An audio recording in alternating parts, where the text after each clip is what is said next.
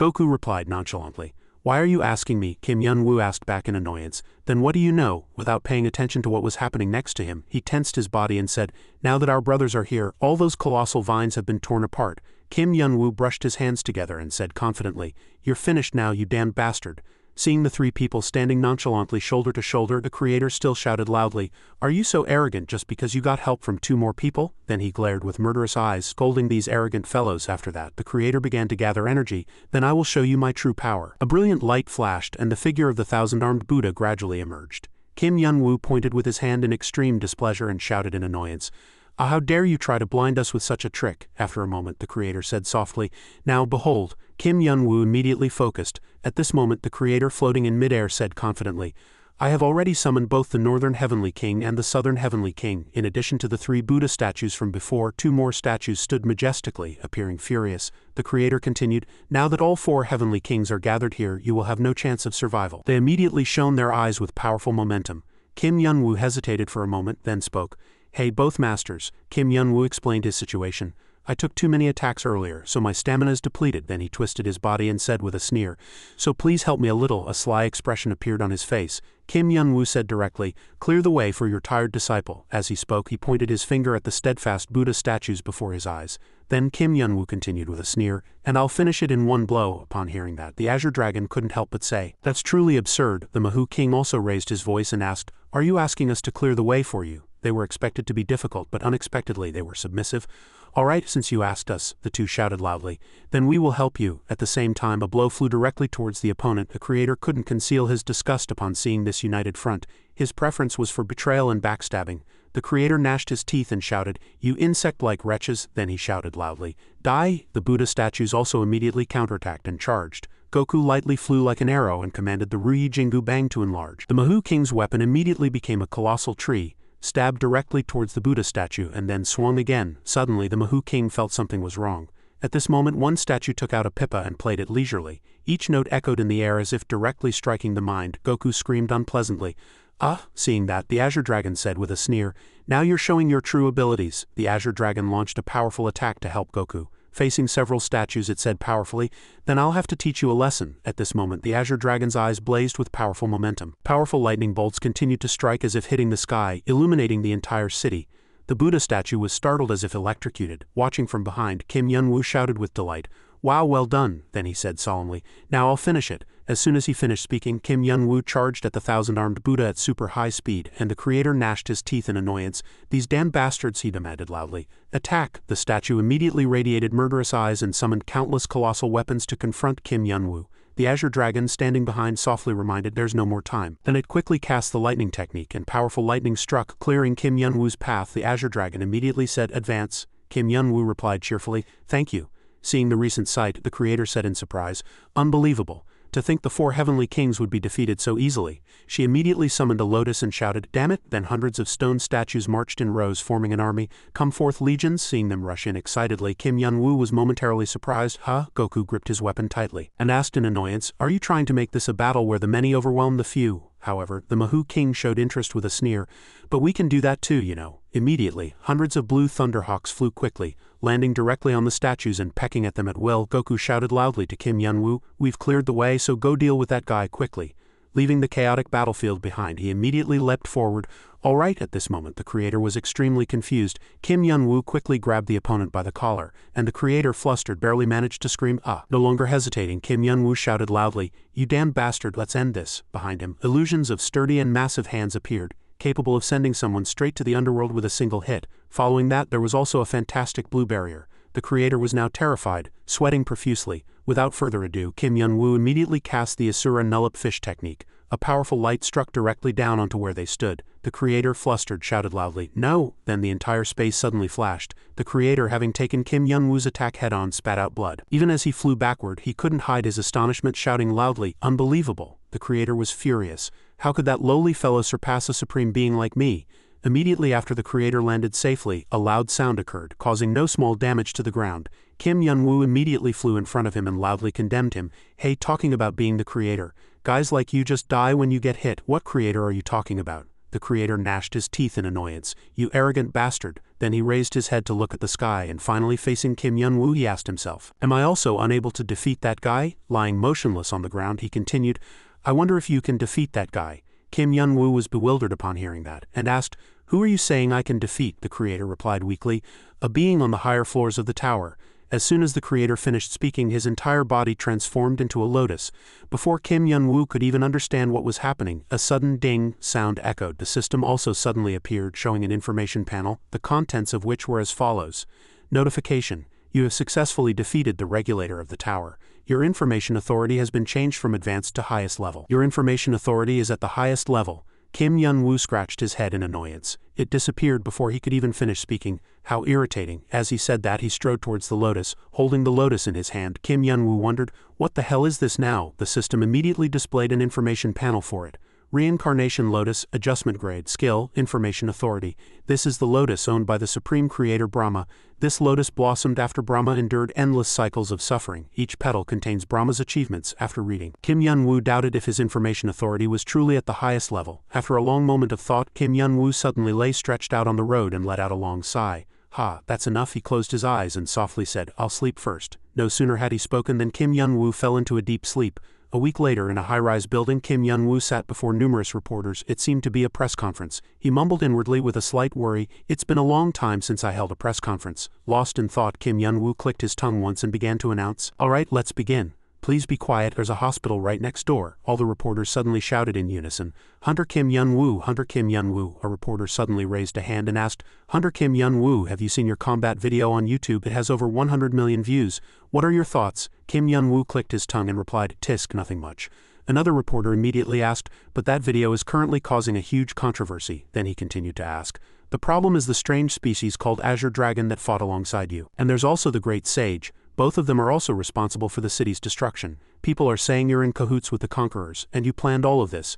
Hearing this from the reporter, Kim Yun-woo couldn't hide his displeasure and curtly replied, "HMPH." Then he raised his hand high and shouted in a low voice, "I told you to speak quietly. Why are you so noisy?" As Kim Yun-woo raged, a poor table was split in two by his fist. Seeing this sight, all the reporters trembled in fear and couldn't say a word. Once everyone was silent, Kim Yun-woo lowered his voice and warned, "I know you need exclusive scoops," but he clenched his fist and continued, "I'm tired of protecting this earth, so I have just one thing to say to those who engage in such absurd debates. If you don't want to die, don't cross the line." Kim Yun-woo glared at them with murderous eyes and curtly replied, "That's all I have to say." Turning around and waving his hand in farewell, Kim Yun-woo said as he left, "I'm going, this one statement is enough, goodbye." After he left, all the reporters were so shocked that they froze, eyes and mouths wide open, then shed tears and thought to themselves, what kind of bizarre press conference was that? On the street at this moment, a luxury sedan sped by. Someone hummed and mumbled excitedly, caressing a tablet with a recording of Kim Yun-woo's video. As expected, it was Han A-rin. She hugged the tablet and praised admiringly, "Master is truly amazing."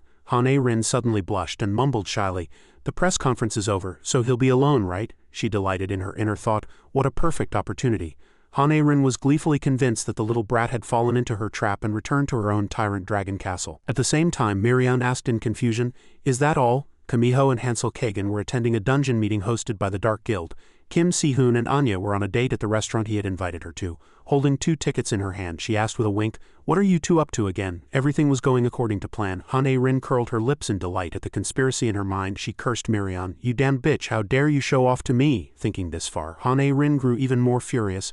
"I don't know what tricks that brat is pulling to deceive Master. In fact, she was the one playing tricks." After calculating everything, Han A-rin continued to mumble, "But today I'll show you more than you ever showed Master." At the same time, Kim Yun-woo suddenly broke out in a cold sweat and asked himself, why do I feel so eerie?" He quickened his steps in a panic. "Is it because those damn guys earlier talked too much useless nonsense?"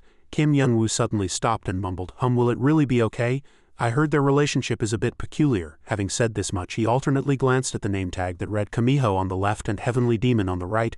Then Kim Yun-woo continued to mumble, "I heard they always fight noisily, so I should separate those two rascals." As soon as he finished speaking, a quarrel was heard from a nearby room.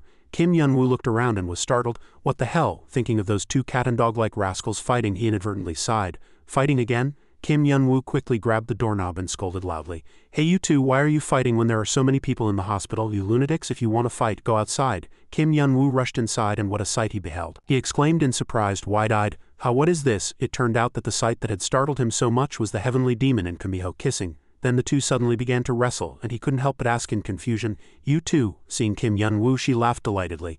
"Ah, master." Kamiho wrapped her arms around the heavenly demon and said hello. He quickly turned his head and mumbled, "I need to take these two to a small cozy room, not a hospital." Hearing that, the heavenly demon loudly explained, "It's not what you think. I saved that damned fox and now she's clinging to me." Kamiho said playfully, "Oh master, Oppa, you seem a bit embarrassed." The heavenly demon warned loudly, "Don't call me by that name," she playfully said again. "I know you like it." Hearing this, Kim Yun-woo felt a chill and quickly fled. "I'm going." Without waiting for their reply, he turned around, walked out the door and closed it. Kim Yun-woo sighed and said, "That's truly disgusting." As he said that, he told himself, "Don't worry about others, focus on what I need to do." Just then, at Kim Yun-woo's house, seeing the mess before his eyes, he couldn't help but sigh and ask, Are you always this messy?" Abai laughed and replied, "Ah, I was just about to clean it up." He then pressed on, "Did you really finish your mission and just go play?" Abai replied with a slight pout, "Of course I wouldn't be that irresponsible." Then Abai asserted, "First of all, it seems there's no movement on the upper floors yet." Then she added, "I'm trying to find the cause, but I need a little more time. I'm really working hard, you know." Hearing this, Kim Yun-woo replied, "Alright, then let me know if you have any new information." Abai softly excused herself, "I'm really not lying." She quickly changed the subject. "By the way, now that your information authority has reached the highest level, there shouldn't be any interruptions to our conversation, right?" Kim Yun-woo replied, "Probably." Then he suddenly strode towards Abai and seriously said, "That's really good. I had a few things I wanted to ask." Kim Yun-woo placed a hand on her shoulder and softly called, "Ms. Abai." She immediately replied, "Yes." Kim Yun-woo earnestly said, "Tell me everything you know about the designer." In the twilight, a magnificent and resplendent tyrant dragon castle stood. Somewhere inside the castle, Miriam sat with her legs crossed, an imposing figure. She looked arrogantly at the trembling, kneeling subordinate, chin raised. A thick black aura permeated the surroundings. Miriam suddenly asked the subordinate, "So?" The subordinate, whose entire body trembled under her pressure. Miriam paused for a moment, trying to suppress her rage. Her eyes, filled with a deathly aura, stared straight at the subordinate. She lowered her voice and said, "Was the report that you attacked Master a lie?" Sensing the rage in her question, the subordinate quickly bowed his head deeply and begged for forgiveness in fear. "I'm guilty of a crime worthy of death." The subordinate was still face down on the floor. Sweat continuously streamed down his face. But he was afraid Miriam would continue to be angry, and that his life would not be safe. He explained the entire situation in detail. A purple-haired woman suddenly invaded this place, and he recalled his encounter with the enemy who caused this damned situation.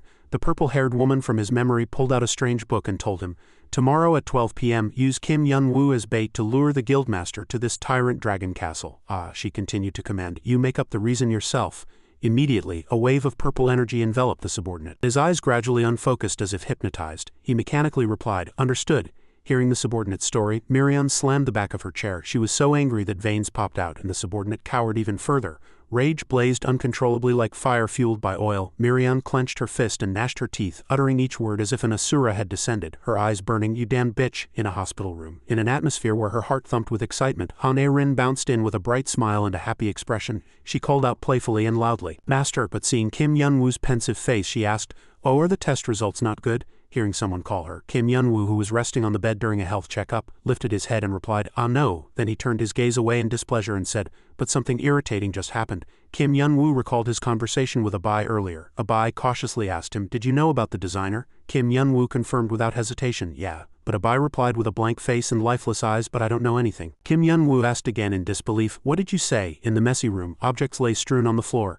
Kim Yun-woo continued to repeat his question to get confirmation. "You really don't know anything?" Abai also replied honestly, "Yes." Kim Yun-woo repeated again, "You don't know anything?" Abai still replied yes. At that moment, Kim Yun-woo was truly dumbfounded, his mind empty, unable to think of anything. After a moment, he carefully picked up a book from the floor. Without a word, Kim Yun-woo kept hitting and hitting it as if to vent his frustration. Seeing this, Abai exclaimed in worried surprise, "Wait, I really don't know anything. What should I do now?" She quickly rushed over and grabbed Kim Yun-woo's hand, preventing him from destroying the book. Abai continued to explain, "When we built the tower together, he never once showed himself." Then she pleaded with Kim Yun-woo, making a condition, "I'll investigate him first. Please don't damage the legendary seed." Back in the present, Kim Yun-woo sighed and said, "What's the point of having the highest level of information authority? It's completely useless." He suddenly remembered something and lifted his head to ask Hane-rin, "By the way, what are you doing here?" She hesitated and replied, "Ah well." After a moment of thought, she continued, "I have something to ask you, Hung." Kim Yun-woo looked at her with a puzzled expression. Hane-rin opened the book in her hand and said, "Hung." Her words sounded like magic, and a wave of purple energy continuously emanated from Hane-rin. With a meaningful smile, she looked straight at Kim Yun-woo and said, "Can you answer my question?" Kim Yun-woo felt something enveloping him and thought to himself, "Is this brat trying to read my mind?" Kim Yun-woo frowned. this is an irritating situation right now, but never mind. But immediately his attitude quickly changed. He found it interesting to hear, as if he had discovered a new game. Kim Yun-woo responded wholeheartedly to her words. He asked her what she was curious about. Han A-rin smiled with satisfaction, proudly thinking, I succeeded. Then she began her first question. So how much progress have you made with Miriam? Kim Yun-woo asked back. What kind of progress? Han A-rin deliberately covered her face with her hand to hide her blush. She explained shyly. Like physical contact. Kim Yun-woo was slightly surprised and repeated what she had just asked. Physical contact. Han A-rin listened very carefully to his words, but Kim Yun-woo cautiously continued. We've never had that. Hearing his answer, Han A-rin screamed in shock. What? She opened her eyes wide and asked again for confirmation. Really? Kim Yun-woo also replied without hesitation. Yes, really. Immediately, rage exploded, and Han A-rin gnashed her teeth, recalling what Miriam had told her. She cursed inwardly, you damn bitch, how dare you trick me. In fact, she was just caught in her own delusion. In the blink of an eye, Han A-rin's attitude suddenly changed. She curled her lips in contempt and her eyes gleamed with cunning. She had a wicked thought. No, it's not that. It's actually for the best. I need to use this opportunity to deal with that brat. After a pause, Han A-rin continued her questions. She seriously began her second question. Master, then? Han A-rin suddenly lowered herself to Kim Yun-woo's eye level and put on an adorable expression. Her cheeks were flushed, her eyes sparkled, and she smiled as she asked him, So what do you think of me? Then Han A-rin carefully lifted Kim Yun-woo's chin with her hand and looked straight into his eyes. She continued sweetly, Are you willing to progress with me? At this moment the atmosphere suddenly intensified again and bubbles of love floated everywhere. Kim Yun-woo suddenly grabbed Han A-rin's hand and said, Think about it. While she was deeply immersed in this romantic atmosphere, Kim Yun-woo finished his answer to her question about whether he intended to progress with her. Having reached this point, Han A-rin sensed something was wrong. He still asked innocently with a wink, Do you think I would or not? Han A-rin quickly pulled her hand away from his. She suddenly stiffened like a stone, frozen by the situation, and was startled, falling backward. She asked Kim Yun-woo, not understanding what was happening. What did you say? It seemed her brain had finally caught up to the pace of human development.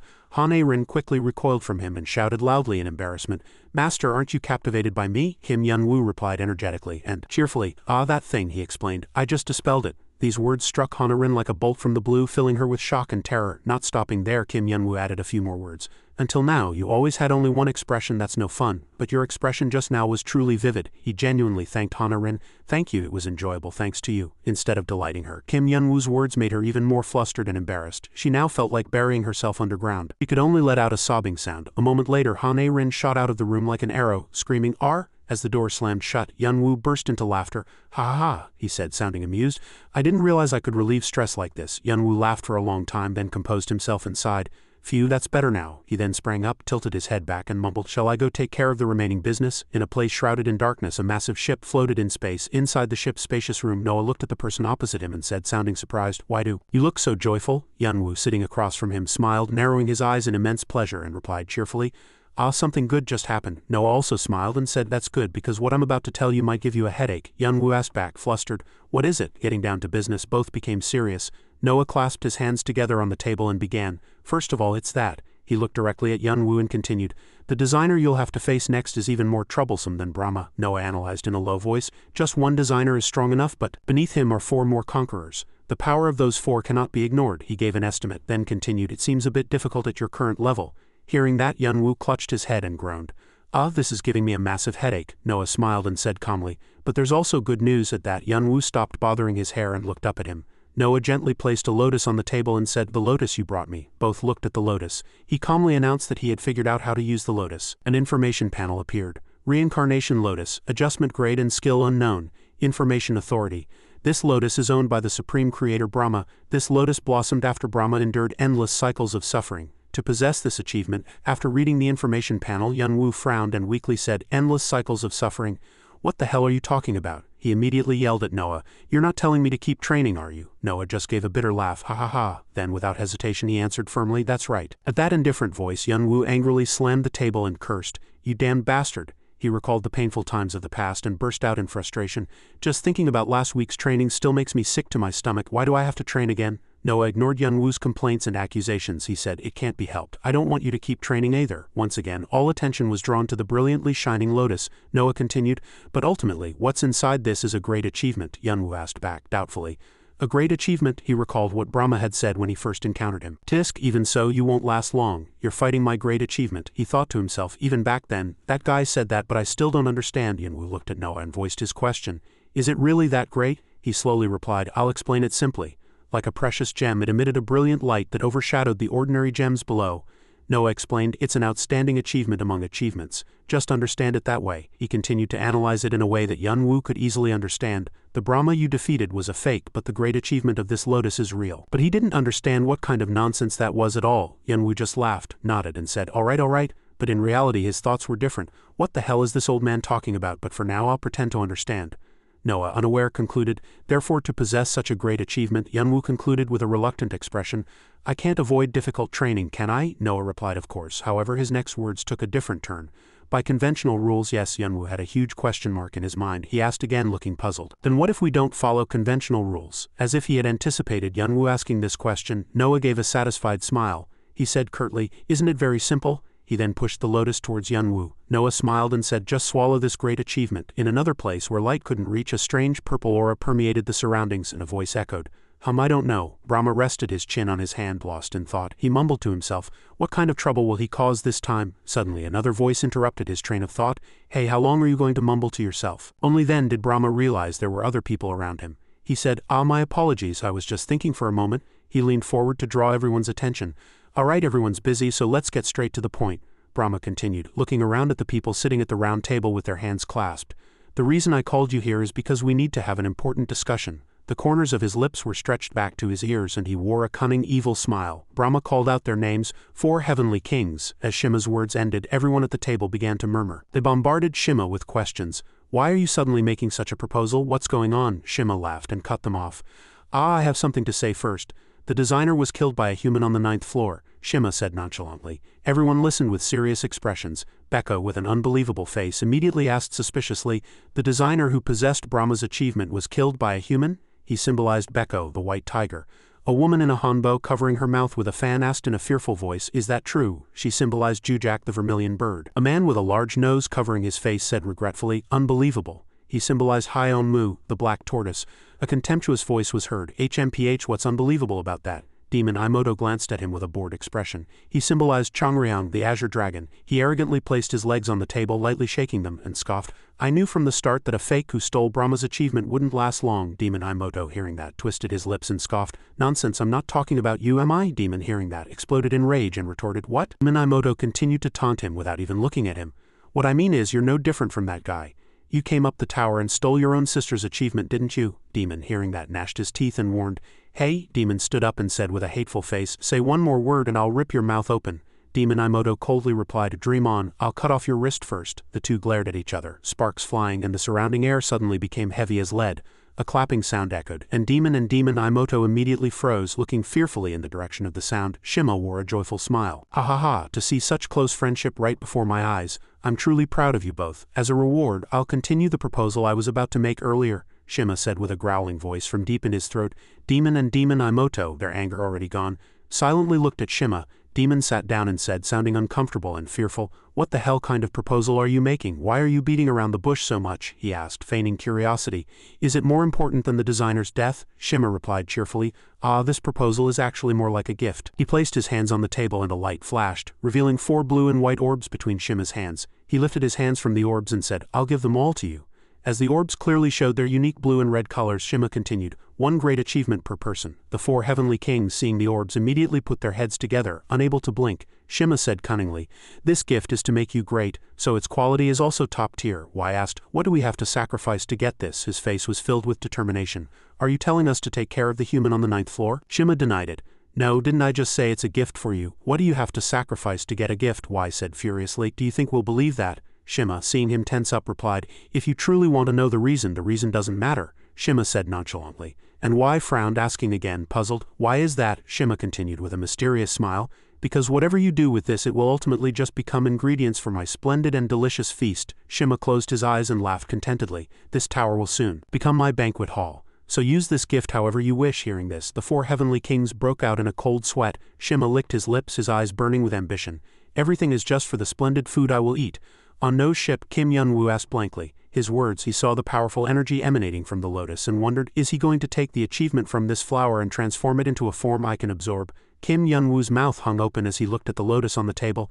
That's possible, Noah replied nonchalantly. It wasn't possible before, but now it is. He looked at the sword next to him and wore a satisfied expression. The trophies you brought were quite useful too. Noah looked triumphantly at the mirror-like blade, thinking that one of them would be enough to use as fuel. Yunwoo looked at the weapons before him in surprise. One of these, he lifted the sword and with a joyful smile asked Noah, then that means the remaining ones can be given to other people? Noah replied cheerfully, as you wish. Yunwoo earnestly requested Noah, then please don't use the achievements of Guandu and Black King. There will definitely be someone who can use them, Noah immediately agreed. Alright, then Noah stood up, walked to the pile of trophies and began. This process will take about 2 weeks. You can rest comfortably during that time. Kim Yunwoo waved his hand and replied, alright, thank you, see you next time. Noah reminded Kim Yunwoo, next time you come here bring the great sage with you. Kim Yunwoo asked, sounding puzzled.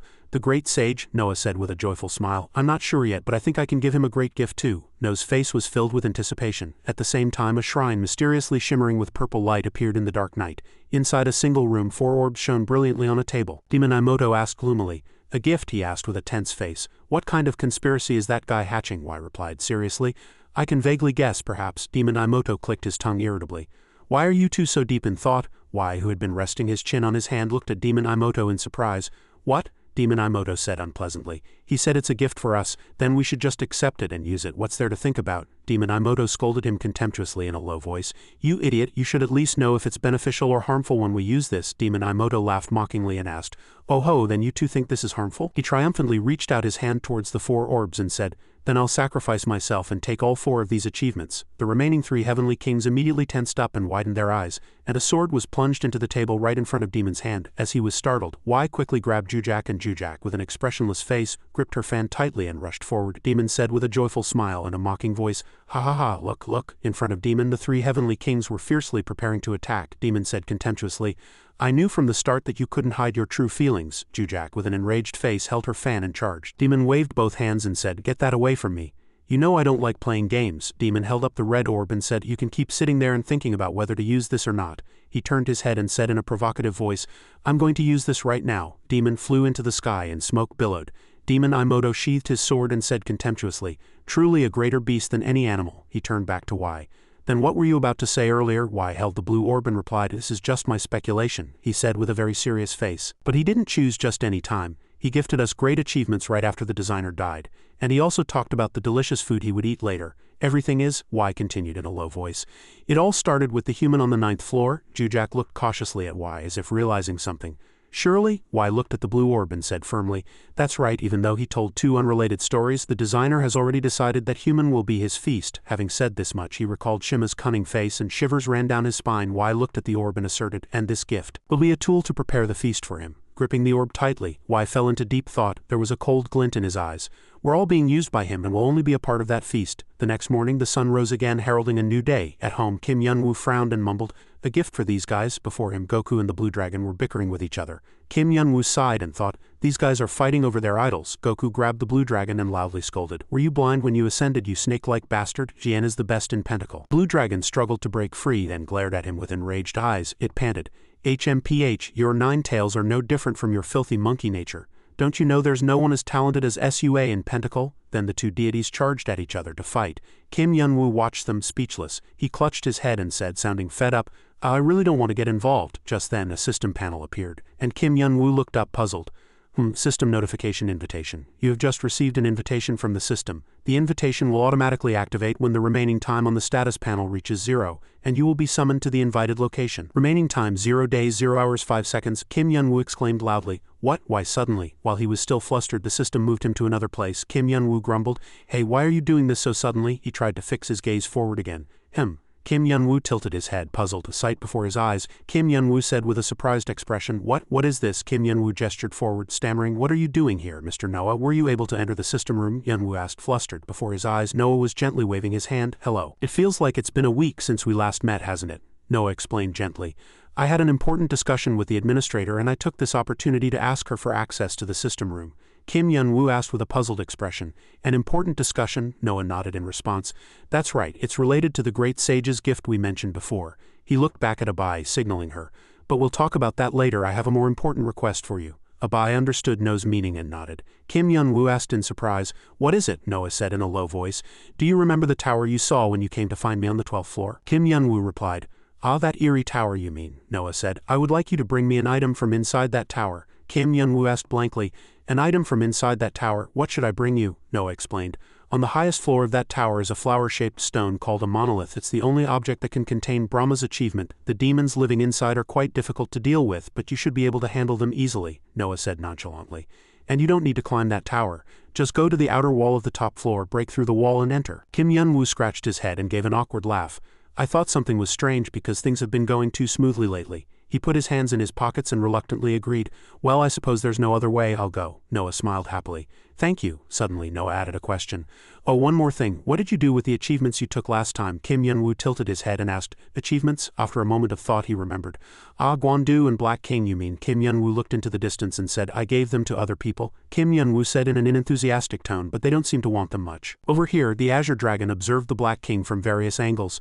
Goku was leisurely lying on the sofa playing a game. You were just swaying wildly to the pentacle performance. Why are you so serious all of a sudden? Use it if you want or don't. The Azure Dragon closed its eyes, its face full of thought. The Azure Dragon hesitated and said, well, I'm still a bit hesitant, but let's just decide that. The Azure Dragon continued seriously, I won't use this achievement. Goku immediately tossed his phone aside and said with interest, I can understand your decision. The Azure Dragon asked, do you think so too? Goku replied nonchalantly, yes, probably, because I once used the achievement of the Plague Lord. The Manhwa King added, after absorbing that achievement I really did become much stronger, but I felt extremely unpleasant. It was as if I was forced to wear clothes that didn't fit me. Goku looked up at the ceiling, lost in deep thought.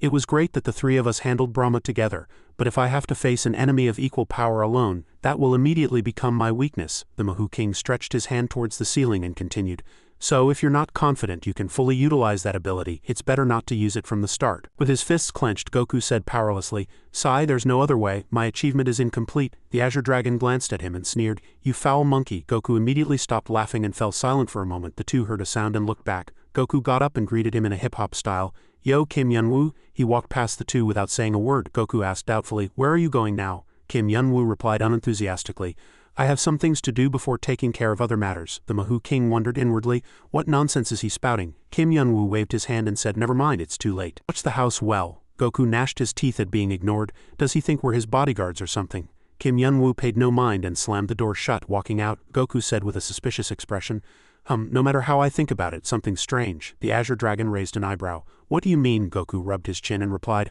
I'm talking about Kim Yun-woo. When he contracts with someone else's achievement, he usually can't use it as well as the original owner, can he? The Azure Dragon also nodded in agreement. That's also something I've always wondered. His ability to use others' achievements has already far surpassed the general concept of skill imitation. Goku rested his chin on his hand, lost in deep thought. His talent for making others' achievements his own is truly remarkable.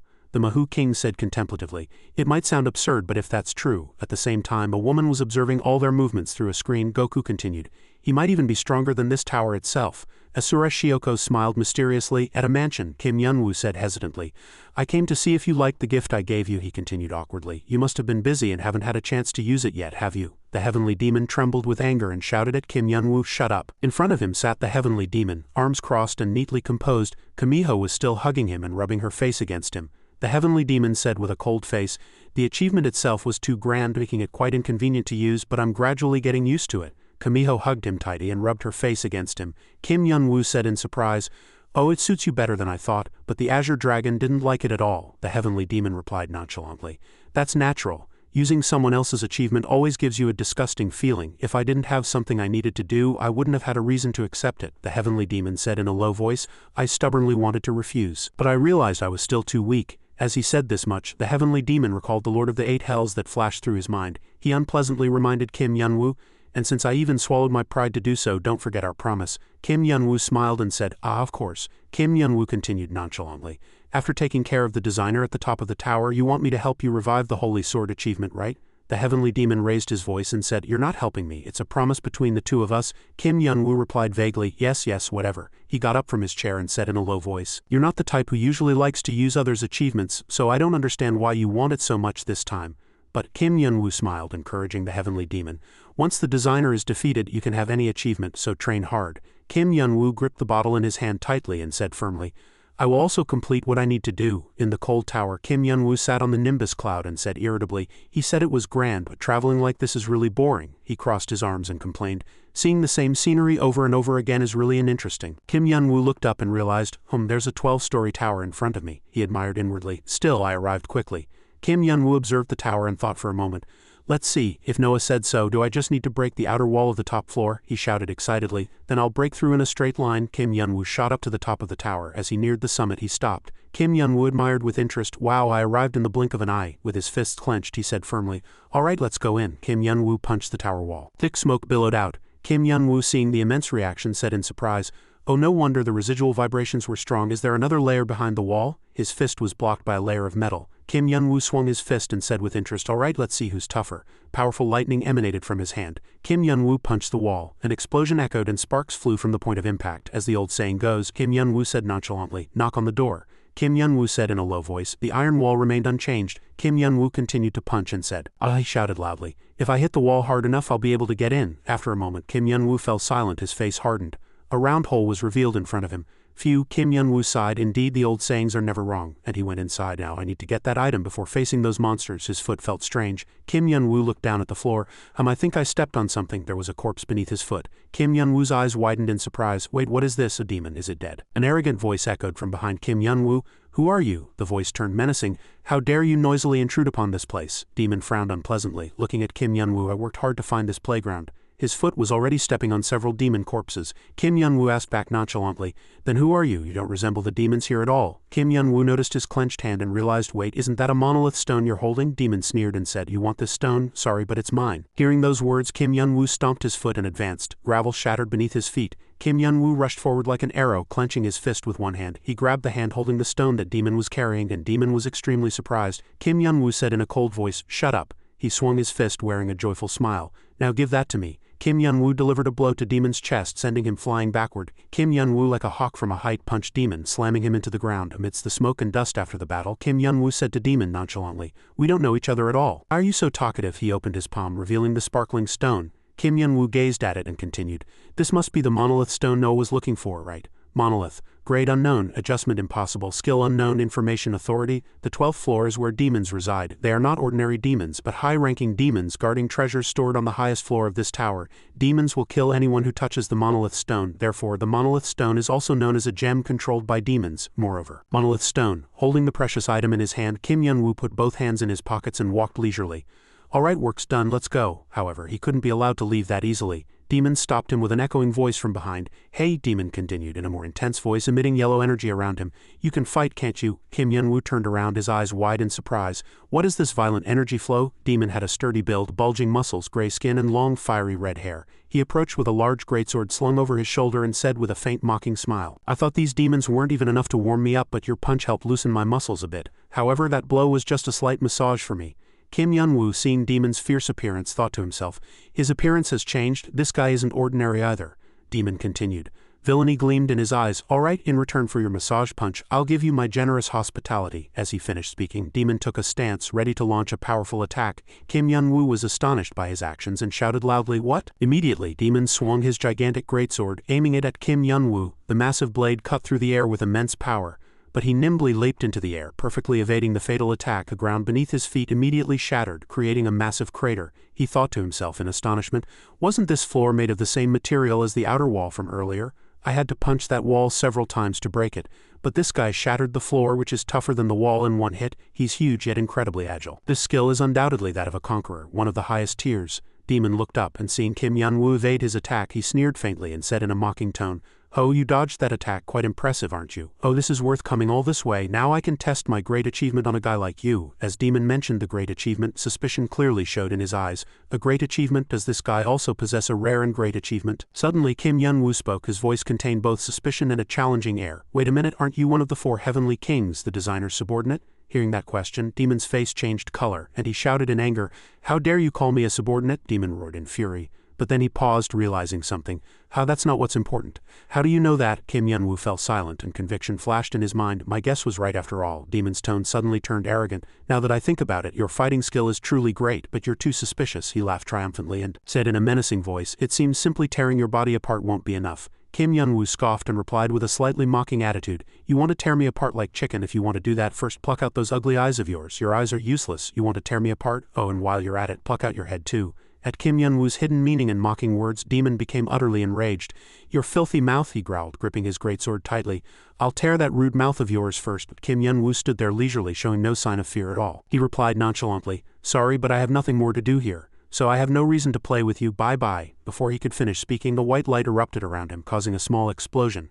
And in an instant, Kim Yun-woo vanished from that spot. Demon stared blankly at the empty space in front of him and shouted in anger, "Where did that damned bastard disappear to?" His rage echoed through the space, but Kim Yun-woo had long since escaped, leaving Demon alone to be consumed by fury. Seeing Kim Yun-woo return, Abai sat in front of him and asked quizzically, "So you ran away and came here?" At that dumbfounded question, Kim Yun-woo sat on the sofa opposite her and said boastfully, "Ran away? What are you talking about? That was a strategic retreat." He reached out and rubbed his head, adding an explanation leisurely.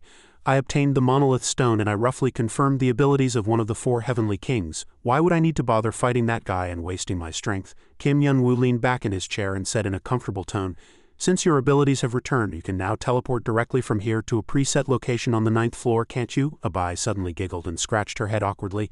"So I merely utilized what I had. But I need 5 hours to prepare." Hearing that, Kim Yun-woo exclaimed in surprise. 5 hours? Actually, that's even better.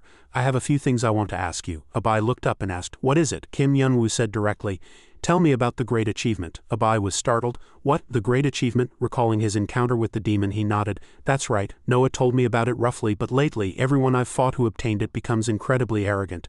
So I think I need to gather more information about this achievement." Abai said thoughtfully, If I explain it in detail, it will be too long." Then, as if something occurred to her, she exclaimed, "It will be much easier to explain compared to regular achievements. The difference between the 2 achievements is quite clear." Kim Yun-woo asked curiously, "How is it clear?" Abai calmly explained, "Some people obtain achievements through a process of training and they enhance their power through that process. And that training process is recognized by the gods. For example, the Jade Emperor and the Azure Dragon were recognized by the gods, and the Great Sage and other conquerors created their own legends." Kim Yun-woo suddenly cut her off. "To summarize, achievements are powers gained through arduous effort, right?" Simply put, yes. But a great achievement cannot be obtained by effort alone, because that kind of power doesn't require anyone's recognition." Upon hearing that, curiosity showed on his face. "Then how can it be obtained?" Abai continued to explain. "Normally, no one can obtain a great achievement on their own, because they cannot go through a special process like yours." He asked again, slightly confused. "What do you mean?" Abai replied. "A great achievement is power inherently possessed by a specific individual. Their very existence is no different from a perfect myth." Elsewhere, in a gloomy and strange space, Shima casually rested his hand on the back of a chair and said with a chilling smile on his face, "Do you think it's suspicious that I gave you a great achievement?" Scarlet replied in a gloomy voice, "Rather than suspicious, it's confusing. You who monopolize all the achievements created by the tower, suddenly giving us a great achievement is a bit—" Shima cut her off, his voice deep and conspiratorial. "I have to admit you're truly intelligent." She widened her eyes in surprise and asked back, "Why?" Shima smiled and replied, "Despite the ambition burning in your heart making you drool with desire, you can still notice such suspicious points. Your prudence is one of the reasons I chose you as one of the 4 heavenly kings." Scarlet asked quietly, slightly suspicious. "Are you saying—" Shima interrupted her and said with a confident voice, "But your acting is still terrible. You already know what I want. It's written all over your face." Scarlet shouted angrily, "Are you really just thinking of us as nutrients to fatten up that human?" Shima replied calmly, "I won't deny it." Upon hearing that, she said with a dubious expression, "Are you sure that human can survive fighting all 4 of us?" Shima let out a laugh that echoed through the gloomy space. "Haha, of course not. With his current power he absolutely cannot." She was suspicious. "Then why?" Shima said with a meaningful voice. "However, if he can do the impossible and come to me." As he finished speaking, his face looked like he was craving a delicious prey. "He will surely become the ultimate delicacy, won't he?" Seeing that expression, she was seized with fear and said, "You're insane." Hearing her words, Shima laughed loudly. "Haha, what does it matter if I'm insane? If it can make delicious food even more delicious, it will satisfy my hunger." Returning to the conversation, Kim Yun-woo scratched his ear thoughtfully and said to Abai, "I still don't understand what you're saying." He turned around, stretched, yawned, and said, "All right, I don't care if it's a regular achievement or a great achievement. Can't I just think of them as strong guys or stronger guys?" Abai was dumbfounded that he still didn't understand after she explained in such detail. She muttered, "At this rate, what's the difference between before and after I explain?" Noticing her flustered appearance, Kim Yun-woo casually handed the stone to Abai and said, "All right, take this." Abai looked at the stone in her hand, still unable to hide her confused expression at his relaxed demeanor. Abai stared at the stone and exclaimed, It's the monolith stone, isn't it?" Kim Yun-woo asked softly. "Please give it to Noah. If that old man can come here, you can go to him, right?" Abai replied gently, "Yes, I'll deliver it to him." After a brief pause, he added, Oh, and there's one more thing I want to ask. Can you no longer create a defensive barrier to prevent conquerors from coming here like before? Abai said in surprise. No, it's a bit difficult right now. Even if I could, that defensive barrier would only last for an hour. Tisk, then it's useless. He had asked about it in preparation for the conqueror he had just met. He replied, besides that guy, there are 3 more like him. What if they come when I'm not here? I need to find a way to protect the 9th floor when I'm gone. Hearing his words, Abai smiled and said cheerfully, Ah, if you wish, the gift the Creator gave to the great sage will help. Kim Yun-woo stood up, put both hands in his pockets and asked back, a great sage, that thing Noah mentioned before. Abai nodded in confirmation. That's right, he asked me to tell the great sage that he found a way to perfectly restore the great sage's achievement. A very loud voice, filled with surprise and excitement, was heard from inside the office. I can really get my achievement back? From his office desk, Goku's eyes widened and he sprang up from his chair, thrusting his face close to Kim Yun-woo. At his sudden reaction, he too was startled and stammered, Kim Yun-woo said to the two, sounding a little regretful. Then a week from now let's all go meet Noah. As he thought about it, he couldn't help but shout, I'm so nervous, in contrast to the two's exaggerated excitement. The Azure Dragon was slightly skeptical of Noah's abilities. It calmly asked, it's unbelievable that a stolen achievement can be restored. Really, is it possible? Kim Yun-woo turned around and said casually, in life we have to trust each other. What would I gain by deceiving you? Goku, already clinging to him, still couldn't hide his excitement and anticipation, his eyes sparkling as he held tightly to Kim Yun-woo's collar. Now that Kim Yun-woo had confirmed it, he felt somewhat relieved. The Azure Dragon could only reply, I suppose so. Kim Yun-woo suddenly remembered that he still needed to know something and asked, there's something I want to ask you two. Does anyone know a name called Demon? As soon as they heard that name, his two companions immediately changed their attitude completely, their eyes widening in surprise and extreme vigilance, and they remained silent for a moment. Goku was the first to speak. Why are you suddenly mentioning him? Kim Yun-woo replied honestly. I just met him by chance while doing something for Noah. Under the warm yellow light they continued to talk quietly. Kim Yun-woo said, it seems you two know him, don't you? You were very surprised when you heard his name. The Azure Dragon also didn't hide it and replied, honestly, we know a woman who knows him well. Kim Yun-woo was surprised. A woman? But surprisingly, the person the Azure Dragon mentioned seemed to have some relation to him. It continued, that's right, that woman is currently next to your disciple. A somewhat mysterious woman with white horns and platinum hair. She's with Michiyoung. Elsewhere, towering skyscrapers stood very quietly and boringly in the early morning sunlight. It was an everyday scene that could be seen in any major city. In one of thousands of offices, two women sat facing each other, arms crossed, and the atmosphere did not seem very good. As soon as she picked up the remote control and turned on the TV program, Michiyoung criticized, you really? Michiyoung continued with disgust, do you want Master to stay here? In front of them was a bustling city combining commerce, sports, entertainment, and business. Michiyoung glanced elsewhere and said, movie theaters are one thing, but a casino and a circus. After saying this much, her anger was already burning several feet high. She glared at the person opposite her and pressed, do you really think Master would stay in a place like this? Your aesthetic sense is questionable. No matter how much the other person attacked her, Han A-rin calmly counterattacked with an arrogant smile. I was just about to say that too, your aesthetic sense is. Recalling the program Michiyoung had created, Han A-rin sneered, it seems to be stuck in the Stone Age. That place was completely different from where Han A-rin lived. It was an ancient architectural structure nestled in a green forest, without even the smallest modern element. The air was very cool and fresh, and clouds lingered on the mountaintop, creating a very poetic atmosphere. Han A-rin was still not satisfied and continued to mock with a faint smile.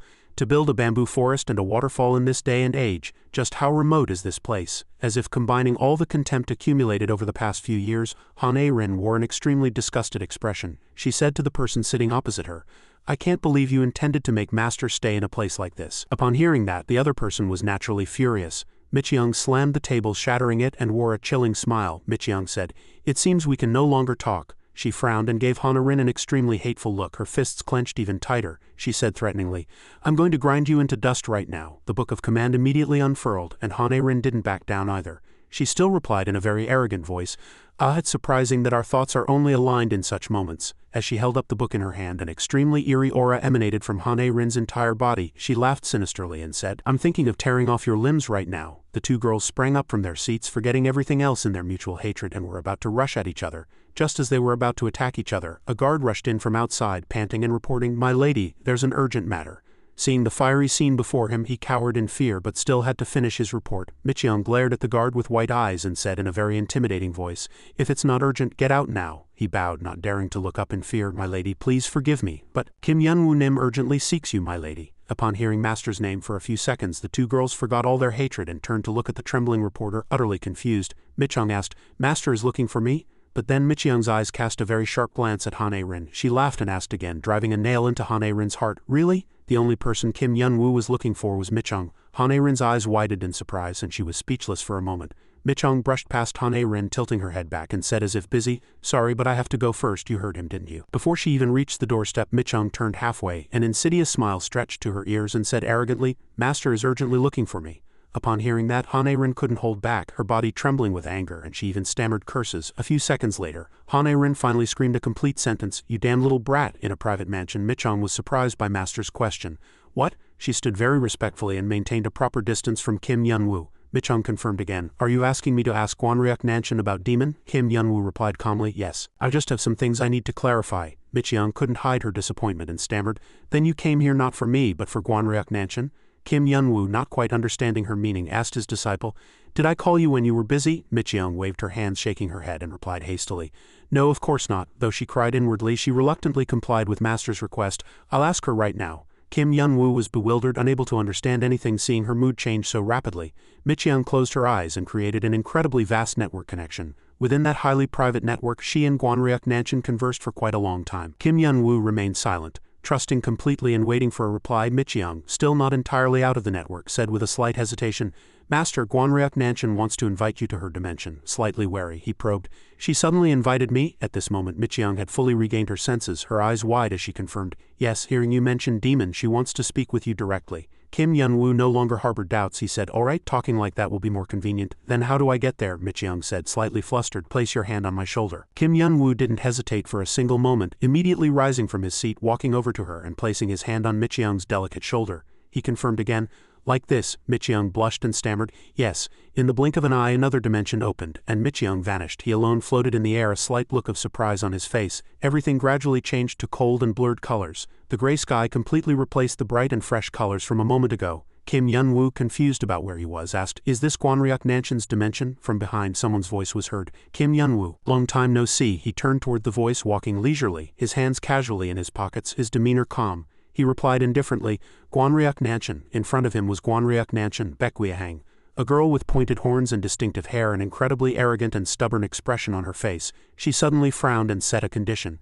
"Before I tell you what I know, I have a few things I want to ask you." Her expression clearly indicated that she didn't like him talking about this person. Gwanryuk Nanshin asked hesitantly, "Demon, how do you know him?" Recalling her arrogant appearance from before, Kim Yun-woo thought to himself, "What's this?" Her expression suddenly became completely cold. It's completely different from her usual self. After a few summarized conversations, he reached a final conclusion. "That's the situation." Gwanryuk Nanshin replied quietly, with a hint of surprise and thought, "I see, so that guy obtained a great achievement." Kim Yun-woo no longer cared about her emotions. He went straight to the main point that brought him here. "Now can you answer my question? What's your relationship with him?" Gwanryuk Nanshin hesitated, then said with a faint smile, "My relationship with him, I'd have to say it's unique." He was slightly surprised. Why? Her eyes were sharp, and she replied to him, "Because that damned foolish younger brother of mine tried to ascend the tower by stealing my achievement." The identity of the orange-haired demon with the colossal body, whom he had wondered about for so long, was, after all, this woman's younger brother, made of her own flesh and blood. Kim Yun-woo was so shocked his jaw dropped, and still unconvinced, he asked again, "Really? But why don't you two resemble each other at all?" Gwanryuk Nanshin replied helplessly, "It's true." To be more certain, she mentioned a few characteristics and their origins. "He has 2 horns on his forehead, right? Those horns were originally mine, but they just changed color after being contaminated by his energy." The more Gwanryuk Nanshin explained, the darker her face grew with rage. She gnashed her teeth and said, "In short, the reason I came up the tower and have been with Mi-chang all this time is to catch that bastard and give him a beating. Although you share the same blood, you two seem to harbor a deeper grudge than natural enemies." Kim Yun-woo said awkwardly, "Your sisterly relationship is truly terrifying." Suddenly, she turned and said, "So Kim Yun-woo, focus." "Understood," Gwanryuk Nanshin requested. "Can you let me go, like you did for the Great Sage and the Azure Dragon?" This offer was so sudden that Kim Yun-woo had no time to react immediately or analyze the root cause. He replied in surprise, "Why?" As if blinded by hatred and having lost her reason, she offered no detailed explanation. She stubbornly tried to persuade him, saying, "If you're worried I'll betray you, I can even stake my soul. Just let me out." She frowned and spoke very resolutely. She insisted she would deal with her foolish younger brother and end his life. A week passed, and on No's ship, Kim Yun-woo and Goku stood inside the cabin. Suddenly the ship shook slightly, and a blue light appeared. Soon after, Noah, the owner of the ship, appeared and took his seat. He smiled and said, "You finally arrived." Goku, naturally impatient, immediately grabbed Noah by the collar and, glaring into his face, shouted, "That's enough greetings, Mr. Noah, let him breathe." Goku leaned closer to him and asked repeatedly, "Can you really help me retrieve my achievement?" Noah, feeling dizzy from the shaking, coughed and said in a trembling voice, "Hold on, calm down. How can I explain if you're holding me by the collar?" Goku released No's collar and somewhat apologetically stammered, "I was too hasty, ha." Kim Yun-woo interjected from behind, scolding, "I told you to calm down." After a moment they settled down. Noah began to speak calmly. It's all right. I understand why he reacted that way, but before I begin the explanation, Noah took out a box and subtly said, let me give you this first. Kim Yun-woo opened his mouth. What is this? Inside the box was a dazzling purplish gem. Noah added information. It's the Lotus of Gran. It's made from the monolith stone. Kim Yun-woo was delighted.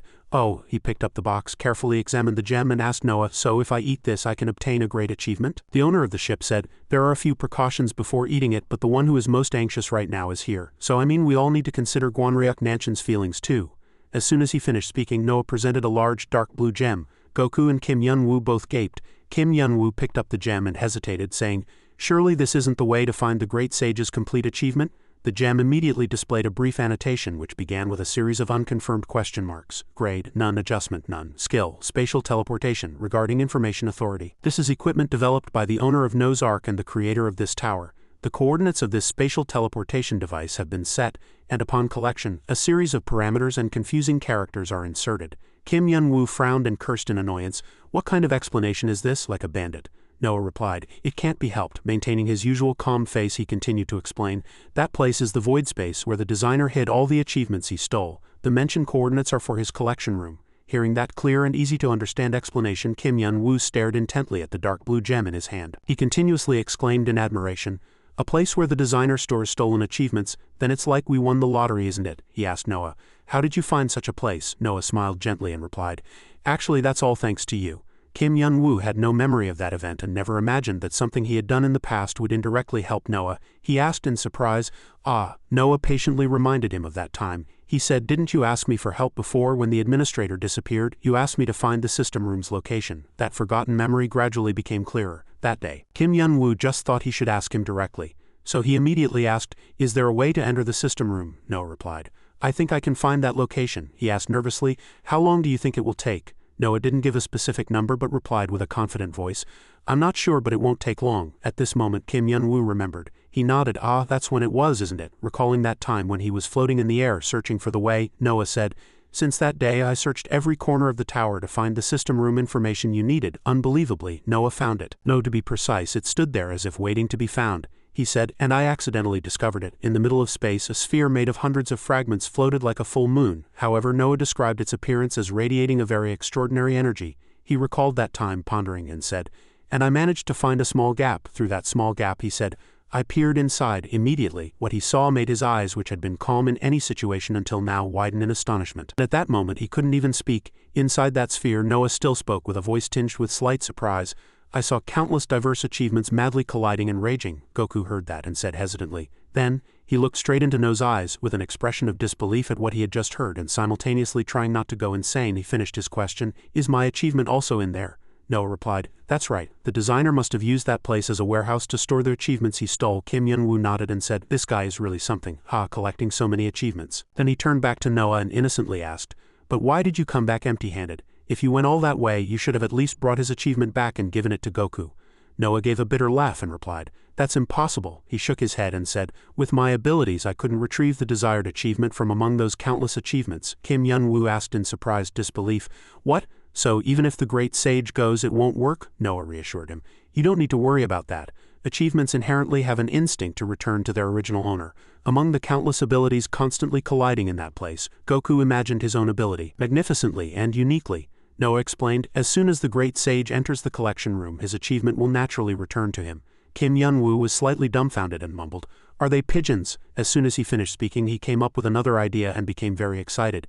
Kim Yun-woo suggested to everyone, then how about we take all the achievements in there? Goku, usually impatient, was surprisingly calm at this moment. He retorted, no, his eyes were very serious. He explained, if you steal that many achievements, your body won't be able to handle it and will explode, but the opponent is Kim Yun-woo. A person who can do more than I thought, Goku added.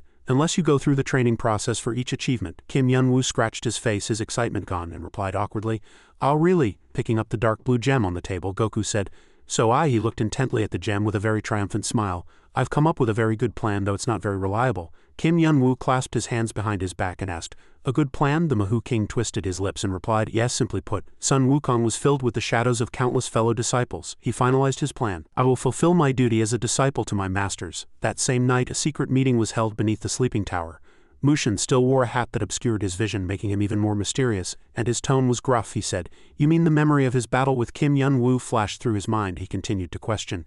"The human you met on the 12th floor not only easily dodged your attacks but also knew of our existence?" Demon rested his chin on his hand and replied unpleasantly, "Yes, when I tried to fight him seriously, he used some strange teleportation technique and escaped." Demon added, "Truly suspicious." Scarlet and Mushin looked at each other awkwardly without a word. They all seemed to have some idea of who the person Demon mentioned was. Scarlet began to activate her ability. She asked Demon, "Didn't that human look like this?" As soon as she finished speaking, she created an accurate portrait of Kim Yun-woo in her palm. Demon immediately became enraged upon seeing this face, and he shouted, "That's right, it's him, that guy." He turned to her and asked, "But how do you know what he looks like?" He told Demon frankly without hiding anything. "Before you, I already told others. Recently, I went to find the designer and spoke with him." At that time, her expression was very serious. Scarlet continued, "I asked him what his true purpose was." Demon was greatly shocked. "What?" Scarlet briefly explained to him. After hearing the explanation, Demon slammed his fist on the table, shattering the stone table. He cursed, and realizing that Kim Yun-woo had so many connections with him, said in anger, "Then that damn bastard I just met was the one the designer was interested in?" He no longer felt the need to discuss further and stood up, leaving with a brief statement. "All right, I'm leaving." Mushin didn't stop him but still followed behind and asked, "Where are you going?" Demon angrily shouted, "Where am I going?" He gnashed his teeth in rage and said, "I'm going to swallow that damned human, leaving not a single piece behind." Then he looked back at the others, but no one showed any sign of getting up from the table. He twisted his lips and scolded, "Are you all just going to sit there knowing you're just being treated as ingredients to build his foundation? Don't you have any pride?" Mushin scratched his chin and replied hesitantly, his head slightly bowed. "That's true." After a long silence he finally spoke. He said, "I was suspicious." Why, who had been pondering for a long time, seemed to harbor more than they thought. Mushin called out to him, "Why?" Why spoke, voicing the thoughts and judgments in his mind.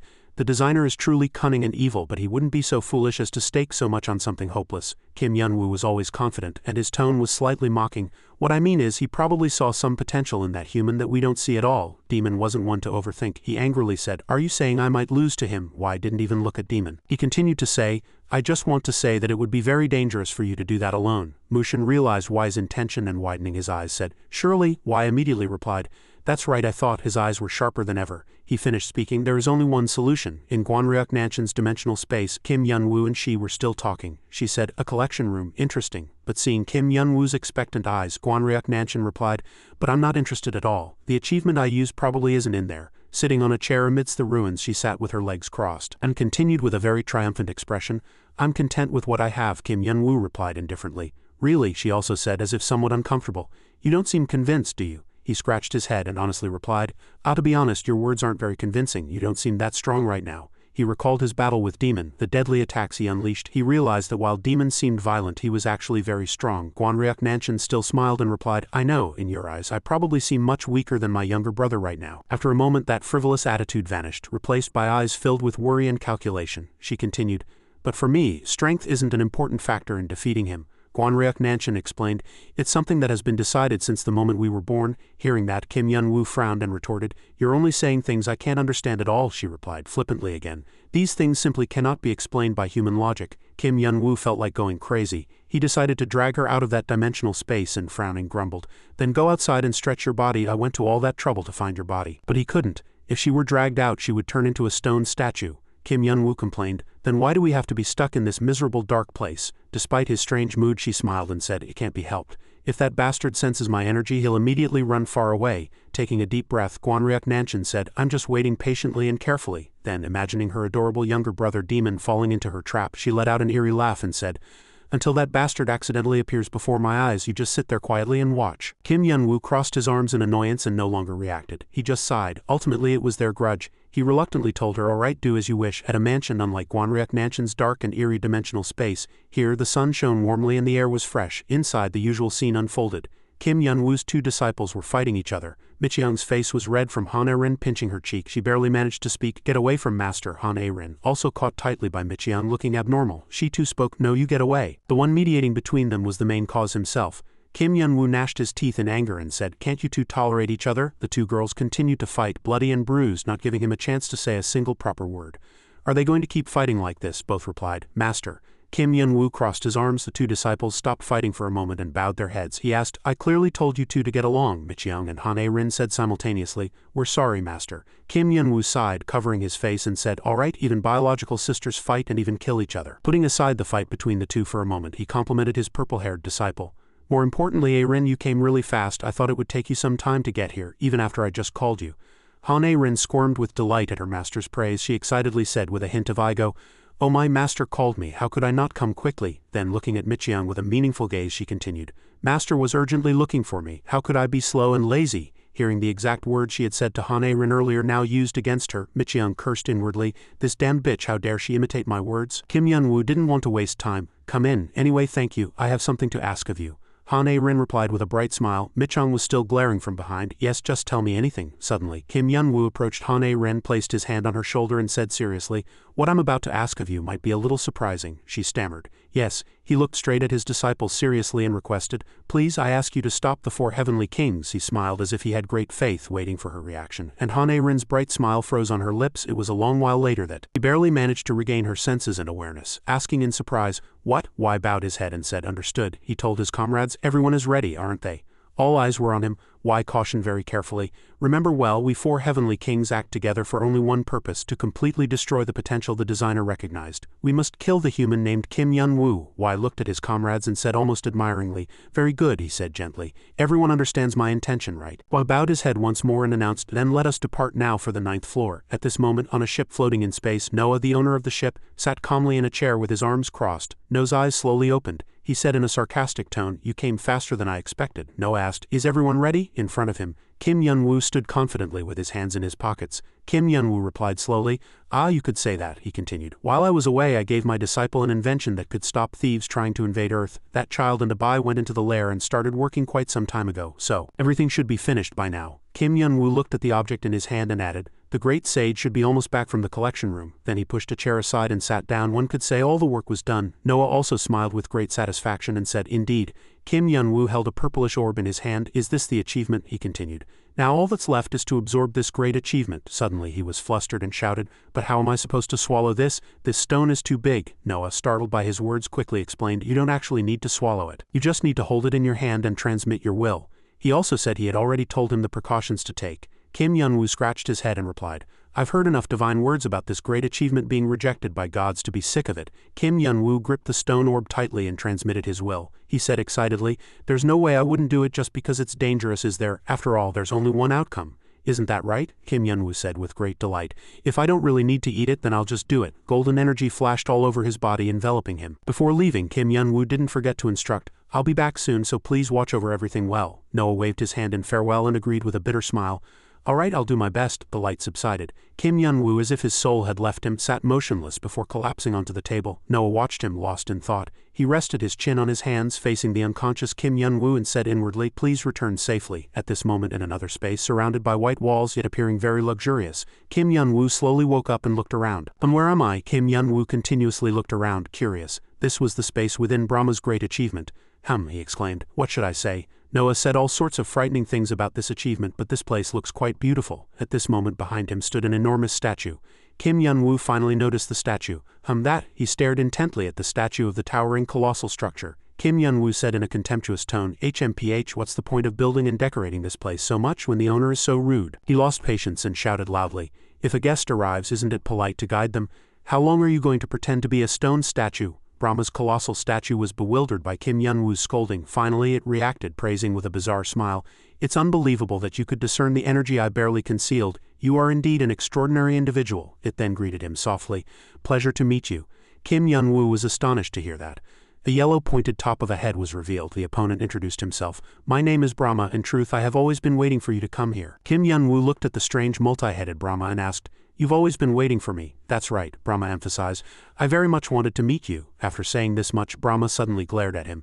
Because you ruthlessly killed one of my personalities. Returning to Noah's ship, he looked at Kim Yun-woo's body. Noah quietly snorted and prayed inwardly for everything to proceed smoothly. Suddenly from behind, someone asked, hey designer, did Gordian leave? Noah was startled. Yes. Noah looked up and replied, administrator, you've arrived. Noah looked at Han A-rin and guessed, that child must be Kim Yun-woo's disciple. After exchanging greetings, Noah was curious. But what is the reason you two came here? I heard you were installing devices to prevent enemy intrusion. Han Aaron replied, all installations are complete. The 9th floor entrance is now completely sealed. Noah was surprised, saying, indeed, then asked, but why do you look so rushed? Abai bent down, staring intently at Kim Yun-woo, then stammered, sweating profusely, well, we just detected an enormous energy near the passage. Noah was startled to hear that and shouted, enormous energy. Then that means, before he could finish speaking, Abai confirmed, that's right, it seems the 4 heavenly kings are approaching here at an incredible speed. Noah looked back at Kim Yun-woo, who was lying on the bed, and worried, this situation erupted faster than I expected. Abai also said, flustered, so we came here to inform Gordian, but it seems we were too late. Noah nodded. That's right, he's only just begun, so it will take a long time for him to return, Noah added. Then how long do you think the Iron Gate can hold? Abai replied. The energy flow is much stronger than I expected, so the gate won't last long. Along with pounding sounds, the sound of a door being broken was heard. About 3 people stood before the iron gate leading to the 9th floor. Abai, sensing this sound, was startled. She clutched her head and, flustered with pain, cried out, the door is breaking. Noah also became anxious. What? The 4 heavenly kings have arrived on the 9th floor and are breaking down the door? Abai continuously clutched her head and shouted, of course, that door might buy us some time, but I don't know how long it will last. The damage is too great. Noah sat opposite her, chin in hand, lost in thought. Damn it, we need to find a way to stop them quickly. At this moment, Goku from somewhere twisted his lips and said, why are they making such a fuss? Goku's voice came from a black orb next to him. He continued, don't worry. Abai was startled to hear that. That voice? Noah was overjoyed and surprised. Has he returned? Abai stared intently at the round orb on the table. Is this his communication device? If so, then this voice. Noah regained his composure and said happily, that's right, this is what I gave the great sage. Goku sat on a rock and said happily, everyone seems happy to see me, so I'm really enjoying this, Noah shouted excitedly. When he said he had to meet someone before going to the collection room, I gave him a communication device in addition to a travel device. I never imagined it would be used so effectively like this. Did you hear everything we just said? Goku scratched his head and replied awkwardly, I heard almost everything. So I have an idea. Everyone focused on the communication device and listened to Goku's words. Why don't we just open the Iron Gate? Everyone's eyes widened. What? At this crazy idea, everyone vehemently criticized and opposed. What nonsense are you talking about?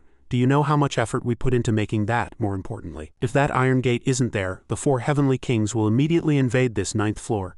Despite everyone's criticism, Goku replied nonchalantly, I know. Then after those guys break down the door and come in, I can just change their arrival coordinates to my current coordinates, can't I? Oh, tell that bug-like fellow this too, Goku added. Though I think I'll be fine even without him, Abai suddenly asked, as if realizing something. What do you mean by that? Goku smiled cunningly and boasted. Because all my senior brothers are here next to me right now, people who are itching to use their abilities after so many years. Goku said at this moment, extremely excited, so don't you worry, open the door on my signal. Returning to the achievement space he had just arrived in, Kim Yun-woo asked, one of your personalities? Noah told me about this incident. He said that the Brahma I killed had stolen half of your personality. I mean 1/3 of your entire personality. Kim Yun-woo said in a furious voice, then that guy was a thief who stole your personality and yet you want revenge? Brahma saw his attitude and said nothing. He tried to suppress his laughter but soon couldn't hold it back and burst into mad loud laughter. Because of that, Kim Yun-woo became even more angry and asked, what do you mean? Why are you suddenly laughing like that? Brahma calmly replied, rubbing his eyes with his hand. My apologies, it was just a joke, but you're taking it too seriously, Brahma continued nonchalantly. Revenge? Do you think we would do such a thing? That guy was a thief, just as you said, so we are merely, he paused and continued, grateful to you for getting rid of that thief. Kim Yun-woo was startled to hear that. Brahma quietly said, although we should have done it, we were trapped by his sealing technique and could only watch helplessly. Now that we are finally liberated, we should thank you for saving us. Kim Yun-woo regained his composure and replied, I see, then I worried for nothing. Brahma said that they had one more gift to give him. Kim Yun-woo frowned and mumbled, a gift, that's right, you surely came here to obtain the great achievement of Brahma, didn't you? At this moment Kim Yun-woo seemed to suddenly realize something. He said, wait a minute. His face lit up with joy. You're thinking of giving me that great achievement? With that bizarre laugh, Brahma replied, of course we cannot give you that great achievement. Kim Yun-woo stood there blankly, feeling awkward after hearing those words. He glared at the opponent, who was laughing with an arrogant face. Kim Yun-woo couldn't hold back, gritting his teeth, clenching his fists and taking a stance. Prepare to endure my attack. Brahma laughed even louder and stopped him. Calm down, then he continued to explain. It's not that we don't want to give it to you, it's that we can't. His eyes, devoid of life, asked, what? This guy is being annoying again. Brahma scoffed and opened his mouth. Because we already gave it to you. He looked down at his belly and golden energy was rising in his hand. Kim Yun-woo mumbled a few words. This is, Brahma explained. From the moment you set foot in this place and we acknowledged you, you already obtained that great achievement. Kim Yun-woo looked at the opponent and asked, is it alright for you to give me something so great so easily? Brahma said nonchalantly. It's fine, because we are already cultivating our own completely new achievement. Brahma looked down at Kim Yun-woo but said, however, simply absorbing it won't allow you to use that power immediately, he said. I don't understand what that means. Unfortunately, I don't have much time to explain to you, Brahma said softly. This temple will soon collapse, because the great achievement we gave you is the very pillar of this space. Kim Yun-woo was greatly shocked to see everything breaking apart. What, then you will disappear too? Brahma still replied calmly. Don't worry, my true body is not in this tower. I am merely returning to where I belong, Brahma said without any change in his expression, and we will meet again soon. He was greatly surprised by those words. What, when you become a true vessel and can truly contain that great achievement? Kim Yun-woo frowned in annoyance and asked with effort, what on earth does that mean? Brahma narrowed his eyes and replied, let's finish the conversation we couldn't have next time. Kim Yun-woo shouted in anger, wait, exactly when will we meet again? But Brahma, as if not caring much about his words, resolutely disappeared. Farewell. Kim Yun-woo gritted his teeth in fury. Hey, he shouted into the empty air in vain, I haven't even finished speaking. The scene shifted to the iron gate on the 9th floor. Demon frowned, panted and cursed. Damn it, looking at the sturdy door before him he continuously lamented. Damn it, this door is incredibly tough. Why said nonchalantly, with his arms crossed, that means humans have become quite strong. To be able to resist us, that's impressive. Why said, loosening his wrist joints. But it wasn't good to continue like this. Get out of the way, I can't stand by and watch my glory be stolen, Demon shouted very unpleasantly. What, I was almost about to break it, how dare you try to interfere? Why ignored him and replied slowly, now is not the time to be blinded by your foolish pride, we cannot waste any more time. But suddenly the sturdy iron gate opened. Dazzling light burst forth from within and the fellows standing outside were greatly flustered. Demon's jaw dropped open and he said, what, why is it suddenly opening? Why was also startled. What is this, unbelievable? He looked at the door with suspicious eyes and said again. They opened the door themselves, a familiar voice echoed. So you guys finally arrived. At those words the fellows paused for a moment. What took you so long? At the opponent's insulting words, Wai frowned and looked up at him. Wai said, it's the flower fruit mountain monkey. Goku, floating coolly in the air, laughed and replied, long time no see, kitten. Goku mocked the Ox King and other fellows next to him, and those horse-headed fellows who came with you. Nice to meet you all, Goku reminded him. Speaking of kitten, I think it would be better if you greeted that person first. Because he was meeting an old friend again after a long time and bringing up unpleasant old stories. Wai's eyes widened in astonishment. Goku continued gently. So he's very excited. As soon as he finished speaking, the Azure Dragon appeared. The Azure Dragon with great delight greeted him again. We meet again, ideological traitor. The Azure Dragon accused him. You abandoned your duty of guardianship, left the tower and spent too long flattering and plundering with the designer. What became of that throne you gained by even abandoning your sacredness? At such contempt, Wai gritted his teeth in anger, then squeezed out each word, asking, Azure Dragon, so you're here too? Wai shouted frantically. What in the world is going on here? You haven't set a trap and lured us here, have you? At this, Wai, full of confidence, exclaimed loudly.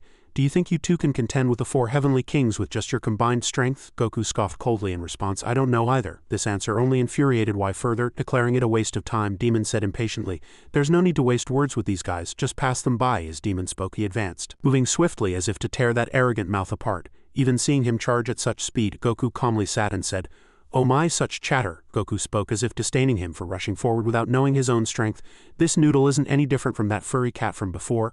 All these guys are too conceited and trusting of the tools they've received as someone else's hunting dogs. But how can a fake contend with the real thing? Before Demon could even reach Goku, he was trapped in a dazzling light, unable to move. Demon shrieked in terror. What is this? What have you done? Goku spoke up and asked, Hey Demon, repeat what you just said. Goku asked with a cool expression, resting his Ruyi Jingu bang on his shoulder.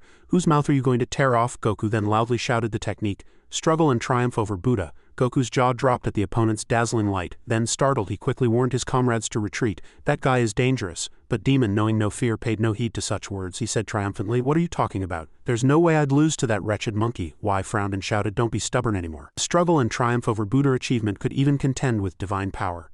But it seemed it was already too late. Goku charged excitedly, a cunning smile on his lips. Come on, don't disappoint me. Very quickly, Goku appeared beside Demon like a ghost. You're not going anywhere. At his words, Demon was startled. Then Goku forcefully struck his stomach with the Ruyi Jingu bang, and Demon painfully continued to vomit and cough. Goku clutched what was in his hand tightly, then said in an enraged voice, I truly want to tear that rotten mouth of yours with my own hands, but since someone else wants to insult you more than I do, I'll yield that rotten mouth to them. As Goku spoke, he forcibly shoved a yellow orb into Demon's mouth. He swallowed the shining object before he had a chance to react. Before he even knew what it was, Goku spoke again. Bye-bye, put him away. At this, a yellow light appeared in the sky, and Goku shouted, The bullet is off. The scene changed to an extremely gloomy sky, completely covered in gray clouds. An uninhabited ancient castle appeared. A streak of light flashed in the sky, and someone fell to the ground with a loud explosion. It was Demon. He had been transported elsewhere. After coughing and spitting several times, he continuously swore, That damned monkey bastard. He stood up and swung his hand at thin air, shouting despairingly, Where in the world did you throw me? At this, a white, smooth leg appeared behind Demon, and a soft voice was heard. Sun Wukong was right, long time no see, my little brother. At this voice, Demon was startled and seized with fear. He gritted his teeth in rage, turned around and continued to glare at the person behind him. It can't be this voice, the opponent approached step by step, saying as if heartbroken, oh my, how sad to think that my little brother, whom I haven't seen in so long, would look at me with such eyes. It truly breaks my heart. This person was none other than Guanryuk Nanshan, she sneered, then continued in an enraged voice. It breaks my heart so much that I want to pluck out those eyes. Why and his companions were speechless at Goku after seeing Demon being transported elsewhere. Why frowned in anger and asked, what in the world have you done? He clenched his fist. Where did you take Demon? Goku, resting his Rui Jingu Bang on his shoulder, said in a mocking tone. Why are you asking? Because you want to follow him? Goku continued nonchalantly. Are you going to go there and ruin their family reunion? Don't meddle in other people's affairs.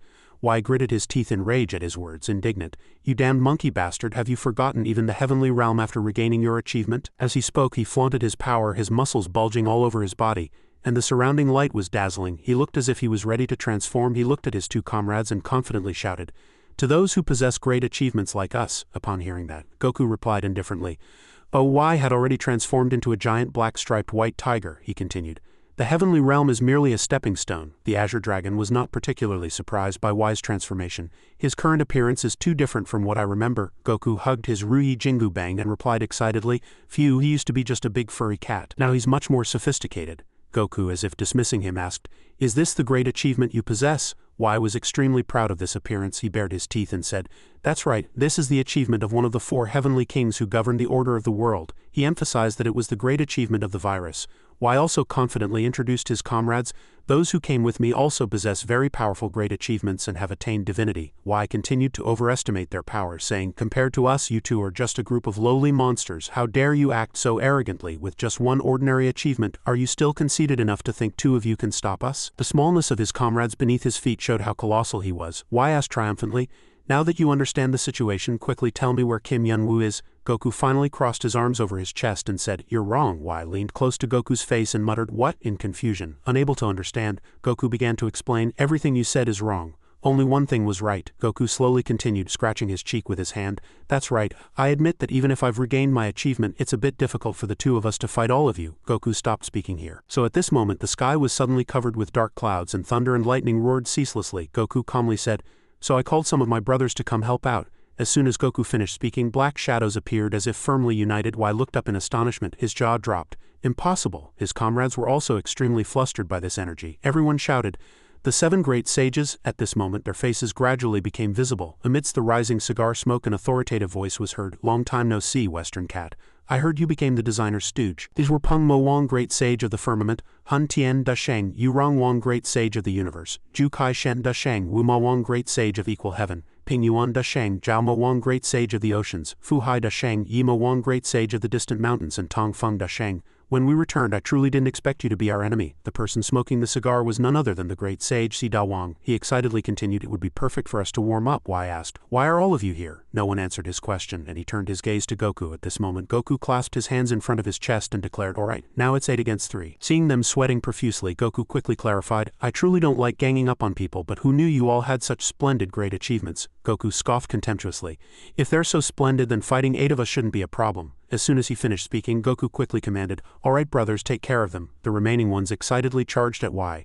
Y stood there blankly, seeing the group attacking him. Then a deafening roar echoed. The scene returned to an extremely dark sky covered with numerous black clouds and ancient towers. A streak of white explosion echoed. Demon's scream was incredibly pathetic. Ah! Demon barely managed to drop his weapon to the ground. He panted, sweat beading on his face. He thought to himself, what in the world is going on here? Shouldn't my power be overwhelming? Demon was extremely flustered to see the woman before him showing no interest at all. Why can't I inflict even a single wound on her? It was as if Demon, utterly exhausted, blurted out, it's as if the achievement within my body refuses to fight. To his question, Guanryuk Nanshan spoke up, it's not that it refuses you, you fool. This is merely a matter of course. At these words, Demon was astonished. She explained, this is simply too natural. Demon asked softly, what? He repeated. Natural. Before answering, I have a question to ask you. Guanryuk Nanshan asked sincerely, do you have no intention of asking for my forgiveness? Forgiveness. That's right. She frowned unpleasantly and continued, not only did you steal my achievement, but you also destroyed the peak of Cheonsun, which was like my home while I was briefly hibernating. Guanryuk Nanshan, having said this much, glared at him in extreme rage.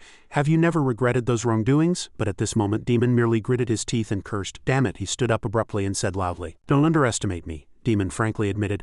That's right, I did those things. I stole your achievement and I destroyed the peak of Cheonsan that you cherished. So what? Demon showed no sign of regret whatsoever. He shouted, what demon wouldn't do such things? Guanryuk Nanchan said nothing more, merely gazing at the agitated opponent. She seemed to be planning something and her eyes were tinged with sadness. Suddenly, Guanryuk Nanchan covered her face and laughed maniacally.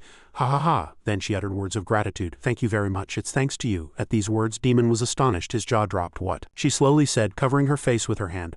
I felt a little guilty since we were sisters for so long after all, but after hearing your words I no longer feel any guilt. Through the gaps in her fingers her cunning smile was revealed. Suddenly cracks began to appear in Demon's achievement, then shattered and fell over his head. Demon, startled, asked, what is this? He gripped his head in confusion and shouted, why is my achievement suddenly? Guanryuk Nanchan, full of power, spoke up, perhaps you know well how sin behaves, but you know nothing about achievements. Demon still asked with a blank expression, then what does that mean? Guanryuk Nanchan chuckled slyly and said, what does it mean? It means that achievements instinctively try to return to their true owner.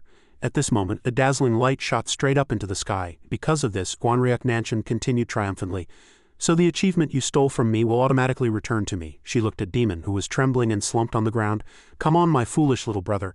Tell me, how does it feel to have created a perfect yakshell lion with your own hands? Guanryuk Nanchan's face became extremely sinister. The scene shifted to a space of pitch-black darkness. The atmosphere was extremely quiet. Kim Yun-woo had just woken up and asked in bewilderment, where am I? Kim Yun-woo drifted through the different space looking around but couldn't find an exit. He only remembered fainting after receiving Brahma's great achievement orb and the temple continuing to collapse. When he woke up he was already here. The surroundings were pitch black, leaving him extremely confused. Oh dear, what in the hell is going on here? Suddenly an authoritative voice echoed, you've finally woken up, Kim Yun-woo. At those words he was startled. Kim Yun-woo bowed his head, assessing the opponent. That guy could sneak up behind me so easily, he shouted nervously. Damn it, who are you? Then he opened his mouth and asked, what is this damned colossal thing? A massive single eye opened and it spoke and greeted him. Nice to meet you, Kim Yun-woo, but do you truly not know me? Kim Yun-woo stood in the pitch-black void and asked in bewilderment, what are you talking about? You haven't even introduced yourself yet. The single eye appeared wide open. That eye stared intently at Kim Yun-woo. Kim Yun-woo's voice was heard again. How would I know eyes like yours? Upon hearing that, the eye said, I truly didn't expect you to be this foolish. Kim Yun-woo replied in astonishment, what? Why are you suddenly picking a fight with me? The eye was wide open and its voice echoed again. Look, you seem to think that your astonishing rate of development until now is entirely due to your own talent, don't you? The eye finished speaking, then narrowed its eye and chuckled and its voice echoed again. What a funny fellow! Upon hearing that, Kim Yun-woo grew angry and shouted loudly, what in the world are you trying to say, you damned bastard? The eye looked into the distance again and said, well, I suppose I should first explain the current situation. You've probably guessed to some extent, but this place is an illusory space. The image of Kim Yun-woo lying in bed appeared and the eye's voice echoed again. Your body is busy stabilizing the great achievement you just received, and now is the only chance I have to talk to you. The eye chuckled again, then spoke up. So I brought your soul here. Upon hearing that, Kim Yun-woo couldn't hide his displeasure and said, to speak such frightening things so casually. The eye's voice echoed again. I apologize, you must have been startled. But it can't be helped, I thought it was time for me to tell you. Upon hearing that, Kim Yun-woo was slightly flustered and had a question. A reddish laughing mouth glowed in the darkness, and its voice echoed again. I have been watching you. A person with long black hair stood in front of numerous screens and Kim Yun-woo's many memories appeared like films from the past. Its voice was heard again. For a very long time, Kim Yun-woo shrieked in surprise. You've been watching me for a very long time? Upon hearing that, he gripped his entire body tightly and asked in a suspicious voice, how much have you seen? The eyes stared intently at Kim Yun-woo again and continued. No, don't think such things. Upon hearing that, Kim Yun-woo asked, then why have you been watching me? There must be a reason, right? Isn't that right? The eyes stared intently at him and spoke again. Your question is very good, but I don't think I can answer it. You are not ready yet. Then Kim Yun-woo's body gradually disappeared into thin air. A strange voice echoed again. Besides, it's time for us to say goodbye. Kim Yun-woo was extremely confused at this moment. Focusing on the fragments of his body, he shrieked in fear. What is this, my body? The eye gave him more information. So if you want to hear my answer, remember one thing. The eye leaned close to Kim Yun-woo's face and said, the top of this tower is not the end of your journey. Kim Yun-woo's body was gradually disappearing at this moment. He heard those words and asked loudly in doubt, not the end of my journey? What do you mean? Kim Yun-woo's body was still gradually disappearing and the voice echoed again. So you must. Everything went dark and only night remained. All that was left was the strange remark the eye had made. I met the leader. Suddenly a ray of light shone through the thick smoke. Guanryuk Nanchan spoke up. What are you doing now? Demon trembled at those words and said, Guanryuk Nanchan, listen to me. Tell me how you feel right now, Demon screamed, backing away in fear. What have you done to me? Guanryuk Nanshan said with an indifferent expression and a calm voice. After taking my achievement, you should have trained hard to develop further. You should have found a way to become a new master as quickly as possible. A past video of Demon reappeared, and Guanryuk Nanshan added, this is all because of your laziness, after stealing a power that was never originally yours. That's why the achievement you possessed until now betrayed you. Demon's face twisted in rage, and he gnashed his teeth at those words. At this moment, Guanryuk Nanshan added fuel to the fire with the words, what a pathetic fool. Blood-red eyes reappeared. It was Demon's childhood self. Demon thought inwardly, how much I coveted that. In front of a hill made of victims' bones, Demon mused to himself. Even though she was born from the same horn as me, she conquered all demons and dominated them with overwhelming power. Demon seemed to realize something. But that longing soon turned into hatred. Kim Yun-woo could sense what Guanryuk Nanshan was thinking, her gaze from above looking down at him. Guanryuk Nanshan's face was dark at that moment. Suddenly those red eyes reappeared before Demon's eyes. He was still lost in thought. He thought it was like looking at the most insignificant being in the world. Damn those eyes, Demon pleaded in a trembling voice. He said, don't look at me. Guanryuk Nanshan asked what? At those words, suddenly Demon slammed the ground hard, stood up and loudly declared, don't look at me with those eyes. Demon took a fighting stance. Thump! Powerful energy waves erupted towards the buildings. Demon seemed to have transformed into a different person. His power seemed to explode. He then shouted, I don't need your damned achievement, because now I have the great achievement of the Holy God. Guanryuk Nanshan merely watched, bewildered at this moment. Demon smiled and continued, all right, watch closely. Demon evolved, his hair turning silvery white, and he soared into the air emitting a mystical light. He said, now I am above you. Yaksha. Guanryuk Nanshan scoffed. The achievement of Virupaksha, you chose an achievement you cannot control. Demon snorted coldly and said confidently, go ahead and ramble as much as you can. I am no longer suppressed by the Yaksha achievement, so now you can't control me. He was extremely deluded about the power he possessed. Now all I have to do is tear your corpse into 100 pieces. At his arrogant attitude, Guanryuk Nanshan merely chuckled and said, kneel. His entire body lost control and obeyed, and he was extremely startled. What? Demon screamed in pain, his whole body falling to the ground with a loud crash. Guanryuk Nanshan calmly watched the man before her and said with a sneer, yes, sticking to the ground like this suits your appearance best, doesn't it? Demon still couldn't move. What? Unbelievable. I no longer have the Yaksha achievement. Why? To his countless questions, Guanryuk Nanshan spoke the truth. Brother, I'm sorry to say this, but you are not actually my brother. Demon was shocked to hear that. He lifted his head to retort. What are you suddenly talking about? Memories from his childhood suddenly resurfaced, and Guanryuk Nanshan slowly explained, in your memory. We were sisters born together, weren't we?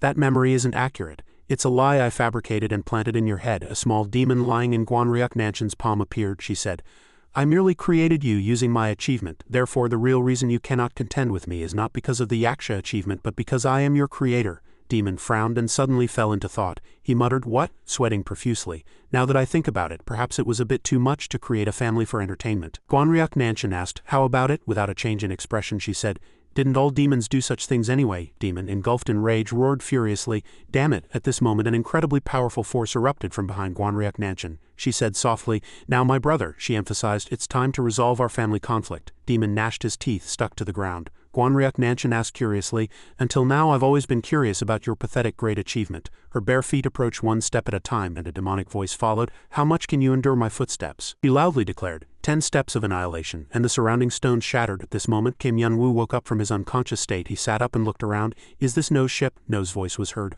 Oh, you're awake. At those words Kim Yun-woo was also startled. No approached excitedly. From your current appearance it seems you've smoothly absorbed the great achievement. Kim Yun-woo scratched his head.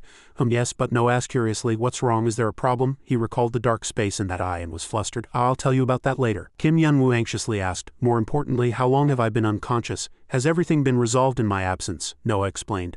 I'll answer you one by one. First, you slept for about a day. You woke up faster than expected. Surprisingly, there were a few incidents while you were asleep, but it shouldn't be a big problem. Kim Yun-woo was extremely curious to hear that. What are you talking about? Noah said honestly. As soon as you fainted, the 4 heavenly kings invaded. Kim Yun-woo worried. What? Then this isn't the time for small talk, is it? Where are they now? Noah quickly calmed him down with a hand. All right, calm down. At the time everything was urgent and dangerous, but most of it has been resolved. Kim Yun-woo was startled. What? Noah pointed to the videos appearing on the mirror and said, you'll understand the situation faster if you see it for yourself. Kim Yun-woo approached him. He frowned and was flustered.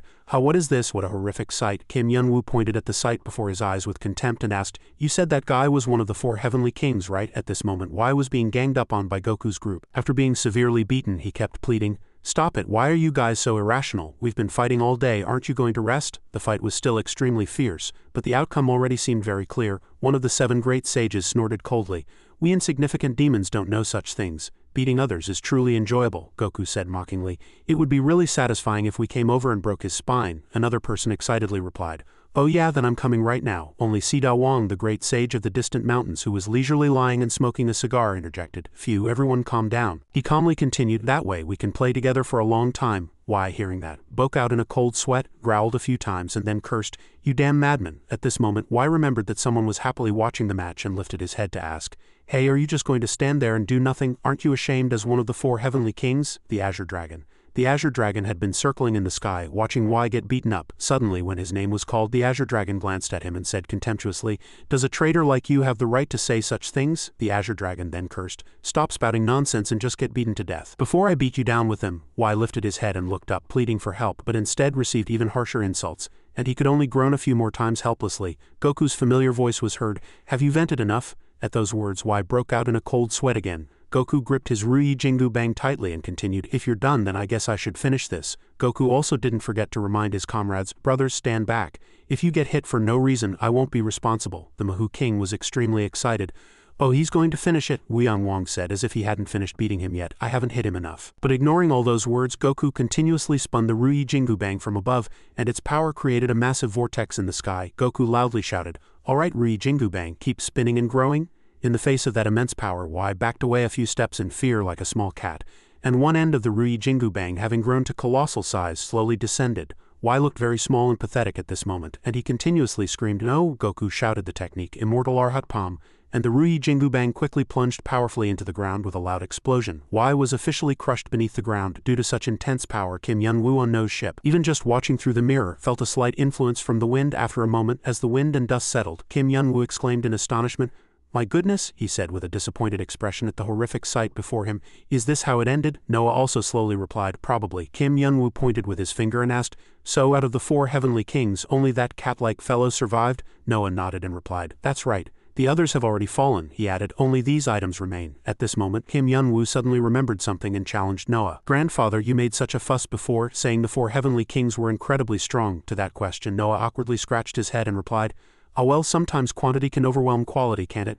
Besides, the people they faced were also the 7 great sages, he continued in a low voice. At least the fight between Demon and Guanryak Nanshan hasn't ended yet. Kim Yun-woo was excited to hear that. Oh really? Then I'll go help her. But before he could go, a bare white foot emerged from another space and a cold voice was heard. You're making such a fuss, aren't you? Who is helping whom? At this moment everyone flinched. Kim Yun-woo shouted. This voice belonged to Guanryak Nanshan. She appeared magnificently holding an achievement in her hand. The opponent stared intently at Kim Yun-woo and asked, you don't recognize me? He stroked his chin and replied with slight hesitation, no. Kim Yun-woo looked at her before him. Her appearance had changed slightly with a few more horns, he said, but it seems something about you has changed. Guanryak Nanshan happily placed her hand on her head. It's natural for you to feel that way, as my current appearance is my truly complete form. As she spoke, she stroked Kim Yun-woo's cheek and continued, so from now on don't call me Guanryak Nanshan. She approached him and said softly and sweetly, call me Yaksha Lord, alright? Guanryak Nanshan, exhibiting a completely different demure appearance than before, asked again. Understood. Kim Yun-woo coldly brushed her hand away and continuously gagged. Why are you suddenly doing such disgusting things? Guanryak Nanshan curled her lips into a sneer. HMPH, disgusting you say. She stopped playing and handed the achievement she obtained from defeating Demon to Kim Yun-woo. Alright, this is your reward for helping me defeat my brother. This is a pretty good item too, so it'll definitely be useful. As she spoke, Guanryak Nanshan quickly turned and left. Now I'll go back first. I need some time to get used to my newly acquired achievement. The door to the other space also closed quickly. Goodbye. Kim Yun-woo stared at her blankly. He sadly thought, why do I feel so empty? Seeing everything resolve without him, he felt useless in this place. A few days later, in Kim Yun-woo's office, Kim Si-hoon quickly arrived, having accepted the invitation. Yun-woo Hung said he had something to tell me, so I came here. He looked around the room once, filled with scattered objects and unfamiliar people. Kim Si-hoon was astonished. But what is this chaos? Goku excitedly pointed at the TV screen as if they were watching a concert. Look at this, brothers. Pentacle is about to appear. The 7 celestial maidens are nothing compared to them. When a beautiful woman appeared, everyone excitedly swarmed around, their eyes lecherously staring at the screen. Only one person was sipping on a top-tier wine. Jisun Daisheng, great sage of the earth, held his glass and spoke elegantly. This rich and sweet taste is truly exquisite. He looked at the row of wine bottles on the table and wondered, what was the name of this famous wine? The Azure Dragon replied knowledgeably. Chasen, Jisan Daishing slowly continued, that elegant name truly suits this wine. Haha. Kim Si-hoon, witnessing this scene from the doorway, was speechless. He muttered to himself, I need to find Yun Woo-hung. Just as Kim Si-hoon was about to enter, where is Yun Woo-hung? He suddenly spotted two women approaching from outside. He quickly recognized them as Yun Woo-hung's disciples. Kim Si-hoon approached and asked, did Hung call both of you? But the two women before him didn't seem very friendly, emitting a murderous aura which made him flinch. What's going on here? The two women were still tense and had very fierce expressions. Kim Si-hoon was confused and speculated, why do their expressions look like that? Did a war break out somewhere? Michyoung said, emitting a murderous aura. Master is over there, so follow us. All right. Kim Si-hoon thought inwardly, I should follow them for now, seeing the two women's hasty backs. Upon entering Kim Yun-woo's room, Kim Si-hoon exclaimed in utter astonishment, what? Kim Yun-woo stood before numerous items obtained from a recent battle. He shouted again in disbelief, are you telling me you'll give me an item with the highest level conqueror's achievement? Kim Yun-woo generously took out a sword and handed it to him, saying, here, this is yours now. It'll be much better than the sword you're currently using. Si-hoon accepted it and replied awkwardly, of course it is, Si-hoon confirmed again. But Hung, do you really not need this? Kim Yun-woo replied. According to an expert I know. He recalled what Noah had said before. It seems the great achievement they possessed disappeared with them. So now only their achievements remain, but I don't really need them right now, and I don't have time to train with those achievements either. Kim Yun-woo smiled and said, so I plan to give them to you all. He then seriously declared, when I'm not here, you are the only ones I can trust and rely on. Si-hoon was so moved by these words that tears welled up in his eyes, and he said, Yun-woo Hung. Kim Yun-woo then called Michyoung. She replied with a solemn attitude, yes master. Kim Yun-woo handed her an item and said, you use your fists a lot, so these gloves will suit you best. He then asked, do you like them? Michyoung didn't reply immediately, staring intently at the gift. Carefully holding the gift in her hand, she thought, it's a gift master personally chose, of course I'm very happy. As she thought that, Michyoung's face suddenly flushed. Now I feel like I can do anything. She suddenly recalled Gwanryuk Nanchin's guidance. In times like these I should use the secret technique I just learned from that woman. After thinking, Michyoung softly called out, Master. Kim Yun-woo still looked back at her nonchalantly. Michyoung's mouth slowly opened. Thank you, she finished speaking and emphasized it with a charming cat-like cuteness. However, this action froze Kim Yun-woo on the spot as if he'd been struck by lightning. Si-hoon and Han-rin, who were standing nearby, were also astonished and couldn't close their mouths. Michyoung, thinking her actions were rational, still maintained an innocent expression. A few hours earlier in Michyoung's castle, Gwanryuk Nanchin's triumphant voice had echoed, Hey little one, listen closely. She raised a finger and spoke with great knowledge. Most men are attracted to weak beings they want to protect. Michyoung listened intently. Really? Michyoung rubbed her chin, thinking something was odd. But before she could finish, Gwanryuk Nanchin quickly cut her off and continued knowingly. Yes, I know you're super strong right now, but you just have to pretend to be that kind of person. Michyoung's eyes widened in surprise upon hearing this. Pretend, for example, how? Gwanryuk Nanchin slowly said. You could imitate a cat, the most beloved pet besides dogs, for example. Michyoung's jaw dropped in protest. What? How can a person act like an animal? At this, Gwanryuk Nanchin placed a hand on her shoulder and continued with manipulative words. Hey little one, think about it carefully, she analyzed. If you just act like a pet once, you can be a human's pet for life. Michyoung heard this and fell into a fantasy. He imagined marrying Kim Yun-woo in the future. A lifelong partner? Gwanryuk Nanchin's voice continuously urged and echoed in her mind. This kind of deal is truly profitable. No, it's practically a freebie. Gwanryuk Nanchin raised her thumb, emphasizing what a profitable deal it was. Back in reality, Michyoung's eyes were blank. She said that, so I tried it a bit, but it doesn't seem to have any effect, does it? This damned horn-headed demoness. Kim Yun-woo looked at her with fearful eyes, continuously sweating profusely and unable to say anything. After composing himself, Kim Yun-woo coldly turned his head elsewhere. All right, Michyoung, keep using that technique. His attitude shattered Michyoung's worldview. Master is even looking elsewhere, his voice echoed. Next up, Han-rin. As soon as this girl's name was called, she was overjoyed. Yes, master. Seeing Michyoung miserably embarrassed on the side, Han-rin was now extremely triumphant. How that girl is trying to provoke master's protective instincts by pretending to be a pet, she thought to herself. This approach is okay, but if your expression is so obvious, it will only make an already ambiguous relationship awkward. The item Han-rin received was a very beautiful orange fan. However, she didn't care about such things. Han-rin's eyes sparkled. The most important thing is naturalness. She recalled studying romance tips day and night. So I read all the romance-related materials in the library and collected all the pet names couples commonly use. Thanks to that, I found a word that all men in the world love. Seeing that she wasn't saying anything, Kim Yun-woo awkwardly asked, Han-rin, how about you? Do you like it? Han-rin replied with a smile in her eyes. Of course I like it, she continued. I really like it. Kim Yun-woo also let out a sigh of relief. Really? Han-rin's lips slowly parted at this moment and she cunningly winked, saying in a charming voice, Thank you, Oppa. Kim Yun-woo froze on the spot upon hearing this. Han-rin was extremely triumphant. See you fool. These words infuriated Michyoung to the extreme, and she gnashed her teeth on the side at a loss. Kim Yun-woo closed his eyes and was lost in thought for a long time. This made Han-a-rin misunderstand. Master's heart is so excited he can't speak. Look at that expression. After a moment, Kim Yun-woo scratched his head and said casually, well, it seems everyone is a bit under the weather today. Han-a-rin was extremely shocked to hear this. What? In the end he stealthily opened the door and quickly fled. I have something to discuss with Abai, so I'll be going first. You two rest a bit more, and take some fruit with you. Then he entered another dimension that was already open, leaving the two girls behind bewildered. Si-hoon, thinking the situation with the two girls was not good, awkwardly said from behind, I'll keep this a secret from others. He quickly went to Abai. She looked up at the guardian and asked, you look pale. Did you eat something bad? At this moment, Kim Yun-woo's complexion was very poor. He had been tormented by the women earlier, but he said he was fine. Kim Yun-woo immediately got to the point. By the way, how's the task I asked you to do coming along? Abby's eyes widened and she said, you mean the information about the transcendental being that I mentioned? Abai recalled her search.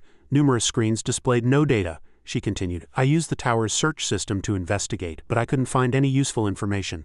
This has never happened before. Kim Yun-woo was very focused on this issue. Abai added, that transcendental being seems to be in a location completely separate from the tower. For now, this is all the information I can give you. He sighed and fell into thought. It seems there's no way. Abai asked in surprise, why? Kim Yun-woo concluded, that eye seems to be a completely different entity from me.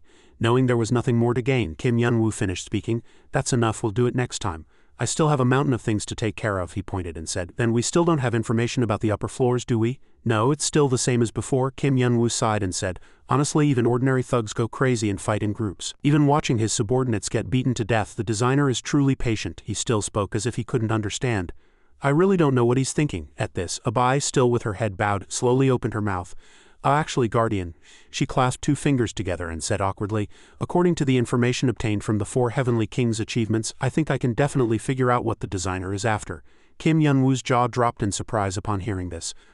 He chastised the other person. Hey, why are you only telling me this now? When asked that, Abai was startled and stammered, I thought Master wouldn't like what I was going to say. Kim Yun-woo sneered unpleasantly and repeated, I wouldn't like it. He couldn't hold back and urged the other person. What the hell are you talking about? Explain it properly. Abai sweated profusely and bravely stated her analysis. I mean, the designer actually wants to eat Master. When these words came out, Kim Yun-woo was extremely surprised. He stammered, flustered. What did you say? The scene shifted to Kim Yun-woo's office. Reldong asked with curious eyes, I heard Kamiho is moving to Hanam, so I just wanted to ask something. Han-a-rin and Micheong were seriously depressed. Seeing the two looking so down, Lee Seo-dong was also startled. But why do you two look like that? Han-a-rin gnashed her teeth and coldly scoffed, then turned around and yelled, it's all your fault. If you hadn't played that ridiculous cat game, everything would have been fine. Micheong also retorted angrily. What did you say? She didn't hesitate to point at Han-a-rin's face and criticize. You ruined the atmosphere with those silly cutesy words and that foolish voice. Han-a-rin was flustered to hear this. What did you say? However, the two didn't back down and quickly rushed at each other, engaging in a fierce fight. All right, let's settle this today. Reldong quietly tried to intervene from the side, not understanding what was happening. You two stop fighting. Suddenly, a very sweet voice echoed. Son, why are you two fighting again? Lee Seo-dong turned around embarrassed. Oh, it's Kamiho, please come and break them up, Reldong screamed in surprise. What is this? Hearing her scream, Micheong and Han-a-rin, still pulling each other's hair, stopped fighting and simultaneously looked at Kamiho. What happened to you two? Kamiho, holding Heavenly Demon's arm, laughed delightfully and replied, What do you mean? Kamiho announced shocking news. Today is our first date. These words made Lee Seo-dong's eyes widen in astonishment. She said very nonchalantly. Let's just say that. Han-a-rin and Micheong also watched in surprise. Let's just say that. Kamiho spoke sweetly to the person next to her. Muon Oppa, you go to the room first. I'll talk to Son and be right there. Heavenly Demon readily agreed and didn't forget to remind her. Okay. Alright, but you have to come back to the room quickly. When he finished speaking, Heavenly Demon's face flushed. Kamiho said charmingly, Oh my Oppa, you're impatient. Lee Seo-dong shivered on the side. What is this? She knew Kamiho was head over heels for Heavenly Demon and constantly followed him, but she heard Heavenly Demon never reacted at all. Seeing the display of affection before her, Lee Seo-dong couldn't help but be suspicious. Since when did these two start dating? Kamiho still blew a kiss to Heavenly Demon saying, See you later, Oppa. Lee Seo-dong seriously pressed, Kamiho, what on earth is this terrible thing happening here? She asked innocently, What do you mean? What do you mean? As Lee Seo-dong quietly asked, How did you do it? At this, Han-a-rin and Micheong rushed over like benevolent spirits as if they had found the truth. Before Chung-ryong could finish the rest of his words, the two rushed over, pushed her aside and yelled, Get out of the way! Then Han-a-rin and Micheong grabbed Kamiho's hand and pleaded, Kamiho? Yes, they, blinded by love, earnestly continued, Teach us how to charm men. Lee Seo-dong pushed aside, shed tears and said forlornly, They're really mean. Scene shifted to No's ship. He looked at the drawings on the table and said, It seems the time has come to use this magic circle. Noah decided to talk to Kim Yun-woo first. As soon as he finished speaking, he noticed someone approaching. It was Kim Yun-woo. As Kim Yun-woo appeared, Noah was very excited. Oh, Kim Yun-woo, you're here. I was just about to call you. Before he could finish, Kim Yun-woo reached out a hand. He seemed very angry now and grabbed Noah by the collar. Noah asked in surprise, "What are you doing?" But he didn't answer and just said, "Noah, find it." Noah heard this and, feeling a headache coming on, asked again, What are you suddenly asking me to find?" At this, Kim Yun-woo opened his mouth wide in anger and shouted, "Find a way to that damn designer. If there's no way, then make one." He continued to glare as if he had lost control. "I need to rip that crazy bastard's tongue out right now." Seeing Kim Yun-woo acting like a madman, Noah was astonished. It's really unexpected for Kim Yun-woo to be so agitated. Did he find out something about the designer? "Ah," he soothed in a trembling voice. "Calm down, this isn't something that can be resolved by getting agitated." Hearing his words, Kim Yun-woo's face softened a little. He realized his rude behavior and quickly let go of his hand. "I really seem to have gotten a bit agitated." Kim Yun-woo placed a hand on his forehead and quietly said, "I apologize for suddenly lashing out." Noah probed, "Tell me what on earth happened." Kim Yun-woo stared intently at his arm and remained silent for a moment. After he told Noah the whole situation, he said in surprise, "Truly unbelievable." Noah sweated nervously and said worriedly, "You mean the designer's reason for fiercely attacking the 9th floor was to devour you?" Kim Yun-woo replied seriously. "Yes." His face coldly continued. "To be precise, he wants to devour all the achievements I've accumulated so far." Thinking about it, it was a very plausible reason. No wonder that bastard who could easily destroy Earth kept waging a war of attrition, consuming all sorts of achievements. Speaking this far, Kim Yun-woo grew even angrier and continued to curse. "That damn bastard, he was fattening me up like livestock." He imagined himself as livestock trapped in a pen. "I went through all sorts of hardships only to end up as a pig on a completely stranger's plate." He clenched his fists in agitation. "How can I not be angry?" Noah also agreed with these words. "Of course you'd be angry." Kim Yun-woo scratched his head and said, Moreover, after learning about his plot, a thought suddenly came to mind, and this thought is bothering me quite a bit." Noah sat opposite him and listened intently. He asked with curious eyes, "What is it?" Kim Yun-woo's lips barely moved as he answered, "Is the reason Earth is in danger because of me?" He blamed himself. "If I hadn't been here, the conquerors would never have come and innocent people wouldn't have died." Noah awkwardly disagreed, but before he could speak, Kim Yun-woo continued, "I know these thoughts are meaningless, but I can't help but keep thinking about them." He revealed his next intention. "So I want to go directly to that bastard and end this situation now." He pleaded earnestly. "So Mr. Noah, please help me." Noah was startled and couldn't answer immediately. After composing himself, he sighed and said, "It's not easy to go to the highest floor at all. All paths there, even the small ones, are completely blocked. To move quickly and neutralize the protective devices there, we need to use an even more powerful spell." Noah placed his hand on the blueprint on the table. He slowly gave important information. "Fortunately, that powerful spell is now right in front of you." Kim Yun-woo was extremely surprised. "What did you say?" "It was a blueprint with very detailed drawings."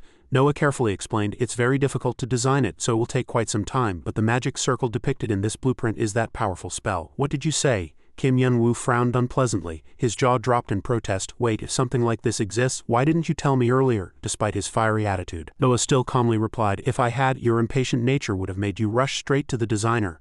Noah's face turned pale as he made a throat-slitting gesture to Kim Yun-woo. "Then you would have met a miserable end, being immediately killed." Hearing this, he was startled and recoiled slightly, saying, "I can't argue with that point." Noah was not satisfied with the blueprint. "Actually, I still don't think it's appropriate to use this now. The reason is that you haven't fully utilized Brahma's great achievement yet." Kim Yun-woo was extremely surprised to hear this and asked, "You know," Noah still replied with an expressionless face, "I can feel the difference in power. So if you want to help me design this magic circle, you have to satisfy one condition. Before this magic circle is completed, you must fully control Brahma's great achievement."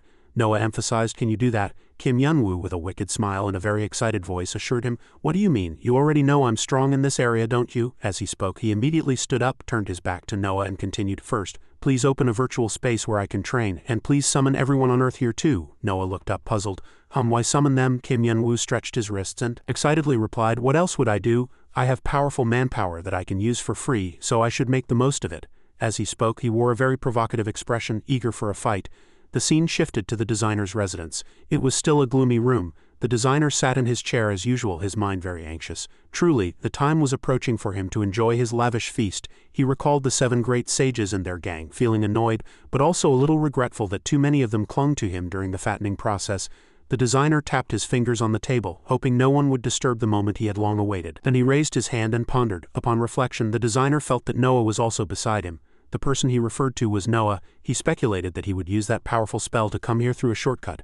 Then the designer smiled wickedly, formulating and deciding his plan. "All right, I'll ambush them." Returning to Kim Yun-woo's operational base, Kamiho stood before the 2 girls, Han-A-rin and Michiyoung. She asked seriously, "So you 2 want to ask me how to charm men?" The 2 girls' eyes sparkled and they nodded vigorously. "Yes, that's right." Kamiho stared at them in admiration. "Their eyes are sparkling. They're completely different from before. She rubbed her chin, frowning, and thought to herself, it's unbelievable that all these expressions appeared because of devotion to a single person. Was Master that charming? But it doesn't matter. If they owe me a favor, I can live a more comfortable life. After considering everything, Kamiho quickly agreed. All right. Michang and Hane-rin's eyes shone like car headlights. Kamiho took the opportunity to show off and said, something like this is a piece of cake for me. The two girls behind her, blinded by love, believed every word she said with wide eyes. Kamiho crossed her arms and thought quietly, let's see, what should I teach these two? But after thinking for a moment, she stood and pondered awkwardly, yet still couldn't say a word. Suddenly, Kamiho's face darkened, and she broke out in a cold sweat. She thought to herself, but what do I know? How do I charm men? She recalled her past, living freely for 1,800 years, toying with countless men's hearts and absorbing their energy to become a mystical being, the most enchanting demon in demon history. Kamiho, as a being possessing innate demonic power of desire. Charming men was as easy as breathing. It was not difficult for her at all, but right now this inherent skill put her in a predicament, because she couldn't teach them anything. The more she thought about it, the more Kamiho worried, feeling like she was doomed. Her eyes widened, and sweat beaded on her surroundings. I have innate demonic power, so how can I teach it? Besides, it won't work on someone stronger than me. And even though I truly have demonic power, I only charmed Muwon because my personality and Muwon's were a good match. Somewhere, the heavenly demon suddenly felt his nose itch. Someone talking about me? Suddenly, the heavenly demon turned into someone who liked innocent women. Seeing the two people before her earnestly begging for guidance, Kamiho became nervous. But if I tell them the truth, these two monstrous girls will surely beat me up. Kamiho continuously muttered to herself, what should I do? Lee Seodong is gone and there's no one to protect me. After a long while, Michiyoung asked suspiciously, why aren't you saying anything? Hane-rin interjected, shush, be quiet. At this moment, Kamiho was extremely flustered and couldn't say anything, but Hane-rin thought that her silence meant she was thinking something very profound. Isn't that right? Hane-rin's words made Kamiho even more terrified, and she teared up, thinking to herself, oh my goodness, I'm going crazy. Kamiho concentrated intently, thinking, I need to come up with something. At this moment, someone's voice echoed, why are you arbitrarily giving orders to demons? The words of the 7 great sages were overheard by chance. I'm busy reading something very interesting right now. These words startled Kamiho, making her think of something. They continuously chattered, what is it? It's a book Goku recommended to me. The book cover featured 2 girls with very charming faces. The person continued, you can think of this book as one that seduced countless demon hearts. Kamiho accidentally acquired a secret technique. She rejoiced inwardly, this is it. She turned her back to Michiyoung and Hane-rin with a serious expression and asked, are you two ready? Hane-rin was startled. Yes, ready for what? Kamiho raised her voice and emphasized again, I asked if you two were ready. The 2 girls were still very confused, not understanding what the other person was saying, and asked again, ready for what? Seeing the person holding the mysterious book before her, she explained, ready to make the man you both have a crush on mine. The scene shifted to Kim Yun-woo's virtual space created by Noah. The sky still had blue clouds and rugged stones. Kim Yun-woo appeared in a cool manner, his hands in his pants pockets, and said, thank you all for gathering here. He looked around at the people gathered there, then noticed someone was missing and asked in confusion, where are Sun Wukong and the Azure Dragon? The person replied, oh, they said they're busy because Pentacle is having a live show today. Hearing that, Kim Yun-woo was speechless. Wow, there's a limit to how much you can broadcast. Jisun Daishing, great sage of the earth, lay sprawled on a rock and quickly spoke first. Kim Yun-woo, what's the reason you gathered us here? He guessed it was related to defeating the designer. Kim Yun-woo agreed with his words. You're right, he continued enthusiastically. To be more precise, I need your help to defeat him. Jisun Daishing lay sprawled on a rock listening calmly. Kim Yun-woo clenched both fists and gathered his resolve again. Oh, it's not that serious. Looking around at the people gathered there, he said, I just need all of you to fight me at the same time, right now. Hearing Kim Yun-woo's arrogant attitude, Jisun Daishing spoke up and asked, you want to fight all of us? He was still lying leisurely. Interesting. Is this the training method you came up with? Kim Yun-woo honestly replied to the person opposite him. That's right. He recalled his encounter with Brahma and continued, I just received a great achievement as a gift, but it's too difficult to open, so I don't know how to use it yet. That's why I desperately need the help of people with abundant energy like you. Jisun Daishing sat up abruptly. I generally understand what you mean, he worried about the protagonist. But will it really be okay if you open that gift? Kim Yun-woo continued the other person's sentence with a confident expression. Jisun, sitting properly, said, your limbs might be torn apart. He turned his eyes to his monkey brothers and warned, I can go easy on you, but my brothers aren't good at controlling their strength. But Kim Yun-woo was someone who hadn't seen the coffin yet and wouldn't shed tears. He grinned. Then that's even better. He recalled what Brahma had told him. According to what he told me that day, when you truly become a vessel that can contain that great achievement, the only reason I still can't control the great achievement is one, my body isn't strong enough yet. Kim Yun-woo thought to himself, clenching the hand hidden in his pants pocket. To be able to contain the great achievement. Then the solution is simple. He expressed his determination. I'll keep training until I'm strong enough. Kim Yun-woo passionately said to everyone, shall we start right now? He looked around and finally decided, All right, my first opponent is. His gaze stopped at the heavenly demon. The heavenly demon remained silent with a calm demeanor. He calculated, if I want to see how much I've progressed, I should first invite my first master, shouldn't I? Kim Yun-woo continued as if he knew the other person well. I heard you also retrieved your achievement from the collection room just now, didn't you? Then you must have regained all your strength, and you can fight with all your might, right? Hearing that, the heavenly demon lowered his head and sighed. Truly arrogant, but the heavenly demon still slowly drew the sword from his waist, responding to the challenge. All right, I was thinking of testing this sword anyway. He pointed the sword at Kim Yun-woo and smiled rarely. And you're quite a worthy opponent right now. Even in the face of a formidable opponent, Kim Yun-woo still maintained a cool demeanor, his hands in his pants pockets, and asked in confusion, "Oh, the pattern on this sword seems a bit different. It looks much larger than before." The heavenly demon also added an explanation. "I was using it, and one day it suddenly changed like this." Kim Yun-woo was very interested. "Does that mean its shape changes to best suit its owner?" "Oh ho, then you're saying you have perfect control over this?" At this moment, the 7 great sages and their group moved to an empty spot to watch the interesting spectacle. "Let's watch from the side." Kim Yun-woo took a ready stance and said like a frantic dancer, "Then I must use all my strength to surpass master." The heavenly demon was not to be outdone, he replied softly. "It won't be that easy." Kim Yun-woo quickly charged towards the heavenly demon. On this side, the opponent was also rushing forward. The two glared at each other, ready to unleash their techniques on their opponent. The clash between Kim Yun-woo and the heavenly demon created a massive explosion, and thunder and lightning covered the sky. At this moment, the scene shifted to the designer's residence. He stretched out his arm as if touching a bagua array. He twisted his lips with sharp teeth and chuckled. "My, it's been a long time since I used this, and it's giving me a bit of a headache." The designer tilted his head slightly, speaking to someone. "So please understand, I don't have time to entertain uninvited guests right now." Behind the designer, a black shadow flickered. The designer asked in confusion, "Why are you here today? You're Hemet." He clasped his hands behind his back and slowly walked into the light, and Hemet said from behind, "Tower Lord, what are you trying to do?" The designer, still facing away, calmly asked, "What do you mean?" The person said unpleasantly, "Don't pretend you don't know." Hemet closed his eyes tightly and helplessly reminded him, "The day you promised to give me the achievement has already passed." The designer still sat in his chair and waved his hand. "Ah, so you've come to collect a debt from me?" he continued softly. "Then I have a few." Before he could finish, Hemet was choked up. "Do you think we would accept you postponing the promise just for some random achievements?" he asked resolutely. "Tell me where the promised achievement is now." The designer twisted his lips and smiled meaningfully. You could say it's already gone, but how should I put it?" He continued to speak ambiguously. "It was here once, but it's no longer here now, is it?" Hemet approached from behind. His hand was secretly unleashing a source of power. Taking advantage of the opponent's unawareness, Hemet silently unleashed his power on the designer. A dazzling source of light flew from his hand. Very quickly, the light almost reached where he was sitting. The designer, completely unconcerned, lightly raised his arm, and a tremendous explosion echoed in the air.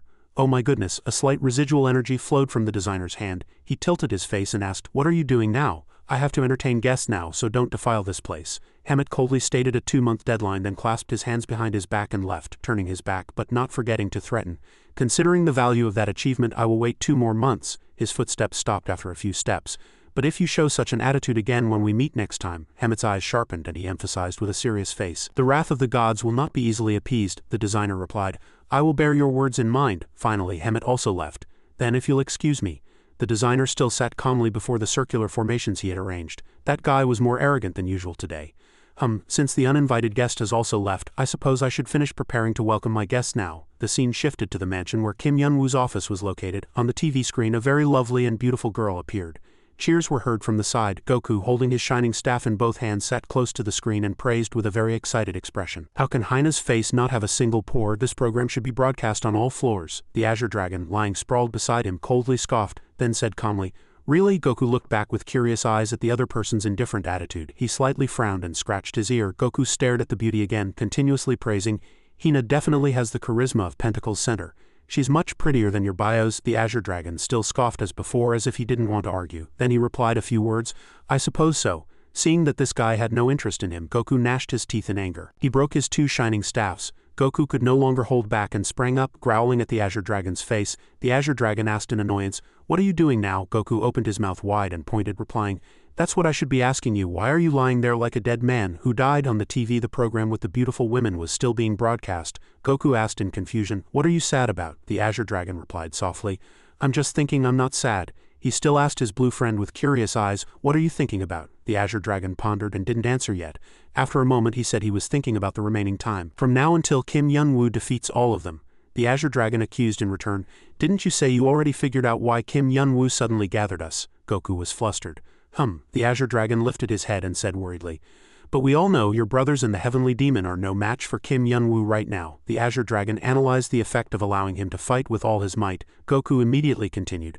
Then we need to find at least an owner of a similar level to you. As he spoke, Goku flopped onto the floor, but what he needed at this moment was more than just fighting with all his might. Goku said that this was all they could do. He added an explanation. A great achievement is truly splendid, so no one can obtain it unless they are born with it. Hearing this, the Azure Dragon also agreed. That's right. Goku's eyes were filled with pity. He explained, when someone tries to obtain such a splendid great achievement, what they need right now is probably not someone of the same level as themselves. What he needs right now is someone with overwhelming power who can push him to the brink of death. After finishing speaking, Goku glanced at the Azure Dragon. If no one can do it, then we'll have to step up. He chuckled meaningfully again. But you already know, don't you? Bare slender feet were treading the ground step by step. A monster. Goku rated this person as stronger than both of them combined. Yaksha arrived at Kim Yun-woo's location. Meanwhile, Gwanryuk Nanshin also arrived in the virtual space Kim Yun-woo had just created. Goku highly regarded this person. If that person comes, we won't need to do anything but watch from the side, and so he still kept his eyes fixed on the TV screen and advised his friend next to him, you'd be better off watching Pentacle than wasting time there. The Azure Dragon agreed. You're right. So don't have such a gloomy face. Just then, Kamiho's scream was heard from outside. No, no. The sound grew louder and louder. Concentrate. Goku and the Azure Dragon were startled even inside the house and paid attention. Goku, sweating nervously, recognized Kamiho's voice. Why did her voice suddenly become much louder than usual outside under the dazzling sunlight? Kamiho stood with her arms crossed over her chest, her face grim. What's going on? Hane, Rin and Michiang were huddled on the ground looking utterly dejected. Kamiho frowned and scolded. Hey, why can't you two concentrate? Weren't you the ones who wanted to learn my secret technique? Seeing their dejected faces, Kamiho's anger flared. Why are you like this? Aren't you ashamed? Michiang replied, blushing. No. She glanced at Hane Rin before continuing. I'm just really reluctant to speak to Master that way. At the very least, I should call Master by a proper title. Kamiho let out an exaggerated sigh. Fine, if you two want to remain his ordinary tools for the rest of your lives, then go ahead. Hearing this, the two girls bowed their heads, lost in thought. Everyone was surprised and worried. After saying that, Kamiho quickly left.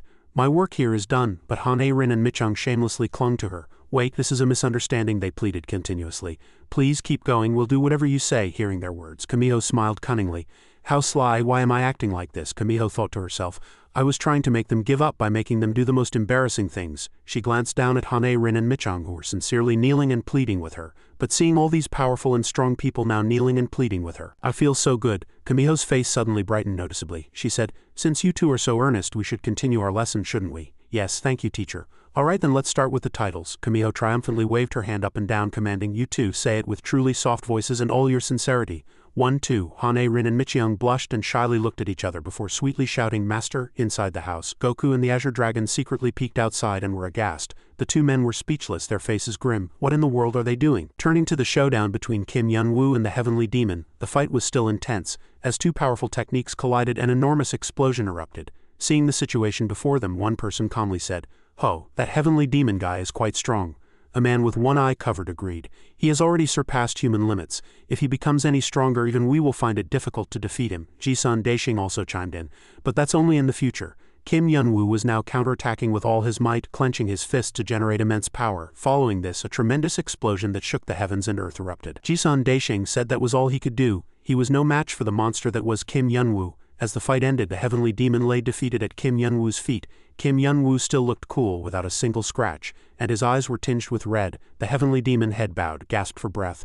This is far more shocking than I expected. The Heavenly Demon also honestly thought that from the beginning of the fight he felt he was weaker than him now. The Heavenly Demon continued to think, gripping his sword with trembling hands, but I never imagined the difference would be this great. The scene from a moment ago flashed back in his memory. All his feigned bluster, the way he easily dodged all his attacks as if he were just going to the market, even techniques that required him to go all out were blocked too easily.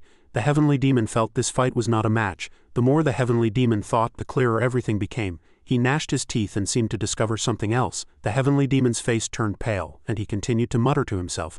He seemed to be telling me not to waste strength unnecessarily and to focus on the essence of each technique. Your true form is not a flamboyant swinging sword but a sword filled with determination. The heaven-splitting sword, strong enough to cleave the sky. Where is it now? After a long moment of thought, the Heavenly Demon let out a rare, gentle smile. To think I would learn from my own disciple, a master like himself, is truly shameful. He sheathed his sword and struggled to stand up, but I must admit what needs to be admitted. The Heavenly Demon stood before Kim Yun-woo in a respectful posture, his hands clasped together, and said, Thank you, Kim Yun-woo. At this, the protagonist was utterly astonished, unable to understand anything. The heavenly demon quietly expressed his gratitude. Thanks to your guidance, my martial arts have finally come closer to the pinnacle. Kim Yun-woo still stood there, bewildered. My guidance? What are you talking about? Despite Kim Yun-woo's bewilderment, the heavenly demon turned and left as soon as he finished speaking. I'm leaving now. After this realization, I need to continue training. Suddenly he turned his face and looked back, smiling meaningfully. Next time we face off, you won't be able to fight this comfortably. Farewell. After saying that, he quickly exited the virtual space. Kim Yun-woo still stood there with a blank face. Heavenly demon, he scratched his ear. What in the world is that guy talking about? Then he lightly blew on what had just come from his finger. Hey, it's hard to be so frank with words. Besides, there are so many people here. Gosh, I was surprised he was stronger than I thought, especially that last attack. I couldn't avoid it. I almost died, but I barely dodged it. Kim Yun-woo looked around. But this isn't enough yet. I need someone stronger, someone who can make me fear. Kim Yun-woo stared intently at the monsters watching from above. The 7 great sages, are they stronger than him? Jisun Daisheng held a pipe in his hand and said, You'll know if you fight. Suddenly a mouth with sharp teeth popped out and said, No, she said contemptuously. You guys are no different. As soon as she finished speaking, everyone turned to look at her. Because I'm here. Hearing that, Kim Yun-woo lifted his head and looked up. This voice, before he could finish speaking, the sound of bare feet approaching roughly, each step creating immense power that Kim Yun-woo had to block with his hands with difficulty. He unpleasantly shouted, coming late and showing off old hag. As the person before him fully appeared, Kim Yun-woo exclaimed, Yaksha. She stood with her arms on her hips and said with a bright smile, Sorry I'm late, it took some time to fully adapt to my long-lost achievement. Kim Yun-woo didn't even bother to listen to her explanation and quickly asked, Put all that aside, what did you mean by what you just said? Gwanryuk Nanshin slowly said, Well, just as you heard. She patted her chest confidently saying, The one who can scare you to death isn't them, it's me. Because I'm much stronger than all of them combined. Kim Yun-woo pointed a finger at her and said contemptuously, Hey, I heard you were the demon who ran rampant through this tower in the past. He turned his gaze to the 7 great sages and asked, Why are you guys standing there doing nothing while that woman insults you? But he was surprised once again. Where did they all go? Jisun Daisheng's voice was heard. Hey Kim Yun-woo, they all flew away. Good luck. Kim Yun-woo's eyes nearly popped out at their distance and he asked with his jaw dropped, What in the world are you guys doing? He continued to curse. Don't you have any shame? Jisun Daisheng replied with a shameless expression. No, we know our place, he continued cautiously. So don't mind us, do whatever you want, Yaksha Nim. Gwanryuk Nanshin said even more triumphantly. You heard what they said, didn't you? Kim Yun-woo coughed a few times, then composed himself and said, All right, I'm not sure about their abilities anyway. He was still quite confident. I welcome an opponent who can make me go all out. Hearing that, Gwanryuk Nanshin burst into laughter. Go all out, she said arrogantly. Hey kid, going all out won't be enough. Kim Yun-woo also listened intently with a blank expression. He wondered, what does she mean? The barefoot Gwanryuk Nanshin approached lightly and said quietly, For me, even you right now. You're just a milk-smelling baby. Kim Yun-woo, insulted by the opponent, shouted in anger, What did you say? She still maintained that attitude and continued, So at the very least you have to fight with your life on the line. Kid, Gwanryuk Nanshin's hand reached for Kim Yun-woo's neck and she threatened, Otherwise I might kill you. With just a light touch from Gwanryuk Nanshin, Kim Yun-woo was sent flying a long distance. He gnashed his teeth, frowning, and reassured himself, Perhaps I was a little careless just now.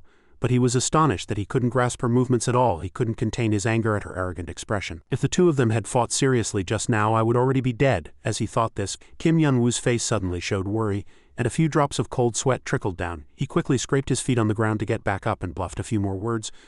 I heard you were the king of all demons in the past, but I thought that was just an exaggeration. But your reputation seems to match reality. Gwanryuk Nanshin chuckled slyly. What's this? I've only just begun. Her face was very serious. Since we fought with all our might in the past, warming up like this now is just a waste of time. Her words sent shivers down Kim Yun-woo's spine. As soon as she finished speaking, a dazzling golden light poured directly onto Kim Yun-woo. He said nothing, his face grim. Gwanryuk Nanshin with overwhelming power suggested, Then we should get straight to the point, shouldn't we? Kim Yun-woo was worried and he thought to himself, Damn it, even that far? He recalled Gwanryuk Nanshin taking step after step. In the past this technique was great, but the first step wasn't like this. His body swayed. Kim Yun-woo gnashed his teeth with difficulty. But now her one step feels like 10 steps, seeing his appearance. Gwanryuk Nanshin asked, What's wrong, Kim Yun-woo? She covered her mouth with her hand and scoffed. This is only the first step, are you already scared? Kim Yun-woo could do nothing but he shouted, Shut up. He spread his arms out to his sides and said, enduring with difficulty, Yes, I admit you've become much stronger than before, but I haven't been sitting idle either during that time. Are you daring to use a technique I defeated in the past again? Several arms appeared behind Kim Yun-woo. He confidently told the opponent, Don't underestimate me too much. Kim Yun-woo also smiled cunningly. Why, it's been a long time, hasn't it? Hearing that, Gwanryuk Nanshin was quite amused. Indeed, this sight makes me a little nostalgic too, but it's not such a good memory. In the face of the immense power flow she created, Kim Yun-woo rushed forward with all his might. He seemed to understand the opponent's technique very well. 10 Steps of Annihilation is a technique that accumulates mana with each wide step and multiplies that power several times over. Although this technique is powerful, it also has a very clear weakness. Compared to the immense power it gathers, the power of the person using the technique is much weaker. The protagonist acted as he thought. Kim Yun-woo was very confident in his judgment. So before you take your next step, I just need to bind your limbs. He rushed towards her and extended his arms. In other words, even if you want to gather power, you can no longer do so. Gwanryuk Nanshin bowed her head and smiled cunningly. That's right, your thoughts aren't wrong, she extended her arm. But your conclusion isn't entirely accurate either. As soon as she finished speaking, an incredibly powerful force enveloped the two of them, and the two arms that were almost touching stopped at this moment. Kim Yun-woo stopped in midair, bewildered. Ha, her voice continuously echoed intermittently. That's because the current me is no longer the ordinary Gwanryuk Nanshin. It is Yaksha. Kim Yun-woo struggled to move within the flow of power she created. Gwanryuk Nanshin asked, "You don't still think my power is the same as before, do you?" She still stood composed and explained, "Remember, Kim Yun-woo, the only reason I could dominate the hundreds of demons was purely thanks to my overwhelming power." Her colossal arms swung at this moment. Kim Yun-woo looked like a tiny ant. She shouted loudly. Annihilation strike, a tremendous explosion echoed, and a dazzling stream of light covered everything. Jisun Daisheng, holding a pipe, watched the match from the side and said, "Oh, it's been a long time since I've seen it and my whole body is trembling." The 7 great sages and their group asked. "Seeing this sight makes me think of the past, doesn't it?" Jisun Daisheng asked back with a puzzled expression. "The past? I mean when we tried to take her on when we were kids, didn't we?" He slowly exhaled a puff of smoke and continued. "Ah, you're talking about that?" Memories of their carefree youth surfaced and he saw his brothers beaten and sprawling on the ground. Jisun Daisheng said, "No, remember it correctly. No one thought that was a fight." Goku was seen standing before Gwanryuk Nanshin. "At that time, 7 of us fought one, but we were only unilaterally beaten to within an inch of our lives." Jisun Daisheng rubbed his old wound and lamented, "Gosh, that wound still aches every time it rains." Another person also laughed gleefully and continued, "We were all really beaten miserably back then, but I think he'll be fine. This fight is too much for him." Jisun Daisheng didn't think so. "He's truly a monster. He's such a monster that I'm worried if he uses a great achievement here, she might be in danger.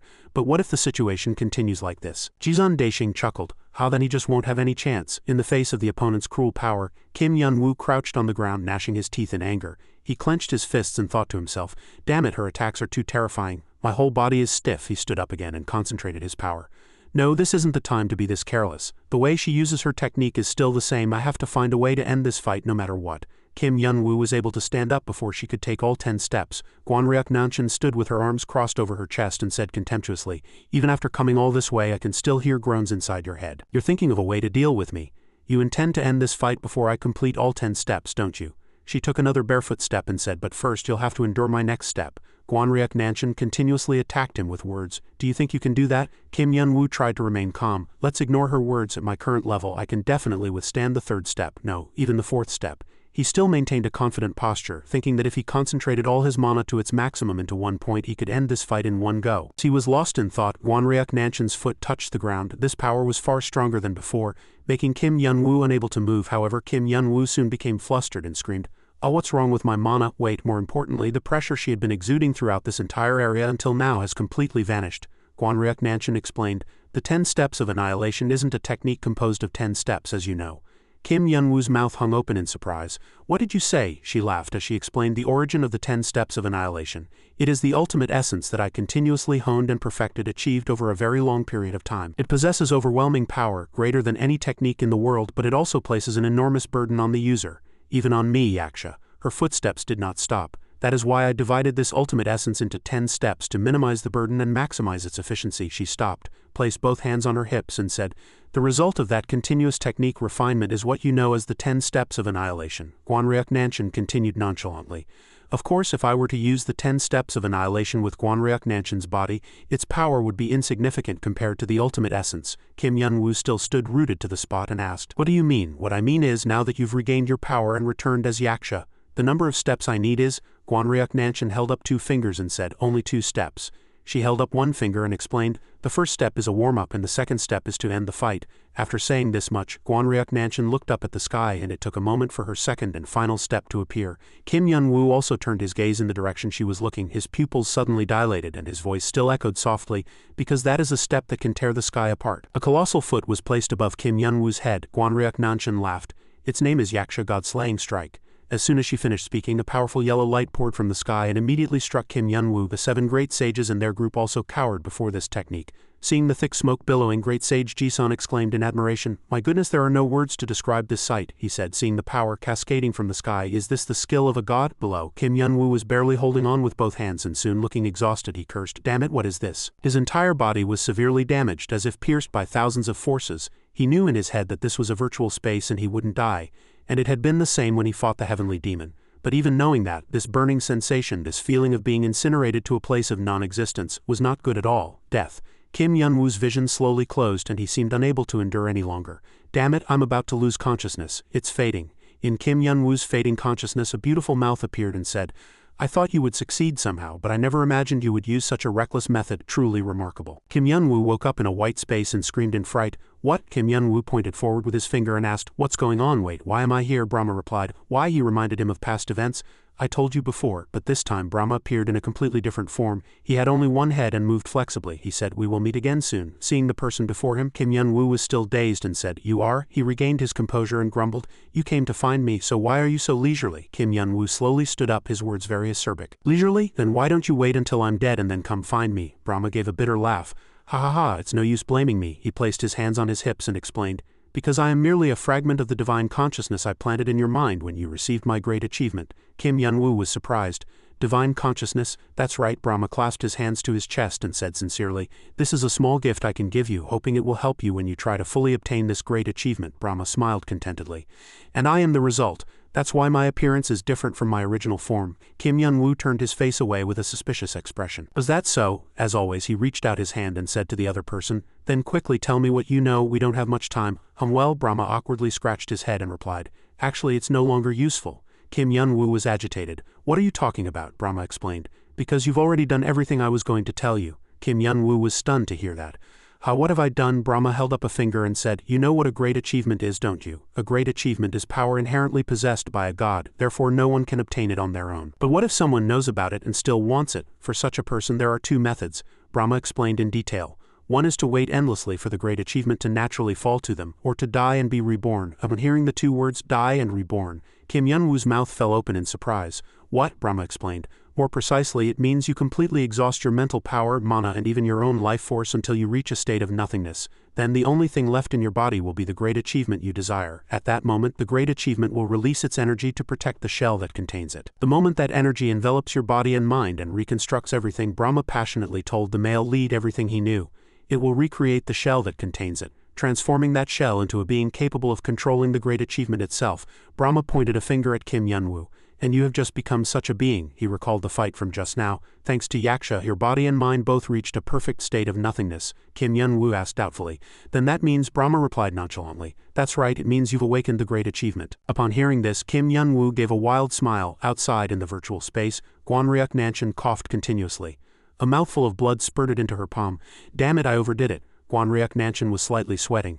My power has recovered, but the backlash from annihilation steps is too severe. She clenched her fist. Even as Yaksha, it's difficult to fully control the ultimate essence. That's why I never used it unless my life was in danger. She recalled her fight with Kim Yun-woo just now, even though he was continuously suppressed by her secret technique. Seeing him still possess burning fighting spirit and ready to counterattack immediately, Gwanryuk Nanshin closed her eyes and reproached herself. I was merely consumed by my own desire for victory. I didn't originally intend to use this much power. Gwanryuk Nanshin was very satisfied to see Kim Yun-woo collapsed over there. This is a virtual space, so he won't die. She approached him, and the male lead's eyes were empty at this moment. She speculated, he's probably starting to gather his mana by now. Suddenly, Kim Yun-woo's arm reacted slightly, and his eyes slowly returned.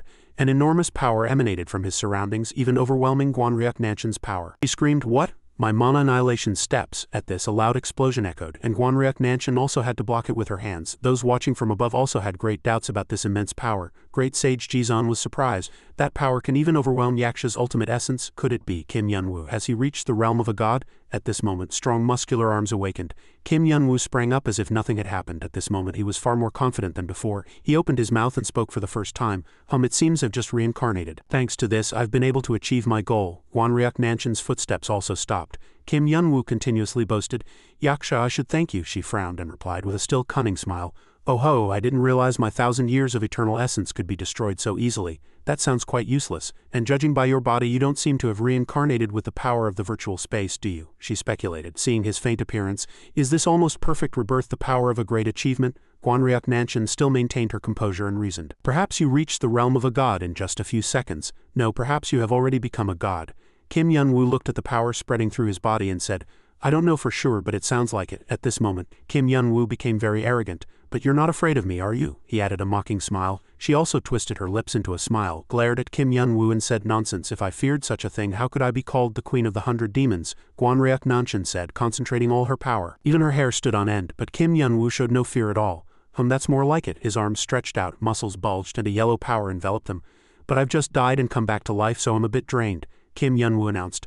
I'll use the principles of Asura's demonic fist. At this, his two hands were placed horizontally in front of his stomach and a shimmering power gathered, collecting all of Brahma's energy. A magnificent form appeared behind him. Alright, now let's take turns attacking to end this fight. A trace of blood still lingered at the corners of Guanryuk Nanshan's mouth, but she still taunted her opponent. Your mana seems a bit unstable right now. Are you not feeling well? Kim Yun-woo asked again. Isn't my suggestion alright? Guanryuk Nanshan's hands were also concentrating power. She clenched her fist and replied with great vigor, Quite alright. Saying that, she swiftly unleashed a god-slaying strike on this side. Kim Yun-woo also screamed struggle and triumph over Buddha. As the two colossal powers collided, a massive explosion erupted once again. Brahma, existing within the male lead's consciousness, also smiled contentedly. Ha ha ha, I didn't imagine he would use the great achievement so recklessly. Truly a remarkable person. Brahma's body continuously disappeared. Now my debt is paid. I hope you navigate well through the things that will happen in the future.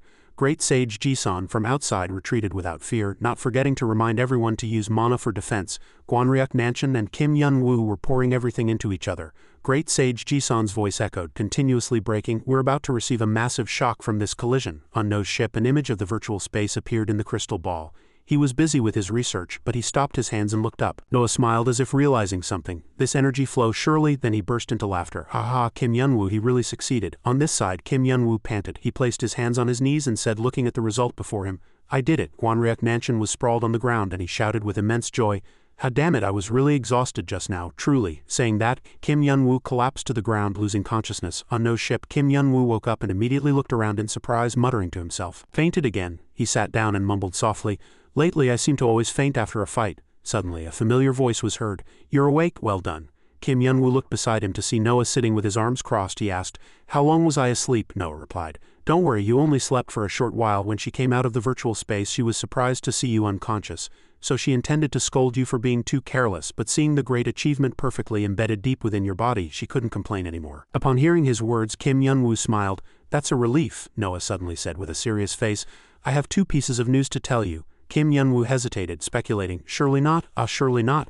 Noah pointed to the magic circle in the corner of the room and replied, That's right, the teleportation magic circle has been completed. Now you can go to the highest floor whenever you wish. Kim Yun-woo shouted with joy. Perfect, No's voice sank, but an unexpected variable has arisen. Kim Yun-woo was surprised. A variable? Noah rested his chin in his hand and explained, After the teleportation magic circle was completed, I briefly peered into the highest floor and it seems he detected my energy and strengthened the defensive system. Therefore, the number of people who can pass through this teleportation magic circle is extremely limited. Even if we supply mana all day, we can probably only send about 5 people. Kim Yun-woo sat quietly and listened.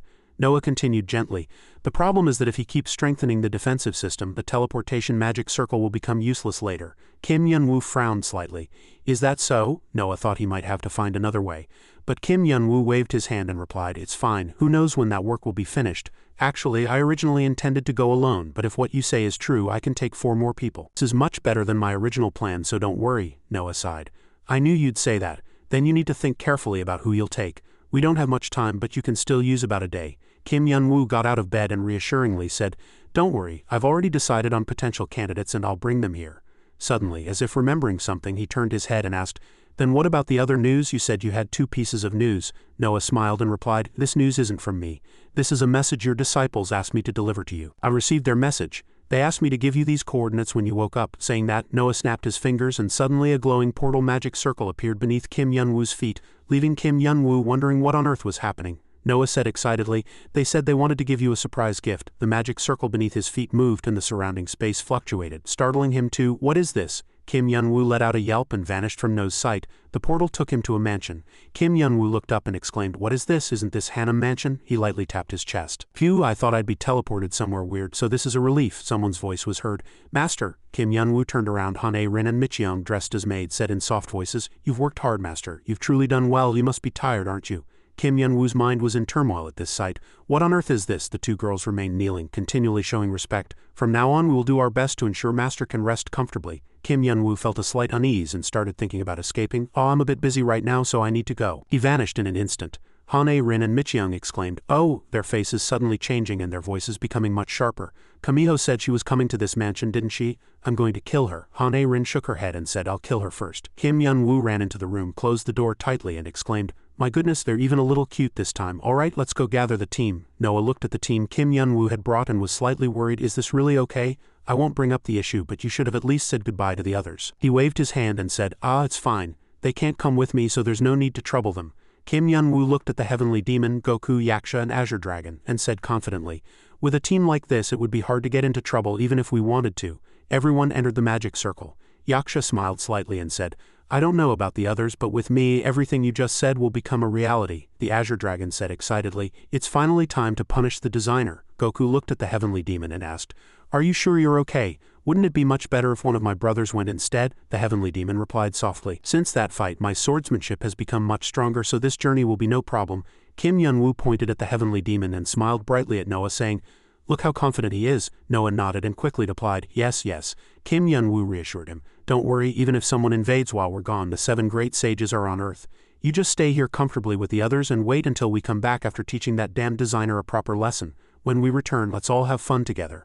Imagining everyone drinking coffee, chatting, and the disciples wrestling with the fox, Kim Yun-woo unknowingly smiled. After all their efforts were for this moment. Noah replied with relief, "Really? Then I only have one thing to say: return safely." As he finished speaking, he activated the teleportation magic circle. A dazzling light burst forth and the surrounding space began to fluctuate. Kim Yun-woo loudly said to Noah, "Watch over this place well." The light suddenly exploded and vanished in an instant. Noah was left alone in the room. He sighed. Suddenly, someone's voice was heard. "Did Gordian leave?" Noah turned around and exclaimed, "You finally arrived." "But you're too late," Abai replied. "Yes, I really didn't expect him to leave so early in such a hurry," Noah said in a gloomy voice. "We've done everything we can, so now we can only rely on him."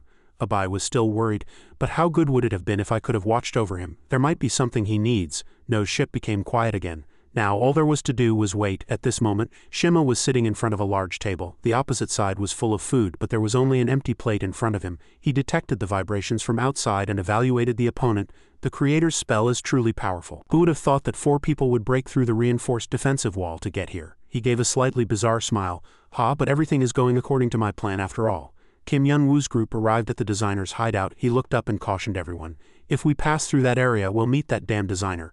Be careful, you never know when he'll pull a trick." But as he turned around, he suddenly saw something flying towards them. Everyone exclaimed in surprise, "What is that?" Kim Yun-woo wondered what that black object was. In an instant, that black dot became a small whirlwind, sweeping away all 4 people. The Heavenly Demon, Goku, Yaksha, and the Azure Dragon. Leaving only Kim Yun-woo, Goku hurriedly shouted, "Damn it, what's going on?" The Azure Dragon speculated. "Is this a trap set by the designer?" Kim Yun-woo shouted at the empty space in front of him. "Everyone," someone chuckled softly behind him, "we finally meet." Kim Yun-woo was startled and turned around to see a man with a colossal body, dark purple skin, and a bizarre, strange face. He asked, "Who are you?" The man smiled triumphantly. His eyes filled with killing intent, and he replied in a low voice, "Thank you for coming all this way. Thanks to you, today will be a truly special day." Kim Yun-woo looked at his appearance and tone and loudly said, "Looking at your disgusting face, I know who you are. You're the designer, aren't you?" The man laughed and replied, "Since you recognize me, there's no need for introductions. It's a pleasure to meet you, Kim Yun-woo.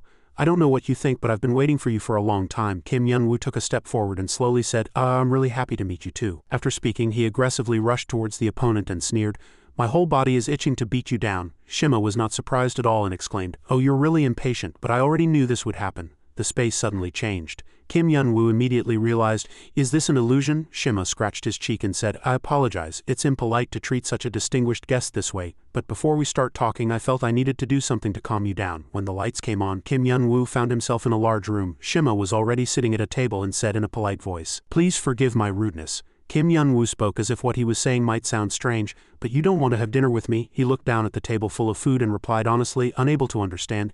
Dinner? This damned lunatic, forget it. Stop spouting nonsense and let's fight. Shima was not angry at all and said leisurely, all your companions disappeared as soon as they got here. Aren't you curious what happened to them? Kim Yun-woo suddenly paused. Shima continued, sit down and I'll explain everything. You must have many questions, and how good would it be if all these doubts could be resolved? Sit down. I assure you this will only benefit you, not harm you. Kim Yun-woo reluctantly sat down in the chair, cursing. Damn it, all right, Shima said with satisfaction. Good job, he asked impatiently. Now answer me, what did you do to my friends? The man sneered and said, actually nothing, don't worry. I just confined them elsewhere. Of course I put other conquerors I command in there with them so they wouldn't get bored. His voice became slightly gloomy.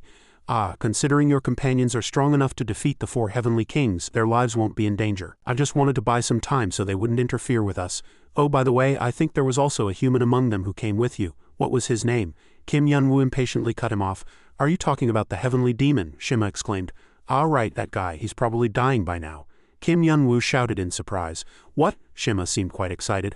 I wanted to commend him for daring to come this far even as a human, so I pitted him against the strongest one. Indeed, he had placed an excellent swordsman waiting for the heavenly demon. At this moment the heavenly demon was in a vast peach orchard. He looked around and exclaimed, I have no idea what's going on here. After being surrounded by those skeletal figures, I immediately lost consciousness and fell into this forest of flowers. What is this? Is it a trap set by the designer? Have all the others been separated too? He thought to himself. Then Kim Yun-woo will have to fight alone, but at his current level he won't be easily defeated. He took a deep breath, reassuring himself. Even so, I need to find a way out and join him quickly. As he was looking for a path, a man suddenly appeared behind him, ready to draw his sword. The man asked in a gloomy voice, Are you the heavenly demon? The heavenly demon swiftly drew his sword, turned around and swung it with all his might. With a HMPH, sword energy burst forth, shaking the ground and scattering peach petals. He was surprised to see no one. What? He disappeared, but a voice was heard from behind again. Oh, truly a delight to the eyes. Your reaction just now was almost perfect. You truly live up to the great name of the heavenly demon. He frowned and asked, Who are you? The man chuckled softly and replied, Me? I'm just a wisp of cloud wandering with my sword, a wandering swordsman. But in the old days, people in the martial arts world called me the Sword Immortal. Kim Gang-gun. At this moment, in the large room, Shima also began to introduce the heavenly demon's opponent. The Sword Immortal Kim Gang-gun is the strongest swordsman who has never been defeated. He possesses power comparable to the 4 heavenly kings, so no matter how much the heavenly demon tries, he won't survive under Kim Gang-gun's blade. Kim Yun-woo loudly retorted, You damn bastard, don't underestimate him. He may look like that, but he used to be my master. He's not someone you can easily defeat. He's also very good at killing people. Hearing him say that, Shima said nonchalantly, If you want to believe that, then believe it. Do you have any other questions? Kim Yun-woo scoffed and said, You wouldn't tell me your true identity anyway if I asked, would you? He looked down at the table and asked curiously, This has been bothering me for a while. My side of the table is full of food, but your side only has an empty plate. Why? Shima lightly tapped the table with his finger and replied, I thought you already knew the answer, but I'll tell you anyway. The reason is simple. I don't need this kind of food and drink. What I crave most is you, Kim Yun-woo. Seeing his tongue lick his lips, Kim Yun-woo's eyes flashed and he growled, I knew you'd spout such trash, you damn perverted psycho. Shima excitedly sprang up, unable to hide his emotions, and loudly replied, I'm delighted to hear you say that. I can't take it anymore. I'm dying to end this time-wasting conversation. The power of the holy inner energy that has permeated your core, the high energy of the azure dragon that surrounds your heart, the fierce mana of Sun Wukong that flows through your veins, and the sweet holy energy of Brahma that envelops all these energies, all these things originally cannot coexist. And yet I can smell the fragrant scent of all these things mixed into one body. That scent stimulates my appetite more than any other appetizer. Kim Yun-woo felt slightly nauseous at those words. He sneered, It's all nonsense. Are you that hungry? He gathered his strength and slammed the table, sending all the food flying into his face, and shouted, Then eat all this damned food, you bastard. After speaking, Kim Yun-woo leaped up and punched Shima. I knew you were hungry, so I prepared all this. The man chuckled bizarrely and replied, Those are the finest words I've ever heard. Long ago, in a prosperous and wealthy capital, a remarkable rumor spread everywhere. According to the rumor, there was a warrior whose swordsmanship was unparalleled, and his attack speed was so fast that no one could see or block it. The rumor spread far and wide, reaching the king, which piqued his curiosity. So the king summoned him to the palace. The king, unable to hide his curiosity, said, I have heard many things about you. They say your swordsmanship is very mystical, a fresh kind of swordsmanship. Can you show it to me? The warrior bowed his head and replied, What I possess is merely humble swordsmanship, but since his majesty commands it, I shall display it. After speaking, he drew his sword and performed. That day, the warrior displayed his swordsmanship imbued with his essence. Everyone was speechless with shock and amazement. His swordsmanship was so elegant that it seemed to merge with the air, embodying the essence of heaven and earth. They felt as if they were watching an immortal dance before their very eyes. The name of that swordsmanship was Son Jiam Qian Mu, At this moment in the peach orchard, the heavenly demon was struck by a blow from the Son Jiam Qian Mu. He knelt on the ground, grimacing in pain, and thought to himself, "Damn it, I've never seen a technique like this. It's too hard to catch. He's like he's dancing. Has this guy reached the pinnacle of martial arts with that sword dance?" Nevertheless, he gripped the hilt of his sword tightly, reassuring himself, "But I can see it." After speaking, the heavenly demon swung his sword in a counterattack, and sword energy fiercely burst forth like a fire dragon, making the sword immortal Kim Gang-gun leap to the side to dodge. He laughed loudly. Ho ho, truly beastly, but in a flash the heavenly demon was in front of him and shouted, "I finally caught you." He swung his sword, striking down with great force, and Kim Gang-gun immediately swung his sword to block it but was inwardly flustered. He was suppressed by my sword energy, and yet he could immediately catch me. There's no conqueror who can do this. He's truly a monster. It's not over yet. The heavenly demon gathered a little strength, infusing inner energy into his sword. Suddenly, countless flames burst forth from his sword. Kim Gang-gun immediately realized, is he exploding the upper part of the sword to stimulate the energy? He immediately struck down with all his might, batting away the opponent's sword. The heavenly demon used Palyamdo Waryong, sending Kim Gang-gun flying backward. He exclaimed, "My goodness, I never thought there would be a swordsman in this world who wields a sword like a stick. Your aesthetic sense is truly terrible. You should be ashamed of yourself." After speaking, he counterattacked, and before the heavenly demon could realize it, another blow struck his shoulder. Kim Gang-gun said softly, "It's truly impressive that you, an ordinary canvas, could fight me like this. But if your swordsmanship is only this much, you won't be able to advance further." The heavenly demon rubbed his chin and frowned. "You're really noisy. Your sword dance buzzes like a swarm of blood-seeking mosquitoes," Kim Gang-gun said nonchalantly. "You must know how pathetic your body is. You've only been bitten a few times by mosquitoes and you're already at death's door." The heavenly demon sneered. "Ha, I admit it's quite difficult to deal with these tricks of yours. The reason I'm like this is because I was too obsessed with your afterimages." "So what?" Hearing him say that, he exclaimed, "What?" The heavenly demon said softly, "Your sword dance, which can cut time into 1,000 pieces, is truly difficult to deal with, but a mosquito is just a mosquito. Sword immortal Kim Gang-gun, you ascended to the ranks of the heavenly realm with the sole desire to continuously refine your swordsmanship, and even after becoming immortal, you resolved never to stop practicing martial arts. However, because he lived almost solely for swordsmanship, the one thing he could not accept was his swordsmanship being insulted by others." Upon hearing the heavenly demon describe his sword dance as merely a mosquito, Kim Kong-gun, the god of war, was enraged, his eyes bloodshot. "I held back during our first long-awaited battle, yet you dare insult my tactics. I'll show you my true transcendent realm. Transformed through countless enlightenments, I will never forgive you. It seems you no longer wish to live." Kim Kong-gun brandished his sword, unleashing Qianmu Jinwen, and shouted, "I'll grant you the death you desire." Behind him, countless swords appeared, moving in a circle. Kim Kong-gun raised his voice and said, "My heavenly sword energy will move ceaselessly in all directions. This is the ultimate form of all transformations developed by sword energy. I will no longer hold back, and I will see how your resilience withstands this attack." Saying so, he charged at his opponent and attacked. The heavenly demon pondered. "He just said he held back against me. What an arrogant fellow," he shouted.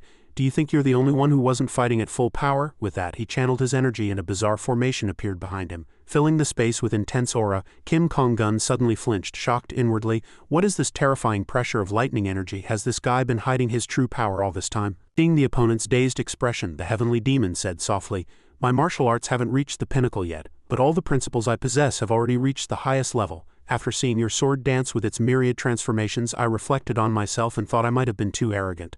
So I tried to maintain humility and gave up the idea of defeating you with similar techniques, but now I've decided to fight in my old way." Hearing this and feeling his sword array break, Kim Kong-gun said in a trembling voice, "You destroyed my sword energy?" "Yes," the heavenly demon slowly replied. "I've been waiting for my eyes to get used to your sword dance." Without missing any movement, "It doesn't matter if you use 1,000 sword energies or 10,000, for my sword has already reached the pinnacle of dominance." The heavenly demon continued to infuse inner energy into his sword, enhancing its power, and the sword in his hand instantly glowed like a small bolt of lightning, while the formation behind him grew larger and larger.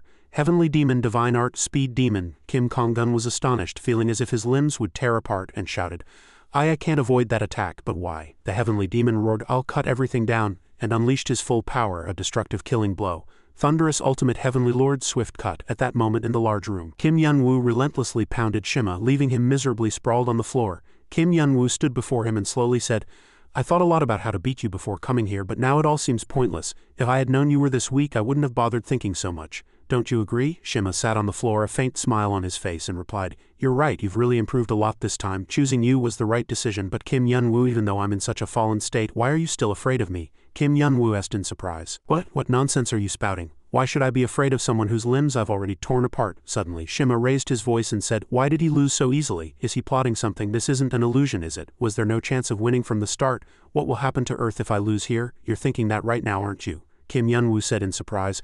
How did you know? Shima stood up and slowly said, Kim Yun-woo, even the smallest drop of fear will emit an extremely rich scent, and that scent is something I truly love. Saying so, he approached Kim Yun-woo and channeled his energy. Kim Yun-woo was utterly astonished, his eyes wide in disbelief. What is this? Black energy continuously erupted from Shima's entire body. Suddenly a loud bang echoed. Kim Yun-woo sprang backward, exclaiming, damn it, he thought to himself. What was that just now? Acceleration or teleportation? No, neither. That mysterious feeling of space folding. This is clearly spatial contraction technique, but how does he know that mysterious technique? Kim Yun-woo, who had been in shock for a while, calmed down and thought, no, now isn't the time to be wondering about this. I need to end this quickly before he plays any more tricks. Shima read his thoughts and said, Hey Kim Yun-woo, I just answered your questions during dinner, so now you should listen to mine, shouldn't you? Kim Yun-woo was utterly astonished at Shima's body. What is this? His body has returned to normal. Seeing his expression, Shima laughed heartily and asked, Have you never doubted the unreasonable logic of this tower? Kim Yun-woo asked back, Unreasonable logic, what do you mean? Shima replied honestly. Think about it, I stole the achievements of transcendent beings outside this tower and made them climbers. Even though they were all forced to climb the tower, the results they received were very fair. Because when they reached the top of the tower and became conquerors, they ultimately obtained the achievements and rewards they desired. So if they all reach the top of the tower, it means I get nothing. Then my question is, if I end up empty-handed later, what benefit do I gain from making them climb the tower? Kim Yun-woo stood blankly. Before he could say anything, Shima's foot moved and he answered himself. The answer is this. Suddenly, countless clones of Shima appeared in the surrounding space, so numerous that Kim Yun-woo exclaimed in surprise. What is this? You can use not only spatial contraction technique but also Goku's clone technique? A triumphant smile spread across Shima's face. Kim Yun-woo inwardly deduced, did he also combine others' achievements into his body like the adjuster? No, it's different from the adjuster. The adjuster can only mimic part of the original power. The techniques he uses seem even more powerful than the original owners. Shima said to Kim Yun-woo, You still don't seem to understand what's happening here, do you? Shima's clones immediately rushed at him and grabbed him. He continued to raise his voice and said, Do you think I created this tower and made enemies with countless transcendent beings just to learn a few techniques? Do you think I created this tower and made enemies with countless transcendent beings just to learn a few techniques? Kim Yun-woo struggled, looking up to see other clones channeling their energy, preparing to attack. Kim Yun-woo, think carefully. Hearing his words, he cursed. This damn bastard. Numerous palms simultaneously descended with a bang and dust billowed, destroying all the clones holding Kim Yun-woo. Shima smiled with satisfaction, but a cursing voice was heard from within the thick smoke. You're really insane, he exclaimed in surprise. Kim Yun-woo shouted, You're buzzing all over the place, deliberately interfering with me, how can I think? Shima scratched his chin and said, Excellent, you're quite skilled at using Brahma's regeneration technique. Even the designer couldn't use that technique to this extent. You truly are extraordinary. Kim Yun-woo replied nonchalantly. It's all nonsense, don't you know what I'm best at? Shall I show you? He channeled his energy and the Buddha's Dharmakaya appeared, shining brilliantly. Kim Yun-woo shouted the technique, Invincible Strike, and charged at Shima, immense pressure shaking the space. He exclaimed in surprise. To use Brahma's divinity so roughly, but the more you do this, the stronger you look. But unfortunately, I prefer a slightly purer taste, for example like this. A brilliantly shining lotus appeared in Shima's hand, emanating spiritual energy, and behind him, a Buddha's Dharmakaya with a lotus pattern immediately appeared. Kim Yun-woo exclaimed in astonishment, What? He cast the technique, valiantly blocking the attack. The two powerful energies collided with a bang, destroying everything around them. Kim Yun-woo was pushed back, gasping as if there was something hidden in that technique. He shouted, What is this? But Kim Yun-woo soon realized something familiar and said, I'm speechless. Don't you think this is too much? You can even use the Heavenly Demon's ultimate technique? Behind Shima was indeed the thunderous ultimate Heavenly Lord, Swift Cut. He smiled arrogantly and said, It's over. Kim Yun-woo cursed. Damn it. The sword energy was too strong for Kim Yun-woo to block. At that moment in a special room, a girl sat on a chair observing the fight between Shima and Kim Yun-woo. Seeing him overwhelmed, she thought, he promised to meet me at the top again recently, but now he's getting beaten up like that after only a short while. He's really causing me trouble. She stood up and sighed. Hey, shall I give him a little help? At the same time, in the peach orchard, the battle between the Heavenly Demon and Sword Immortal Kim Kong-gun ended. The Heavenly Demon quietly said, As you probably know, this contest is over, so please tell me where the exit is. He smiled and replied, No need to be so hasty. The door that needs to be opened has already opened. The Heavenly Demon suddenly realized there was a door behind him and shouted, Is this the exit? Was it hidden by an illusion? Kim Kong-gun said softly, Be warned, that door is a trap. Behind it are hungry conquerors waiting for prey, exhausted from the previous battle. Even if you have a chance to reunite with your comrades, it will be difficult to survive. Knowing he wasn't joking or threatening, the Heavenly Demon replied nonchalantly, That doesn't matter. Kim Kong-gun was utterly astonished to hear that. What? Is there another person who doesn't care about life and death? The Heavenly Demon approached the door, saying with confidence, It doesn't matter what's outside, I just said earlier, didn't I?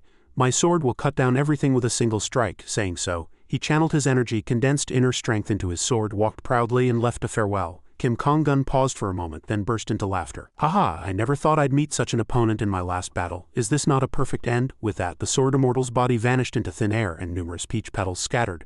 The heavenly demon stood before the door observing carefully.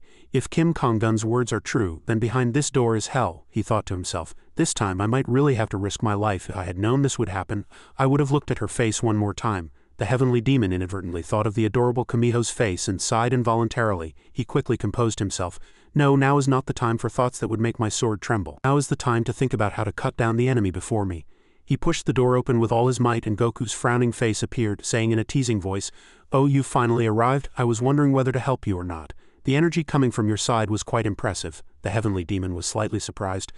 Just now that sword immortal said. He looked down at the floor and saw a dead monster, apparently having provoked the wrong person. Goku said in a very cool voice, "It seems you've dealt with the obstacle on your side, but compared to us you're still young and inexperienced." Baekuya rested her chin on her hand and said leisurely, "Don't tease him too much. Only Kim Yun-woo has transcended human limits. For a guy like him he did well enough." The heavenly demon stepped inside and asked curiously, "What is this? So you guys have already passed through my room? You've been here for quite a while, but you still don't know where Kim Yun-woo is?" Goku nodded and replied, "This is the highest floor, so he must be somewhere nearby. We used our energy sensing ability but still couldn't find him." Baekuya speculated. "I think the problem isn't just that." Hearing her words, Goku turned around and asked, "What's wrong? What did you find?" She pointed upwards and replied hesitantly, "I'm not sure, but up there," Goku nervously asked again. "What's up there?" Baekuya speculated. "There seems to be something, but I'm not sure. It feels like a fly flapping its wings." Goku was puzzled. "Wait, how can that be? If Kim Yun-woo was close to us, there's no way we wouldn't have noticed him by now, is there?" Suddenly, someone's voice was heard.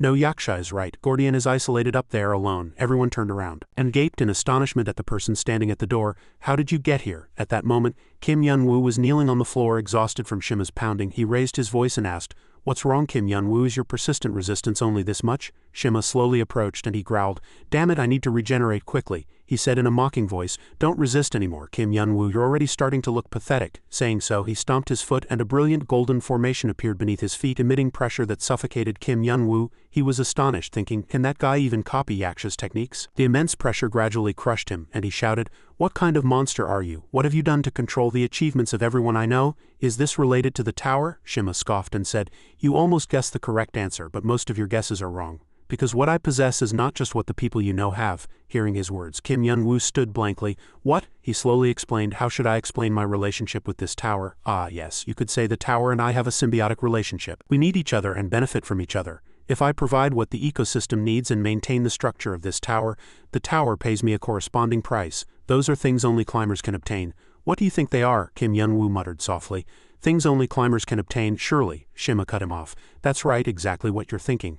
The energy that appears every time a strong being overcomes a challenge and develops. Thanks to that, all the flavors and experiences of their lives are contained within the essence of their souls. That is an achievement. Now you understand what that means, don't you? Kim Yun-woo, what's before your eyes is not just one person, but all the transcendent beings who have appeared in this tower until now." Kim Yun-woo exclaimed, "Really? I never thought only one word would come to mind." He glared at him, and Shima lowered his voice and said, "You're already on the verge of death, so why are you still trying to show off your power? Come, Kim Yun-woo, it's time for you to become my dinner." Shima channeled his energy and black aura surged, quickly wrapping around Kim Yun-woo. He thought to himself, "Damn it, my mana is depleted, I can't even recover. Besides, how can I defeat him with strength? It's too desperate. Should I just give up?" He gave up everything and collapsed, sinking into a serene space. The space suddenly turned dark and a voice was heard from somewhere. "Oh my, what are you doing? I told you to get up, what are you doing there?" Kim Yun-woo opened his eyes and exclaimed, "Ah, you're that eye from last time." Before Kim Yun-woo's eyes was a giant eye. It asked in a strange voice, "Aren't you happy to see me again? Normally I should be saying that to you, but your situation isn't looking too good right now. Looks like you got quite a beating too."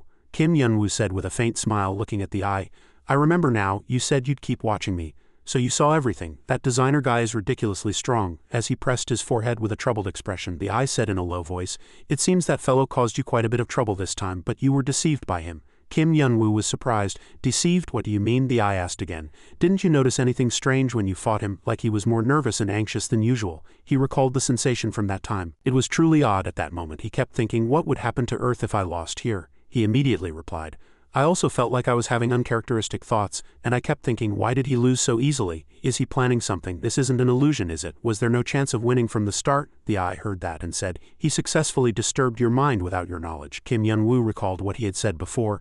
"That's what I like. From the moment he started reading your thoughts, he began to get much stronger." "Didn't you notice something was off?" the eye suggested to him. "That's the true nature of his power. He possesses a special dark power.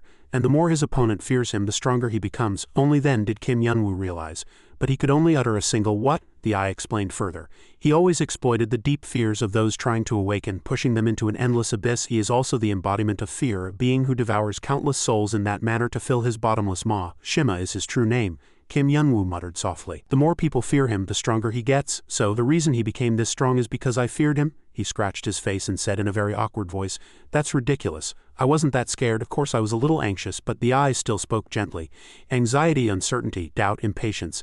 Everyone has a little of these emotions, and Shima can transform and amplify even those tiny emotions into fear. So his inviting you to sit at the table and talk and letting himself get battered by your attacks was all to draw out the fear within you and use it as fuel to strengthen himself. And you fell into his trap just as he wished. Of course you were completely unaware of it and couldn't escape his control." Kim Yun-woo swore. "That damn bastard is truly something else," the eye reassured him. "Oh, don't be so discouraged, because you still have a way out of this situation. The ability to absorb the fears of others may sound terrifying at first, but from another perspective it's not that formidable.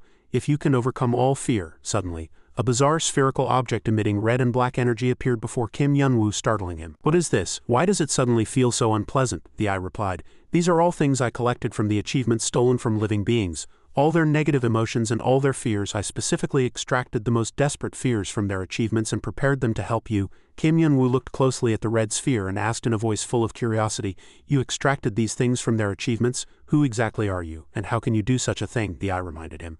"I don't think you have time for such questions right now. That fellow outside is happily devouring all your achievements and life force. I think you only have about 10 minutes left. So right now you should only focus on the only way to defeat Shima. That is to enter here." Kim Yun-woo asked, "What happens if I go in?" The eye immediately replied, "Two situations can occur. One is that you overcome all fear and reach a psychologically transcendent state, rendering Shima's power useless against you.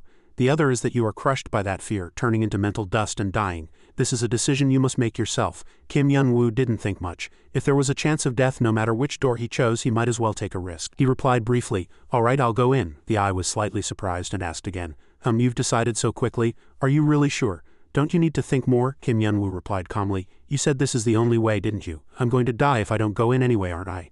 I have no intention of dying yet, so I'm ready to do anything to live." His face was filled with determination, and the figure behind the eye smiled faintly inwardly. "Your fighting spirit is truly remarkable," Kim Yun-woo asked again. "But you're not going to tell me this will take 10 years, are you?" The eye asserted. "Don't worry. Compared to the outside world, it will be the blink of an eye from entering to exiting. But the sensation of time you experience amidst the countless torments within, even I cannot know." He raised his hand to stop it. "All right, enough. I understand what you're saying. Come on, let's go." Kim Yun-woo placed his hand on the red sphere and stepped inside. Black energy quickly swallowed him, and instantly everything went dark. Meanwhile, where Goku's group was gathered, he looked up and asked, "You mean that area up there is caught in a distorted spatial spell so we can't get close?" "Unless that spell is broken, right?" Abai replied cheerfully. "That's right." Goku was puzzled. "But how can you go up? The transfer passage could only be used once, right?" Abai scratched her head. "Oh, actually I didn't expect this either. After everyone came up here, the highest floor's defense system suddenly cracked. I thought I could use that gap to cross over with administrator privileges, so I tried it." Goku understood. "So that's how you got here?" Abai nodded. "Yes, and since then until everyone arrived, I've been using an invisibility item to scout around this area. That's how I found out that a magic circle is installed up there. This magic circle is very powerful, so we can't see what's happening inside. He installed such a powerful magic circle just to imprison Gordian. It seems Kim Yun-woo has already fallen into that designer's trap." The Azure Dragon pondered for a long time and then said, "We can forcibly destroy his defensive magic, but I didn't expect that cunning fellow to create something so complicated. Is there no way for us to destroy that magic circle?" Abai immediately replied. "There is, but if space is distorted, it can become wider than the distance between heaven and earth. I don't know if Gordian will be able to hold out until we succeed," Yaksha suggested. "Then we just need to shorten the distance, don't we?" As she said that, Abai asked again, somewhat bewildered, What do you mean?" As soon as she finished speaking, Abai felt the enormous pressure emanating from Yaksha and trembled with fear inwardly. "Her mana is truly terrifying. Is Yaksha really this strong?" Suddenly, Yaksha shouted loudly, "You're Abai, right? From now on you're to destroy this magic circle with all your might." Abai still didn't understand and stammered again, What? Yaksha replied confidently, "I will use my ultimate essence to narrow the sky-like distance and approach that bothersome fly up there." At this moment, Shima was comfortably enjoying his success. He marveled, "Truly, this is far more exquisite than I expected. The products processed by the tower are less than a millionth of this. I've only absorbed a tiny fraction, and yet I feel such a rich and exquisite taste. That achievement is too deeply rooted in his body. My goodness, it's truly irresistible." Shima wiped the drool from his hand. "I originally intended to extract his achievements one by one and savor them slowly, but now that I see this, devouring them all at once isn't a bad idea either. But as he approached Kim Yun-woo, he suddenly paused with a "Ha?" Kim Yun-woo, lying on the floor, moved slightly and said, "Oops, I really thought I was going to die. Seeing your damned face, I feel a sense of exhilaration. Is that the satisfaction you get from the fruits of your hard labor?" He got up, scratched his head slightly, and asked in confusion, "But what's with your expression? Why does it look so strange? What's wrong? Did you wet yourself?" Electricity flashed in Kim Yun-woo's eyes and his face was etched with extreme arrogance. Shima paused for a moment. He couldn't understand what had just happened. How could he have broken my suppression when he was on the verge of death? At this moment, his psychological state had completely changed. Kim Yun-woo mocked him, saying, "But I was just joking, so why are you so quiet? You didn't actually wet yourself, did you?" Shima's hand trembled slightly. "What? How do you know my name?" Kim Yun-woo replied half-jokingly. "I have a pretty amazing friend. That friend is really good at reading people. He can tell at a glance." "He said you're quite famous too," Shima sneered. "Interesting. I didn't think anyone in this tower would know me. I'll definitely investigate that incident, but what can you do with that information?" Kim Yun-woo. "Don't be delusional. Even if you know that information, you can't defeat me, because this is fear." Saying so, he swung his arm and inner energy burst forth fiercely. Kim Yun-woo looked closely and shouted, "Now I get it. The fragments of fear hidden within his mana, come to think of it. The scene inside the sphere that I showed me was similar. Everything was noisy, damp, and disgusting. That place itself was called chaos. When I was trapped in that dark and gloomy area, I felt like my mind was about to shatter. But now that I look again, there's a fundamental difference between the place that I showed me and the place Shima has laid out before my eyes. That is, what you possess is much weaker." Saying so, Kim Yun-woo channeled his energy and focused his mana, then unleashed a powerful palm strike. He shouted loudly, "Such whimpering is nothing but a cute sound to me, you damned bastard." Shima was flustered and confused. "What?" Kim Yun-woo shouted loudly. "You must have truly enjoyed yourself until now, didn't you? Creating this damned tower, stealing other people's achievements and making them your own. You must have been enjoying that life." He leapt up to attack, continuously assaulting him with words. "But unfortunately, now it's time for you to spit everything out." A punch from the sky struck Shima's face and he continuously wondered inwardly, "What is this? How did I miss that half-hearted punch?" He fell backward, spitting blood from his mouth. Kim Yun-woo battered him with successive kicks, and as blood flowed onto the floor, Shima cursed in a low voice, "You damned bastard, how dare you!" Kim Yun-woo lightly shook his wrist and said, "Unfortunately, I intended to end everything with one blow. You're much more persistent than your appearance suggests." Shima replied, You, how dare you act so arrogant after hitting me once? Did you forget? I possess not only mana but also the achievements of transcendent beings." Saying so, he channeled his energy, preparing to counterattack. Kim Yun-woo replied calmly, "How could I forget that? Because of you, we almost died. But if you try to use that forcibly in your current state, your body won't be able to handle it." Shima suddenly paused. It seemed blood was flowing from his mouth and he felt an immense pressure crushing his body. Instantly, Shima knelt on the floor. Kim Yun-woo said loudly, "See, I told you." He was extremely flustered and thought inwardly, "What is this? Is my body unable to withstand using achievements? No, I should be getting stronger by now. Because that damned fellow's fear is continuously increasing." Suddenly he shouted, "Wait, what is this? My power is leaking out, but why?" Seeing his struggling appearance, Kim Yun-woo said, "Oops, just as that person said. My friend said that if I don't fear you, your ability will be useless. Is your ability really like that? Is this your true form?" Shima was extremely shocked and continuously looked at his hands, shouting, "Impossible. My power is the authority to control all chaos, even gods with sacred power and enlightened saints. Even those who have transcended the realm of nirvana must kneel before my authority, but this ordinary human dares to. Could it be that he has reached a transcendent realm?" Kim Yun-woo approached him and said gently, "Looking at your expression, you seem to have realized your current situation, haven't you? Good, then I don't need to explain further.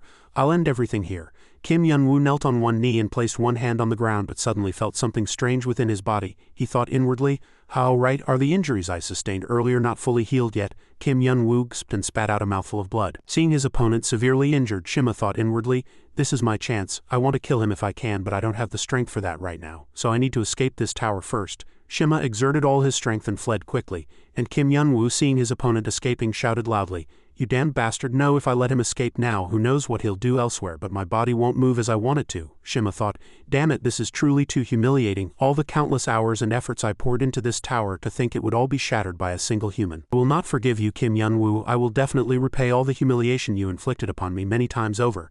After pondering for a long time, a colossal palm strike suddenly flew from behind him. Shima exclaimed in astonishment, What is this?" He was severely injured but still tried to see how that attack flew. He was puzzled. "Is it Kim Yun-woo? No, what power does he have? Besides, this energy flow feels somewhat familiar. Could it be?" Before he could compose himself, Yaksha's voice was heard. "Got you, you runaway. Damn it." She looked at Shima and said loudly, "I detected 2 energy signatures here, but I couldn't tell who the designer was exactly. But as soon as you emitted power and tried to escape, I immediately knew who the owner of that energy was. The Kim Yun-woo I know would die rather than run away so miserably." But suddenly, Yaksha felt blood seeping from the corner of her mouth. She thought inwardly, I used too much energy breaking through the magic circle, so I can only maintain this situation for a short time, but for you, Kim Yun-woo, that should be enough to defeat that fly-like fellow. Shima, lying injured on the floor, thought inwardly, impossible. She's clearly a demon god, but even after breaking through my magic circle she can still unleash such a terrifying attack. He tried to get up, stammering, no, I can't let everything fail like this, how much I suffered to get here. Just then, Kim Yun-woo patted his shoulder from behind, saying, don't read such cliched lines, why should we have to watch such a boring scene, show some manners, we've wasted a lot of time on each other. He grabbed Shima's hand and pulled him aside, shouting, don't you know that a weak damn fool like you is wasting too much time? With that he unleashed a punch from above like a falling sky onto Shima, who could only take the full force of the blow. 30 in helplessness and 70 in bewilderment. Bleeding from his nose and mouth, he thought to himself, ah damn it, I can't do anything. Kim Yun-woo continuously punched and yelled loudly, so shut up, die you bastard. Shima, in an extremely weakened state, was no match for Kim Yun-woo and quickly turned into a punching bag for Kim Yun-woo's fists. A moment later, Shima collapsed to the ground and Kim Yun-woo also panted with exhaustion. He stopped, panting, and said, it was really hard to hit you in this condition, but seeing your pathetic state, I feel incredibly refreshed. Shima barely managed to raise his head and coughed for a long time. Ahem, you damn bastard. Fine, I admit it, Kim Yun-woo. Today is your victory, but do you think you can win next time too? Kim Yun-woo glared at him. Next time, Shima sat up and said in a low voice, fear will always exist in the world of all living beings like an endless swamp. Though I may have been defeated here today, I will return one day even stronger. Suddenly he shouted, I will return with skills that grow stronger every day. Fear is always everywhere, so don't think you can win forever, you inferior human. Kim Yun-woo scratched his ear for a moment, then scoffed, your words have some merit, but most of them are wrong. Shima shouted. What? Kim Yun-woo approached, one hand in his pants pocket. As you just said, fear is like a sticky swamp. He recalled the moments he was overwhelmed by the fear in the eyes. Red sphere, it's scary, so scary I can't even open my eyes. Astonishment filled his heart. He continuously asked himself, can I really do this? I don't know. I really don't know. Doubt and anxiety. I can't do anything. I've always been like this since birth anyway. All those moments of self-negation, the thoughts and emotions that endlessly lingered in his mind, continuously clung to their owner and dragged at his soul. But that place was not actually a swamp. The moment a human decides to escape, no matter how slowly, they can take one step forward again. And when they do, they will finally discover their own escape route. Beyond that escape route is a place only the strong can reach. Of course, not everyone experiences the same difficulties. But one thing I know for sure is that what I thought was an endlessly deep swamp was actually just a stepping stone leading me to a higher place. Kim Yun-woo looked at Shima and asked, how about it? Do you think you'll exist forever? Do you want to return one day and fight me again? Fine, I'll look forward to it. I swear by my parents, every time you rise I will step on you and ascend to a greater place. Do you understand? Kim Yun-woo clenched his fist and stomped his foot hard, causing a vibration, and Shima was suddenly seized by anxiety deep within his heart. What's happening? This tremor comes from the depths of my heart. Am I actually afraid? Kim Yun-woo channeled his energy and shouted, so don't waste my strength and disappear immediately. From today on I will devour this tower. As a massive fist struck down, energy burst forth like thunder and lightning. Shima groaned, thinking inwardly, unbelievable. I am the embodiment of extreme fear, yet I'm feeling fear. But why am I no longer feeling the usual hunger? I don't even know if this is good or bad. A tremendous explosion echoed, destroying the vast space. Inside a large, luxurious building, Hemet reported from the administrator's office that the situation had been resolved. Next is the meeting with the Tower Lord. The administrator raised a hand to stop him. Wait a minute, oh my, this is truly surprising, Hemet asked in surprise. What is it, Your Excellency? The administrator hummed and said, this issue you mentioned, Shima's mana has completely disappeared. I'm not sure, but it seems he has been completely defeated. Hemet was greatly surprised to hear the administrator's words. What? Shima, how can that be? Was there a battle between Tower Lords? The administrator thought for a moment, then replied, I don't know, but probably not. We need to investigate this matter. If the owner of that place has changed, we must inform the other Tower Lords of the truth about this tower. Hemet bowed his head and said, understood. Then I will personally handle the urgent matter of Tower 51. The place Shima ruled. At that moment, inside Tower 51, everything around Kim Yun-woo was shattered by his punch. He stood amidst the broken fragments and sighed, asking himself, did I do it? After asking the question, he answered himself, no, I should take it one step at a time first. It's better to just keep my mouth shut. Just then, a system notification appeared. Tower Lord Shima has been defeated. Tower Lord Shima has been defeated. Transfer of Tower Lord authority is in progress. Congratulations. You have become the owner of this tower. Kim Yun-woo read the notification and shouted with joy. So it's really over? Suddenly, he felt a strong vibration behind him. Kim Yun-woo was startled and looked back. What is this? Goku's voice, full of excitement, was heard. I came to help, Kim Yun-woo, but it seems it's already over? He sighed with relief. Oh my, you startled me. I thought it was someone else, so it was you guys? He saw Azure Dragon, Heavenly Demon, Yaksha, Goku, and Abai, whom Goku had tucked under his arm. He asked in surprise, Oh Abai, why are you with them? Abby's face was pale and she said in a low voice, it's a long story, but thankfully you're alright, Guardian. Kim Yun-woo thought inwardly, why is she acting like that, but felt uncomfortable asking, so he just replied, Yaksha jumped down first and approached him, saying cheerfully, "It must have been hard fighting alone, wasn't it? Kim Yun-woo, we're sorry we're late. It took quite a while to sort out the mess the designer left. So did you completely defeat him?" Kim Yun-woo looked at the blood on Yaksha's lips and wondered. That blood isn't from her getting hit by someone. Could this also be a side effect of using the ultimate essence like last time? If so, then the one who caught Shima just now was. He smiled at his comrades standing before him. They were always helping him in their own ways. Yaksha opened her mouth when he kept staring at them. "Why are you staring like that? I just asked you about the situation between you and the designer." Kim Yun-woo grinned and replied, Thanks to all of you, the situation isn't bad. So let's go back everyone to our home." After defeating Shima, everything quickly returned to normal. I entrusted Abai with the task of organizing the tower. Since the security system was still not perfect after Shima's death, I thought they, who understood the tower's system better than me, could handle it more effectively. It's absolutely not because I was lazy, really. After that, everyone returned home safely.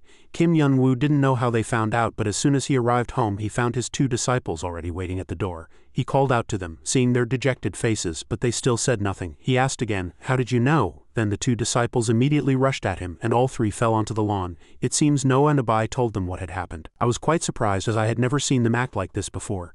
Kim Yun-woo immediately asked, "You two, what are you doing?" The 2 girls sat up and cried, "Master, how could you go to such a dangerous place without telling us anything? I almost died worrying about you." He just lay there feeling like he had done something wrong.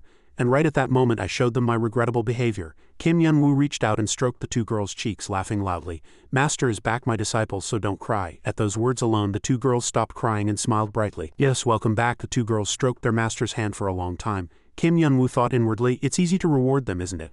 I won't mention the hours of nagging I received from my comrades at home afterward. After a few days of rest and recovering their health, the group held a celebratory party and had a great time toasting. Ox King continuously shouted, eat your fill." Kim Yun-woo watched them from the side and mumbled, "The 7 great sages are really amusing. I was the one who almost died defeating Shima, yet they were the first to suggest a party, but I'm grateful they protected Earth while I was away, so I have no complaints." Suddenly he heard Yaksha's voice. Perhaps they just want to enjoy themselves since tonight is their last night. Kim Yun-woo turned around and smiled. "You're here, Yaksha. Are they going back tomorrow?" Yaksha pulled up a chair and sat next to him, replying, "Yes, they've all recovered their achievements and repaid their debt to you, so there's no reason for them to stay here anymore." He asked out of curiosity, "Then why aren't you going back?" Yaksha hesitated slightly before replying, "Goku and Azure Dragon said they want to stay because they're curious about the tower. I think they're staying because they like the modern world better. Heavenly Demon and Kamiho have already settled here, so there's no need for them to leave anymore." Kim Yun-woo bowed his head, lost in thought, although I'm a little sad that I couldn't keep my promise to him. After leaving the tower, Kim Yun-woo spoke with the Heavenly Demon. The Heavenly Demon said with slight disappointment, I see, so you couldn't find the Sword Immortal's achievement on the highest floor either?" He nodded. "Yes, as Noah said, the Sword Immortal doesn't seem to have set foot in this tower, but how do you know about that person?" The Heavenly Demon held his teacup and replied, lost in thought, "The Sword Immortal is a legendary figure in the martial arts world, so I thought I could find him." Kim Yun-woo asked again, "Legend?" The Heavenly Demon became excited when the Sword Immortal was mentioned. The Sword Immortal is a person who has mastered all kinds of blades and swords and can wield any weapon freely. I thought that if such a person existed, he would definitely be on the highest floor of the tower. It's all right. I just wanted to know the training method to reach that realm through the memories of his achievement." But the Heavenly Demon took a sip of tea and continued, "If he still doesn't exist and such things are meaningless, there's no need to worry about it anymore." Recalling that conversation and seeing the Heavenly Demon and Kamiho affectionately together over here, Kim Yun-woo thought inwardly, he said he's all right, so it's good that he looks happy now. He said to Yaksha, "So I can understand why the others decided to stay, but why you? Do you have more business here?" Yaksha immediately replied, "I don't know either. To be honest, there are still some things here I want to taste. I won't say any more." Kim Yun-woo stared blankly and asked again, "You want to taste something?" Meanwhile, Noah and Abai were still diligently working inside the tower. Abai looked at the intense light emanating from over there and asked, "Do you know why that exists in this tower, Creator?" Noah replied honestly, "No, I have no idea at all." Abai sighed. "If even the Creator doesn't know, then what on earth is that passage?" The two stared at the passage for a long time at a loss. Abai asked Noah, "Then do you think that's a trap set by the designer?" He replied in a low voice, "If so, he would have activated it before he died. But the type of energy is different from anything I've felt in the tower. I have a feeling it might be a door to another world." Abai mumbled, "Another world? Could it be?" Noah nodded. "Yes, just as Kim Yun-woo said, it's probably related to the place called up there." But this is just a guess." After observing for a long time, Abai suggested, "I think we should discuss this with the Guardian." Noah agreed. "Yes, let's do that for now. Kim Yun-woo is scheduled to come here tomorrow, so we'll have to deal with the rooftop problem then. Anyway, they're having a party, so he should rest a bit too." Kim Yun-woo and his friend's party was still noisy. He looked at Yaksha and asked, "You want to taste something? Were you always such a glutton?" Yaksha burst out laughing. "You're really foolish. No, it's all right. Today is a perfect day for drinking, not for chit-chat." She placed a bottle of wine on the table. Kim Yun-woo asked in surprise, "This is wine?" Yaksha nodded. "Yes, its name is Child of Heaven. This wine is very rare, with only a few bottles in the entire world. Those lucky enough to taste it say that all other wines combined cannot compare to a single sip of Child of Heaven. It's that delicious." As she spoke, she poured a glass and handed it to Kim Yun-woo. "How about it? Don't you want to taste it?" he replied happily. "Rare and hard to find? Then of course I have to taste it." Kim Yun-woo took a sip. "The aroma is definitely different from other wines. I have to taste it, indeed, a unique taste. There's no bitterness of alcohol, only the fresh and sweet scent of fruit. It goes down smoothly. It's too delicious." He slammed the glass on the table and shouted, "Wow, it's really delicious. I've never tasted wine like this before." Suddenly, Kim Yun-woo's face gradually turned red and his head began to spin. He exclaimed, "Oh Yaksha, why did you suddenly turn into two, no, three people?" Yaksha laughed and replied, "I forgot to tell you, when people say that a single sip of Child of Heaven cannot compare to all other wines combined, it means not only its taste but also that it can easily make people drunk." Kim Yun-woo mumbled blankly. "What? Then what does that mean?" She looked at Kim Yun-woo's two female disciples and said, "Since I gave you two this precious wine, you two can handle the rest here, right?" Kim Yun-woo, still bewildered, turned around and lost his voice. "You two, why are you two here?" With that, he collapsed onto the table and fell asleep. Yaksha sat next to him and laughed loudly. "See, he's asleep," Michyoung asked worriedly. "Master is all right, isn't he?" Yaksha replied. "Don't worry, he just fainted from the alcohol. He'll wake up soon anyway. Then he'll pour out all his feelings to you two just as you wish, but he won't remember anything later. So don't take him away and fight." Han A-rin and Michyoung immediately replied, "Yes, yes, yes." With that, they quickly took Kim Yun-woo to his room to rest. Yaksha sighed. "This should be enough. I hope this night is meaningful for you children." Kim Yun-woo lay in bed, dimly opening his eyes. "How, where am I?" The two female disciples shouted with joy. "Ah, master, you're awake. What do you feel?" he faintly exclaimed. "You too." Kim Yun-woo's drunken habits were different from others. He grinned, hugged the two girls and shouted, "Who is this? Who is this? My beloved disciples." He was very honest and acted as he pleased. Han A-rin and Michyoung felt flowers blooming in their hearts. Drunk master is so honest, completely different from usual. Kim Yun-woo pushed the two disciples away, smiled and pinched their cheeks. "I need to look at you two more closely. Just as I thought, the closer I look, the more beautiful you two are. So cute." Michyoung grabbed his arm and asked, "Do you really think we're cute?" Kim Yun-woo replied, raising his voice. "Of course," the girl continued aggressively. "Then why do you always pretend not to notice the feelings we show you? Are our feelings a burden to you?" After listening to the girl's words for a long time, Kim Yun-woo was silent for a moment before answering, "Yes, to be honest, it is a bit. Not because of you, but because my situation is too urgent and I don't have time for romance. When I was trapped in the guide tower, I thought all my problems would disappear if I just got out of there. But after meeting Shima, I had to fight all sorts of crazy creatures. I just thought that if I defeated those guys, everything would be resolved. But suddenly an eye appeared and told me that there are far more terrifying beings in this world than Shima. I thought the future of my life would only be filled with such things. I was so disgusted with myself for dragging you two into this difficult path." Han A-rin and Michyoung were truly speechless.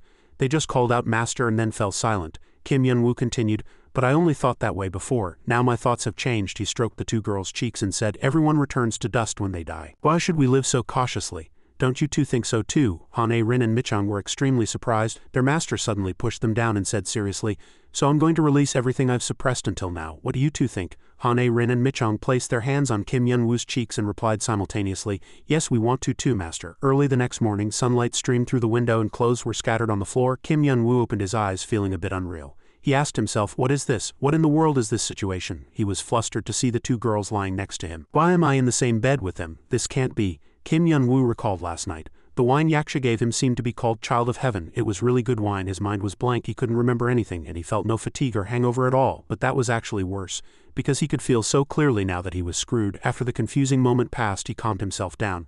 "Calm down, Kim Yun-woo. There's a meeting at the top of the tower today, so I'll use that as an excuse to get out of this situation." His top priority was escape. Kim Yun-woo quickly got dressed. "I'll have to deal with this problem later, but why can't I put on my clothes?" The two disciples lying in bed quietly opened their eyes when they saw he was gone. They sat up and said to Kim Yun-woo, "Master, you're awake?" Kim Yun-woo was startled, then turned back as if nothing had happened, smiling awkwardly. "Haha, yeah, did you sleep well?" "Good morning, kids," Han A-rin replied. "You look a bit unwell. Why are you rushing so much in the morning?" Kim Yun-woo gave a bitter smile. "Ah, there's a very important meeting about the future of the tower today, so I have to go right away. And let's talk about what happened last night later." "What do you two think?" Han A-rin and Michyoung replied comfortably. "Master, don't worry." "Yes, master, we can wait as long as you want." Kim Yun-woo was slightly surprised. "How, really? All right, thank you for understanding, kids." He quickly turned and walked away, smiling. "I'll be back." But then he suddenly realized, wait, have these two always looked at me with such eyes? Their gaze was as if they wanted to devour him. No way, I must have seen it wrong. Kim Yun-woo continuously reassured himself, then quickly vanished. He arrived at the tower and ascended to the top floor, and Kim Yun-woo was extremely surprised by the sight before him. Is this the new top floor? He admired the large chandelier on the ceiling. It's more sparkly than I expected. Abai corrected from behind. It's not sparkly, it's elegant. Kim Yun-woo nodded. Right, good job both of you, but it seems someone copied this interior from a game. Upon hearing this, a slight look of displeasure crossed Abby's face. Kim Yun-woo returned to the main topic. Anyway, how's the task I asked you to do coming along? Noah replied. Information about up there, you mean? We've heard a little news. But right now, there's a much more urgent problem. Kim Yun-woo was surprised. How another problem? Noah pointed to the table.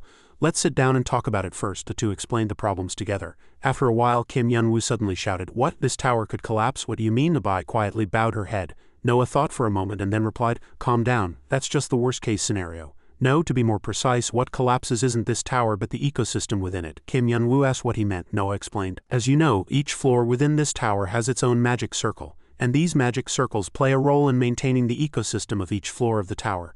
These magic circles are made up of hundreds and thousands of intricate formulas and require an enormous amount of mana, Abai continued. Before creating this tower, we originally wondered where the creator would get the enormous amount of mana to maintain all those magic circles. So as soon as we collaborated, we asked him. But he replied, I'll tell you once this tower is complete. He only said that. Of course, we never got a chance to hear his answer. As soon as this tower was completed, we were betrayed by him. Noah said that was why we always thought the creator had hidden a mana supply source on this top floor. But we've already searched everywhere. Kim Yun-woo interrupted. You still haven't found the mana supply source then? Noah sighed. That's right, clearly. Mana always flows from some source, but we can't find that source. This means that some other being we don't know is controlling this mana supply. If one day he suddenly decides to cut off the supply, we'll just have to stand by and watch all life in the tower fall into chaos. Upon hearing his words, Kim Yun-woo was startled. What? This is much more serious than I thought. Then we must find the location of that source, Abai said with a serious expression. We have something to tell you about that problem. Before she could finish, a voice suddenly came from outside the door. No, you two don't have to worry about that problem. The three of them were all startled. Who could appear so suddenly? The newcomer spoke very politely. Because I had to come all the way here to meet you because of that problem. Kim Yun-woo stood up and looked at the stranger, thinking inwardly, what is this? Where did that guy suddenly come from? I don't detect any mana vibrations at all. Is he an enemy? He approached him and asked. Who are you? The guest bowed his head in greeting.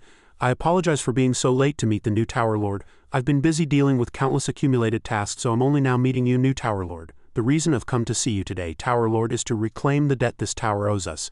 Kim Yun-woo asked back, What? You said debt? He replied calmly.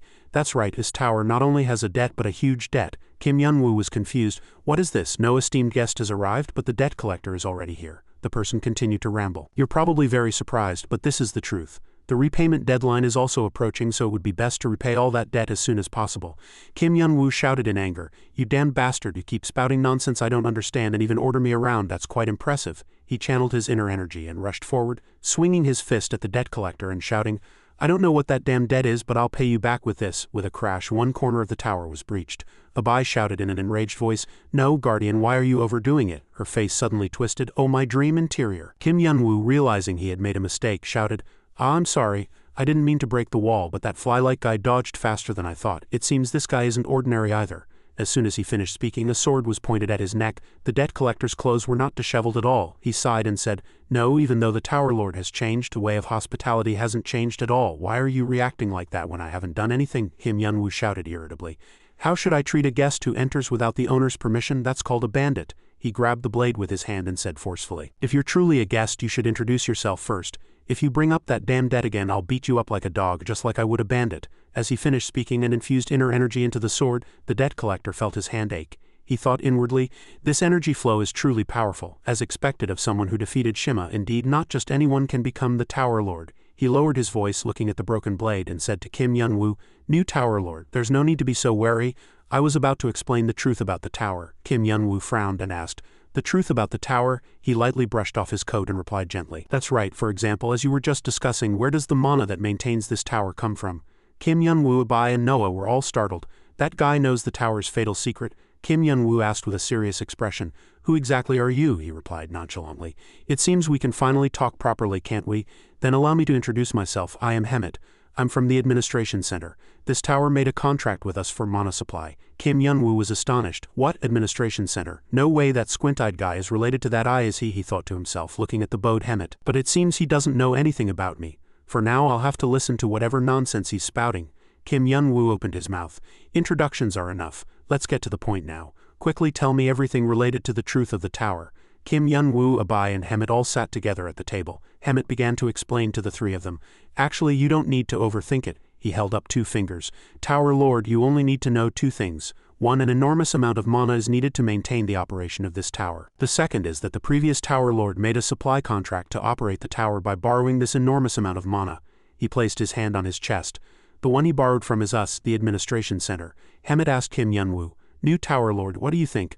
I trust that my explanation has helped you understand the situation. Kim Yun-woo gripped his head blankly. So you're saying that if mana is money, you're the bank from which I borrowed money, and you've come to collect the enormous debt that damned Shima guy accumulated? Hemet folded his arms and replied calmly, there are many terms you use that are difficult for me to understand, but the content seems accurate. Kim Yun-woo gnashed his teeth in anger. That damned Shima. He acted like he had everything, but it turns out he was a damned bum. Haha, such is life. Kim Yun-woo asked Hemet, then what happens if I don't want to pay off his debt? Then you will have to accept the consequences of that decision. The collapse of this tower due to mana depletion is the consequence I'm talking about. Kim Yun-woo felt helpless. Damn it, such a huge risk, I can't just pretend not to know. A thought flashed through Kim Yun-woo's mind. Should I just kill this squint-eyed guy right now? In his imagination, he tied Hemet to the ground and stomped on him, laughing. Keep blabbing, you bastard. Oh my goodness, I've been caught. Before he could finish his imagination, Hemet warned, just remember this one thing, your violence will not change the situation here. Kim Yun-woo was startled. Why does he know so well? After a while, after Hemet finished his report at the administration center, the administrator asked, so the Tower Lord of Tower 51 has changed, and you said you eliminated the previous Tower Lord, Shima? Hemet bowed his head without opening his eyes. Yes, Administrator. This news has already been confirmed. The administrator of the administration center leaned back in his chair and folded his arms. He sighed and said, truly that guy comes and goes too suddenly. Don't you think so too? Hemet asked curiously. Administrator, are you referring to when he first came to us?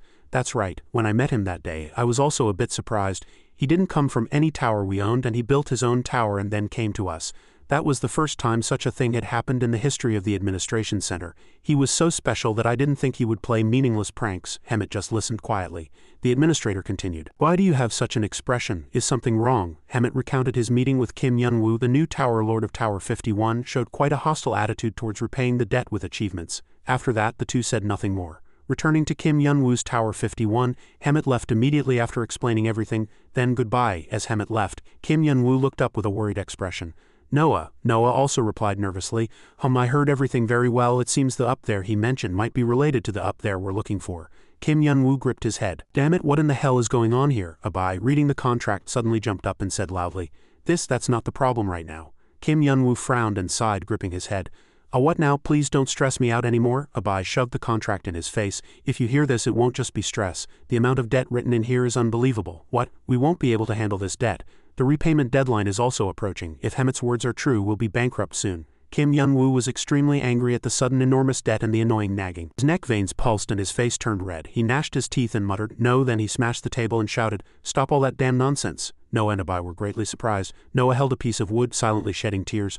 My goodness, I carved this table myself. Kim Yun-woo said in anger, his neck veins bulging. I've been through countless things to reach the top floor of this tower, and all I've gained is debt. That will never happen. Kim Yun-woo said to Noah and Abai, you two continue what you were talking about earlier. The two asked blankly. What were we talking about? He reminded them. Didn't you two say you found information about up there? Quickly tell me what that information is. Noah and Abai were startled. Noah bowed his head and sighed. Phew, I originally intended to explain this problem carefully, but it seems there's no other way. He created a magic circle with his hand.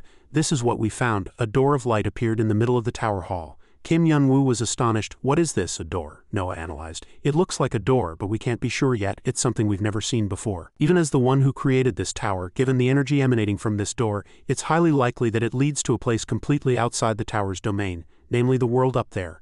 Kim Yun-woo chuckled wickedly and said, it's been a long time since I've heard such good news. I need to go in right now with that. Kim Yun-woo, without a care in the world, walked into the door, and Abai and Noah, flustered, called out to him. What do you mean? Abai stopped him. Hold on, I just told you we don't know where that place leads. Even if you arrive in the world up there, what do you plan to do? Kim Yun-woo frowned. What do I plan to do? I'll mess that place up to get the debt forgiven or buy more time.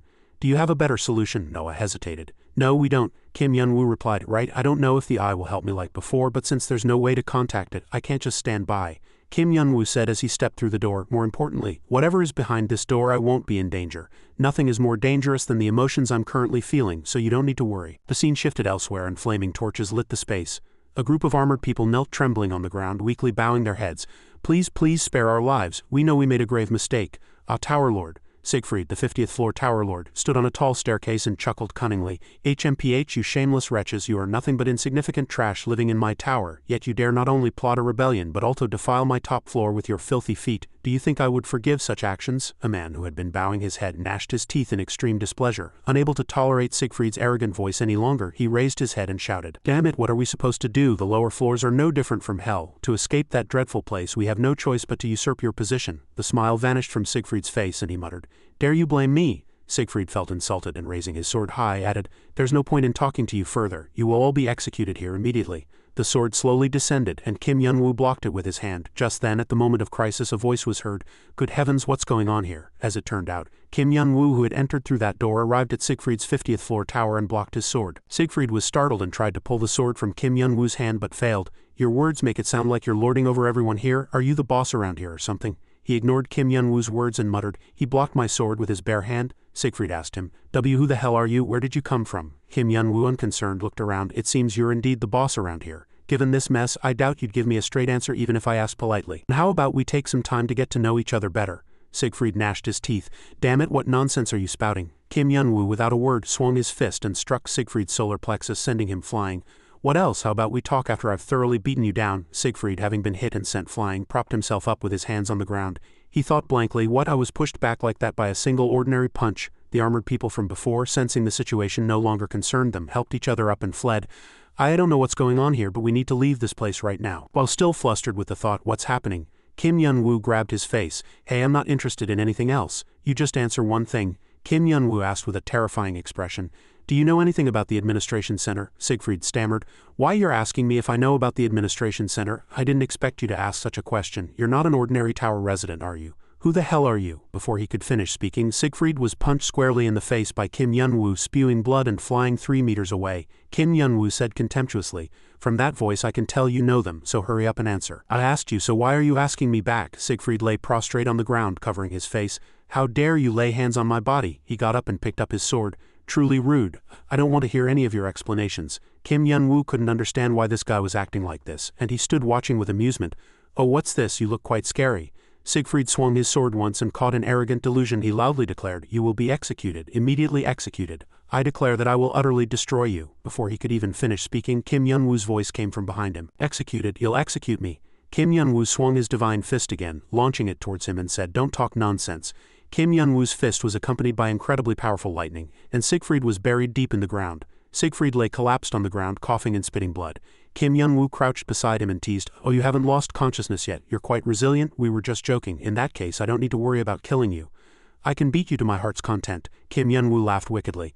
"All right, if you want to change your attitude for the better while I'm beating you, just tell me. From now on until you listen, I'll hit you 10 more times, all right?"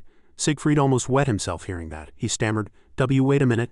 But Kim Yun-woo's fist had already gained momentum and was hard to stop. He hit him once, sending rocks scattering everywhere, and then hit him again, leaving him almost naked. At the administration center, the conversation resumed. The administrator said, "Oh, I see, yes, as I warned. That fellow seems as unpredictable as Shima. It looks like there will be quite a few problems in the process of collecting achievements." The administrator bowed his head and chuckled. "It seems we've encountered a difficult client. For now, let's just observe. If we feel he's out of control, we can terminate the contract at that opportunity." A cunning malice was evident on the administrator's face. It would be good if he could gather all the tower lords and take everything from them.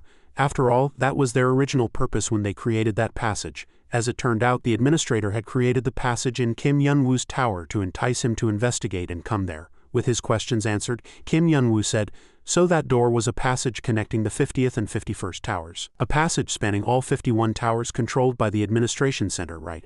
He looked at Siegfried lying tattered on the floor and asked, "You're the 50th floor tower lord, right? Is the place I live the 51st tower?" He replied, trembling, "Why, yes, that's right." Kim Yun-woo asked curiously, "Does that passage only connect our 2 towers? Why is that? There are so many towers." Siegfried explained what he knew. "Actually, moving between towers isn't that easy. How should I put it? If towers aren't allied, there's an unwritten rule between them. A person from one tower cannot enter another. However, I am very well aware that a passage was installed in my tower. That's because only the administration center can decide such things. I had already forgotten about the existence of that passage. That's why I've never used it until now." Siegfried bowed his head in shame. "Unbelievable. I never thought the new tower lord would come out of that passage and beat me up like this." Kim Yun-woo kicked him. "You damn bastard, are you insulting me right now?" He clicked his tongue. Tisk still complaining. "Should I apologize to you? Sorry." But Kim Yun-woo's hand was still clenched in a fist, ready. Siegfried, flustered, quickly said, No, what I mean is I simply can't believe what's happening right now. You mean Shima is dead? Kim Yun-woo said angrily. Tisk, you don't believe me that much? Is that guy that strong? Siegfried squirmed and replied, Of course, don't you know how formidable his abilities are? There are hardly any tower lords who can contend with him. It's truly astonishing that such a being was defeated. Kim Yun-woo sighed and nodded. I admit it, dealing with that guy was a bit tricky, Tisk. Kim Yun-woo's eyes widened as if he realized something. Wait a minute, he sat opposite him and asked, How do you know that? Didn't you say people hardly move between towers? That's something I heard at the meeting of Tower Lords. Kim Yun-woo had never heard this term before.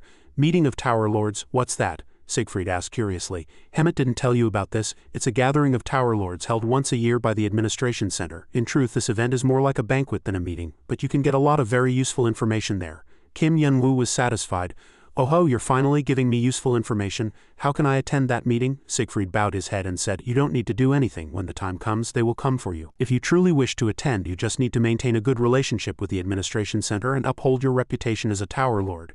Kim Yun-woo's face turned pale upon hearing that. Something's wrong, me. A good relationship, damn it. Didn't he try to beat up Hemet at first?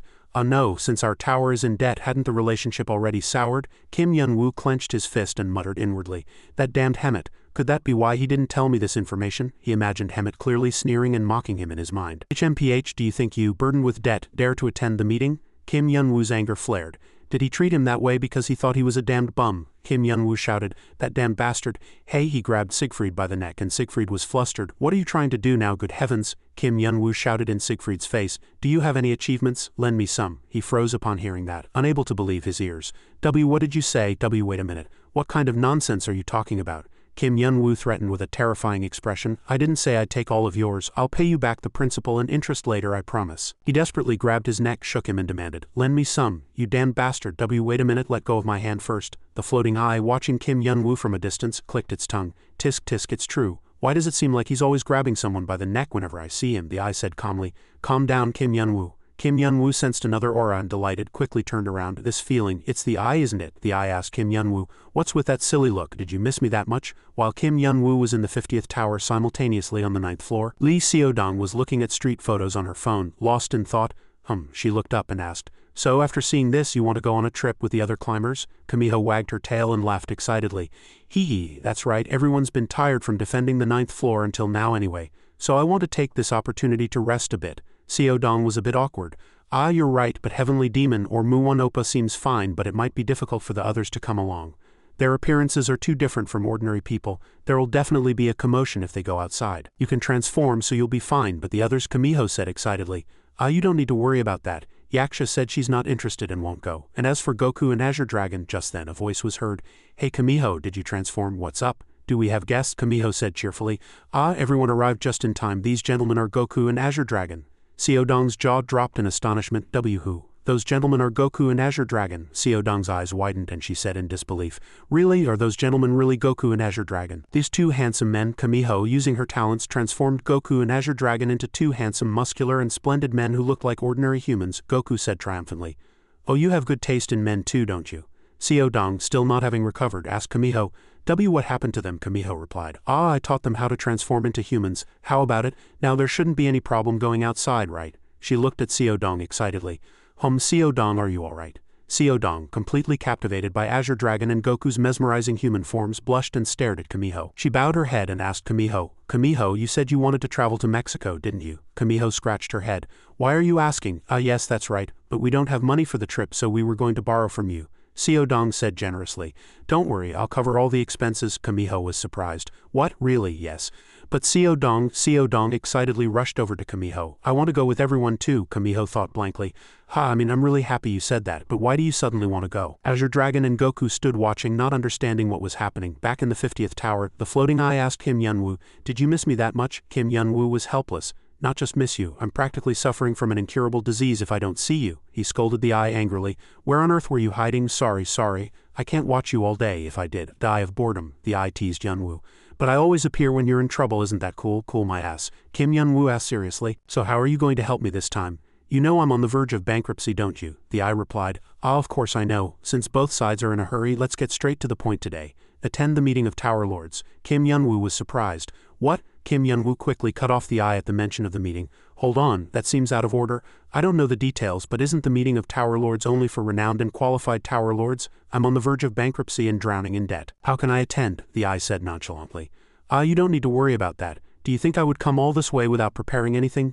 A glowing red orb flew in front of Kim Yun-woo's eyes. Kim Yun-woo was utterly astonished. These are all achievements. Oh, you recognize them right away? How could I not recognize them? They're emitting such immense energy. The eye complained to him.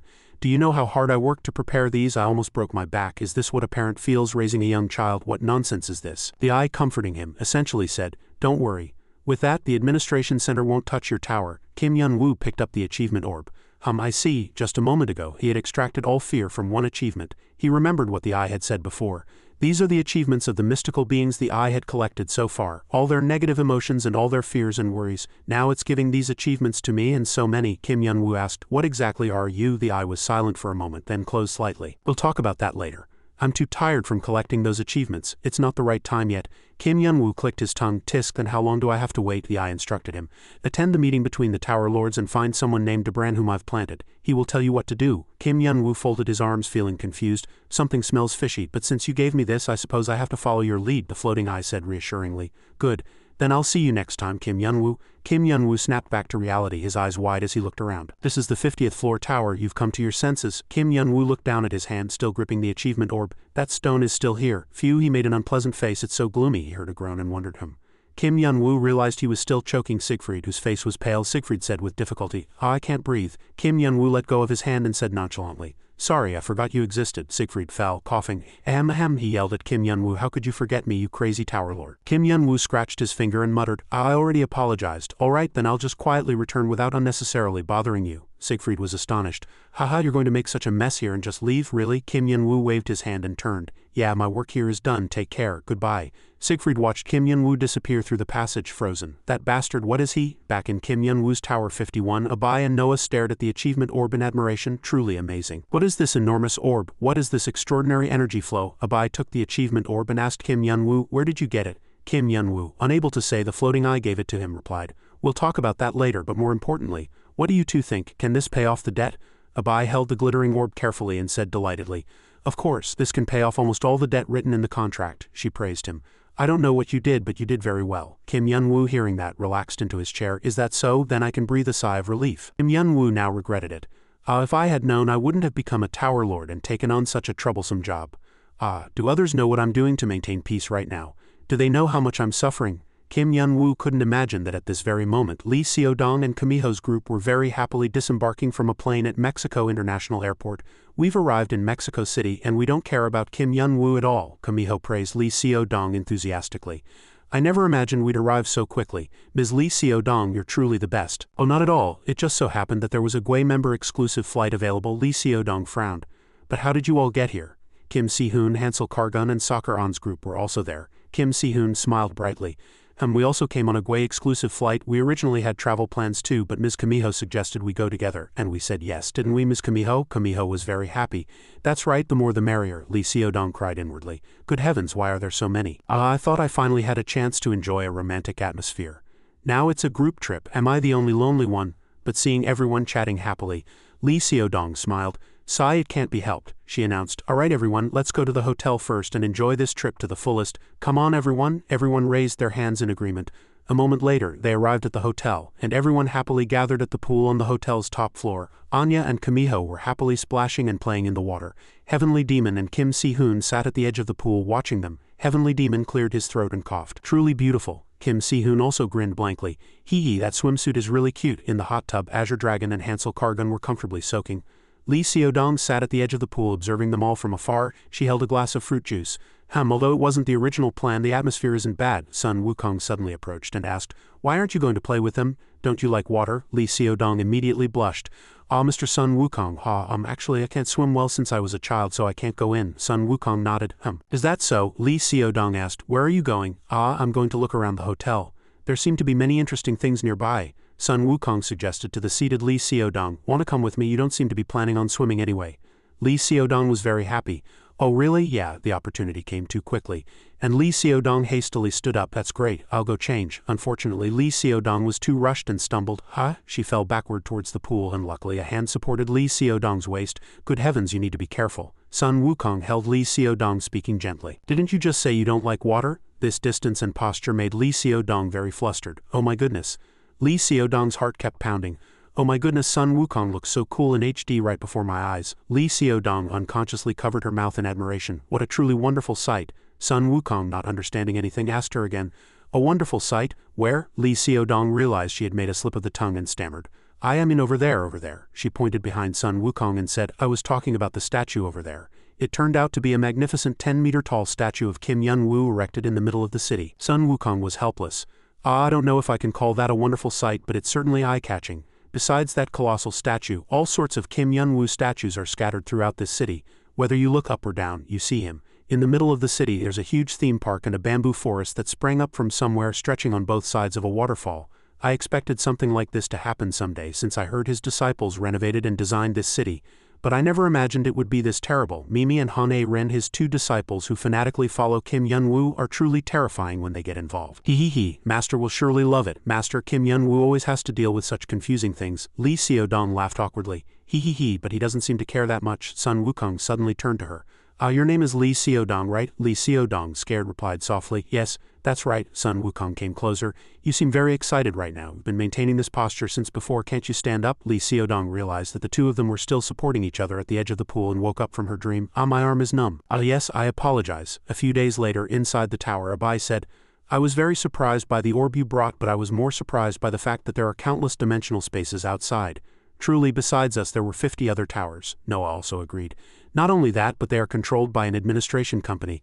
I had somewhat expected it, but this administration company seems to have a much greater influence than we thought. Kim Yun-woo, hearing that, replied, probably so. He sighed. And they hide information so well that even the 50th floor tower lord knows almost nothing about them. Noah folded his arms, discouraged. If we could just know the coordinates of this company, we could create a teleportation magic circle immediately. But Kim Yun-woo asked, then can't we retrace the path that squint-eyed guy used when he came here? Noah shook his head. I already tried, but it was useless. I couldn't find any traces. That teleportation technique is probably a special technique only he possesses, so it's best not to get your hopes up. Kim Yun-woo clicked his tongue. Tisk, and we only have one option left. Attend the meeting between the tower lords that the Eye mentioned and meet Debran. Since he's cooperating with that Eye, we might be able to get useful information from him.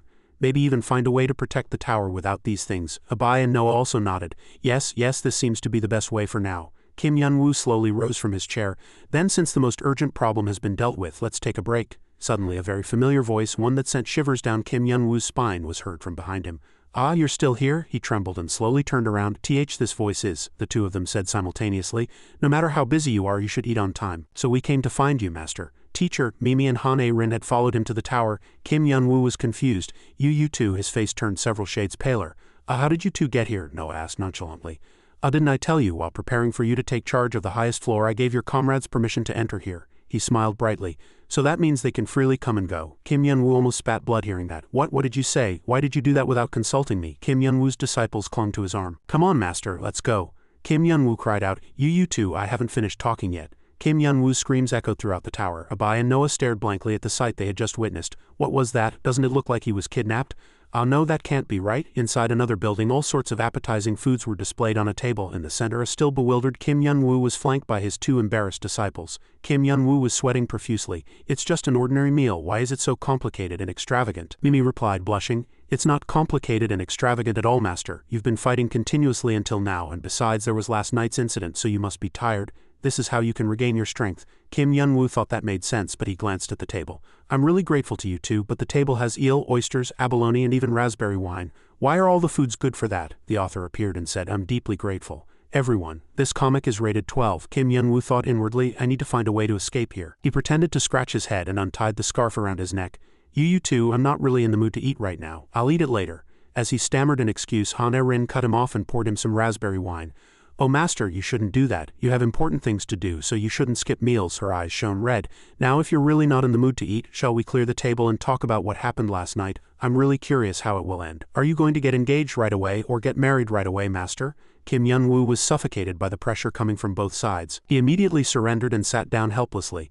I'm not ready yet, Han A-rin replied happily. Yes, that's fine. Mimi also scooped up some food and chimed in. We can wait for you as long as you want, master, but all this food was prepared with all our hearts for you, so we just don't want it to go to waste like last night. The two continuously assaulted Kim Yun-woo mentally. You'll eat it for us, right? Kim Yun-woo's face was already devoid of soul. This time I've been completely defeated by my two disciples. Haha, good heavens, master, please eat. Please eat, master, he said to himself. It's going to be really tough from now on. The three of them giggled at the table, and that night, Kim Yun-woo had a very painful night. The very next day on the top floor, Kim Yun-woo's eyes were as black as a panda's from his intense night with his disciples.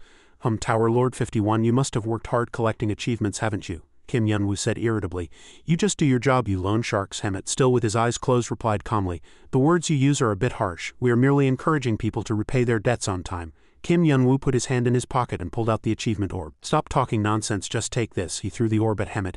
Even Hemet was startled by the energy flowing from the orb and opened his eyes slightly. What is that? What is this enormous amount of achievements? Where did he get so much? Kim Yun-woo folded his arms impatient. Are you still standing there blankly? Haven't you checked it all? Is this still not enough? Hemet bit his lip and said, no, this is enough to repay all the debt. Therefore the contract between both parties will continue. Hemet put the achievement orb inside his clothes. Thank you for repaying the debt, Tower Lord 51. He thought inwardly, I have many questions I want to ask about this, but it's probably not allowed. It's forbidden to ask about the source of achievements. Anyway, that's a rule of the administration center.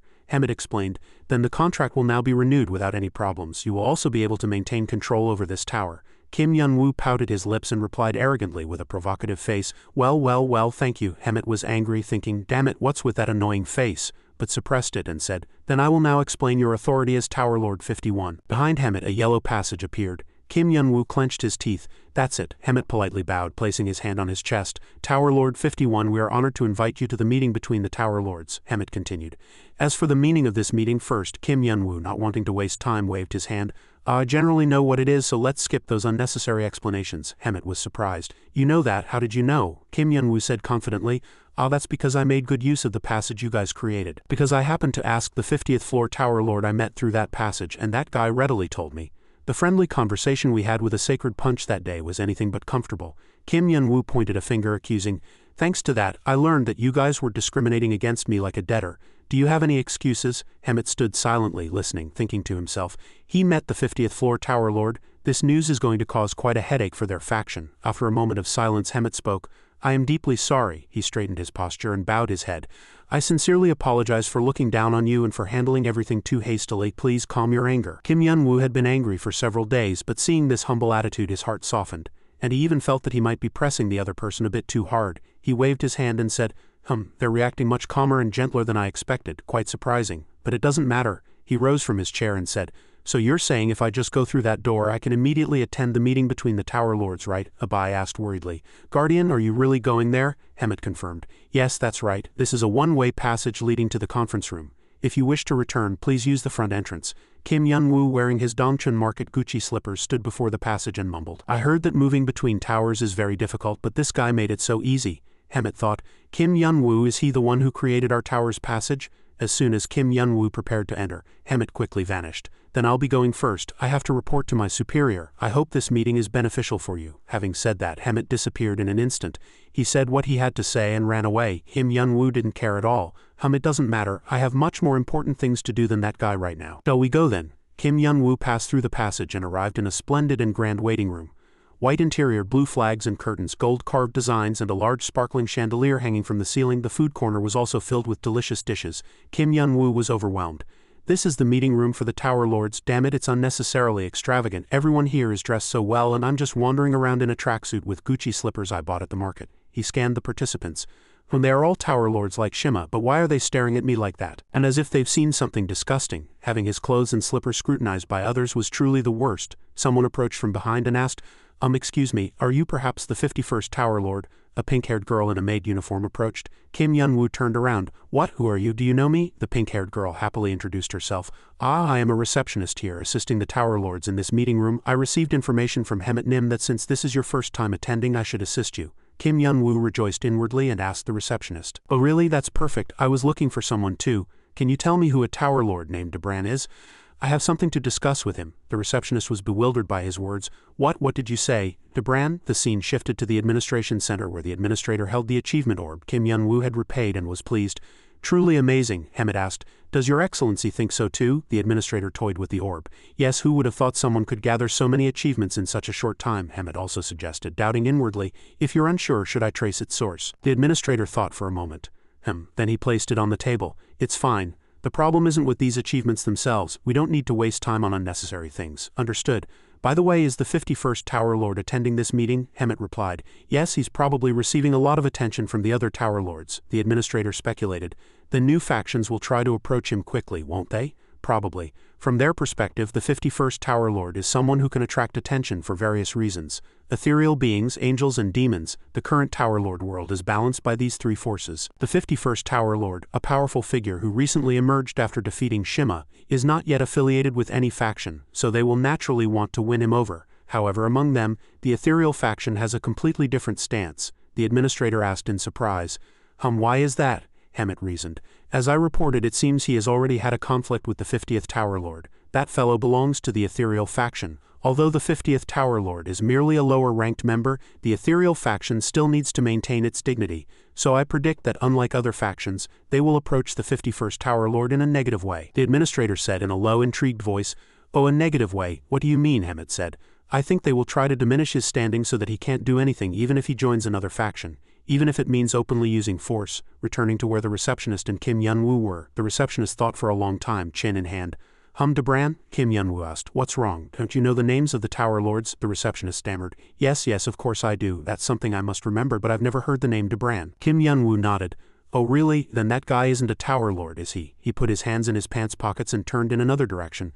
Never mind, and I'll have to find him myself, the receptionist said worriedly. What did you say? Find him yourself, but how do you plan to find him? Kim Yun-woo bit his lip and took a deep breath. He stood in the middle of the banquet hall, attracting the attention of everyone present, and shouted loudly. Hey, all you bastards here, nice to meet you, you damn Tower Lords. You've been staring at me like an animal in a zoo until now. Is there anyone among you who is Debran or knows him? If so, come out and speak up. Everyone looked at Kim Yun-woo in embarrassment, and the receptionist almost fainted because of this madman, quickly trying to stop him. Sir, you shouldn't do that. Kim Yun-woo didn't stop. Hurry up, let me finish what I need to do and leave this damn place. The pleasant atmosphere was dampened by this bizarre behavior. But no one came forward. Kim Yun-woo complained, why isn't anyone answering? A sigh was heard. HMPH, you truly are interesting.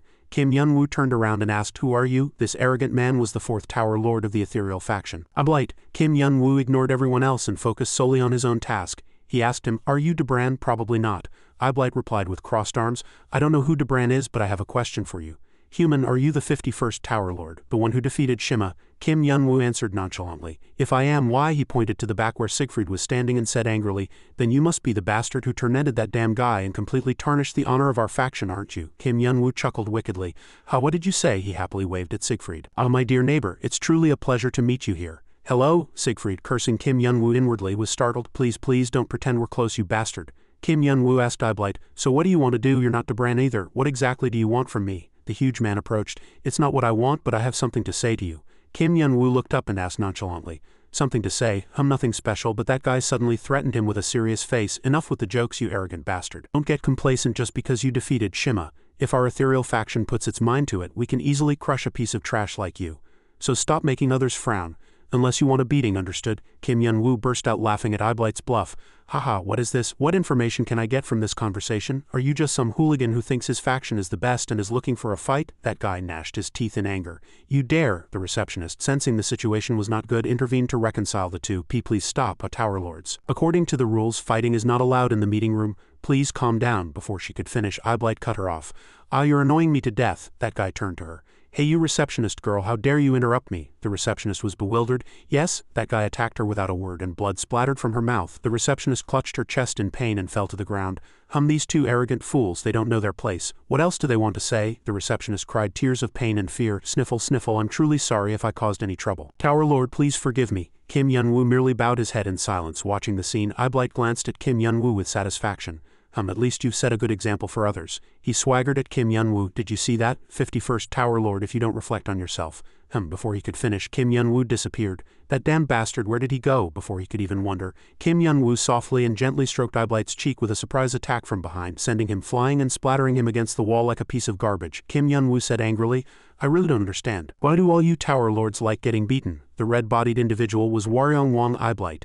He was the ruler of Crimson Flames, a being praised as fire itself. Compared to the Tower Lords of other factions, he ranked high. He was one of the strongest among the strong, therefore the other Tower Lords could not hide their surprise. No one had expected someone like Eyeblight to be subdued so easily. Moreover, the one who brought him down was a human whose name was not even well known. Kim Yun-woo calmly dusted his hands and quietly instructed the pink-haired receptionist. "Hey receptionist lady, just a moment," the girl asked back with a bewildered expression. "Yes, what is it?" Before she could get an answer, a cloud swiftly flew and lifted her into the air. He told the cloud, "Jundu-won, take her far away." The receptionist flew into the air bewildered and screamed, "Ha?" Kim Yun-woo stared at Waryeong-wong and said very naturally, "This place is about to become a mess. In my experience, guys like him are on the verge of exploding." Indeed, Eyeblight was about to explode. His eyes blazed with flames and his teeth clattered, growling. He was so angry he couldn't speak. You. Eventually, he hurled a very short insult at Kim Yun-woo. "You bastard." Kim Yun-woo, accustomed to such things, teased him. "That guy, his temper is as short as ice cream." At this moment, Eyeblight's entire body was engulfed in blazing flames. He declared loudly, "I will kill you, 51st Tower Lord." On a screen in some space, the scene of Kim Yun-woo throwing Waryeong-wong was playing, and a single eye watched it intently and exclaimed in admiration. Did that happen less than 10 minutes after Kim Yun-woo attended the meeting? Debran, the mysterious man in the black hood who was asked the question, replied, "Yes, that's right. He is a Tower Lord with an uncertain identity." The eye continued, "I wondered why you, who should be attending the meeting, called me so flustered, but it seems you had no other choice." Debran said in a low voice, "Your Excellency, I am truly sorry, but in the current situation it will be difficult for me to approach him secretly." The eye had no mouth, but it laughed heartily. It consoled this flustered individual. "Yes, I think so too. But it doesn't matter. There's no use complaining about what's already happened. Leave it to him. It'll be fine, although it seems you'll have something to do in a little while." Debran still knelt on one knee and said, "I have no objection to that, but is it really okay to leave him like that? His opponent is Eyeblight." The voice from the eye came again. "Oh really, I see now. You still don't know what kind of person Kim Yun-woo is, do you? Then go back and watch carefully, Debran. See how fierce the hunting dog I carefully chose is." Here, Kim Yun-woo was preparing to fight Waryeong-wong Eyeblight. One was as short-tempered as ice cream, and the other was surprisingly calm. Eyeblight warned the surrounding rabble, "It doesn't matter if you're the ethereal faction or any other faction, everyone get out of the way." As he spoke, he rushed at him, and flames blazed as if to burn the opponent to ashes. Eyeblight declared loudly, "From now on, this place will be this damned guy's execution hell." He unleashed the Waryeong-wong style extreme fire method, fire spirit destruction. Now Kim Yun-woo could not stand idly by, truly annoying. He leapt at him and asked curiously, "Why do you guys always want to execute me every time we meet?" Waryeong-wang's body stiffened at Kim Yun-woo's too fast speed. Unable to do anything, he clenched his fists and said word by word with emphasis, "Are you trying to die at the hands of someone who wants to live a long and healthy life?" As he spoke, he delivered a powerful punch to Eyeblight's stomach. If he had intestines, his heart, liver and lungs would have all burst out. Fortunately, he had no intestines and merely spat out a mouthful of blood. Flying backward, he looked at Kim Yun-woo with a terrified expression. "Damn it, what is this? I can't react to his movements at all. How could this happen?" Before he could find an answer, Kim Yun-woo disappeared from his sight, and he thought in surprise, "Oh my god, where did he go?" As he anxiously searched, Kim Yun-woo's voice was heard, "Oops, your back is quite wide too, hey." As he spoke, he lifted his leg, preparing to stomp. His face looked extremely cunning, so much so that even his parents would not acknowledge him as their child. Kim Yun-woo added an important remark, "I want to stomp on it." With a thud, Waryeong-wong was stomped and rendered speechless. He merely let out a grunt, and it was impossible to tell what he wanted to say. One stomp wasn't enough. He stomped one more time to vent his anger. With two powerful impacts, Waryeong-wong was merely a fly flattened on the floor by his stomping. The 5th Tower Lord, fried, trembled at this sight. Truly unbelievable. He recalled being beaten by Kim Yun-woo before. He was strong then too, but not to this extent. Could it be that he wasn't fighting at full power back then? He stood with his slipper-clad foot on Eyeblight's chest, looking at him as if he were a fish on the verge of death. As soon as he opened his mouth, he began to tease him. "What, earlier you were shouting that you'd execute me? Why are you already so deflated?" Waryeong-wong, the Crimson Flame King, was immediately enraged upon hearing this, but he could do nothing. Pinched to the ground, he convulsed, his eyes rolling back in shame and fury. He couldn't comprehend how this situation had come to be. How could he, one of the strongest in the spiritual entity faction, be so miserably subdued right before the eyes of all the other factions? He gnashed his teeth and spat fire. "HMPH, don't talk nonsense." Then Iblith grabbed Kim Yun-woo's foot with both hands. Kim Yun-woo was slightly startled when his foot was caught and asked, "Iblith, oh, you're still alive?" He was so angry that he roared, "I am Waryeong-wong Iblith." His entire body was engulfed in crimson flames once more. He unleashed Waryeong-wong's style, extreme heat method, ultimate purification hell. Kim Yun-woo, still casually observing, curious about what powerful technique he possessed, stiffened slightly at the sight of this skill. Flames, as if rising from hell, erupted from Iblith's body, engulfing the entire space. He shouted with satisfaction, "How do you like that, you bastard?" The intense heat of the flames was something Kim Yun-woo dared not ignore, and he had to clench his teeth and endure it. Iblis shouted with delight.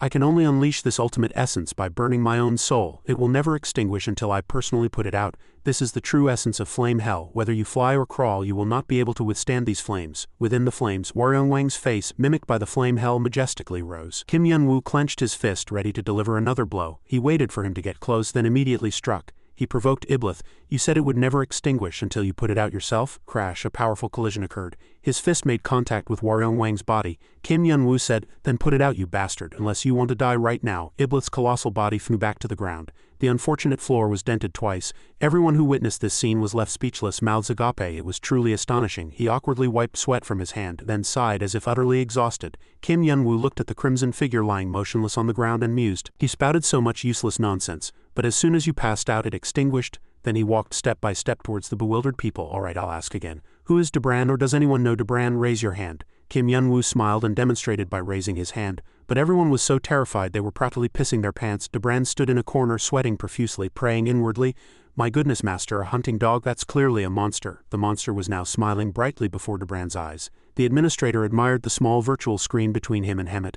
Is this what the 51st Tower Lord has accomplished? The screen showed Iblis being defeated for the second time. Hemet replied, yes, everything was already in chaos when I arrived. The administrator scoffed.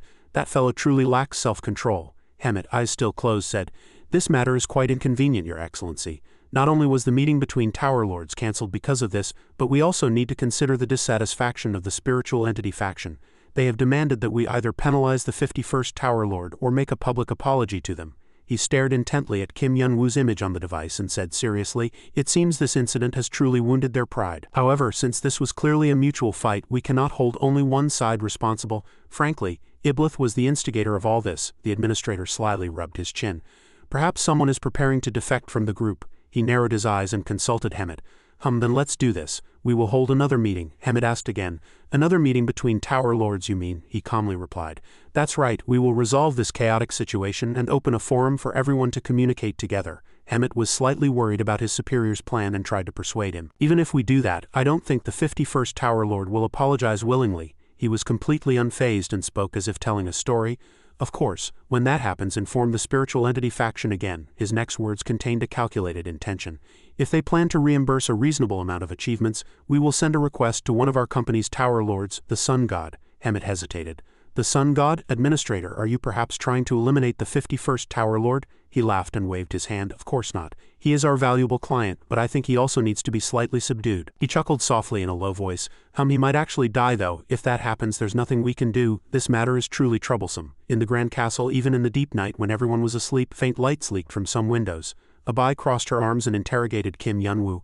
So not only did you fail to meet Debran, but you caused trouble and came back. What should I call you, guardian? He casually replied, legs propped on the table. Something like that, Kim Yun-woo continued. Later I politely asked them, but no one knew who Debran was, but in reality he roared like a monster. But you really don't know him? The people questioned, trembled, and replied in small voices. We really don't know. He was not polite at all, and Kim Yun-woo's story was slightly different from the truth. He suddenly thought of something and sprang up. Damn that eye, did that fellow perhaps give me the wrong name? Abai cowered. Well, a leader, Noah sighed. They are clearly people completely unknown to the administration company, so they must have hidden their identities. But what if you caused trouble there and made them lose the chance to approach you? If the eye had been there, it would surely have cursed him. Yes, you foolish fellow. Kim Yun-woo thought that made sense and shrank back slightly. Perhaps that's true, he scratched his head. Damn it, I don't know, it wasn't like I fought because I wanted to. Besides, everything is over, isn't it? What more do you want me to do? If they really need me, they'll contact me again somehow. Noah carefully continued to prevent Kim Yun-woo from getting agitated again. Well, that's true, but Noah suddenly stopped speaking. He asked the girl next to him in surprise. What's wrong? Noah carefully sensed again. Something has entered the tower's defense system. Kim Yun-woo asked from the side. What? Is it those narrow-eyed bastards again? Noah slightly furrowed his brow, trying to see better. He reported anxiously. No, this one is even more formidable. As soon as Noah finished speaking, an unfamiliar voice echoed throughout the spacious room. The defense technique is quite impressive. I'm a little surprised. Even though I knew the coordinates, it was still difficult to transmit my consciousness here. A man in a black robe appeared before the main entrance. Kim Yun-woo sprang up in surprise. Wait, is this some kind of street food stall? Why are there so many shady characters? And who are you? The mysterious man removed his hood and said, There's no need to be so wary. I am the very person you were causing a ruckus trying to find. I am Debran. Kim Yun-woo stared blankly and asked again, What? You're Debran? Debran confirmed. That's right. Kim Yun-woo, I hold the truth about the administration company you're involved with, and my master has a proposal for you. As night deepened, a casino city in Mexico came alive. Azure Dragon held a glass of red wine, evaluating the surrounding scenery. I came here thinking it was a tourist spot, but this casino is never quiet for a single second. Xiaodong tried to rekindle Azure Dragon's interest. She painstakingly thought of something to engage this sulking fellow. Anyway, this place is for entertainment and pleasure, so if you don't waste too much money, it can be quite fun. Mr. Azure Dragon, would you like to give it a try? Azure Dragon firmly refused. No thanks. Perhaps because I've spent my entire life cultivating in the mountains and achieving spiritual enlightenment, I'm not accustomed to such human entertainment. Azure Dragon sighed, watching his comrades quickly blend into the lively atmosphere. That fellow lived a similar life to me, but he seems quite adept at this activity. The fellow he mentioned was Sun Wukong. Sun Wukong pushed all the colorful chips piled on the table forward, audaciously challenging the people sitting at the table, all in. Some people sitting at the tables dared not continue after seeing this action. Sun Wukong began to complain when no one reacted. Are you guys playing while sleeping? Why is no one reacting? I said I'm going all in, Sun Wukong screamed frantically. If you're scared, get out of here and die, Azure Dragon summarized. Indeed, this place suits him well. Xiaodong just smiled, her facial muscles twitching. Yes, that's right. She recalled the first time they entered the casino. Xiaodong regretted explaining card games to Sun Wukong. I only taught him for a short while. I didn't expect him to adapt so quickly. Azure Dragon assessed the situation from the side. At this rate, all the money here will end up in his pockets. Xiaodong crossed her arms and agreed. That's right. If things continue like this casino will start trying to control him. As soon as she finished speaking, a tall bald man in a suit, followed by several similarly dressed men, approached Sun Wukong. The bald man said solemnly, Sir, please come with us. Sun Wukong, annoyed by the interruption, asked, what are you trying to do? Where? Can't you see I'm playing a game right now? The guard firmly stood his ground. He stated that he had received reports of Sun Wukong cheating and, according to regulations, needed to verify it. Sun Wukong irritably turned to the guard and said, What cheating? What nonsense are you talking about? I merely relied on my luck and skill. The guard ignored his words and gestured to the people behind him to step forward and apprehend Sun Wukong. He himself said with a smile, Yes, I know. So we just want to verify. Don't interfere with other people's business, Sun Wukong, furious, cursed. Damn it, you bastards, not only did you interrupt me at the moment of my victory, but you dare treat me like a cheater? Xiaodong's eyes widened, sensing that something ominous was about to happen. Azure Dragon calmly took a sip of wine and said nonchalantly, Oh dear, we've gotten ourselves into big trouble. We've wounded their pride. I can't stop him. Soon after, Sun Wukong took the initiative and threw the man to the ground. He excitedly grabbed the collar of the man who had just apprehended him and hurled him with great force onto the casino table. You're all dead this time. The guards, never having encountered such a strong customer, froze and couldn't utter a word properly. What? This madman can fight too? Damn it, everyone charge and take him down. Sun Wukong glared at them with bullet-like eyes, then quickly attacked several times, sending all the guards flying. Sun Wukong, fuming, spat fire and roared, Everyone get out! Xiaodong froze, seeing her comrade transform into a beast. Azure Dragon, completely unfazed, sighed from the side and said, I knew it. Xiaodong confronted Azure Dragon. What do you mean you knew it? You should be stopping him. Fortunately, Azure Dragon and Heavenly Demon quickly intervened to stop Sun Wukong. In the room, Debran began to explain the immediate situation.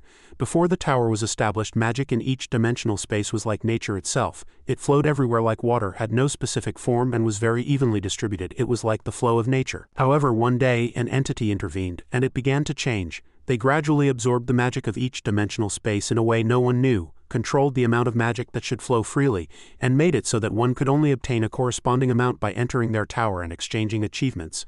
After completing a system that left no room for others to resist, an almighty being stepped forward to orchestrate everything, and that is the current administration company. The information I am now telling you, Debran continued speaking until he noticed Kim Yun-woo deeply asleep, even drooling. He was so angry that he rebuked him. Hey, what kind of attitude is that? Kim Yun-woo, startled by the scolding, woke up from his frozen dream. My goodness, I fell asleep. Sorry, he stretched, yawned, and continued. So the conclusion is that the administration company is a bunch of scammers, right? Why are you explaining it in such a complicated and lengthy way? It's too simple. Enough with the background explanation. Let's get straight to the point now. What's this proposal you mentioned? Debran pursed his lips and said solemnly, Very well, I will get straight to the point. My master wishes for you to lead the plan to eliminate the administration company we established. Kim Yun-woo shouted to confirm again. Damn it, eliminate the administration company? Debran reluctantly nodded. That's right. I know this is not an easy decision, but this is a mission established for this dimensional space. Please lend us your strength. Kim Yun-woo casually picked his ear and said, All right, done. He pointed a finger at him and said, You don't misunderstand what I'm saying, do you? It means I agree. Debran, still unable to believe it, cowered and confirmed again. Hey, would you mind repeating that? Are you serious? Kim Yun-woo stretched his neck muscles. Yes, anyway. He paused and bared his teeth and smiled slyly. I wanted to do that too, actually. So I just have to do it and receive the achievements as a bribe, right? Debran was speechless but had to admit. Oh well, yes, but Kim Yun-woo cut him off. Good. Then continue the rest of the story. You wouldn't have rushed here without a special plan, would you? So what's the plan? Debran was flustered by the question. Ah well, you see, in the quiet night a single airplane soared through the night sky. Seodong watched her comrades laughing and chatting happily, a tremor of anger running through her. This incident truly makes one freeze in many ways. It's my first trip ever, and besides the gift money, I also received bills for the casino employees' injury treatment, building repair costs for damaged facilities, and business loss compensation. Seodong gripped the paper in her hand tightly. Why on earth? Why do I have to clean up the mess Sun Wukong made? Sun Wukong cautiously poked his 2 index fingers together. Before the enraged Seodong, everyone was smaller than an ant, he said in a small voice, but I actually didn't spend that much money. Seodong gripped the paper tightly and shouted in anger, then why did you cause such an accident? The penniless scoundrel, no, monster, damn it. Seodong couldn't say any more and slammed the paper hard on the table. I don't know, she scratched her head. Fine, money isn't the problem, it's not a lot of money for me anyway. What angered her was the announcer's voice coming from the small screen on the airplane. Next up, news.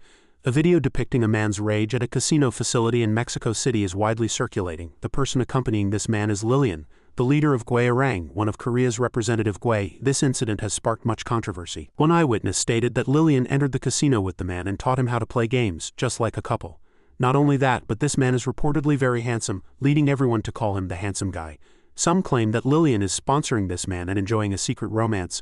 The 2 boys on the same plane giggled, pointing at the screen. Ha ha ha, a secret romance, ha ha ha ha. The announcer's voice continued to echo from the screen. At the same time, a gust of wind swept between the two, and a ball flying through the air instantly struck the center of the screen, shattering the TV. The poor TV uttered its last few words. Gui-Arang has not yet issued any statement regarding this matter. Seodong, her face expressionless, threw the ball that had flown angrily from behind her at the 2 boys. Is this funny? The 2 lowered their heads and replied, we're sorry. Seodong endured with a trembling voice. Soon she knelt down and cried, sob, sob, I'm ruined, truly ruined. I came to enjoy a romantic atmosphere, but now it's all messed up. Mimi covered her mouth and whispered, heavenly demon, cover her eyes from behind. This sight is too scary. Don't look, Seodong wailed. Now who would want to date a woman like me, rumored on TV news to be keeping a male escort? I just want to die alone. Seeing her, Sun Wukong hurriedly ran and sat down to comfort her. Calm down, Seodong. If you're worried about not having anyone to date, then you can date me. Seodong stopped crying. She looked up at Sun Wukong. What, really? As soon as the girl stopped crying, Sun Wukong seized the opportunity and quickly agreed. I'm really free. If you need me, just call me. Sun Wukong wiped away the remaining tears from her eyes with his hand. So don't cry anymore. It was as if flowers of love were blooming in Seodong's heart. Oh my, he's truly the best, Seodong thought. On the other hand, Kim Yun-woo began to analyze the plan that had just been set up in detail. So to execute your plan, I have to find the dimensional achievement that the eye lost a long time ago, and open a passage for him, Debran replied. That's right. Kim Yun-woo pouted and grumbled. Wait, but why did that guy clumsily lose such an important thing? Uriel retorted. He didn't lose it, it was stolen. I heard that at that time he was attacked by the administration company, severely injured and fleeing. So after that incident his body became trapped in some dimensional space, and for a very long time even he found it difficult to communicate with his own soul. The fight that happened that day, I heard, Kim Yun-woo lost his patience and cut him off. Enough, I'm not interested. So where is that achievement anyway? My goodness, are you still looking for it? Uriel flinched, his expression not good. He tried to defend himself. Finding a dimensional space while avoiding the eyes of the administration company isn't as easy as you think. It requires a very high level of skill and excellent meticulousness. Kim Yun-woo cut Uriel off again. That's enough. So I have to help you find it first, right? Uriel denied. No, you don't need to do anything right now. As I said, finding a dimensional space isn't just a difficult task. And what my master wanted from the beginning was, Uriel's hand began to blur. He muttered, damn it, I think it's time to go back now. Kim Yun-woo was disappointed. How already? Uriel explained. As you know, secretly visiting someone else's tower is also a difficult task. To prevent the administration company from noticing my presence here, I had to set up countless barriers. So let's continue this conversation at the next meeting of Tower Lords. Kim Yun-woo was slightly surprised to hear that and asked again. The next meeting of Tower Lords, they're planning to hold another one? Uriel used the last moment to remind Kim Yun-woo. Probably so. Since you disrupted the meeting they had prepared, they'll hold another meeting not just for the sake of the administration company's reputation. This isn't advice, but it would be wise to be careful, because this time it won't be just me waiting for you. An empty dead tree stood in the middle of a green meadow. It was the joint dimensional space of the spiritual entity faction, the tree spirit realm. Inside its trunk was the meeting room of the spirit kings. Waryong Iblith slammed the table with an enraged voice and said, discuss this issue sitting down. What kind of absurd way of handling things is this? Do you know how much I suffered at the hands of that monster? Kim Yun-woo? We're on the same side, and yet, instead of thinking about revenge, you're spouting such nonsense. Sir Yong-wong Or and Peng Yong-wong Sinfa turned their faces away, pretending not to hear. Iblith continued to vent his anger. Even if we are restricted by the administration company, don't you understand how ridiculous this situation is? Suryoung Nayat, the leader of the spiritual entity faction, rested his chin in his hand, lost in thought. As soon as Nayat's name was called, she pressed her forehead and sighed. Calm down and think carefully, Iblith. You know best, don't you? The power that fellow showed us back then was something even we could barely deal with. Iblith hesitated, trying to argue. Of course, but Nayat calmly analyzed. Of course, if we all rushed at him together, the outcome would be different, but we wouldn't be able to avoid serious injuries. If another faction took that opportunity to invade this territory, could you bear the consequences? Iblith was speechless upon hearing that. Nayat continued, so if we can get an apology and end this matter here, that would be the best case scenario. Sinfit expressed his concerns. I agree with you, but will that guy really be prepared to do so? He doesn't seem like the type to listen to reason. If he doesn't apologize, what should we do? Nayat replied without hesitation. Then we no longer need to restrain ourselves. Although we don't want to lose a beneficial member of our faction, we will have no choice but to accept the administration company's second proposal. The three were startled by Nayat's words, or asked for confirmation. You mean? Nayat did not deny it. That's right, I will delegate the task of eliminating Kim Yun-woo to the Sun God, one of the most powerful forces in the administration company. A few days later, on the top floor of Tower 51, Kim Yun-woo sat at a table with his arms crossed and scoffed. Oh my, loosen up your expression. If you're going to invite someone to a party with such a face, I'll be too scared to go. It turned out he was speaking to Hemet, who was standing in front of the main entrance. Kim Yun-woo continued to tease him. What's wrong? Was it hard to clean up the mess I made? Hemet was angry but could do nothing, so he summarized in one sentence, it's time to go, let's go. Kim Yun-woo did not forget his playful demeanor as he stood up. Oh my, how petty. All right, I'm going, goodbye. Hemet was too angry to even reply. He was afraid that if he argued with this idiot he would be further humiliated. Kim Yun-woo suddenly asked Hemet, but aren't you coming with me this time? Hemet frowned and replied, no thanks to someone, I have more work to do and haven't caught up on other tasks. You stay here, there will definitely be no problems this time. This meeting is for you anyway. Kim Yun-woo didn't understand and asked again. What? Why for me? Hemet ignored his words and quickly left as soon as he finished speaking. I'm busy, I'll be going now. Kim Yun-woo looked at the spot where Hemet had been standing, but there was no one there. He raised his fist and condemned Hemet's rudeness. Kim Yun-woo thought to himself, he's definitely plotting something. He looked at the magical door Hemet had just created and said to himself, well, I'll know as soon as I go in. As he poked his head out the door, he was surprised to see several people waiting for him and muttered to himself, what is this?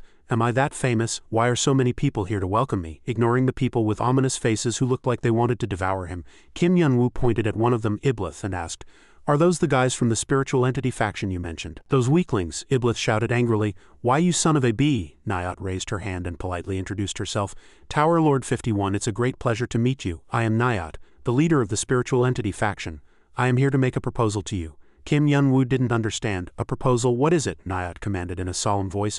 Tower Lord 51, Kim Yun-woo, kneel immediately and apologize to us, right now. Seeing the woman with such an arrogant face as if she were the mother of the world, Kim Yun-woo stood with a displeased expression. Apologize? Kneel? What are you talking about? Why should I do that? Nayat still hadn't realized that she was about to be in trouble. She calmly explained, you engaged in violent behavior towards a high-ranking executive of our faction. You inflicted severe, almost fatal damage upon him. Of course, we are well aware that we bear some responsibility. After all, Iblith instigated the fight first. However, the damage you inflicted upon him far exceeded the scope of self-defense. However, we are not entirely blameless either, and we do not wish to waste all our energy on this matter. So if you apologize to us just once, this matter will end here. Unless you wish to make the spiritual entity faction your enemy. His facial muscles twitched and he instinctively let out a hollow laugh. Kim Yun-woo looked at the murderous faces and put on a pitiful expression.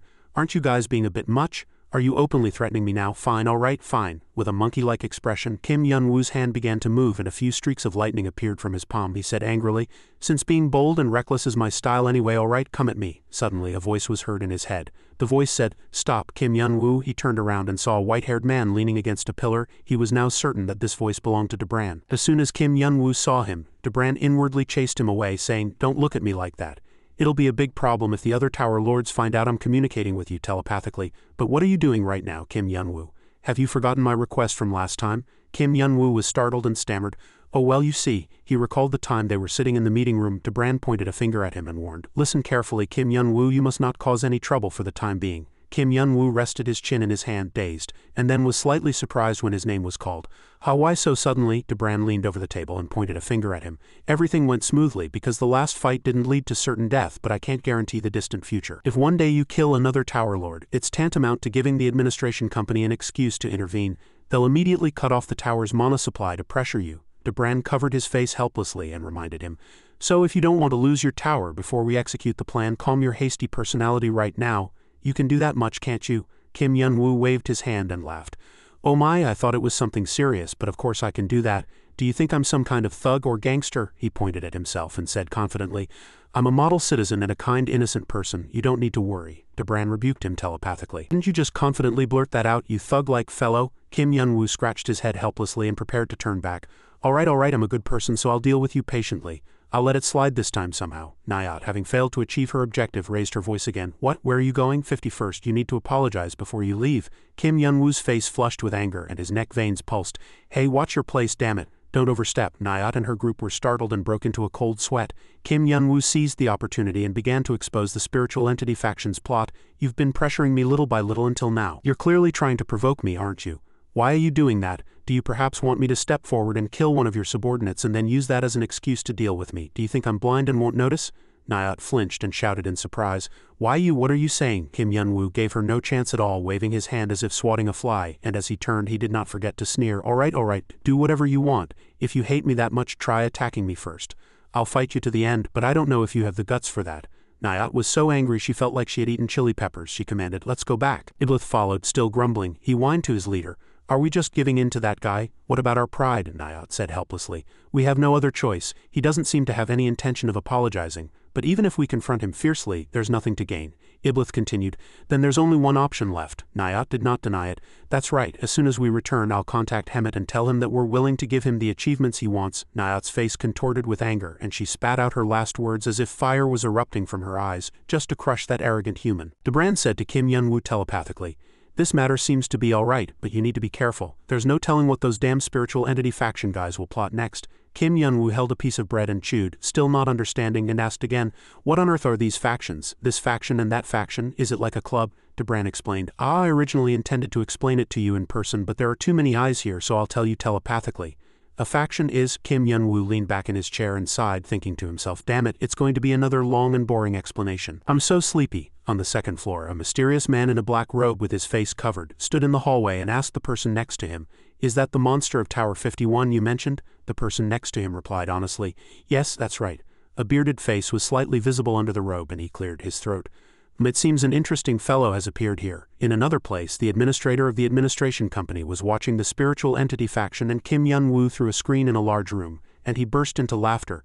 Just as I thought, I knew things would turn out this way.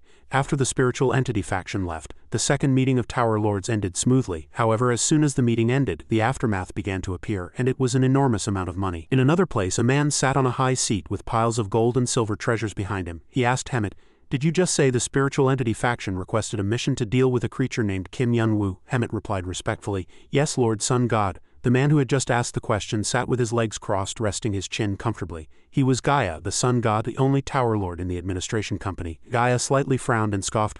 Are they so cornered that they have to ask for aid for such a matter? How pathetic. They must be so weak that they stick together and form factions. Hemet remained silent. Gaia continued. Well, a job is a job, so I'll accept this request. But how do I get to Tower 51? Are you going to take me there? Even with money, Hemet didn't dare to go with this old man, he replied. No, I'm only informing you of the content of their commission.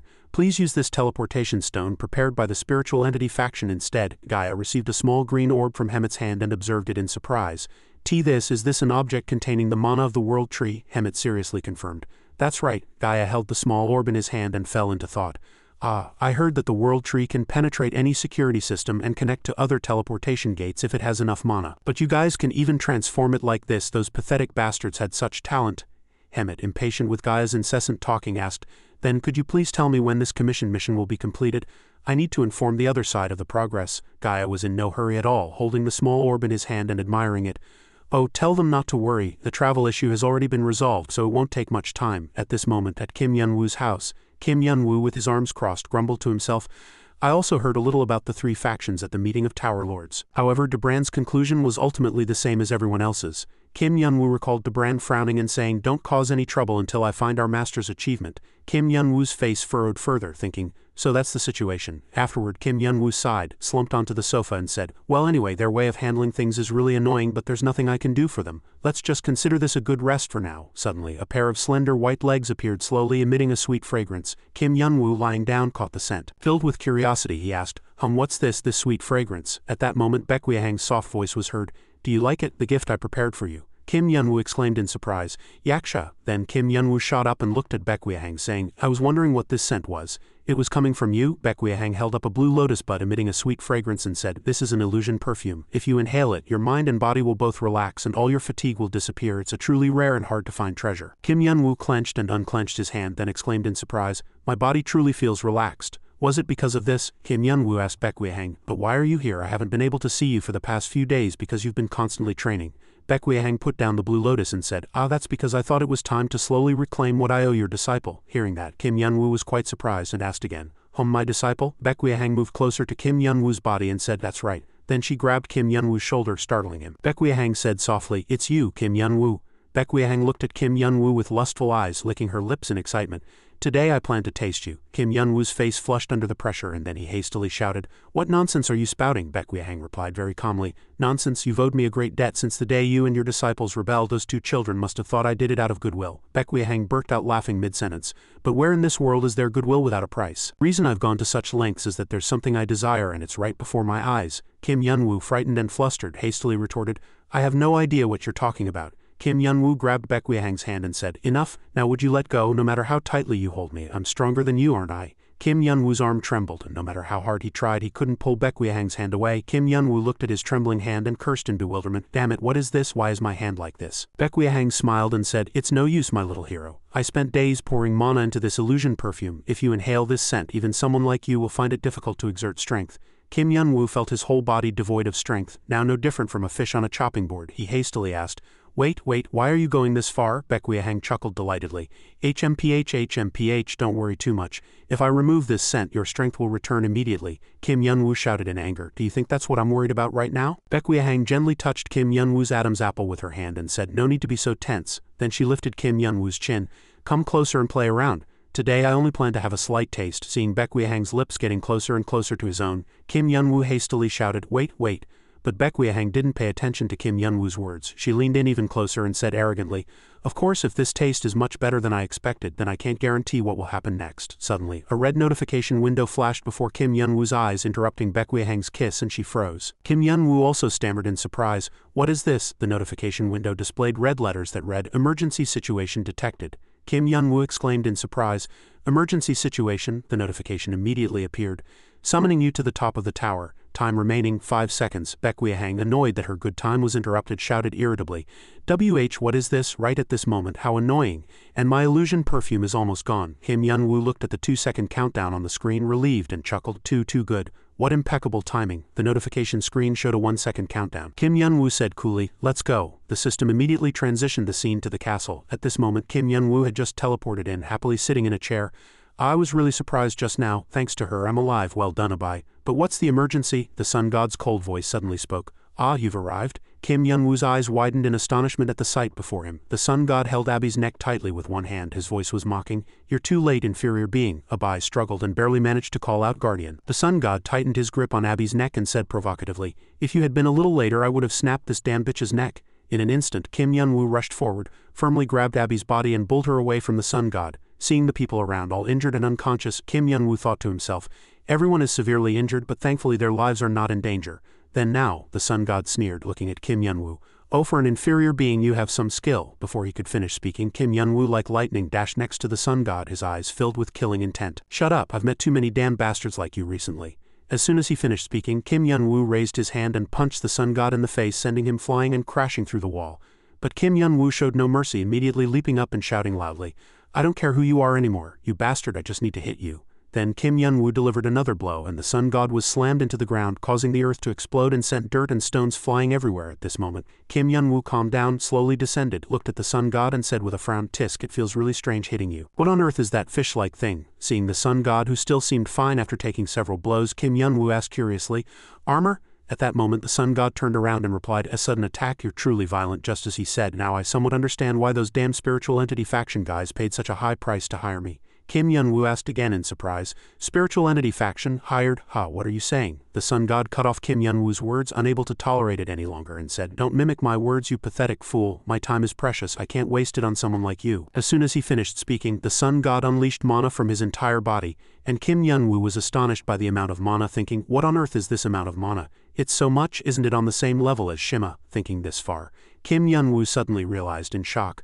Then this damned fellow, is he one of the administration company's fully empowered tower lords? Kim Yun-woo immediately used his spiritual sensing magic to communicate with Debran.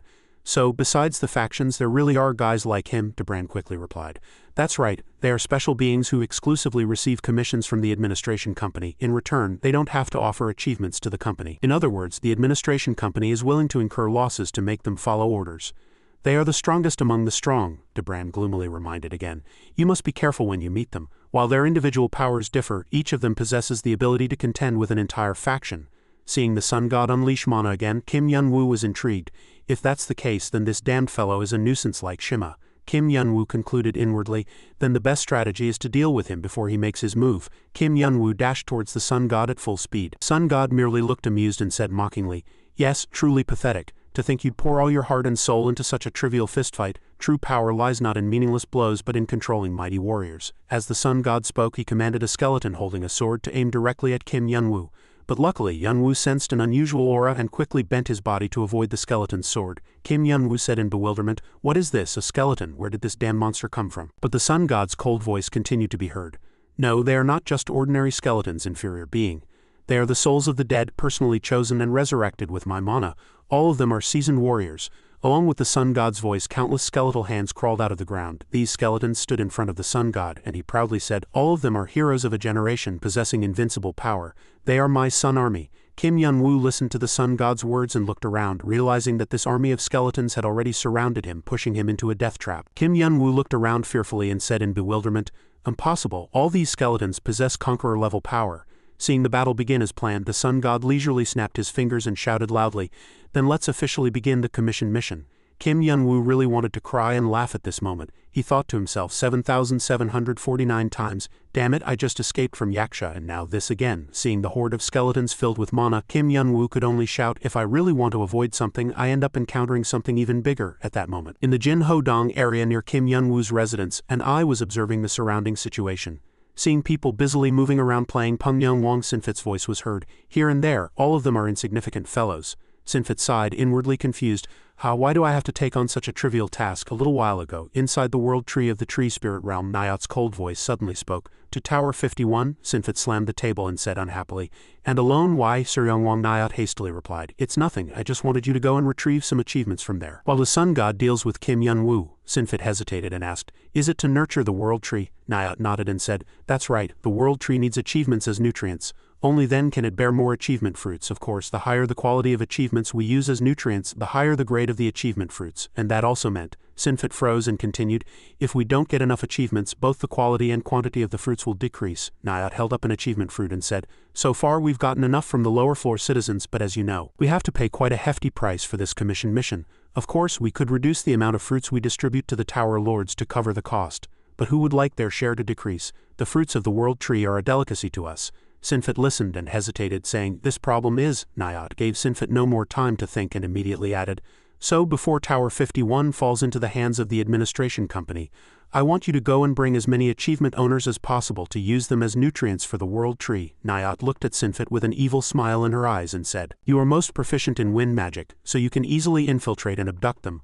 I entrust this mission to you. Sinfit was speechless. Back to the present, Sinfit looked down at the bustling street and thought, since she said so, I have no choice but to come here, but all these guys here are useless. It would be a waste of mana to capture them. Sinfit doubted inwardly. I clearly felt an enormous amount of mana here, so that's why I came this way, wasn't it? Was I mistaken? Sinfit, dejected, took out a teleportation stone and muttered to himself, well, let's just grab anyone and get this over with. Even if they're trash, there must be something I can squeeze out of them. The teleportation stone suddenly vibrated violently, and a murderous voice was heard. It's you. Sinfit felt an immense power glaring at her from behind, full of resentment. Are you the one who dared to interrupt my party? Sinfit turned around in bewilderment and asked herself, what is this? Something's coming. The moment Sinfit turned around, a hand reached out and then Baekhyang, filled with rage, grabbed Sinfit's neck and flew away at a terrifying speed. People saw a streak of light shining in the sky and curiously asked each other, What's that? A meteor? Baekhyang brought Sinfit to a deserted hill, then swung her hand, slamming her into the ground, causing rocks to explode. Sinfit screamed in pain as she was thrown like trash. What is this? Baekhyang continued to unleash attacks on where Sinfit was struggling and her body exploded. Then Baekhyang gnashed her teeth and said, "You better be prepared. How dare you invade my territory and disrupt my fun? I won't let you off lightly." At this moment, Sinfit clearly realized that the person who had captured her was Baekhyang, full of mana and killing intent, and she was utterly terrified. Struggling on the ground, she explained, "Wait, I don't know who you are, but I think there's some misunderstanding." But at this moment, Baekhyang didn't listen to anything, raised her foot and unleashed a 10-step destruction strike, and Sinfit shrieked. Returning to Kim Yun-woo was continuously punching the horde of skeletons. He used his left hand, left foot and right foot repeatedly to shatter this sun army. Kim Yun-woo grabbed a skeleton's head and slammed it into other skeletons, making their bones shatter. He cursed, looking at the continuously advancing army of skeletons.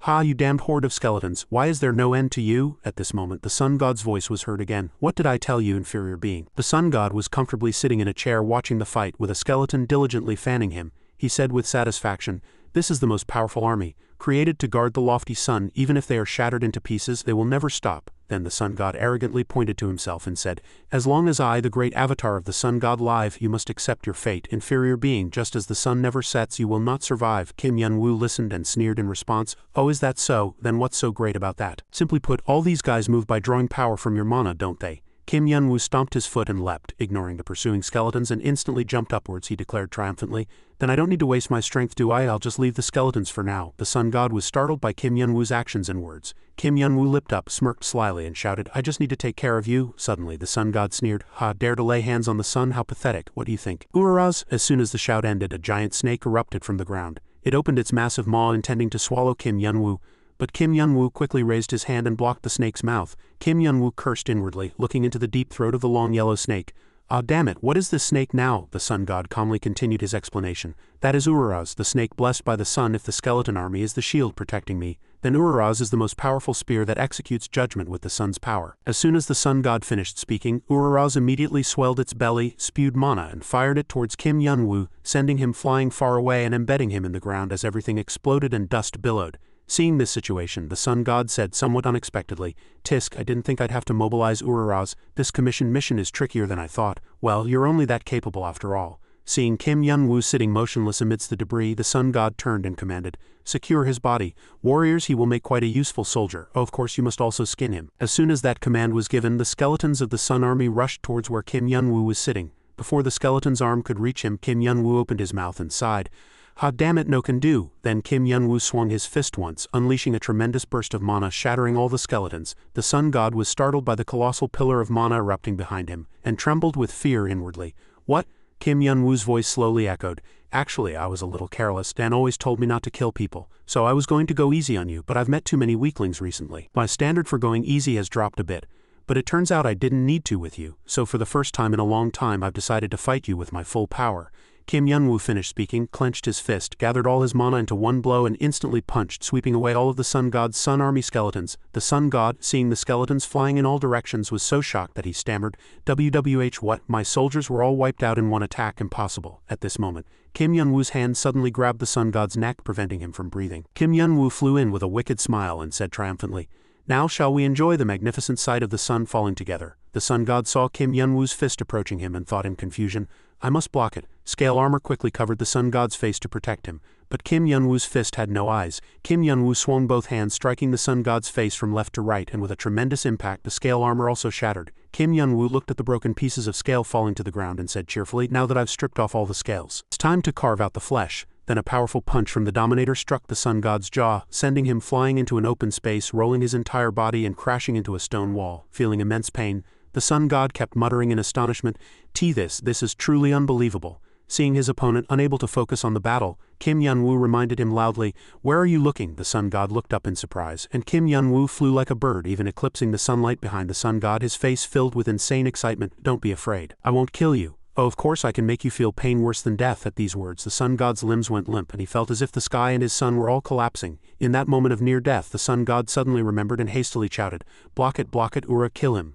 The Ura snake heard the command and quickly erupted from the ground, opening its mouth to swallow Kim Yun-woo. but this time Kim Yun-woo had decided to go all out. Kim Yun-woo's eyes were filled with killing intent and he clenched his mana-infused fist and said, "Get out of the way, you foolish snake." And with one blow, Kim Yun-woo sent the Urara snake which was blocking his path flying. At this moment, Kim Yun-woo's entire body was blazing with the power of mana, and nothing could stop him. Kim Yun-woo roared powerfully, "Don't block my path," and clenched his fist, charging straight at the sun god. Now no one could tame him. The sun god stood frozen and dazed, shouting in bewilderment. He defeated Urarus in one blow. Seeing the colossal pillar of mana charging towards him, the sun god truly looked like he had seen a ghost. Who the hell is he? Who the hell is this monster? But the sun god could no longer get an answer. Kim Yun-woo charged like a storm, glowing with the power of mana. Only the painful screams of the sun god echoed in the air. At this time, at the administration company headquarters, Hemet reported to the administrator, "So the sun god has begun his mission?" The administrator asked again, slightly surprised.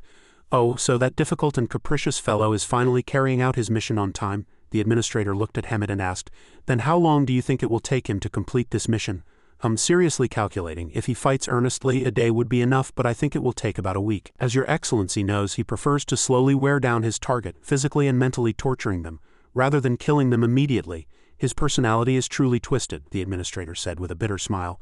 "A week? Well, we're trying to reclaim a tower that cost us a lot of effort, so we can wait that long." Of course, the administrator's eyes changed, and his face was filled with excitement as he asked himself, "But I'm really curious how the sun god is tormenting the arrogant Kim Yun-woo right now." At this moment, Kim Yun-woo's cold and calm voice echoed, "So you were just commissioned by the spiritual entity faction to come and deal with me?" The sun god was now lying on the ground, raising both hands to the sky and trembling like a punished child, saying, "Yes, that's right, my lord." Kim Yun-woo sat in a skeleton chair being fanned by a skeleton and said with a very satisfied and arrogant attitude, "Right, you should have been so polite from the start. If you had behaved so well, I wouldn't have had to break your joints or do other annoying things when the battle ended. I just needlessly broke a sweat. Tisk, really." The sun god had nothing more to say and merely stammered humbly, "I am sorry, my lord," but he thought inwardly, "You were just having so much fun tormenting me. How dare you say that?" Suddenly Kim Yun-woo approached with a serious expression and said in a cold voice, "But don't you think you're lying?" At these words the sun god trembled with fear, sweating profusely. What are you saying?" Kim Yun-woo's eyes scanned the sun god as he asked. "You're a fully empowered tower lord of the administration company, aren't you? Do you think it's plausible that the administration company says it has nothing to do with this matter?" Hearing these words, the sun god flinched and broke out in a cold sweat. He waved his hands and feet, explaining, Well, if the administration company intervenes in such matters, they have to pay a commission fee, so they lose a part of their profits." After that, the sun god pretended to laugh and said, "So I tried to keep them from knowing I should monopolize all these profits." The sun god was terrified inwardly, thinking, "No matter what, I must not tell them that fact. I failed the mission, and if they find out I leaked information, they won't leave my tower alone." The sun god trembled with fear, avoiding Kim Yun-woo's probing gaze. "Please just let this go." Kim Yun-woo thought for a moment, then sighed. Well, fine. Even if that's the case, there's nothing I can do. So I'll just let it slide." Suddenly, Kim Yun-woo stood up and said, "All right, now lead the way. I'll deal with the nearest ones first." The sun god looked up in surprise and asked, "What, lead the way? Where are you going?" Kim Yun-woo powerfully cracked his knuckles and said, "Where else?" Kim Yun-woo grinned with a mischievous look in his eyes.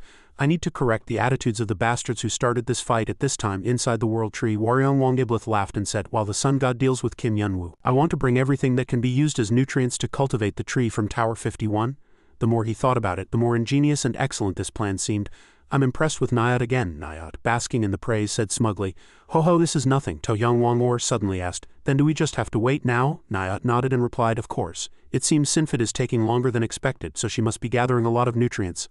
Suddenly a door of light appeared before their eyes, startling all three. Nyat laughed and said, "It's like calling Dao Dao and Dao Dao appears. Welcome back. Sinfit, you've done well." But what greeted Nyat were familiar black and white striped slippers, and immediately after, the sun god flew towards the table covered in wounds. All three stood frozen and dazed. When they came to their senses, the sun god had shattered the table and was embedded in the ground. Nyat screamed, what is this?" Suddenly, Nyat exclaimed in surprise, "Wait, that's the sun god, isn't it?" At this time, the sun god was mercilessly battered, his head buried in the ground, his butt pointing to the sky, and his eyes were unfocused and dazed. Nyat approached, saw the miserable sun god, and asked, Why are you here?" Kim Yun-woo slowly walked out, stomping on the nutrients and crushing them, then shouted like the god of death, "Ding dong, I'm here, you damned bastards." At this moment, all three of them trembled. Suddenly, Iblith and Or exchanged glances, then the two of them simultaneously charged at Kim Yun-woo, intending to attack him together. Kim Yun-woo smirked wickedly and said, "Oh, you guys are so kind." Immediately after, Kim Yun-woo sent one flying with his right hand and the other with his left, then said cheerfully, "You guys are really excited, aren't you?" Seeing Iblith and Or lying next to him, Nyat's body stiffened like a stone and she trembled, thinking, even the sun god lost to him so quickly. This is truly unbelievable.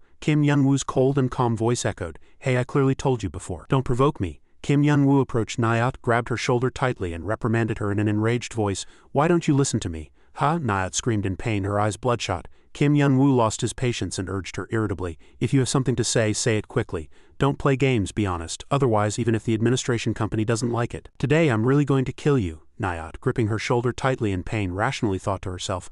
Right now only I have all my strength intact. If I use the power of the World Tree I can summon a few more Tower Lords. But Nyat glanced at the miserably defeated Iblith and even the Sun God and was confused inwardly. Would that be enough to face him? He dealt with the Sun God to that extent. The more she looked at Kim Yun-woo standing resolutely before her, the more Nyat trembled with fear. Why does such an absurd being exist in this world? Nyat gritted her teeth and suddenly opened her mouth. I apologize. Kim Yun-woo was surprised at these words. Nyat suddenly bowed her head and said, I apologize for causing you trouble with an unfair contract and for disrupting your tower. I officially apologize to you here. Please calm your anger. Kim Yun-woo released her hand and sneered. I thought you'd try to fight me because of your pride. Seeing you apologize so readily is truly refreshing. Are you perhaps afraid of death? Nyat gritted her teeth and endured his mockery. Kim Yun-woo comfortably crossed his arms and looked at Nyat's green hair, saying with satisfaction, if you're that serious then it's fine, alright, I accept your apology. I'm a magnanimous person after all. Nyat sighed in relief and said, Thank you for your generosity, Tower Lord 51, now please leave. Suddenly Nyat felt something strange. Kim Yun-woo had suddenly approached her, his eyes wide as he said, But is just an apology enough? Nyat asked in confusion. What do you mean? Kim Yun-woo's fist quickly flew out and he said, What else? Accepting an apology and making you pay for your crimes are two entirely different matters. Then Kim Yun-woo's fist struck Nyat's face, distorting it and sending blood spurting from her nose. Kim Yun-woo sneered, cracking his knuckles. Alright, now it's my turn to shatter this damn place. Returning to Baekhyehang's side, Baekhyehang looked down from a high place at Sinfit crawling on the ground and said, To be able to fight like that even after taking a 10-step destruction strike, I thought you were quite strong, but I'm disappointed after all. Baekhyehang rested her hand on her hip and said, How can I vent my anger like this? You can't do anything else. Sinfit, her entire body torn and tattered, looked at Baekhyehang in confusion. Impossible. I'm a high-ranking executive of a faction, and I lost so miserably. Why is such a terrifying being just a resident of a tower? Sinfit gritted her teeth and clenched her hands. I can't face her alone. If I want to fight, I need to summon all the spiritual entity kings at least. Sinfit looked at the teleportation stone in her hand. To do that, I need to break the teleportation stone and activate the portal to take her to the joint dimensional space. But if I show them such a humiliating sight, my reputation as a high-ranking executive will be completely ruined. Sinfit remembered them.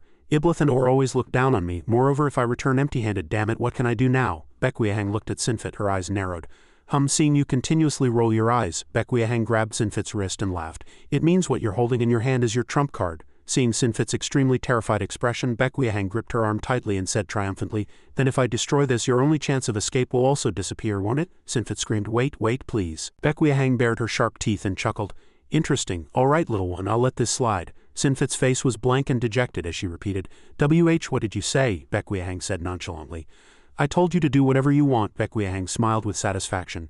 Because no matter how much you struggle, it'll be useless against me, so go ahead and try your best. I want to see a weakling writhing in despair. Sinfit, her pride wounded, tightly clutched the teleportation stone in her hand and shouted, How dare a mere resident of a tower disregard me, a tower lord? Fine. Sinfit shut her eyes tightly and shouted loudly, I'll see if you can maintain that arrogant attitude after facing the attacks of all the other spirit kings, just you wait. Baekhyehang watched the changing scenery and said, arms crossed, What, your trump card was teleportation? Why are you in such a hurry? Sinfit, having returned to her domain, laughed. He, now you won't be able to act so arrogant. Sinfit turned around brightly and called out loudly, Everyone, I've brought the best nutrients for the World Tree, come quickly and help me. But when Sinfit turned around, all she saw was a flash of light erupting from the center of the World Tree's trunk, and while Sinfit stood dumbfounded, the entire World Tree trunk collapsed. Sinfit shrieked in horror, what? Sinfit quickly jumped aside and fled. Baekhyehang's expression remained unchanged, and Sinfit, her face ashen, stammered, The World Tree was cut down? What in the world? Kim Yun-woo's voice suddenly echoed. What's this? Yaksha, what are you doing here? Baekhyehang was also surprised. That voice. A shadow appeared from among the collapsed debris. As soon as she identified who it was, Baekhyehang shouted with joy, Kim Yun-woo? Sinfit was horrified. What on earth is that guy doing here? Good heavens! Ignoring Sinfit, who was trembling beside her, Kim Yun-woo focused on Baekhyehang and asked, Why are you following me? What strange trick are you planning this time? Baekhyehang shrugged and said, There's not a drop of illusion perfume left, so I can't do anything, don't worry. Baekhyehang pushed Sinfit forward and said, I merely stumbled upon this place while tracking down and apprehending a petty thief who was hiding on our floor. She appeared right after you vanished, so I thought she might be involved in this emergency. Kim Yun-woo suddenly realized and said, Now that I think about it, you seem to be on their side. She secretly infiltrated our tower.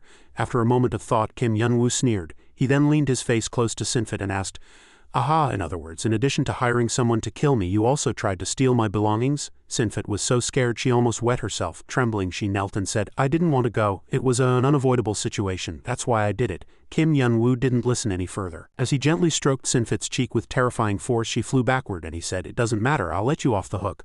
I've already broken enough. Sinfet flew backward from the blow to her cheek, her body scraping against the ground. Kim Yun-woo's voice echoed again. So bring them out later, understood? Sinfet heard that and asked, puzzled. Huh? Kim Yun-woo continued. They kept chattering at me and it was annoying. They were saying I was weaker than the world tree and making a fuss. So I buried them in the ground for a while. 4 heads of her comrades appeared before Sinfet and she shrieked in horror. Sinfet crawled to her comrades and stammered, Are you all right? Why are you all such a mess? Good heavens. Iblith, his face crimson, shouted, You shut up, Sinfet, the sun god cried. Why me again? Kim Yun-woo said nonchalantly. Figure it out yourselves, I'm leaving first. Baekwi Hang and Kim Yun-woo smiled with interest. Kim Yun-woo clutched the teleportation stone and said cheerfully, If we get another chance, let's greet each other with smiles again. His neighbor Baekwi Hang asked back, By the way, where did you get that teleportation stone? Kim Yun-woo immediately replied, Oh this, I picked one up before. It's a one-time use item, but who cares? Sinfet exclaimed in astonishment. What in the world are they? Suddenly a furious gnashing of teeth echoed in Sinfet's ears. She turned around and shrieked, Nyat Nem Nyat. Her eyes wide growled in a voice full of rage, I will surely kill you. Kim Yun-woo saw her and wasn't surprised at all. Instead, with a face full of question marks, he looked at the 4 heads sticking out of the dirt and said as if disappointed, Let's talk about that later. Nyat, you seem a bit strange right now. A few days later on the top floor, Kim Yun-woo, Noah, Debran and Abai were holding a round table meeting. Debran gnashed his teeth and asked, You almost killed the spirit kings and even cut down the world tree. I clearly asked you for only one thing. Not to cause any trouble. Debran slammed the table with an enraged face and glared at Kim Yun-woo. Was that so hard to understand? Kim Yun-woo, unconcerned, picked his ear and said, It wasn't that easy. Then Kim Yun-woo laughed cheerfully and said, But don't be angry. I didn't kill anyone as promised, did I? Good job, right? Hearing Kim Yun-woo's cheerful laughter, Debran's anger flared, and he clenched his teeth. This guy's mouth is truly, Debran shouted. Not killing them isn't enough. No, it would have been better if you had killed them. Then no problems would have arisen later. You not only invaded their territory, but as a Tower Lord, you destroyed what they were supposed to protect and completely trampled on their pride, Debran shouted in an enraged voice. Because of that, Nyat requested a secret meeting with the leaders of other factions. What do you think the topic of that meeting will be? Abai swallowed hard, and Kim Yun-woo, dumbfounded, slowly asked, What is it? At this moment in the Spirit Faction's makeshift meeting room, Nyat said with wide eyes, This meeting will only discuss one topic. Respected leaders, please help me kill the 51st Tower Lord, Kim Yun-woo. At this moment a mocking voice was heard. I expected it, but I didn't think you'd say that. After gathering for the first time in a long time, the leader of the Angel Faction, Lucifer, sneered. Spirit Faction. It seems you're out of options too. My old friend, don't you think so too? The leader of the Demon Faction, Dia, replied, arms crossed. I'm not sure myself. Dia's red eyes glowed. More importantly, didn't I clearly tell you to address me properly? Lucifer, I don't like being called that by a traitor. Lucifer shrugged and chuckled. Oh dear, there you go again. You always bring up matters from billions of years ago. Then Lucifer turned to Nyat and asked, Yes, fine, it's just killing one unaligned Tower Lord, right? I can help you. Lucifer's eyes gleamed as he said with interest, If the benefits I gain are truly worth it, that is, you must have prepared enough, haven't you, Nyat? Nyat closed her eyes and replied, Of course, if you agree to this proposal, the Spirit Faction promises to fairly distribute all the fruits we collect to you for the next 100 years. At the administration company, the administrator asked again in surprise, Not only did the Sun God lose, but they held a leaders' meeting? Truly astonishing. The administrator smiled wickedly, greatly interested. This game is getting out of control, isn't it? The administrator turned to Hemet and asked. What did the Sun God say? Hemet reported. He said that although this mission failed, he did not leak any information. So he requested leniency. After that, he said he would continue to stay in his tower and never again get involved in any matter related to the 51st Tower Lord. The administrator frowned and criticized. Truly absurd. The administrator massaged his aching head and sighed. Anyway, what do you think about that leaders' meeting? That meeting is clearly for forming a retaliatory alliance between factions, but do you think the other 2 factions will agree? Hemet narrowed his eyes and said, At least one of the factions will definitely agree. Of course, if the Spirit Faction offers the World Tree as collateral. The administrator asked in surprise, Didn't Kim Yun-woo destroy that tree? Hemet immediately reported, Fortunately, the roots remain so they can restore it if they gather enough nutrients. Of course, it will take a considerable amount of time. However, no one would consider the quality and quantity of achievements produced by the World Tree to be a loss. The administrator tapped the table and calmly replied, I see, well that's good. Sometimes letting them handle the obstacles themselves isn't a bad idea, the administrator commanded in a low voice. For now, let's observe the situation and let it unfold naturally. On this side, Debran, with an enraged face, slammed the table and said worriedly, What are you going to do now? At this rate, you'll have to face an alliance of at least 2 factions. And if that happens, the administration company will start taking an interest in matters happening in lower dimensional spaces. Debran trembled with fear as he spoke. then the dimensional space I've been searching for day and night will become even harder to find. Having said this much, Debran could no longer hold back. His entire body exploded as he glared at Kim Yun-woo. Then when can I sleep soundly and eat my fill, you damned bastard? Kim Yun-woo, sweating profusely, said in a small voice. That's a truly pitiful reason. But then Kim Yun-woo leaned back in his chair, yawned a few times, and said in a lazy tone, so the conclusion is that I need to attract the administration company's attention to buy you time to find the eye's achievement, right? Is that correct? Debran, hearing this, froze for a moment before replying, that's correct, but do you already have a strategy in mind? Kim Yun-woo chuckled playfully. Oh, of course. Kim Yun-woo looked at the light pouring from the door and said confidently, I'm also very good at attracting attention.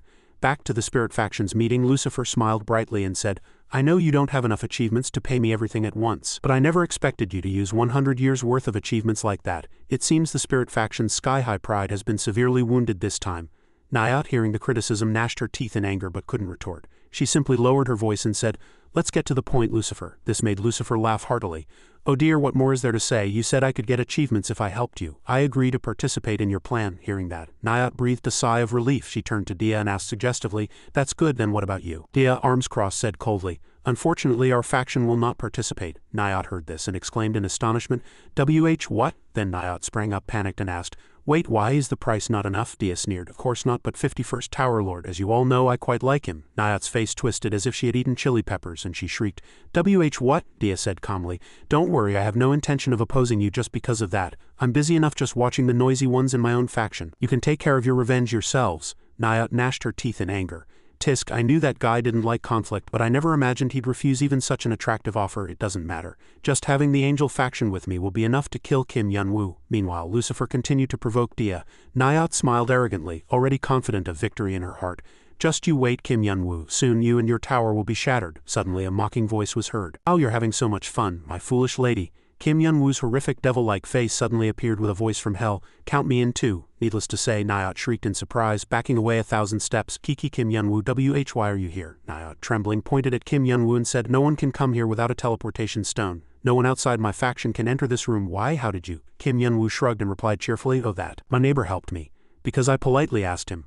I told him I missed you and he kindly opened it. In reality, he had used his fist to make Siegfried grovel on the floor and curse. But Kim Yun-woo said nothing about that. Of course, Nayat only thought that someone from behind had betrayed her. Kim Yun-woo said amusedly, But what does that matter now? Kim Yun-woo cracked his finger joints, exuding intense killing intent from his entire body, and slowly approached Nayat. What matters is what you two were talking about. Come on, hurry up and tell me. I'm really curious. Suddenly, Lucifer leapt in front of Nayat, laughing heartily and interrupting.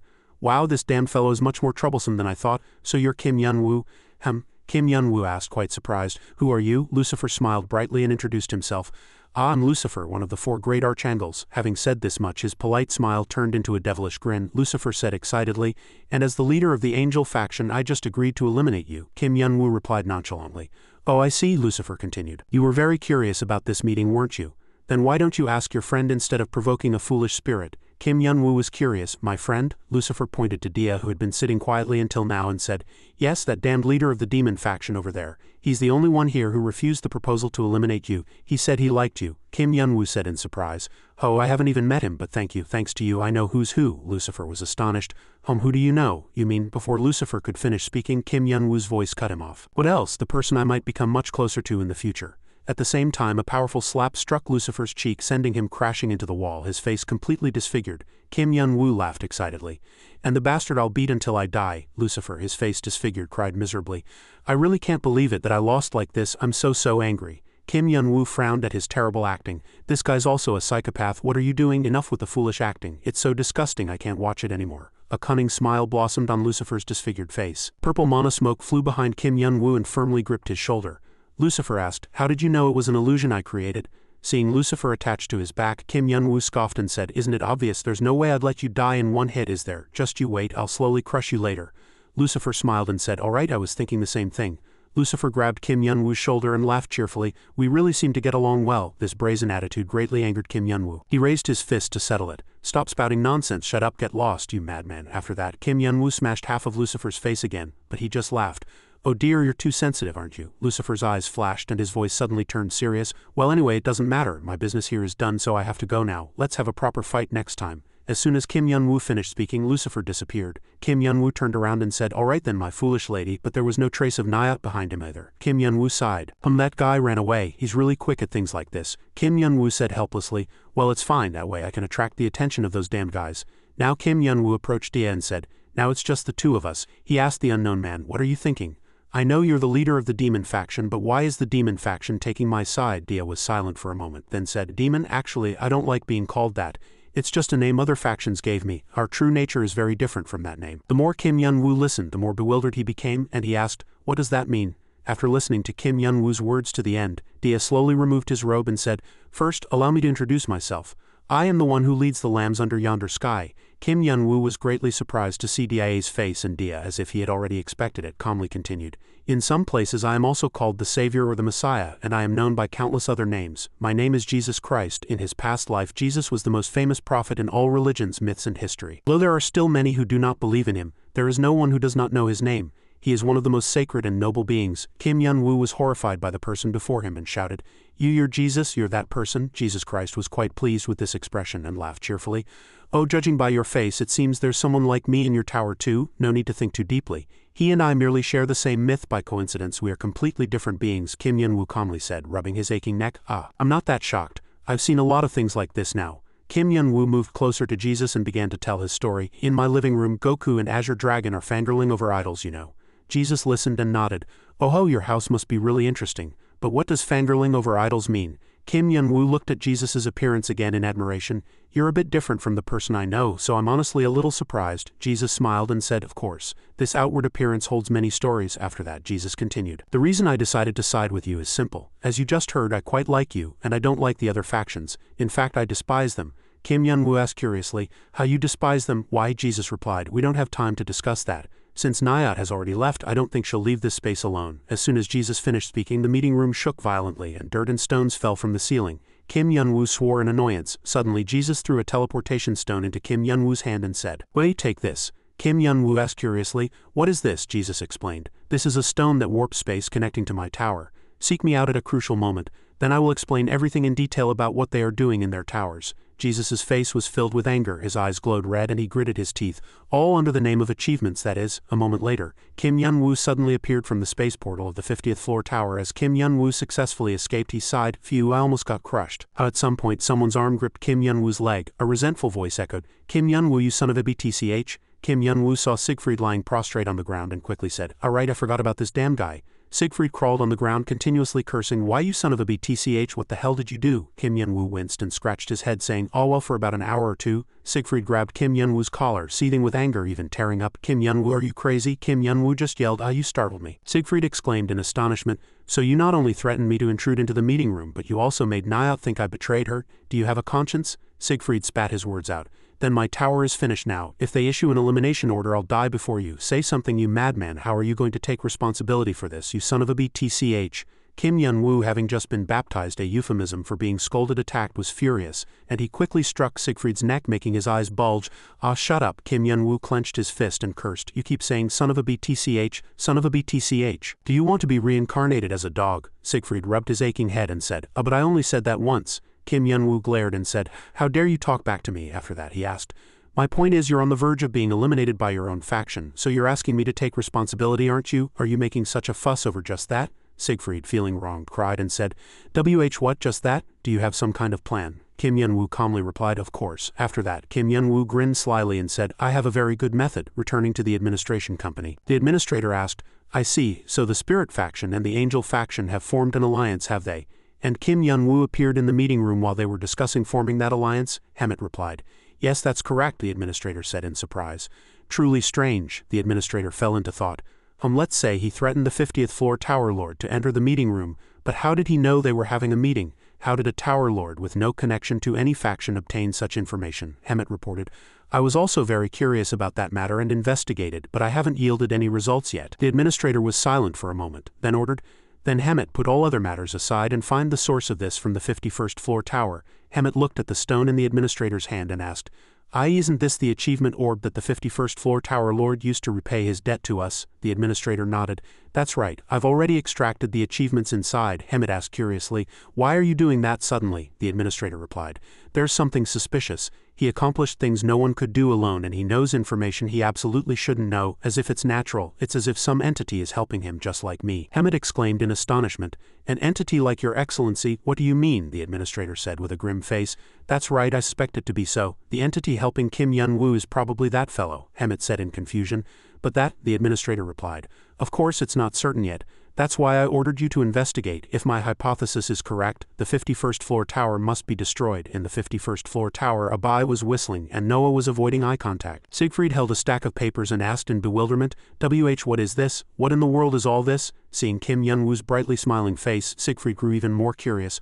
Why did you give this to me? Kim Yun-woo said. How can I trust you? Frankly, if those damn guys from the spirit faction forgive you, you'll go right back to them, won't you, right? Siegfried winced and stammered, that is. Kim Yun-woo pointed to Noah, who was clearing his throat, and Abai, who was whispering, since I've revised it to the best possible version. Kim Yun-woo said with satisfaction, so I commissioned experts to create something that can truly guarantee our friendship. This is that friendship contract. A slave contract lay before Siegfried. No, it was a friendship contract under the condition that Kim Yun-woo was the boss and Siegfried was the subordinate, where Kim Yun-woo would protect Siegfried's faction, and Siegfried would follow all of Kim Yun-woo's commands, or rather demands. If Siegfried bothered Kim Yun-woo, it was a given that he would be beaten to a pulp by Kim Yun-woo. Kim Yun-woo continued to explain, if you sign this contract with Mana, a specific magic circle will be activated. That magic circle will transform all its contents into conditions that both parties must fulfill. Kim Yun-woo laughed cheerfully, baring two sharp fangs, and patted Siegfried's shoulder, asking, how about it now? We don't have to worry about betrayal, do we, right? Siegfried read the contract and frowned, saying, yes, that's right, but some of the conditions written here are a bit. Kim Yun-woo grinned slyly and tempted, what's wrong? There's nothing difficult. If I'm to protect you, you just need to tell me the spirit faction's weaknesses, act as the gatekeeper for our passage, and occasionally run some errands for me. Siegfried listened, then wide-eyed and blankly asked, Kim Yun-woo then launched into a flurry of explanations, for example, turning off the lights when I sleep, buying snacks when I go out, sweeping the yard, and things I'm too lazy to do. Just these tasks alone made Siegfried so miserable he was on the verge of death, and he quickly said, wait a minute. Kim Yun-woo proudly gave a thumbs up and said, how about it? Simple, right? Siegfried, seething with anger, shouted, don't talk nonsense, you're a complete thug, not a friend but a slave. Siegfried clenched his fist and said, I'm the Tower Lord, do you know who I am? Truly unbearable. Suddenly Kim Yun-woo's cold voice echoed, then what are you going to do? Do you want to fight? His eyes, filled with killing intent, pierced right through Siegfried, who dared not resist. Siegfried trembled, sweating profusely, clutching the contract. A moment later, forcing a smile, he took a pen from Noah and asked, where do I sign? Noah helplessly pointed to the empty space over there. Noah continued to point, and on the next page too. Siegfried signed, crying. Kim Yun-woo crossed his arms with satisfaction and thought, with this everything is basically resolved. Kim Yun-woo looked at the stone Jesus had given him and mumbled to himself, then I should go meet him. On the top floor of Jesus's tower, Kim Yun-woo looked around and said in surprise, I know you said you're Jesus, but this is a bit too overwhelming. Seeing Jesus dressed in white, kneeling and bowing his head, Kim Yun-woo was startled. What is this holy atmosphere? The attendant Peter said, clasping his hands. My lord, he has arrived. Jesus replied, understood, Peter. We will be talking for quite a while, so would you mind stepping out for a moment? Peter immediately bowed his head and replied, yes, my lord. Seeing Peter turn to leave, Kim Yun-woo thought inwardly, this guy somehow looks familiar. I've definitely never met him before. Am I mistaken? Kim Yun-woo was startled by a sound. Jesus sat at the table and invited him.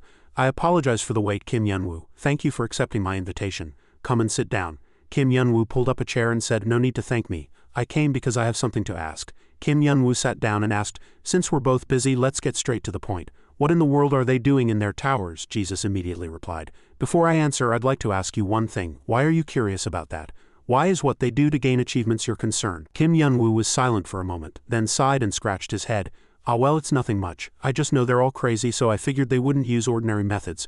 But they're clearly squeezing the lives out of innocent people for profit. The Tower Lord who ruled my tower did the same. That's why I know these things very well. And because of that guy, we had to go through all sorts of problems. Kim Yun-woo slammed the table with an enraged face and said, this is why I get angry every time I see these things. I get so angry that every time I see them, I want to crush them. Kim Yun-woo controlled his emotions and asked, even if I don't know what they're doing, I'm going to beat them down. Is that answer sufficient? Jesus nodded and smiled. Good, I still have a good eye for people. Jesus said seriously, then I will tell you how they gain achievements. At this moment in heaven, the joint dimensional space of the angel faction, the archangel Gabriel looked at Lucifer and asked, so we've allied with the spirit faction to kill the 51st floor Tower Lord, have we? Gabriel said. Then we should start gathering our forces now, but Lucifer cut him off. He raised his hand to stop him and said, for now we don't need to waste our strength on this matter. Gabriel asked curiously, why?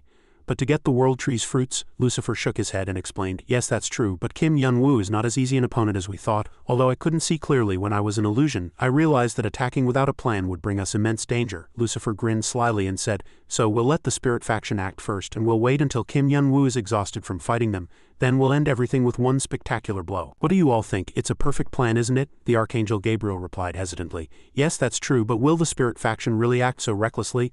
They've already suffered immense damage. Lucifer laughed and replied, don't worry. They'll know they have to act first if they want us to help them. Besides, I've already sent them. As Lucifer expected, on this side, Nayat was seething with anger. Her veins bulging, she slammed the table and shouted, we must act first. Nayat looked at her three comrades in disgust.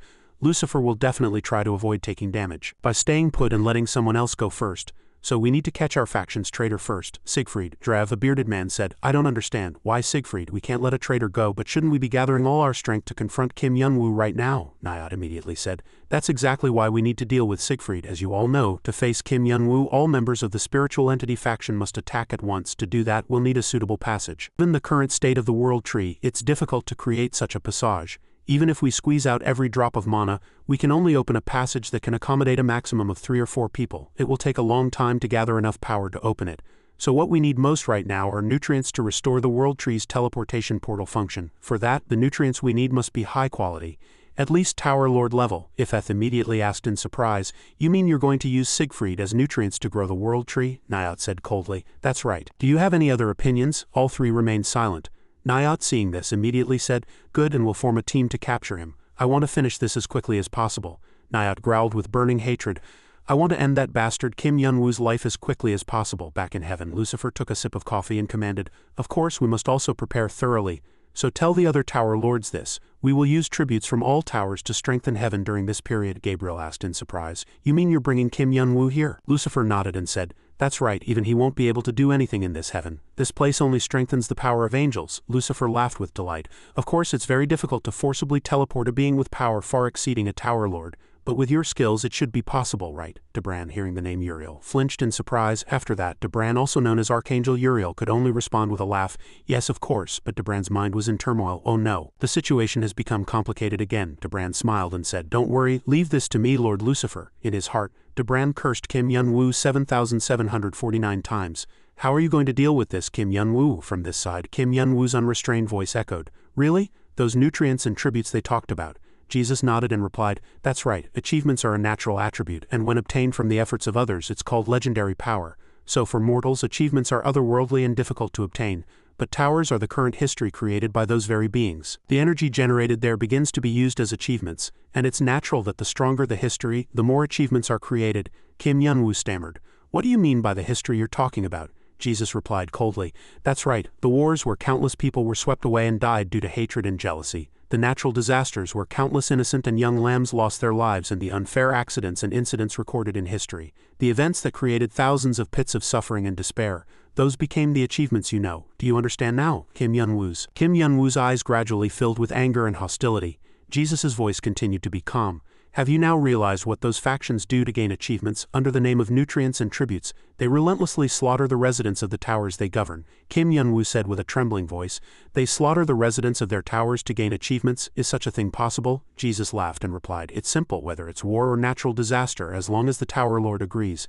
The Tower Lord is fundamentally the god and saint of the tower they govern. Kim Yun-woo covered his face and sighed disappointedly. I had a rough idea, but these damn bastards. Kim Yun-woo slammed the table with an enraged face and growled, I truly can't believe they've crossed the line for so long. Kim Yun-woo said with a trembling voice, what's infuriating is that I can't smash all those damn bastards at once. Jesus nodded and said, I think the same as you, although the words you use are a bit intense, that's why I like you. Kim Yun-woo asked in surprise, what did you say? Jesus began to explain. When you first attended the meeting of Tower Lords, I wasn't there. Not all faction leaders are required to attend that meeting. But I heard about the situation from my disciples. That you stepped forward to save an innocent receptionist lady that day.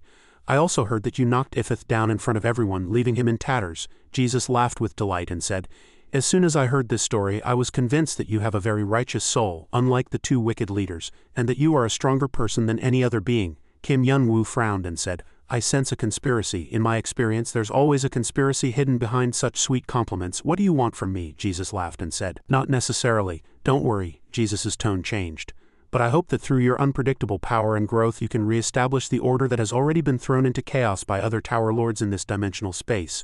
As soon as Kim Yun-woo heard this, he said unhappily, "What? Even with all those flowery words, you're essentially telling me to deal with those damned bastards myself, aren't you?" Jesus laughed and said, "If my words sounded that way, I apologize. This is a bit embarrassing, but we lack the ability to retaliate. You will have to spend quite a lot of time bribing and coaxing to gather achievements without sacrificing the residents of the tower. And by doing so, you'll be breaking the rules, so you'll have to accept some significant side effects." Kim Yun-woo asked curiously, "Breaking the rules, is such a thing possible? How?" Jesus smiled meaningfully upon hearing this question. Back in his Tower 51, Kim Yun-woo immediately told everyone this story. Abai immediately covered her mouth in shock and asked in disbelief, "Really, Guardian? No matter how much they crave achievements, how can they do such a terrible thing?" Noah also broke out in a cold sweat, terrified. "Truly unbelievable." Siegfried scratched his face, terrified by everyone's condemnation. Abai was so angry she seemed to be fuming. "Good heavens, how can such shameless scoundrels exist?" Noah also chimed in.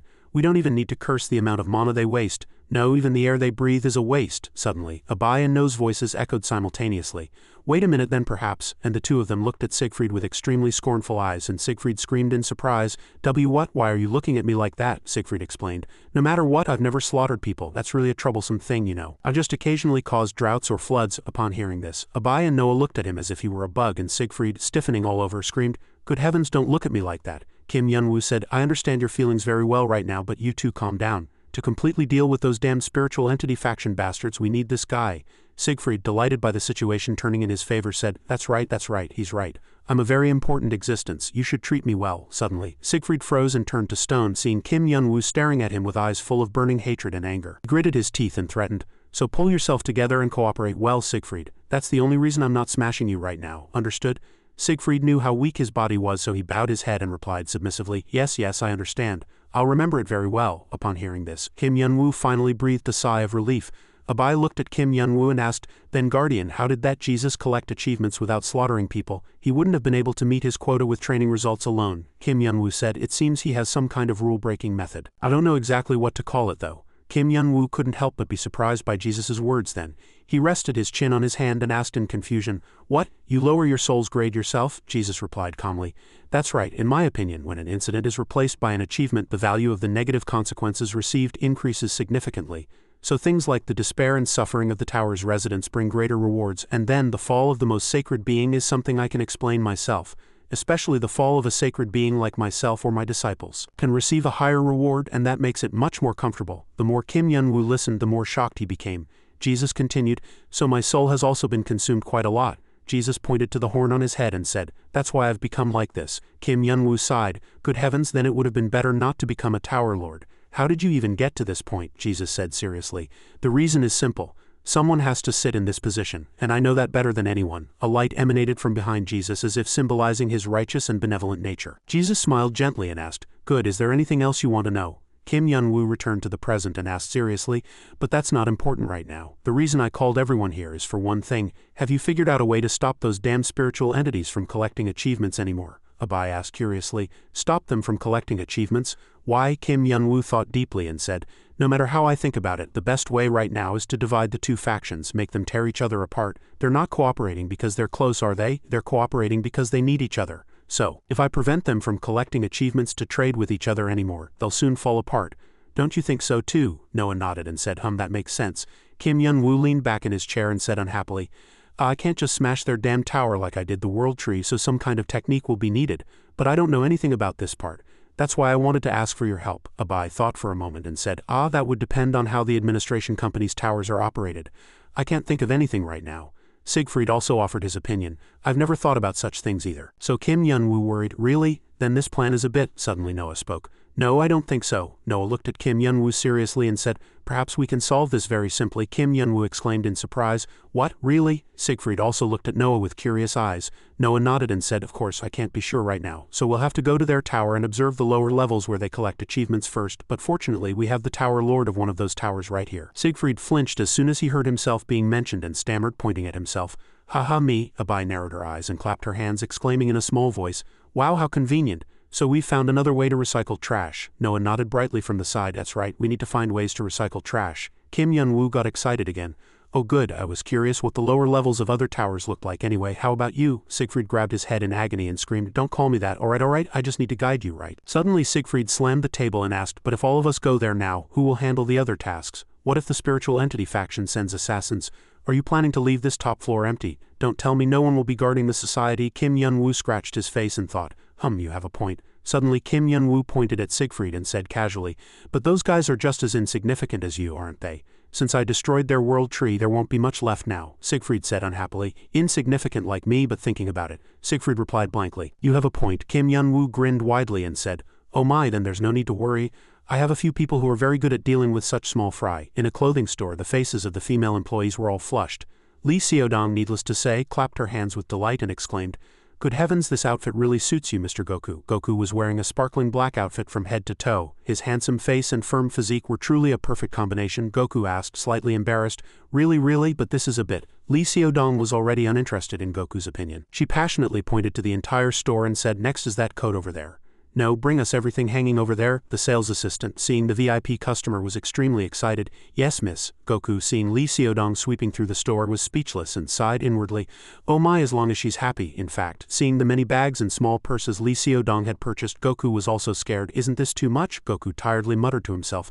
I think I'm overdoing this boyfriend act a bit. My whole body is stiff. I need to loosen up a bit. Suddenly, a notification window appeared in front of Goku, startling him.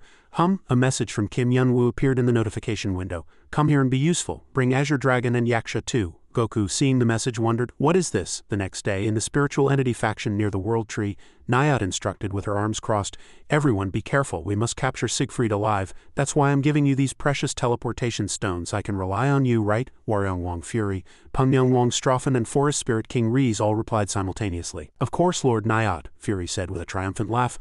Other Spirit Kings aside, we three are more than enough to deal with someone like Siegfried. So don't worry, Lord Nayat, focus on preparing to kill Kim Yun-woo. Nayat laughed and said, you are truly reliable, then good luck. Fury, Stan and Dreeth, the three of them, entered the teleportation portal. They said simultaneously, yes, we'll be back soon, and quickly disappeared. As soon as these three passed through the teleportation portal, Goku's thoughtless voice was heard. Oh, they really came, so these are you guys? You guys are the Tower Lords of the Spirit faction, Fury asked with a dazed expression, seeing Baekhyang, Azure Dragon and Sun Wukong all standing proudly in formation. Who are you? Where's Siegfried? Sun Wukong cut him off and said with extreme excitement, that's none of your business, just tell me which of you is the most trashy. The Spirit Tower Lords froze, seeing Sun Wukong, Baekhyang and Azure Dragon, then asked again in confusion, what did you just say, trashy? Sun Wukong chuckled, delighted by Fury's reaction. Yeah, that's right, our Tower Lord said that you guys are trashy fellows who are about to come. Sun Wukong widened his eyes and continued, looking at Fury with contempt, and I can beat you guys to my heart's content. Just don't kill you. That's why I asked you that. Our master has no other intentions. I apologize if you were hurt. Fury's forehead veins bulged with anger, and he said irritably, that's ridiculous. After that, Fury approached Sun Wukong, radiating mana and anger. If you were a Tower Lord, we would surely know you, wouldn't we? That means you're just an ordinary tower resident, Fury threatened, facing Sun Wukong's arrogant face. Hey you, don't you want to die? How can an ordinary resident say such ridiculous things in front of a Tower Lord like me? I don't know where you get such confidence, but you'd better know your place before acting so arrogant. Hearing that, Sun Wukong secretly pulled out his Rui Jingu Bang and threw it into the sky, surprising Fury. What is this? Sun Wukong shouted loudly. Grow Rui Jingu Bang. Sun Wukong leapt up, firmly grasped the Rui Jingu Bang and brought it straight down on Fury's head, burying him immediately in the ground. Ithith and Dreeth were both astonished. Baekhyang laughed cheerfully at Azure Dragon and said, doesn't that guy seem quite happy? At this moment, Sun Wukong returned and warned, Espresso, if you're so great, don't interfere with those arrogant guys again. Sun Wukong's eyes gleamed and he shouted with extreme excitement, it's been a long time since I could stretch my body like this. Meanwhile, in the lower levels of the 50th floor tower, the people were emaciated mere skeletons. Kim Yun-woo said in bewilderment, impossible, this is the lower level of your tower? Seeing everything desolate and ruined, the dead are abundant and the living suffer miserably. Kim Yun-woo froze. This chaotic situation, you mean? Siegfried was terrified and said nothing. Kim Yun-woo gnashed his teeth in anger, glared at him and shouted, or should I just kill a bastard like you right now? Siegfried was so terrified he almost wet himself, and he quickly said in a trembling voice, wait a minute, this is actually quite peaceful. Besides, they hardly ever died multiple times. Seeing Kim Yun-woo's bloodshot murderous eyes, Siegfried's voice grew smaller and smaller. They hardly ever died alone or starved to death. After finishing this, Siegfried voluntarily put his hands behind his back and bowed his head to the ground, begging for forgiveness. Kim Yun-woo was still angry and shouted, when are you coming back? You'll have to deal with this. Understood? Siegfried whimpered and said, yes, understood. Kim Yun-woo turned to Noah and asked, "Are you done investigating?" Noah nodded and replied, "Yes, I'm done. The structure of this tower was much simpler than I thought, so progress was very fast. If other places are like this too, the success rate of my plan is almost guaranteed." Kim Yun-woo said in surprise, "It's going that smoothly?" Ignoring Siegfried, who was still in a kneeling position with his butt in the air as punishment, Kim Yun-woo looked at Noah and asked, "What exactly is your plan?" Noah replied, "Let's talk as we go. There's something I want to show you now. Let's go." Kim Yun-woo said, "All right." But he still looked back at this desolate and ruined place with lingering attachment, thinking inwardly, as expected, the situation in other towers must be even more serious than this. Seeing the emaciated child on the roadside, Kim Yun-woo cursed inwardly, "Damn it, it reminds me of my own childhood." Kim Yun-woo's body trembled with anger, filled with disgust, remembering his younger self sitting alone and scared in front of the orphanage. "Those damn bastards are making me recall old memories." Noah, seeing Kim Yun-woo still standing there trembling, quickly asked, "What's wrong? Is there anything else you want to do here?" Kim Yun-woo calmly replied, "Nothing, let's go." Kim Yun-woo's face was distorted, but he pretended as if nothing was wrong. Nothing. Returning to Kim Yun-woo's 51st floor tower, the broken stones indicated that an intense battle was taking place. More precisely, Sun Wukong was continuously striking Strophen with his Ruyi Jingu Bang, and he could only block with his hands. Strophen panted eyes wide, trying to evade Sun Wukong's attacks, thinking inwardly, "This is ridiculous. I'm already exhausted just blocking his attacks. Is this really the strength of an ordinary resident?" Sun Wukong's eyes gleamed, and he immediately pierced Strophen with the tip of his Ruyi Jingu Bang, sending him flying backward. Strophen quickly stopped himself and panted, shouting at Dreeth, "Damn it, Dreeth, how much more time do you need? I can't keep fighting alone like this. Hurry up and support me." Light flashed from where Dreeth was sitting, and she quickly replied, "Don't worry, Stan, I'm all set." Giant tree roots coiling like dragons shot out from Dreeth's magic orb towards Sun Wukong. Seeing this, Sun Wukong scoffed, firmly grasped his Ruyi Jingu Bang and taunted, "I was wondering what you'd been doing all this time. And you're just summoning tree roots? Sorry, but I've had enough of that kind of thing in this tower. It's getting annoying." Sun Wukong tightly gripped his Ruyi Jingu Bang and said, "I can sweep them all away with one blow." However, before Sun Wukong could do anything, a colossal bolt of lightning struck, obliterating the annoying tree roots. While Dreeth and Strophen were astonished, Azure Dragon's arrogant voice echoed, "But it's truly annoying. I'm still clumsy." Sun Wukong was extremely annoyed that Azure Dragon had suddenly appeared and snatched his toy. "Ah, you damn bastard, why are you interfering again?" "I told you not to interfere," Azure Dragon calmly replied. "You can't even breathe properly right now. Don't be so stubborn." And Azure Dragon pointed behind him. And Sun Wukong turned around curiously to see Baekhyang sitting on a throne with an extremely bored expression.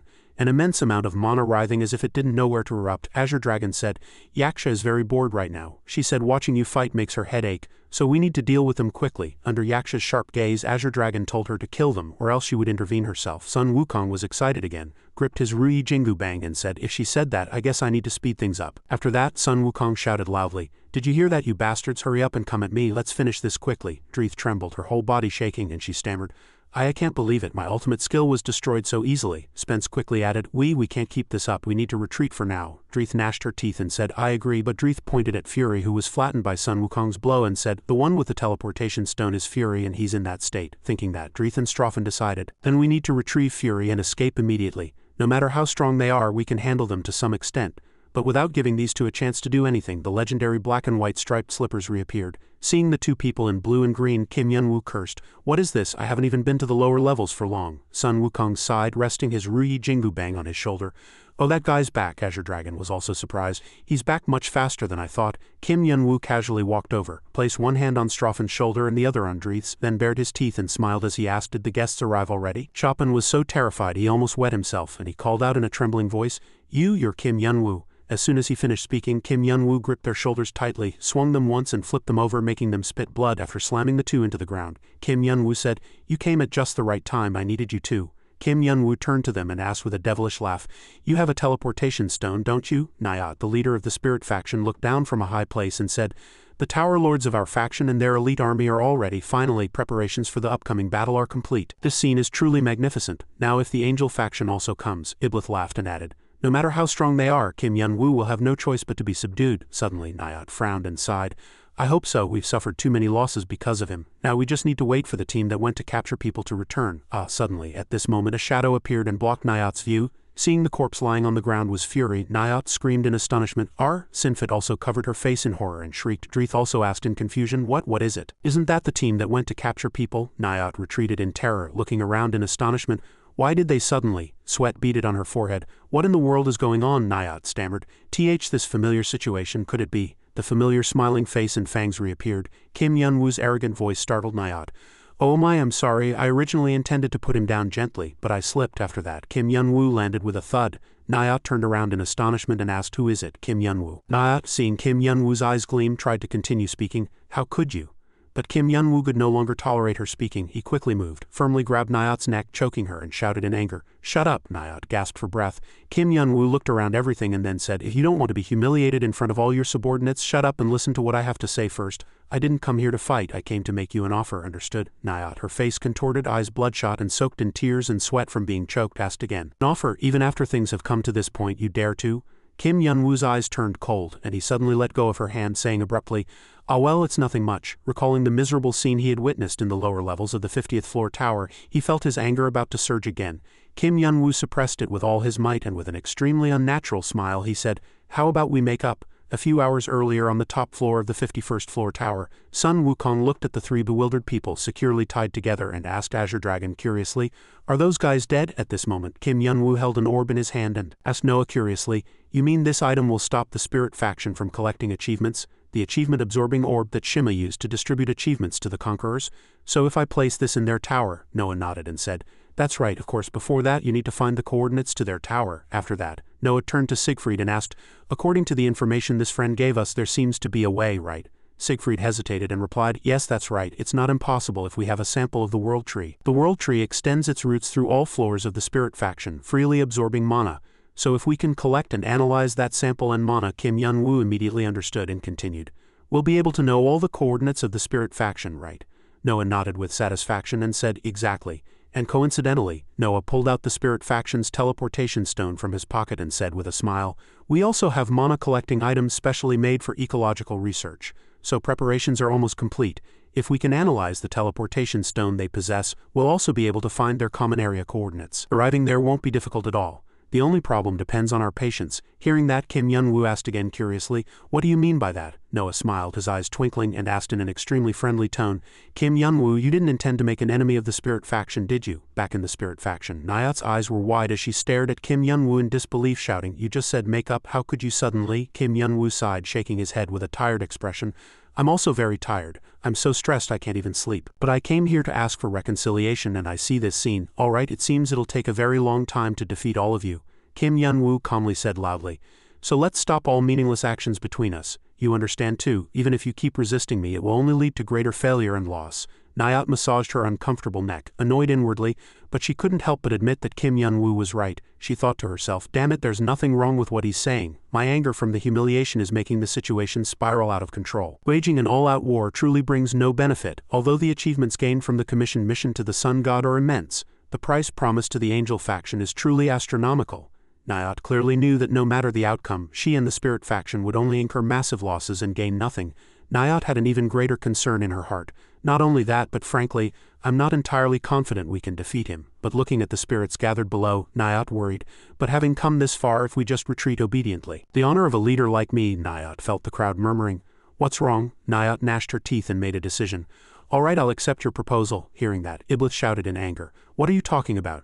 But Nayat signaled him to be quiet and then continued, "However, there's one condition." Kim Yunwoo asked curiously, "A condition?" Nayat nodded and replied, "That's right, actually I have many things I want to demand from you, but first what I want is for you to finish what you should have done at the last meeting of Tower Lords." Kim Yunwoo didn't understand and asked again, "Last meeting? You mean?" Nayat stepped forward, then widened her eyes, pointed to the ground beneath her feet and said, gnashing her teeth, "That's right, kneel before me." Kim Yunwoo frowned even deeper and said, feeling a laugh welling up in annoyance, "Ha, you're really stubborn. Why are you so fixated on that? Do you have a grudge against my knees?" Nayat said, "It doesn't matter what you say, anyway you have to kneel before me, or did you just recklessly propose reconciliation and weren't even prepared for something like this?" Kim Yunwoo thought for a moment and then replied, "Fine, it won't be that hard to kneel before Nayat later."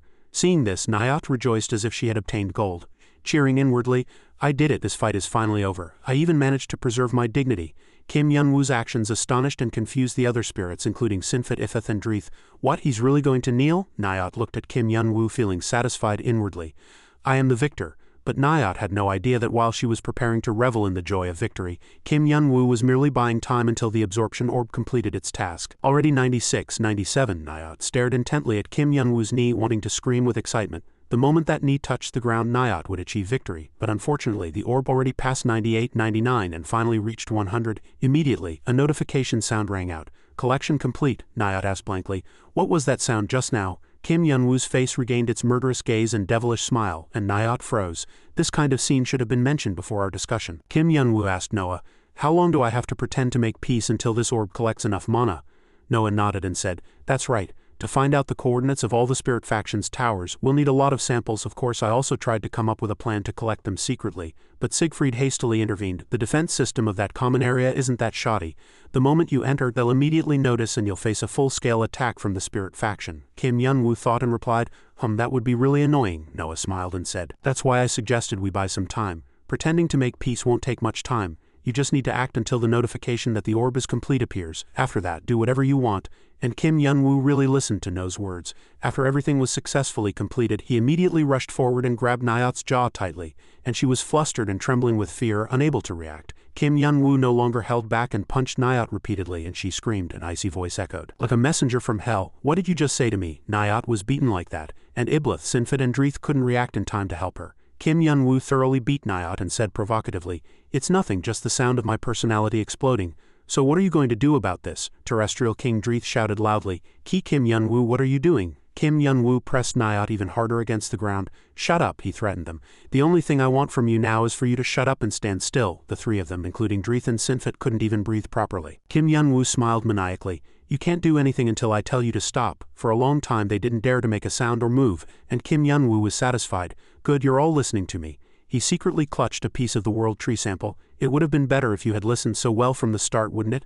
I told you I didn't come to fight. If you hadn't played games with me like this, I wouldn't have hit you." "Perhaps," Nyat gnashed her teeth. What the hell," Kim Yun-woo casually said in an eerie voice. "Oh, don't misunderstand, it's not because I'm afraid of you. You all know I'm not the type to make empty threats. So remember, the only reason you're still standing here and breathing is because I'm restraining myself." Kim Yun-woo sneered after threatening them, thinking, "Of course my patience won't last that long either." He told them, "In conclusion, I've done everything I wanted to do here. So now I'm leaving." Then he smiled and waved at them before teleporting. "See you next time." Afterwards, in Tower 51, Kim Yun-woo placed the items on the table. "Here, I brought what you asked for. This is a piece of the world tree sample and its mana. Will this be enough?" Noah took it and examined it. This should be enough as a sample," he explained at length. "Now all I need to do is put this into the mana analyzer I developed, and then separate all the mana mixed within it into individual components." Kim Yun-woo, getting a headache, cut him off. "No matter how much you explain in detail, I won't understand anything, so don't explain." He asked the two, "How long will this preparation take?" Abai calculated. It won't take too long to find the coordinates, but the achievement absorption orb needs some improvement. It will take about another week." Kim Yun-woo nodded. "It's taking longer than I thought. I need to increase its capacity and add stealth properties so it's not detected. In short, there are many things to improve. Since I have to make at least 10 of them, it's natural that it will take a lot of time." Kim Yun-woo waved his hand and said, Well, whatever, I wanted to rest for a while anyway." Abai asked curiously, "Do you have something to take care of?" My disciples have been nagging me too much lately." "About going shopping?" Noah and Abai asked blankly. "Your disciples, what exactly do they want?" Kim Yun-woo scratched his face awkwardly. Well, not much, just things like furniture." The scene shifted to a furniture store. "Wow, it's amazing," Mimi and Han Aaron exclaimed happily. "Is it because it's a new shopping mall? There's so much beautiful furniture. It was really good to come in person. I would have regretted it if Master hadn't come, wouldn't I?" Master Kim Yun-woo could only helplessly say, but he felt something was wrong. "Am I the only one thinking this is strange? There's not a single customer in this huge shopping mall. There isn't even a single staff member. Did someone buy out this entire area?" His cute disciples smiled inwardly. "Is that important right now, Master?" She placed her hand on a bedsheet and asked, "Master, how do you like this bed? Your bed seems a bit small. Is this size appropriate?" All sorts of scenarios unfolded in Mimi's mind. "If the bed is this wide, I won't have to worry about front, back, sides, and 27,749 other positions. It's just that." Kim Yun-woo's face turned pale. What are you talking about?" Mimi didn't back down. "Master, look at this too. Master, how do you like this sink? Master, it's really wide, isn't it? Isn't it really wonderful, Master? If it's this wide, you won't have to worry about sparks flying while washing dishes. It's just that Kim Yun-woo was helpless. "Wait, you two, weren't you here to buy furniture? You weren't originally interested in these kinds of things." But Mimi and Han Aaron no longer listened to him. Their eyes sparkled as they looked at the spacious furniture. "Oh my, that bed and sofa are pretty too. That table over there is wide." As Kim Yun-woo stood blankly, his two disciples approached. "Master, what are you doing there? Master, don't just stand there blankly. You have to come with us, don't you? Hurry up." Kim Yun-woo sighed. All right, I'm coming." "Will this be okay?" "Well, whatever, it probably won't be too bad from now on." The scene shifted to the administration company. In the achievement storage deep underground, Hemet stood with the administrator. The administrator looked at the achievement orbs and asked, "Hemet, what have you found out?" Hemet reported, "According to your excellency's command, I investigated the source of the achievements that Tower Lord 51 repaid us, but suspiciously I couldn't find out anything," the administrator continued. That means yes, Your Excellency's conjecture is correct. It is highly probable that those achievements did not come from any tower but from an entirely different entity. Hammett added, of course that doesn't mean we can use it as proof to confirm that entity, it's just that too much time has passed and all traces have disappeared. The administrator still looked at the achievements with a calm expression. Understood, let's leave it at that for now, Hammett complained in surprise. Your Excellency, are you all right? The administrator scoffed. Am I all right? Why wouldn't I be all right? Suddenly a thunderous sound poured down on Hammett from somewhere. It was probably created by the administrator's rage. He frowned. All I want right now is to destroy Tower 51. Because there's a high possibility that Tower is connected to that fellow. For that reason alone, the administrator clenched his fist, but I cannot let these emotions overwhelm my reason. If I were to use military force based on mere suspicion, the factions would lose trust in the contracts we've drawn up.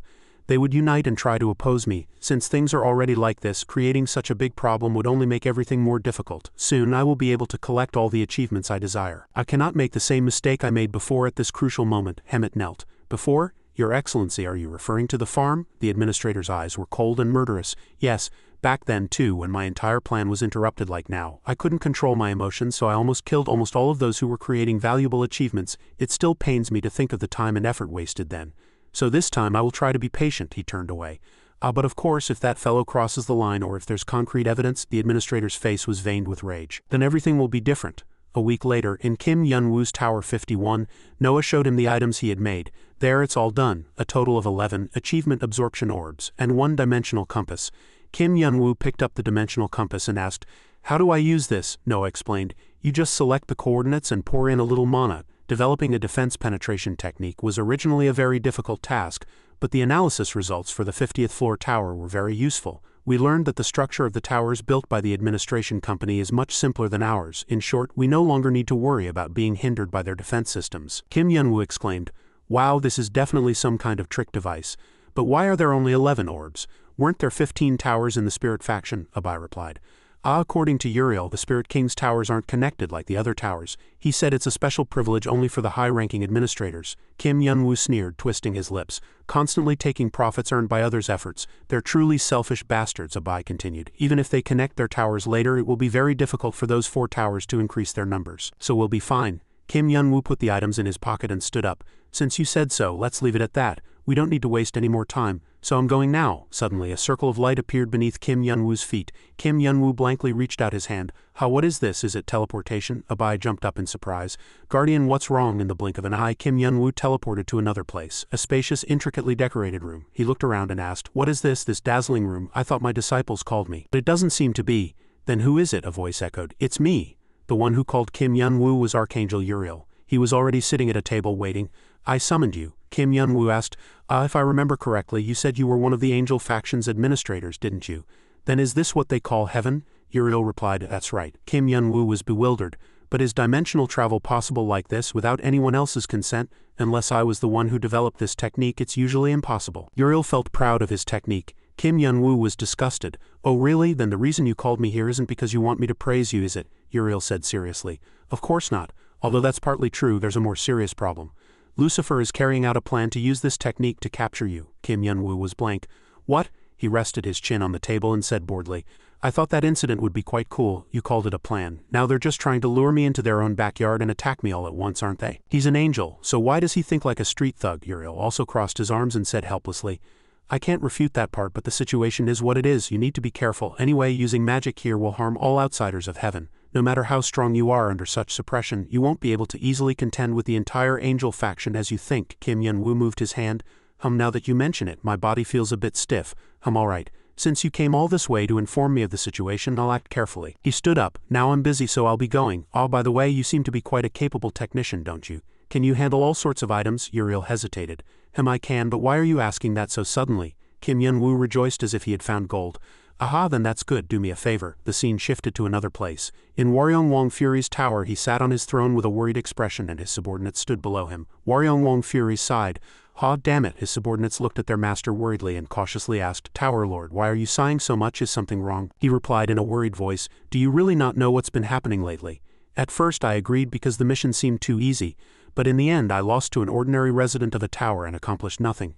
and when I returned I saw Nyat with my own eyes, and Kim Yun-woo beat her to a pulp, unable to resist at all. The army we had painstakingly gathered had to be disbanded. Not only did we fail to capture Siegfried, but we couldn't even resolve the teleportation portal issue. In this situation, how can I not sigh? Damn it, his subordinates looked at something uneasily, until Kim Yun-woo's playful voice suddenly echoed, I see, you must have been very stressed. Waryeong Wong Fury, not recognizing him, continued to complain. Needless to say, I've never been in such a humiliating situation. Then he realized something was wrong. Fury screamed in surprise, Kim Yun-woo, Kim Yun-woo. Kim Yun-woo turned around, and it was no illusion. Waryeong Wong Fury stammered, how did you get here? Kim Yun-woo, annoyed, gave him a punch. Why are you talking so much? You're really noisy. Why do you always scream like that whenever you see me? All the earwax was completely removed from his ear canals. The subordinates nervously held their swords forward.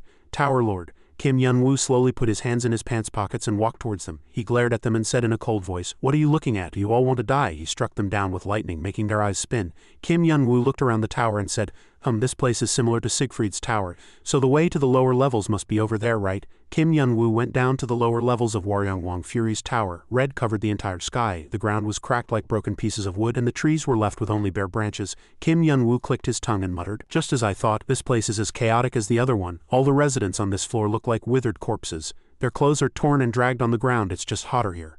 A man buried his face in a small puddle on the ground and eagerly licked it. Kim Yun-woo silently watched him in pain. He frowned and said unpleasantly, damn it, I just wanted a quick look, but it's really disgusting. He placed a small stone on the ground, pressed it firmly with his foot to embed it deeply, then turned and left. He still couldn't shake off the unpleasant feeling. Returning to the upper floor, Waryeong Wong Fury was still dazed from the punch, snoring in his sleep. Kim Yun-woo disliked his face so much that he slapped his cheek as if to throw him to the ground. Hey, wake up, you bastard, Fury said, trembling with extreme fear. Kim Yun-woo, what do you want? How dare you intrude here? What are you planning to do? Kim Yun-woo, without a word, delivered a powerful punch to the air next to Fury's left shoulder. The immense force blew away the entire wall behind Fury, letting light pour in. Kim Yun-woo muttered, honestly, I really don't like what you guys are doing, but I can't go around correcting everything one by one. I'm busy as hell these days. So while I'm this busy, you'd better manage your tower well. Because when I have more time later, I'll come back and check. Kim Yun-woo grabbed Fury's head and threatened him with terrifying eyes. And if the situation is still the same, then I'll really do some horrible things. Waryeong Wong Fury was extremely terrified by Kim Yun-woo's words. I don't need to explain the meaning of what I just said, right? He removed his hand from Fury's face. Alright, I'm busy, so I have to go. If I catch you messing up your tower again, I'll beat your butt until it blooms like a flower. So get your act together and do well. Waryeong Wong Fury hurriedly chased after him, calling out, wait, what do you mean by do well? You should at least tell me what I need to do to see the changes you want, shouldn't you? Kim Yun-woo thought that made sense. Is that so? Just then a single drop of water slowly fell from the sky, landing in the puddle where the suffering man had been burying his face. The man mumbled blankly, something fell. He looked up at the sky and his once lifeless eyes widened in surprise. Tears of emotion streamed down his face. The sky was no longer red, and rain began to fall, washing away the darkness. Everyone stood up, extending their hands to catch the precious raindrops. Rain? Kim Yun-woo, wearing his Dongchun Market Gucci slippers, continued on his way. He took out the dimensional compass from his pocket, pressed a button, and muttered, damn it, when will I be able to visit all these places? It's really annoying. The next day in heaven, the joint dimensional space of the angel faction, the leader Lucifer sat at a table with Archangel Gabriel and another Gabriel. After the report, Lucifer asked, you said Kim Yun-woo has been actively invading the territories of the spirit faction's tower lords lately, right? Is that true? Both Gabriels nodded. Yes, that's correct. This is the conclusion drawn from all the reports received from the tower lords who manage the world tree. However, the amount of mana they observed was very small. It seems no battle occurred. Of course, since we haven't actually entered, we don't know the real situation inside. Lucifer thought, that's really strange. It was a short meeting, but I knew he wasn't the type to sit calmly and have a proper conversation. Lucifer rested his chin in his hand and scoffed, oh dear, the situation is getting more and more interesting. We need to delve deeper and uncover the secret. A voice came from behind Lucifer. Oh dear, you don't need to move so stealthily. The three angels pushed their chairs back, stood up and turned around in surprise. Kim Yun-woo was perched on the railing, smiling contentedly. 'Cause I'm right here anyway. Archangel Lucifer gritted his teeth. Kim Yun-woo, you. Kim Yun-woo laughed cheerfully. Hello guys, I have something to tell you. He stood proudly before the three angels. Lucifer sneered. You dare say you want to talk? I think I've misjudged you all this time. Who would have known you like to talk to others, especially to willingly jump into a trap? To jump into your own grave, that is. Kim Yun-woo scoffed. My grave here? Nonsense, I haven't done anything to die for. Archangel Lucifer waved his hand, crossed his legs and sat back in his chair. Didn't you really know? I told you when we first met we made a contract with the spirit faction to kill you. At a very generous price. Did you really think we would just let you get away so easily? Kim Yun-woo realized, but still laughed loudly as if it didn't matter. Right, that's because those damn guys and their friends can't afford that price. Lucifer frowned, not understanding. What do you mean? Kim Yun-woo casually snapped his fingers. I can't explain in detail right now, but by now they must have realized it too. Now their lives are completely ruined. The screen shifted to Nyot's world tree domain. Nyot, Tohyung Wong Dreeth, Sinfit and Waryong Wong Iblith all looked up at their world tree in horror.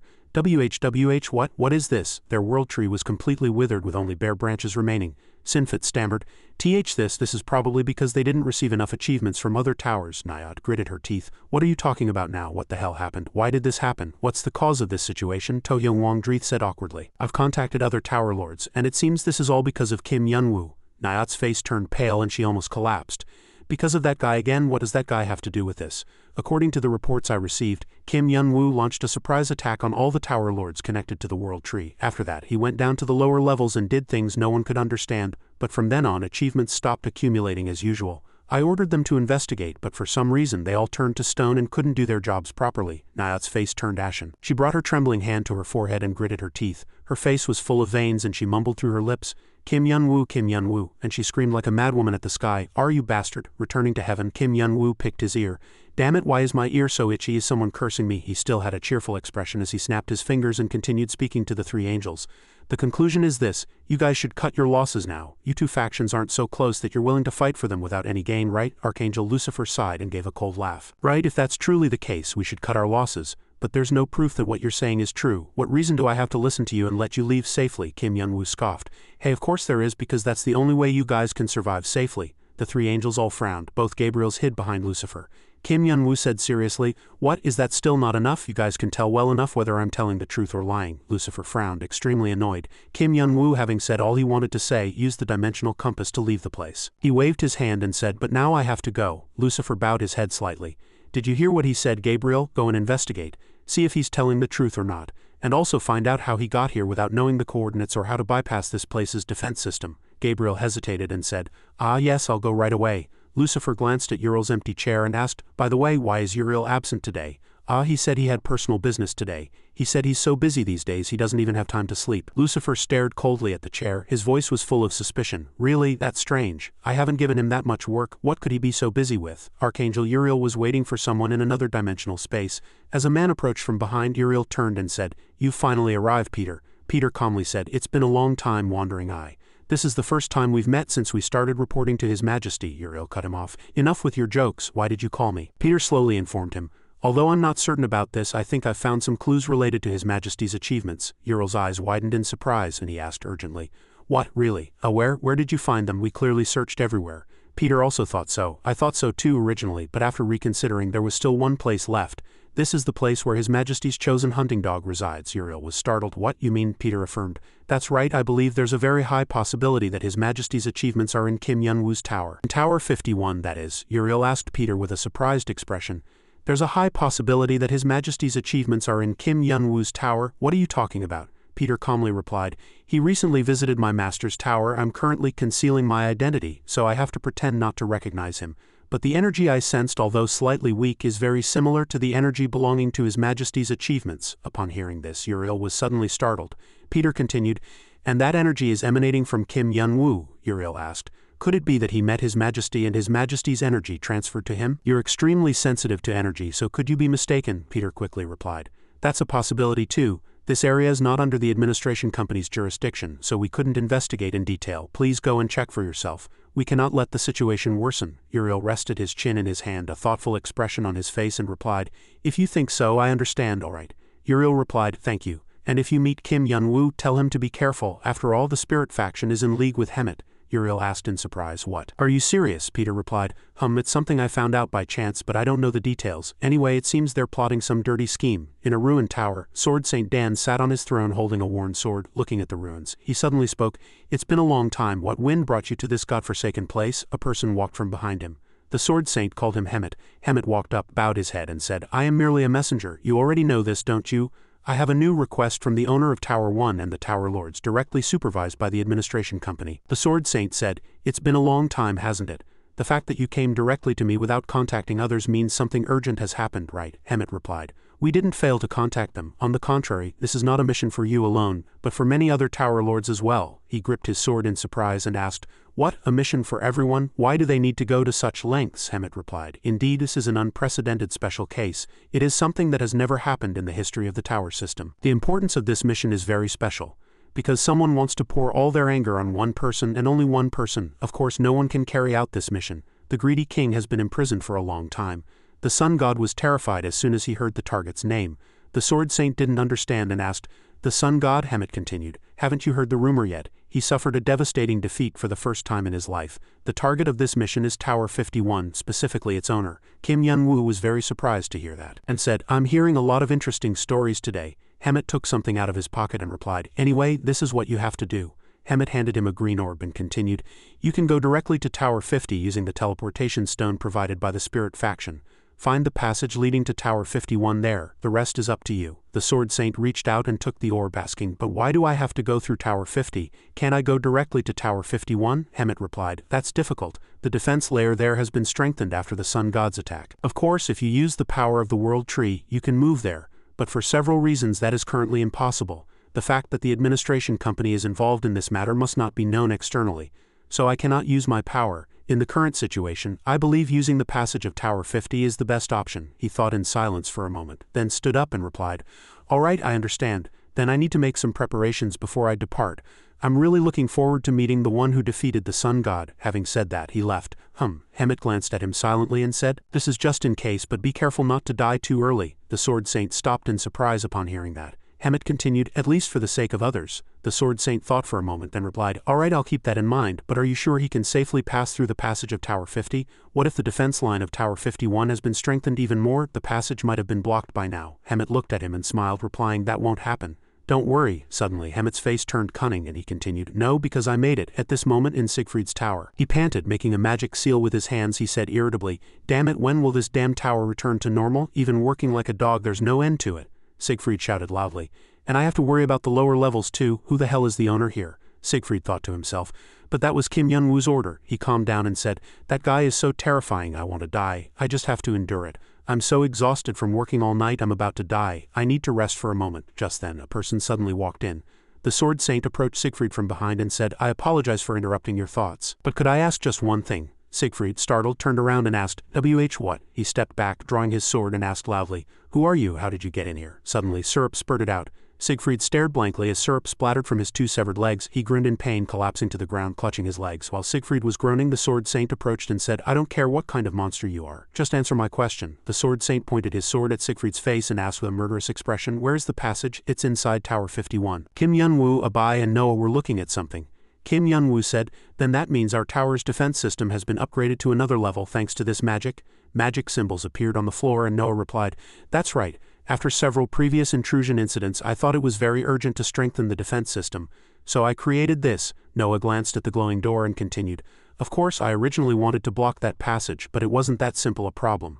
No matter how much I tried, I couldn't analyze the foundation, structure, and power supporting that passage. My skill was insufficient to deal with this passage. This was beyond the scope of technology. It was as if there was something inside it." Noah finished speaking. Kim Yun-woo looked at him and replied, "Oh, I see, that's truly amazing. I didn't know it was that special." Suddenly, Kim Yun-woo fell silent as he saw the sword saint approaching. The three of them were all puzzled. Kim Yun-woo asked, "What? Who's this old man now?" The sword saint said, "Young man, I apologize. I've suddenly barged in here, but I have a question. Are you Kim Yun-woo?" He raised an eyebrow, puzzled. "Why are you asking that?" The sword saint suddenly fell silent and pondered. He smiled and said, "Aha." Then he lunged at Kim Yun-woo. The sword saint struck Kim Yun-woo, but Kim Yun-woo blocked it. He said calmly, "It seems you are the person I was looking for." At this moment, a dark aura enveloped the entire space in the 50th floor tower. Siegfried was sprawled on the floor, spitting a mouthful of blood, unable to move his body. Suddenly, footsteps approached and a voice complained, "This old man, really? I told him I'd go with him after I woke up from my nap." The person yawned and chided his colleague. "This old man is too impatient." The person was Milesian, a tower lord directly under the administration company.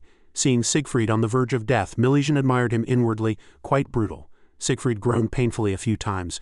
"Ah?" Milesian poked his head with his foot and asked, "How are you doing? Still alive? I dislike meaningless slaughter." Then he thought with indifference, "Well, it doesn't matter. Anyway, Milesian thought that old man was trustworthy and could handle anything." At this moment, a flash of light from the door illuminated the entire space. Milesian grumbled irritably, "This is truly annoying. Do I really have to go find that old man?" he continued.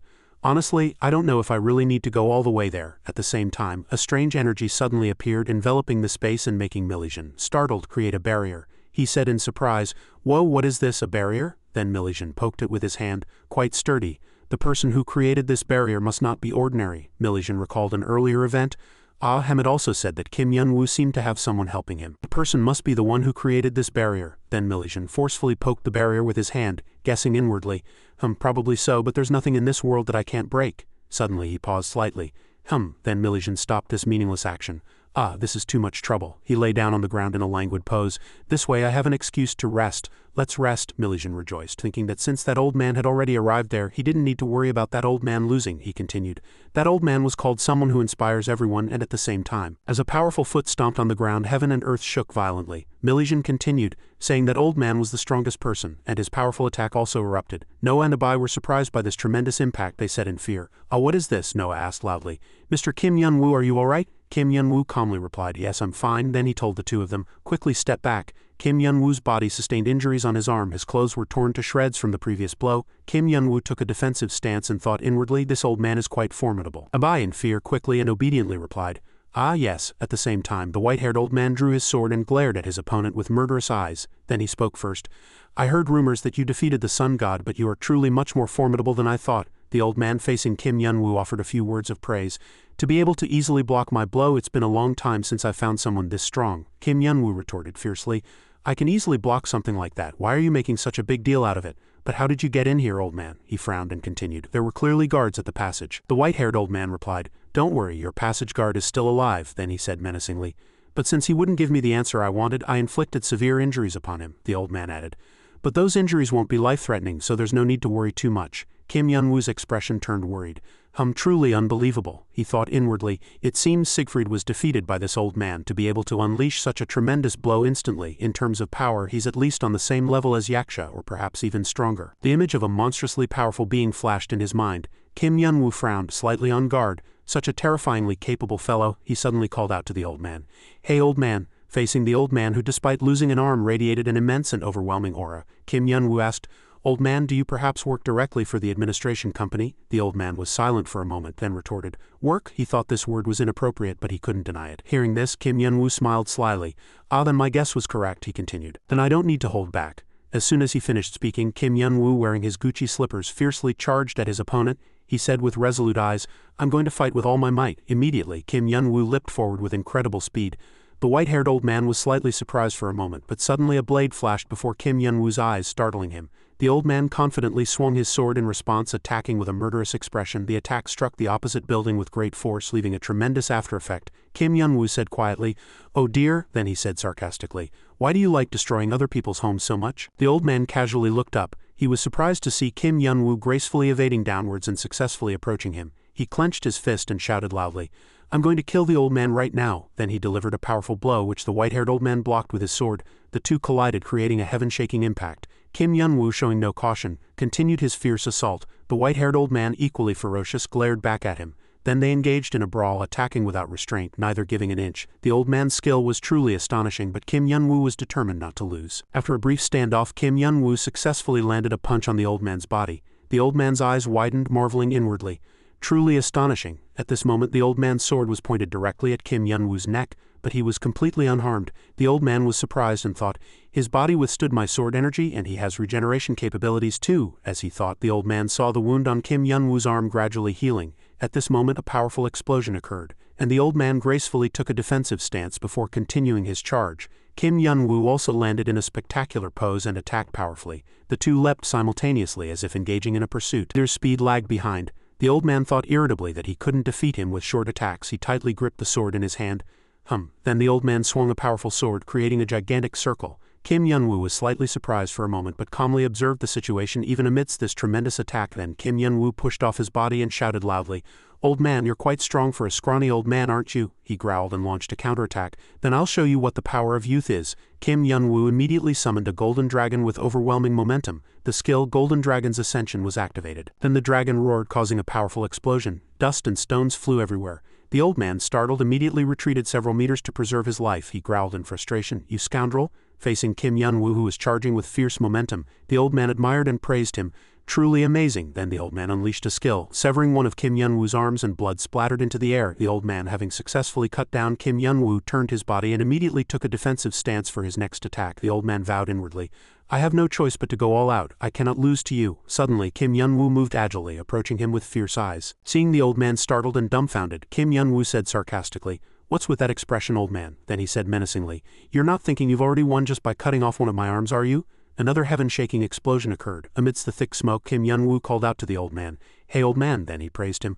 Old man, you're quite strong. Facing the old man who was holding his sword in a defensive stance despite losing an arm, Kim Yun-woo continued, You blocked that? At the same time, the old man frowned and thought inwardly, his energy is like a monster. Recalling what had just happened, his mind was complex. No matter how powerful one was, losing an arm was psychologically difficult to accept, but this current fight was like Yang-guo fighting, and he truly hadn't expected Kim Yun-woo to counterattack so immediately. Reconsidering Kim Yun-woo's movements, the old man couldn't help but admire him. Not only that, but each of his attacks possessed overwhelming destructive power, and his movement speed was so tremendous it was difficult to keep up. He was truly amazing. Kneeling on the ground, he thought that his power had already surpassed the realm of logic. At the same time, Kim Yun-woo's arm began to glow and gradually regenerated. The old man was startled and thought, He even has regenerative abilities. Kim Yun-woo casually looked at his freshly grown vibrant arm. The old man couldn't help but admire him. How truly fast. In the blink of an eye, Kim Yun-woo disappeared somewhere. He flung himself into the air, punching his opponent with his momentum. The old man thought, This young man is much stronger than I am. He moved his lips and thought inwardly, Perhaps that day has come. The old man recalled the day his soul would be liberated. He remembered what Hemet had reminded him of. I'm only saying this just in case, he said solemnly. Sword Saint, please try not to die. The old man felt the pressure of ancient souls.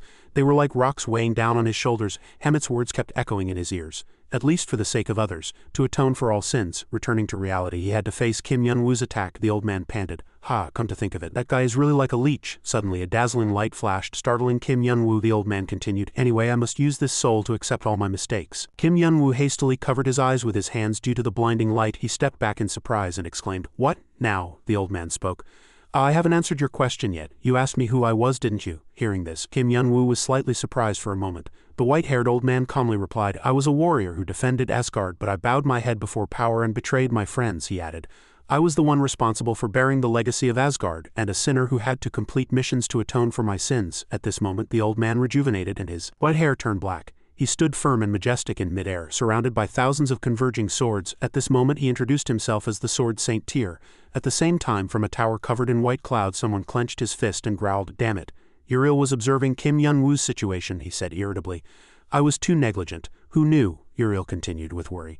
I truly didn't expect the administration company to contact Tyr so quickly, he thought inwardly. Fortunately, Milesian is from the administration company and is trailing behind Tyr. At this moment, Milesian was still leisurely lounging with his legs stretched out inside that same barrier. Uriel looked at him and judged. This guy only gets in the way of others. He was still sprawled out, sleeping. Uriel clutched his forehead, a headache throbbing. This won't do. Uriel thought the current situation was still even, but now that Tyr had revealed his Sword Saint abilities, the situation had turned. So no matter how strong Kim Yun-woo was, he wouldn't be able to defeat Tyr, because when all dimensional towers were built, the administration company constantly eliminated the gods who stood in their way, and he was the one who had killed all those gods at the administration company's request. Thinking this far, Uriel sprang to his feet. I can't just stand by. Facing this confrontation, he thought inwardly, I have to do something. At the same time, Kim Yun-woo was staring blankly at Tyr. He thought with worry, what is this old man doing? Why did he suddenly get younger? And why does he have so many weapons? Kim Yun-woo reconsidered, and there were far more than when Ares had opened his subspace in the past. Is this also some kind of relic? Then he glanced at his opponent. The feeling they give off is very different. The pressure they emit is absolutely not to be ignored. Staring intently at the swords before him, Kim Yun-woo felt that the energy contained within them was too intense. He looked up at Tyr, assessing the situation. Not just one, but all these weapons. Kim Yun-woo recalled inwardly, if that old man is the Sword Saint, Tron Ma said he was a legend among warriors. At this moment he realized. Then that old man is the person Tron Ma mentioned before. He can control any type of weapon and use them at will. He is an invincible being. That information was what everyone knew about Tyr. Kim Yun-woo slightly flinched. Then that old man can use countless abilities. Can do anything he wants. Then Tyr stared at his face with dignity. After that, Tyr said, From your expression, it seems you properly understand the current situation. It's not surprising. The energy radiating from my weapons was too strong. Then the Sword Saint added, Don't worry, I can't use all these weapons at once. Then Tyr declared, I just need the power contained within them. I will borrow that power to fight in battle, protect others, and gain more experience. Tyr tightly gripped the sword in his hand and an immense aura erupted from around the weapon. Then Tyr spoke in a low voice, I will gather them in one place and detonate them all at once. At this, the Sword Saint secretly attacked Kim Yun-woo. He turned around in surprise, and before he could gather his wits, a powerful explosion occurred. Faced with countless powerful streaks of lightning, Kim Yun-woo quickly retreated to get a better view of Tyr. He screamed, "Ah!" Kim Yun-woo cried out in confusion. "What is this? This old man's speed," Tyr said with a delighted expression. "Your reaction is truly interesting. Just a moment ago you could truly match my speed, however. The situation has changed," Tyr added. "But the lightning coming from this damned fellow is much faster and stronger." Then powerful streaks of lightning erupted from Tyr's sword.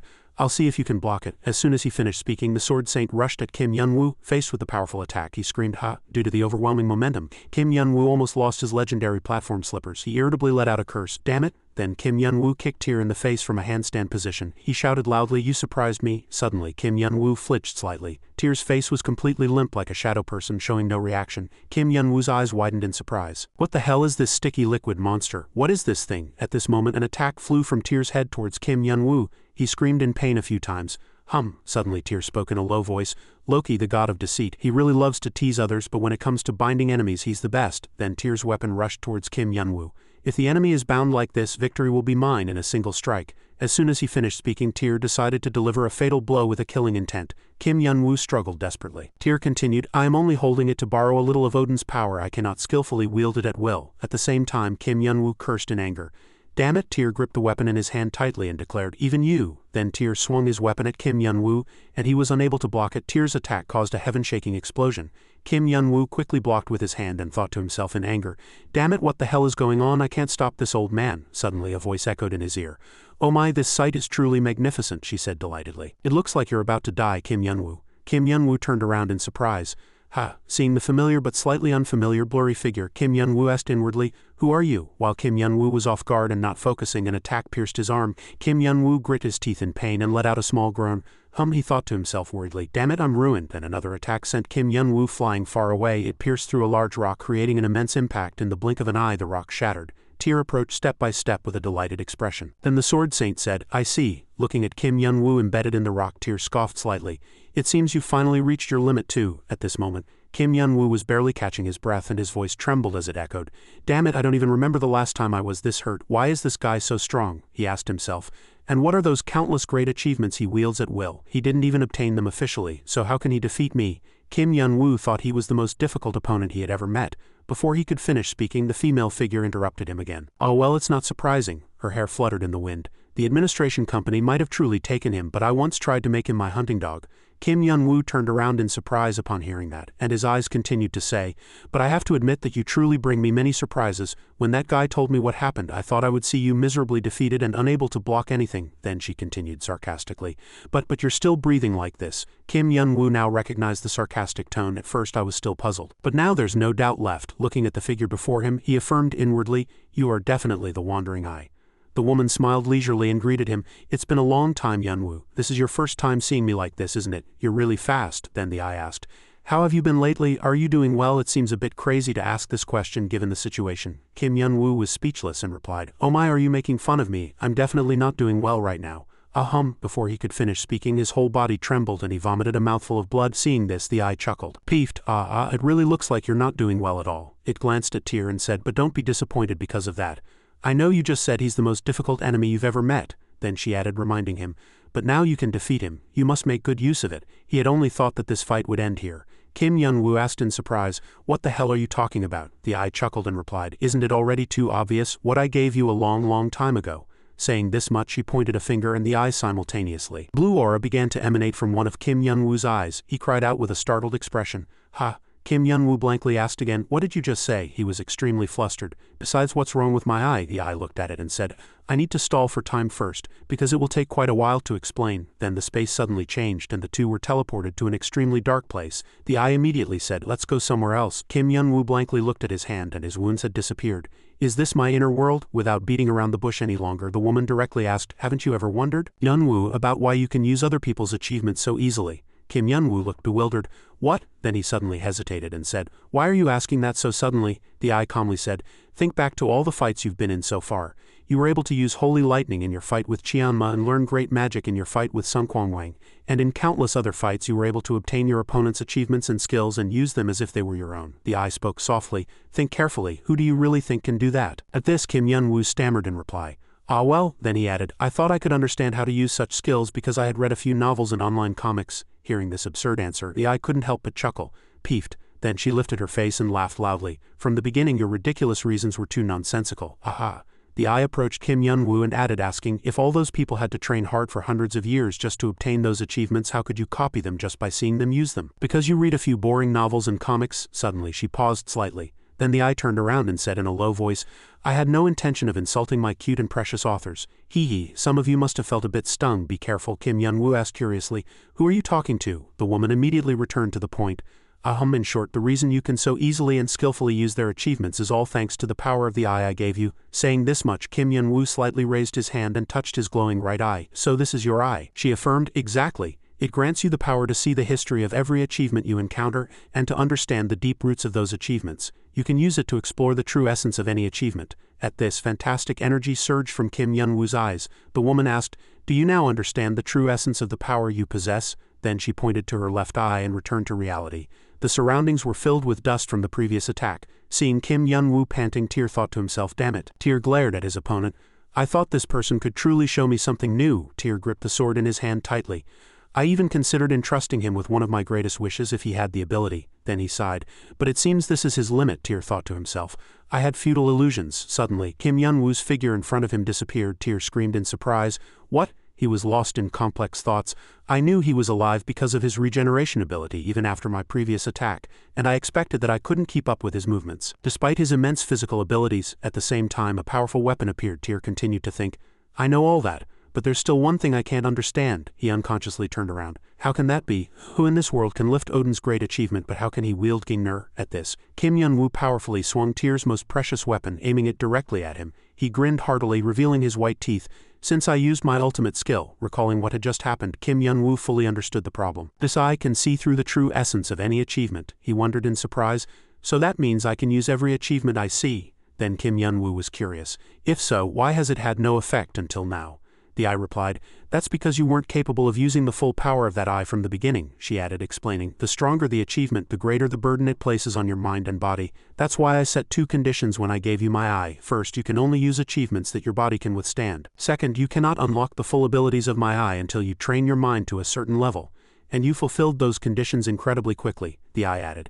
You obtained Brahma's great achievement in your fight with Yaksha and successfully acquired a divine body. In your fight with Shima you even pinpointed the location of the abyss I chose, and your mind reached an almost perfect state. The eye slightly raised her hand and added, all you had to do was fight against those with stronger achievements and gain more experience. Images of Tyr appeared one after another. You completed all those conditions in that one fight with him. The eye thought, it must have been easy to figure out, right? He is the one who can use all the great achievements of Asgard. He is a true monster among monsters. Then she withdrew the images and said, thanks to that, you have completely unlocked the full potential of that eye. Do you know what this means? The eye smiled triumphantly. This very moment is the birth of an unprecedented existence in all-dimensional history. The most overwhelming being was born and returned to reality. Kim Yun-woo held Tyr's weapon and charged fiercely with burning eyes. He thought to himself, I feel it so clearly. As I touch the weapon, the powerful emotions and memories deeply hidden within this spear seem to course through my entire body. The countless battles Odin experienced, the glorious victories, the ancient divine legends that forged him. He raised the blade high towards his opponent. Tyr was startled and quickly took a defensive stance, unable to hold back a scream. Kim Yun-woo rushed forward with fierce momentum. The power of this great achievement, the clash of the two weapons caused a heaven-shaking explosion. Dirt and stones flew everywhere. The ground shook violently, and Tyr screamed, Kim Yun-woo swung his sword, splitting a large rock in two, and said, hey old man, wake up. He glowed with burning eyes, holding Odin's weapon lightly. Now it's time to unleash these overly overpowered weapons on you. After explaining the situation, the eye flicked her finger slightly and said, alright, I've finished explaining, so I'll send you back now. She pressed him with another joke. If you lose even after I've done this much, go wash your pants. Aha, Kim Yun-woo irritably urged. Just send me back, Mom. Suddenly the eye added, now that I think about it, it would be better to finish him with a holy relic. You can use as many as you want now, can't you? Hearing that, Kim Yun-woo persistently said, why I like fighting with my bare hands. He was curious. Do I really have to? The eye replied solemnly. Simply put, it's probably the only way, she added, so that poor child can forgive himself. Returning to reality, Tyr gritted his teeth against Kim Yun-woo's attack. He thought in surprise, what is this he's like? He's become a different person. At this, Kim Yun-woo casually launched an attack, a stark contrast to his earlier panting from injuries. He said triumphantly, hey old man. Then Kim Yun-woo lipped upwards and blatantly pointed out, you're too sloppy. He seized the opportunity to kick Tyr in the lower body, and he spat blood in pain. Kim Yun-woo continued to send his opponent flying dozens of meters away. He slammed hard into the ground, and Tyr screamed in pain a few times, spitting blood. However, his sword continued to stick straight into the ground, making a deafening sound. Tyr retreated, regained his balance, and maintained a defensive stance. He barely caught his breath, crying out worriedly in his mind, "My heavens!" Seeing Kim Yun-woo rushing at him with hellish speed, Tyr thought exhaustedly, "This guy isn't giving me any breathing room." At the same time, Tyr tightly gripped the weapon in his hand and activated the Skadi Goddess of Winter Ice Pillar skill. Cold air immediately enveloped the entire area, and large shards of ice suddenly appeared, blocking Kim Yun-woo's vision. He irritably activated the Gingnur Struggle Flame skill, and then combined it with the Heaven and Earth Fatal Slash skill, casually shattering the annoying ice shards before him. Witnessing this sight, Tyr could only open his eyes wide in surprise. What on earth is this? He combined achievements from two completely different dimensions, recognizing a familiar attack, he thought inwardly. And wasn't that Thor's technique? At that moment, a powerful lightning bolt struck Kim Yun-woo's ice chunk, and Kim Yun-woo, sparks flying from his eyes, quickly rushed forward. Before he could even regain his senses, Kim Yun-woo swung his weapon, drawing a beautiful arc and sent his opponent flying. Tyr let out a small groan, quickly drew his sword, and activated the Space Divine technique. Hind Swiss, he unleashed countless attacks in the blink of an eye, casting the infinite dimensional slash technique. Tyr successfully embedded his blade into Kim Yun-woo's body, but Kim Yun-woo, having already mastered the technique of transforming his body into a soft liquid, was completely unharmed. Tyr gritted his teeth in surprise, thinking, "He's even using Loki's duplication ability." Tyr couldn't believe his eyes. "How is this possible?" As if reading his opponent's mind, Kim Yun-woo opened his mouth. "If you're curious, the teleportation technique I just used is based on Thor's technique, but I didn't use his great achievement." At the same time, lightning flashed and flew, forcing Tyr to look up at the sky worriedly. Kim Yun-woo continued, "Even that won't work." He leapt upwards, holding Odin's weapon, and a golden aura brightly illuminated the sky. Afterward, Kim Yun-woo, with murderous eyes, rushed straight at his opponent, letting out a small growl. "Because I'm much stronger than him." Tyr was momentarily extremely surprised, and immediately after, Thor's lightning poured down, causing a tremendous explosion. As the smoke slowly cleared, Kim Yun-woo still stood proudly holding his weapon. He said loudly, "I'm really starting to get tired of this." The previous attack left a deep crater in the ground, but Tyr was completely unharmed. Seeing this, Kim Yun-woo asked, "How did you dodge it?" However, upon closer inspection, it seemed he hadn't completely dodged it. Tyr was already injured. Tyr was barely holding up his sword, trying to catch his breath, and a long gash on his chest was gushing blood, staining his clothes red. He sighed, thinking, "Tianpai is the fastest god in Asgard, but even using his achievement I couldn't completely avoid that last attack." Tyr thought inwardly, "How long has it been since I was pushed this far?" He suddenly realized, that's right, it's the first time since that fateful day. Tyr's thoughts went back to the past.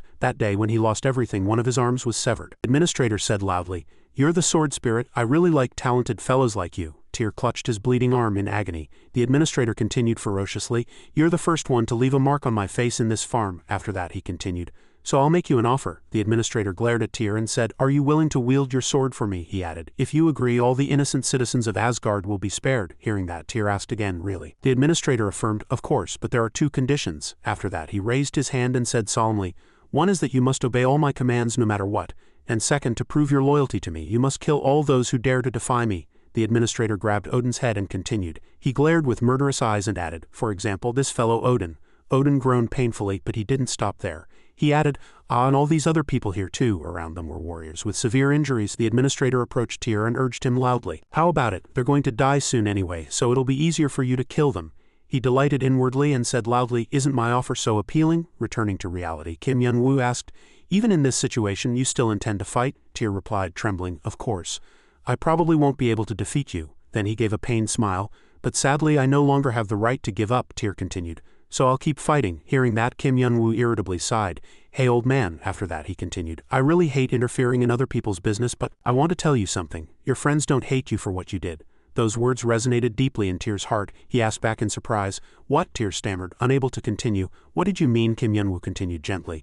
"It might be hard to believe, but someone I can call a very close friend told me a few things about you. However, even without that friend, I could see and feel the memories and emotions contained within the great achievements when I obtained them," he said slowly. "Everyone seems to have the same feelings." Previously, Tyr was extremely tormented when he had to kill his comrades with his own hands. It haunted him his entire life. Kim Yun-woo said softly, "They want to apologize for making you suffer so much alone." Tyr's sobbing figure was always deeply etched in Odin's eyes. Kim Yun-woo continued, "They wish for you to no longer feel guilty and to find a place to rest comfortably." Hearing that, Tyr's expression was shocked and he couldn't believe this fact. After that he scoffed, "Don't be ridiculous. Memories and emotions?" After that, Tyr's face hardened and he replied, "I've been with the achievements they left behind for thousands of years, but I've never seen or felt anything from them. But you, who only obtained those achievements for the first time today, expect me to believe that you can feel their innermost thoughts and emotions? And just now?" Facing Kim Yun-woo, he asked loudly, What do you take me for? Do you think I'm a fool? After that, Tyr said powerfully, I'm sorry, but I won't believe your unfounded words. Guilt probably isn't erased by mere words, Tyr growled. The burden I carry is too great to be swayed by such empty words. Then he finished preparing to fight.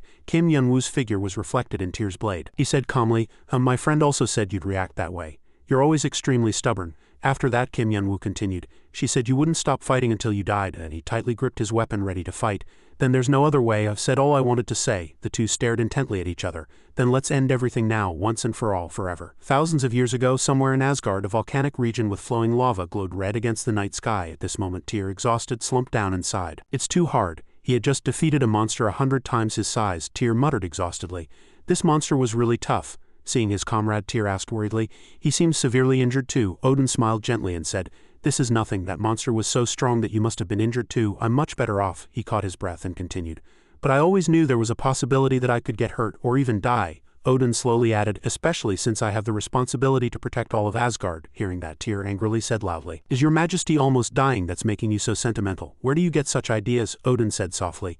If I were to die after that, he smiled and said, then I hope I can entrust the rest to you. Looking at Tyr, Odin continued, because you are the only one I trust more than myself. Returning to reality, a powerful aura erupted from the tip of Tyr's sword. One sentence kept lingering in Tyr's mind.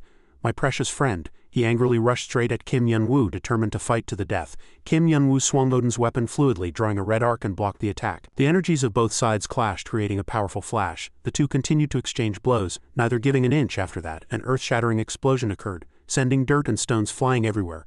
Both smoothly dodged powerful flashes like cannon fire. Tyr and Kim Yun-woo alternately placed their feet on their weapons, maintaining their balance. They glared at each other, sparks flying from their eyes. In the blink of an eye, countless techniques were continuously unleashed.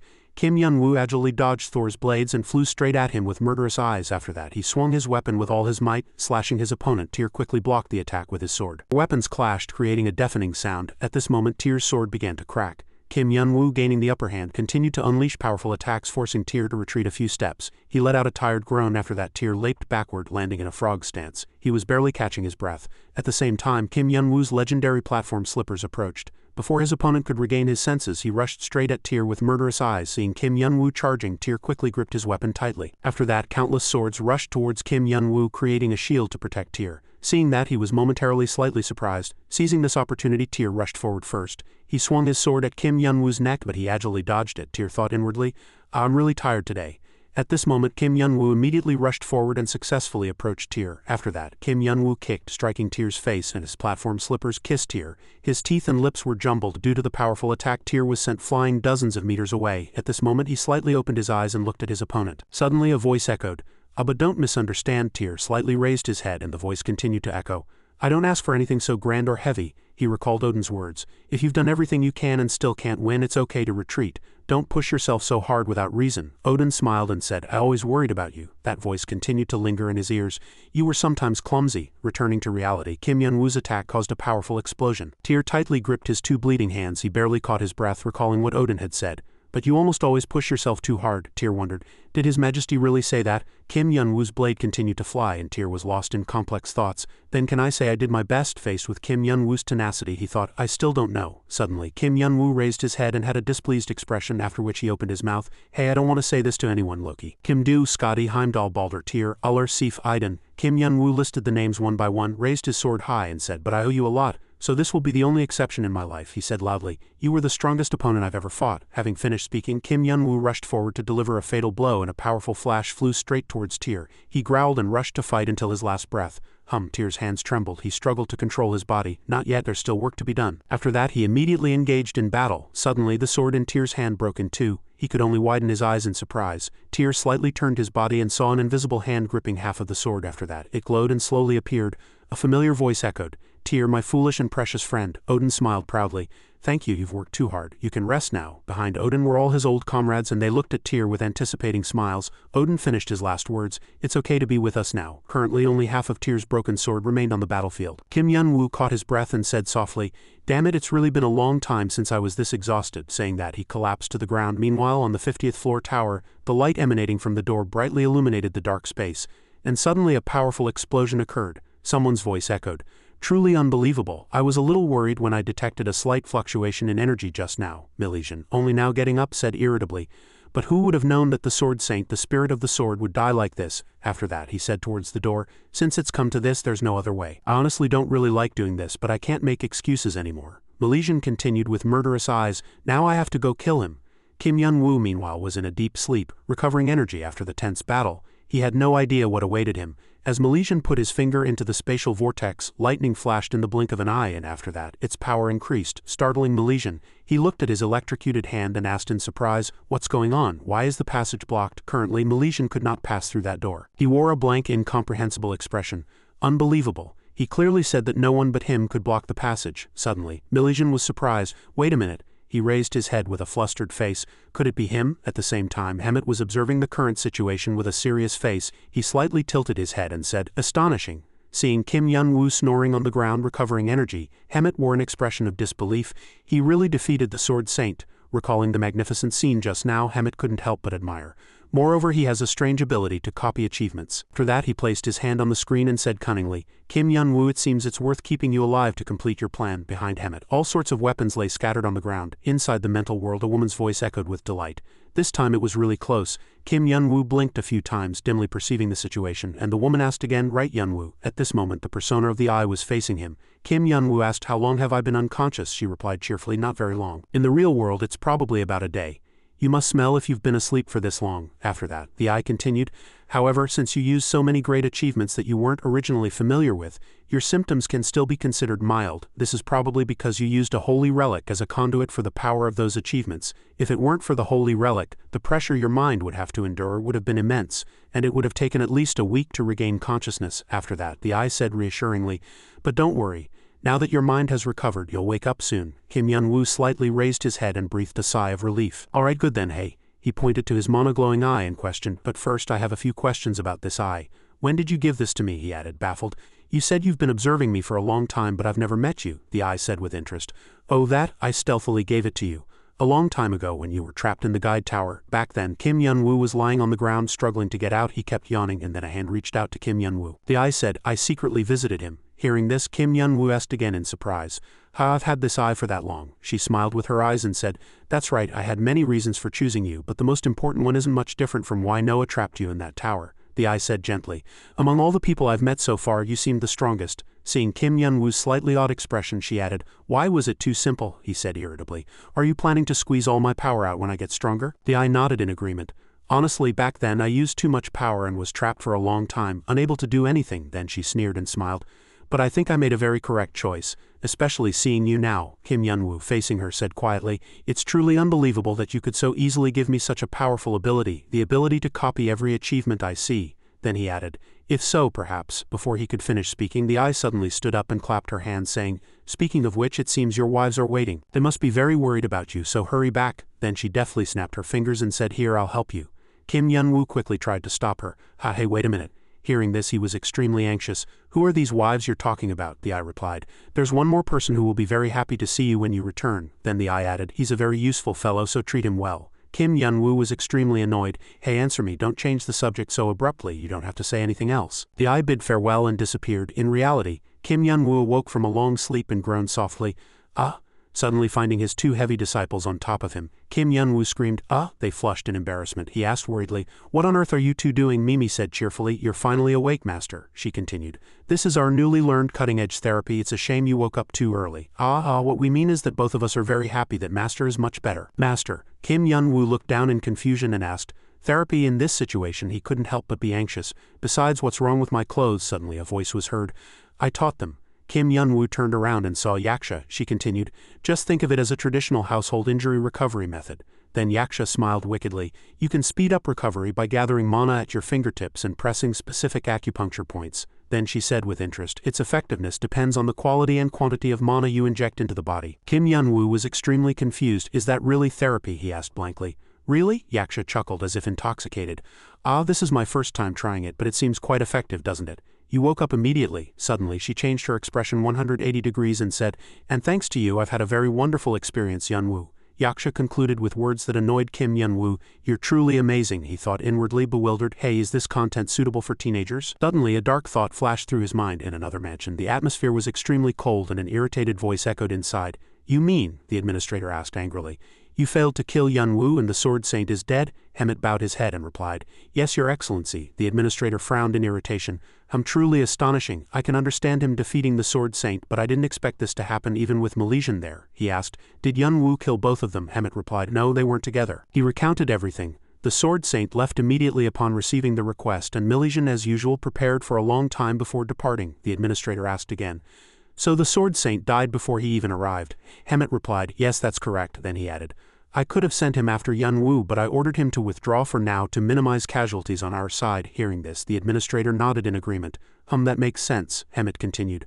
Once I've analyzed Yun-woo's power, I will immediately send someone else to eliminate him, so please wait a little longer. After turning around, the administrator simply waved his hand and said, All right, I'll leave that to you. He looked up and said cheerfully, I'll be busy soon.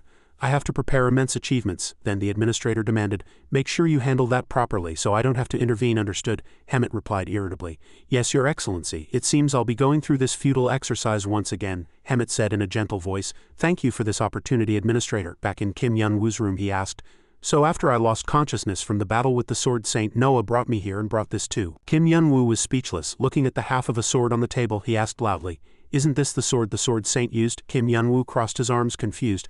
But what am I supposed to do with this? It's broken like this. How can I use it? Yaksha said.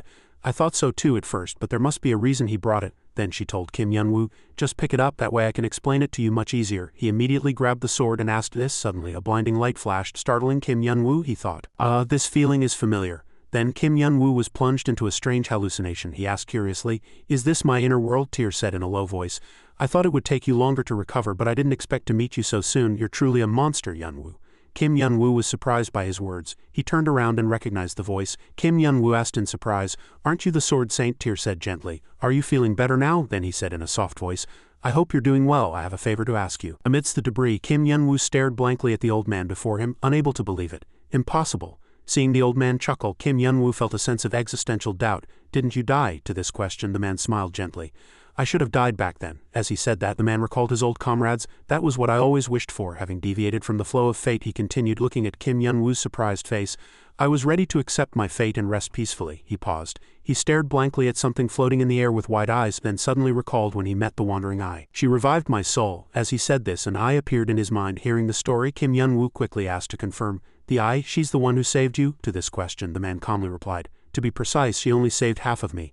My body had completely turned to ash. The half of the broken sword appeared in his mind. He paused and continued. But she succeeded in placing my soul into this sword, allowing my consciousness to persist. Finishing his words, he began to recall what had happened. She also said she had the power to create a new body for me. But she advised me to observe the situation first. Seeing his own reflection in that eye, he was moved. If the administration company finds out I'm alive, they're highly likely to consider me a traitor and destroy both me and my tower. As he said this, an image of a man destroying a tower with his bare hands appeared. Finishing his story, he spread his arms and chuckled. So now I only exist in this spiritual state and we have to talk to each other like this. How strange. Seeing this sight, Kim Yun-woo was 1/3 helpless and 2/3 confused whether he was imagining things or if the old man's personality had changed. Breaking free from his train of thought, Kim Yun-woo voiced the question in his mind. Why did you agree to such a thing? Didn't you want to die? To this question, the old man replied as if it were obvious. That's right, but when I got a chance to survive. Finishing his words, the old man looked at him with murderous eyes. Suddenly, something I wanted to do but had forgotten came to mind. A scene of him stabbing someone while a third party watched appeared in his mind. There's something I need to do so their souls can rest peacefully. As he said this, the man's face darkened and he said in a dangerous voice, I want to take revenge on the administration company. Hearing this goal, Kim Yun-woo couldn't believe his ears. Revenge? The old man calmly replied, observing his reaction. Before I explain everything to you, let me ask you one thing. Have you ever heard of it? He paused and finished his question. A farm? Finding the strange term, Kim Yun-woo asked, bewildered. After being startled, he hastily asked the old man, What is that? Is it different from a tower? At his appearance, the old man slowly explained, That place is also like a tower and its main function is to collect achievements. Not stopping there, the old man provided additional information. But unlike ordinary towers, a farm looks like a gigantic pit of unbelievable depth. There you can find Asgard and Olympus. They are the only dimensional spaces trapped there. As he said this, images of huge white ancient structures appeared. Hearing the explanation, Kim Yun-woo asked like a model student, You said trapped? The old man explained to him in more detail. Just like the residents currently living in other towers, they were also forcibly moved to the farm by the administrator. Finishing his words, he asked him again, Do you understand why? Kim Yun-woo crossed his arms and replied casually, Probably. Finishing his answer, he began to state his understanding. He did that to control and steal the mana that should flow into your dimensional space. Finishing his words, he asked again, "Is that so?" To this question, the old man stood up and said firmly, "That's right, of course. Back then, we didn't know any of these facts and we thought it was an unprecedented catastrophe." Finishing his words, an image of a crowd surrounded by 3 strange people appeared. "So we were very grateful to him for finding us a new home." The man quietly watched his comrade shake hands with the administrator. "Back then, we had no idea that it was just a small test for him to establish his current system." In a corner where no one knew, the administrator was smiling wickedly. The next day, the villagers' faces were pale with terror, staring at something. This was the fated day. The day he committed the massacre. On that day, countless black gates appeared in the sky and the administrator stood above them. After a moment, he waved his hand and countless fireballs rained down on the village. All the residents of the farm came back to reality. Hearing this, Kim Yun-woo immediately froze, unable to believe his ears. "What?" After a long daze, he awkwardly asked again. "Why did he do that?" The old man, sitting on a stone, calmly replied, "I don't know either. We were suddenly left with no choice but to confront him." After massacring the entire village, the administrator grabbed the heads of the old man's comrades. He was kneeling helplessly on the ground. "As you've probably guessed, we had no chance of winning." Breaking away from that thought, the man added, "But just yesterday I finally found out why he did that." An image of him holding a sword and looking at the eye appeared from the wandering eye. The man, his face pale and full of anger, asked the eye, "You said what? He massacred us because you infiltrated his administration company?" The old man on the opposite side asked the woman on the screen, full of anger. "That's right." After confirming, the woman looked up and explained more clearly. "Through my spies I found out back then that the administrator was preparing to try a new achievement collection method." Not stopping there, the woman further explained the method. "That method is what is currently the foundation of the towers, a system that replaces past unfair events with achievements." She paused and added information. Simply put, back then he was planning to sacrifice everyone in the farm as material for his achievements. "I infiltrated the administration company's building to stop that from happening and succeeded in destroying a part of it." As she said this, an image of the company exploding appeared in the woman's mind. The woman paused and added information. "But there was one thing I didn't expect." After that attack, the woman was quickly subdued by the administrator, kneeling helplessly at his feet. "That he was much stronger than me." After failing, the woman hugged her knees and bowed her head. "I had to escape with all my might and was destined to be trapped in another dimensional space, powerless and having lost all my strength. Everything was supposed to end there," but she added, "After I escaped, he concluded that my ally was hiding in his farm. After massacring the entire village, he took off his dirty gloves. Precisely for that reason, to completely erase all traces of me. He decided to kill everyone. After taking off his gloves, the administrator threw them on the ground and left without looking back." Returning to reality, the old man said in an emotionless voice, after hearing all this, he looked at Kim Yun-woo and asked directly, "You can probably guess why I want revenge, right?" Kim Yun-woo, having been singled out, hesitated. "He killed everyone you knew just to eliminate one person." After stating his guess, he asked again, "Why did he do that?" To this question, the old man slowly replied, "I don't know either. I've thought of countless reasons, but I think it's because he was angry when the achievements he had collected disappeared." He paused and added, "He was that obsessed with collecting achievements." After he finished explaining, Kim Yun-woo asked, bewildered, "If he's that strong, why does he need others to collect achievements for him?" Not stopping there, he continued to ask, "Isn't it much easier for him to collect them alone?" To this question, the old man stroked his beard and replied, "Achievements, I was curious about that too."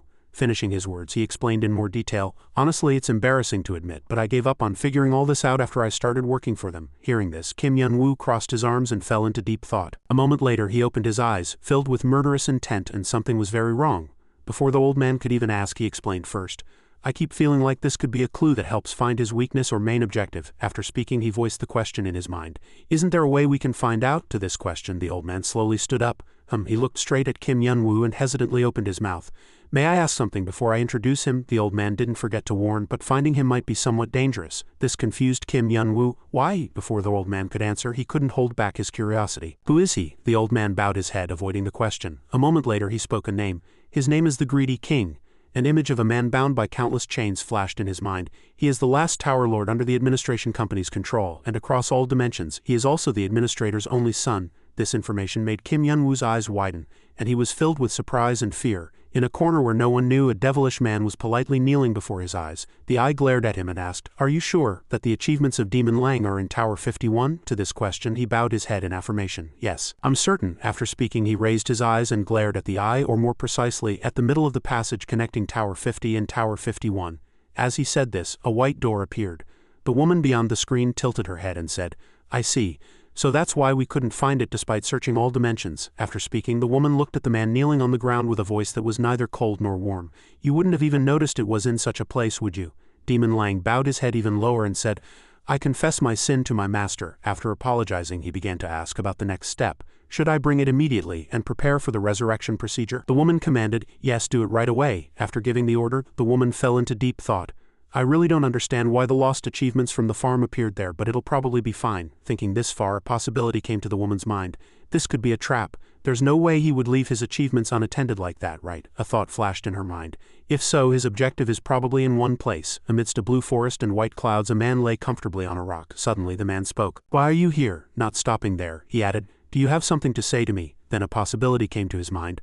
Or have you come to send me to the afterlife? Hearing this, the other man was frightened. To this question, the white-haired man didn't answer, but rather asked back, Why are you so silent? As he approached the man lying down, he said, You clearly know that you're the one who stopped me from entering the passage. As he said this, the white-haired man looked at the man lying on the rock with dead eyes and added, On the day the sword spirit died, that is. Hearing this, the man finally raised his head. He smiled and calmly said, Simply the wind blew. The man appeared behind Hemet and whispered in his ear, Because that's more troublesome. The man rested his chin on Hemet's shoulder and explained in detail, But don't misunderstand my words. If you blame everything on me, I won't be so silent, but since the administrator hasn't made any moves yet, I assume you found a good excuse to smooth things over. As he said this, an image of Hemet standing behind the administrator appeared. Not stopping there, the man placed his hand on Hemet's shoulder and continued, If so, that's good. You know my personality. I'm not interested in other people's plans. Hemet closed his eyes and endured the man whispering in his ear, It's fine as long as you don't involve me and my tower in that plan.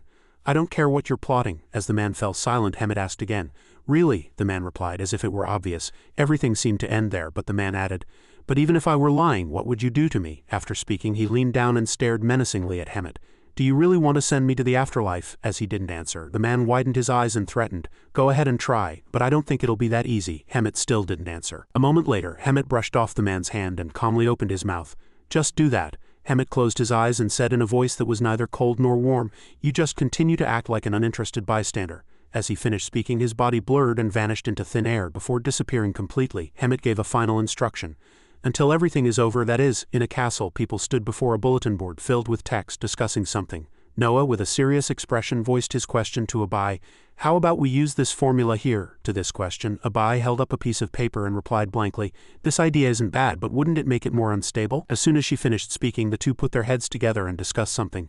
I think Master can go in there and we can use this formula. Kim Yun-woo, with a sword on his shoulder, watched the two immersed in eternal passion, lost in deep thought.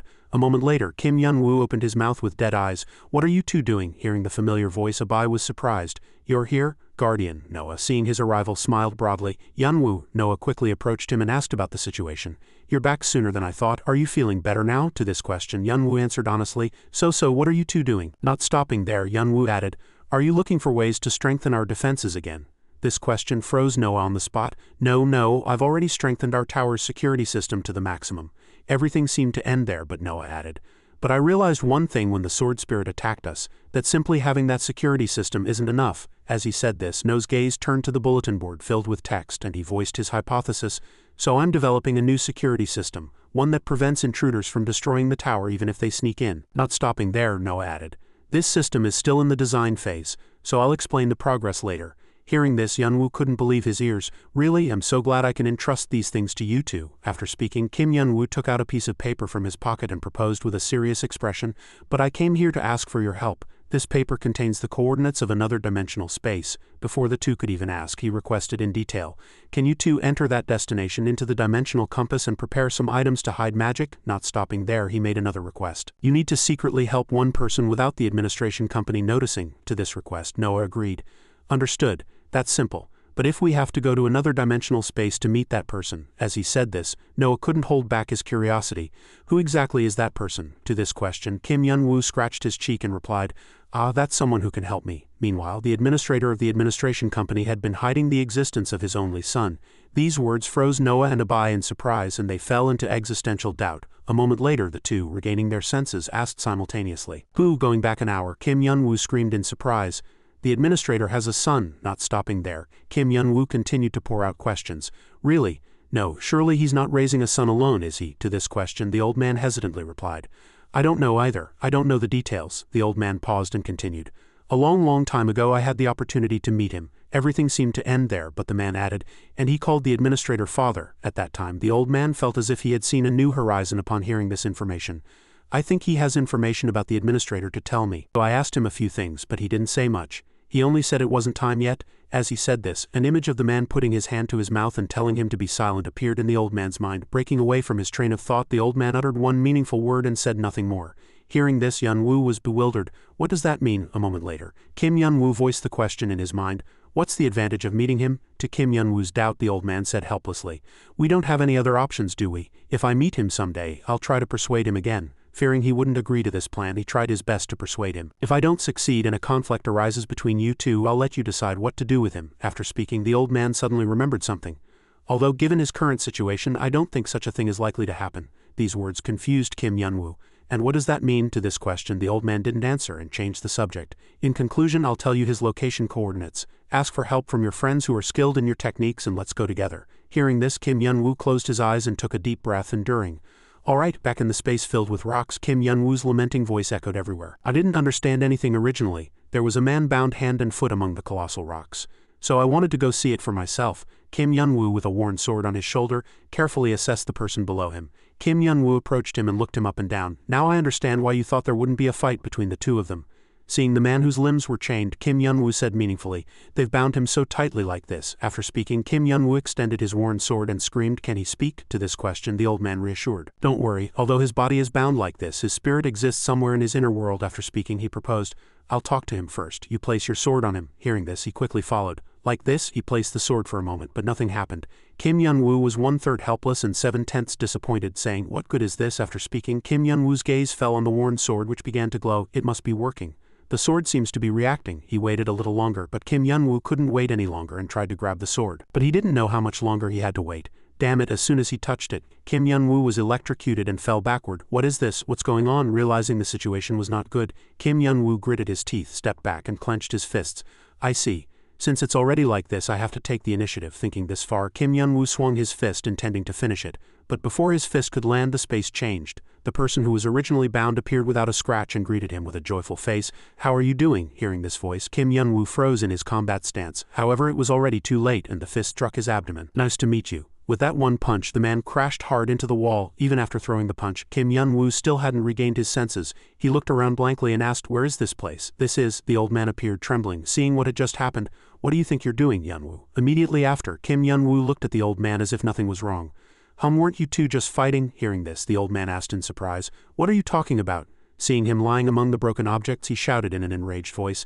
Actually, everything was going much smoother than I thought. Not stopping there, the old man confronted Kim Yun-woo and vehemently criticized him. He asked me to bring you. He said he wanted to talk to you. Kim Yun-woo flinched and scratched his head. Really? A moment later, a terrifying thought came to mind. Then the person I just beat up. Kim Yun-woo looked in that direction and said worriedly, is the greedy king. At this moment, Kim Yun-woo couldn't say anything and the old man no longer had the energy to speak. Kim Yun-woo still stubbornly asked, really? Meanwhile, on the top floor of Jesus Christ Tower, Dia calmly said while drinking tea, I told you I have never locked any door leading to this tower until now. Dia continued, looking at his reflection in the teacup. That's because I always welcome everyone to come to my tower and talk when they need to, but right now I'm very dissatisfied. I opened the door to welcome your son to my tower. As he said this, he glared at the person in front of him. Everything seemed to end there, but Dia added, but instead I have to welcome someone who betrayed you. Hearing this, Lucifer laughed.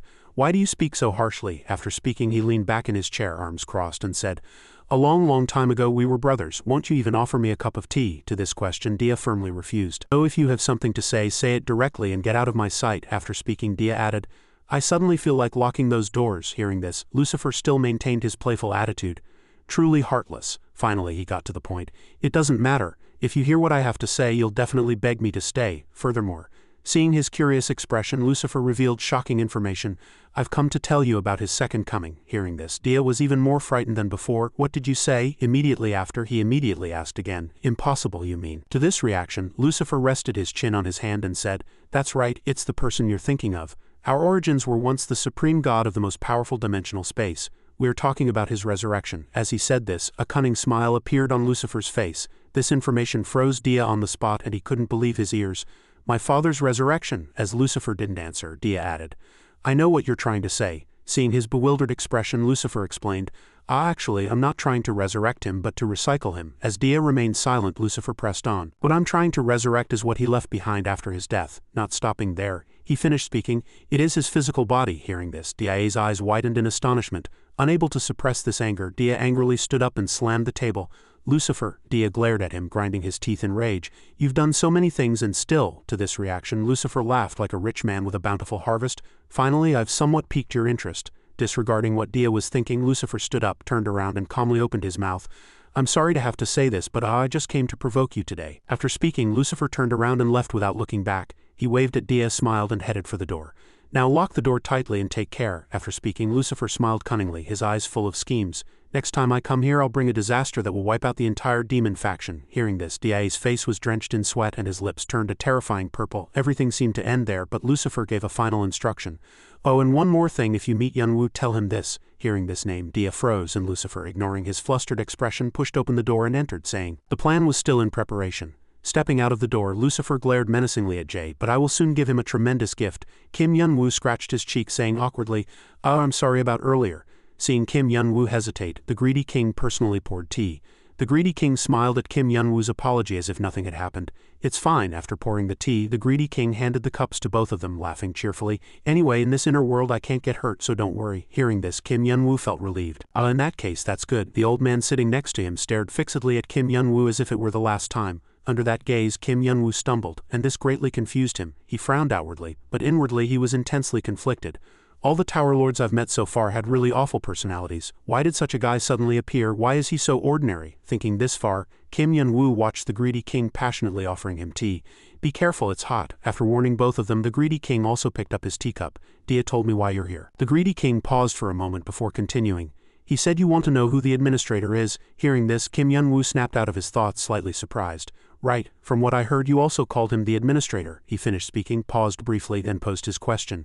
Are you perhaps his son? In response to this question, the greedy king expressionlessly picked up his teacup and took a sip. After drinking, he set down the teacup, stared intently, and replied, I once thought of him as my father. Looking at his reflection in the teacup, the greedy king hesitated. But I don't think he ever thought of me as a son. He finished speaking, set down the teacup, and continued. It's only natural anyway. When the farm still existed, the previous destruction of the administrative team ruined all the achievements he had collected. As he said this, the scene of the farm exploding flashed in his mind. Snapping out of his thoughts, he looked at the two and continued, So he used us to create me. Hearing this, the two froze in disbelief. What? After a moment, Kim Yunwoo quickly recovered and asked again, What do you mean? In response to this reaction, the greedy king calmly replied, You two must have witnessed that too. Fearing that Kim Yunwoo wouldn't understand what he was trying to say, the greedy king explained in more detail. People who have reached the realm of gods can use their power to create their own creations with thoughts and consciousness. After a long explanation, the greedy king finally concluded, And that's how I was made. As he finished speaking, the old man sitting next to him couldn't hold back and stood up abruptly. But people created like this are usually far inferior in ability to those who created them. But not stopping there, the old man continued to point out, But he could create a Tower Lord, a godlike being? Hearing this, the greedy king picked up his teacup. Yes, as he said this, his face darkened unbearably. That's because he is far, far superior to all of us. He paused for a moment, then added, He is not only one of the core elements of this dimensional space, but also a huge root embedded very, very deeply. Hearing this, Dia and Kim Yunwoo's faces turned pale with fear. Seeing their frightened expressions, the greedy king said casually, He is the embodiment of mana.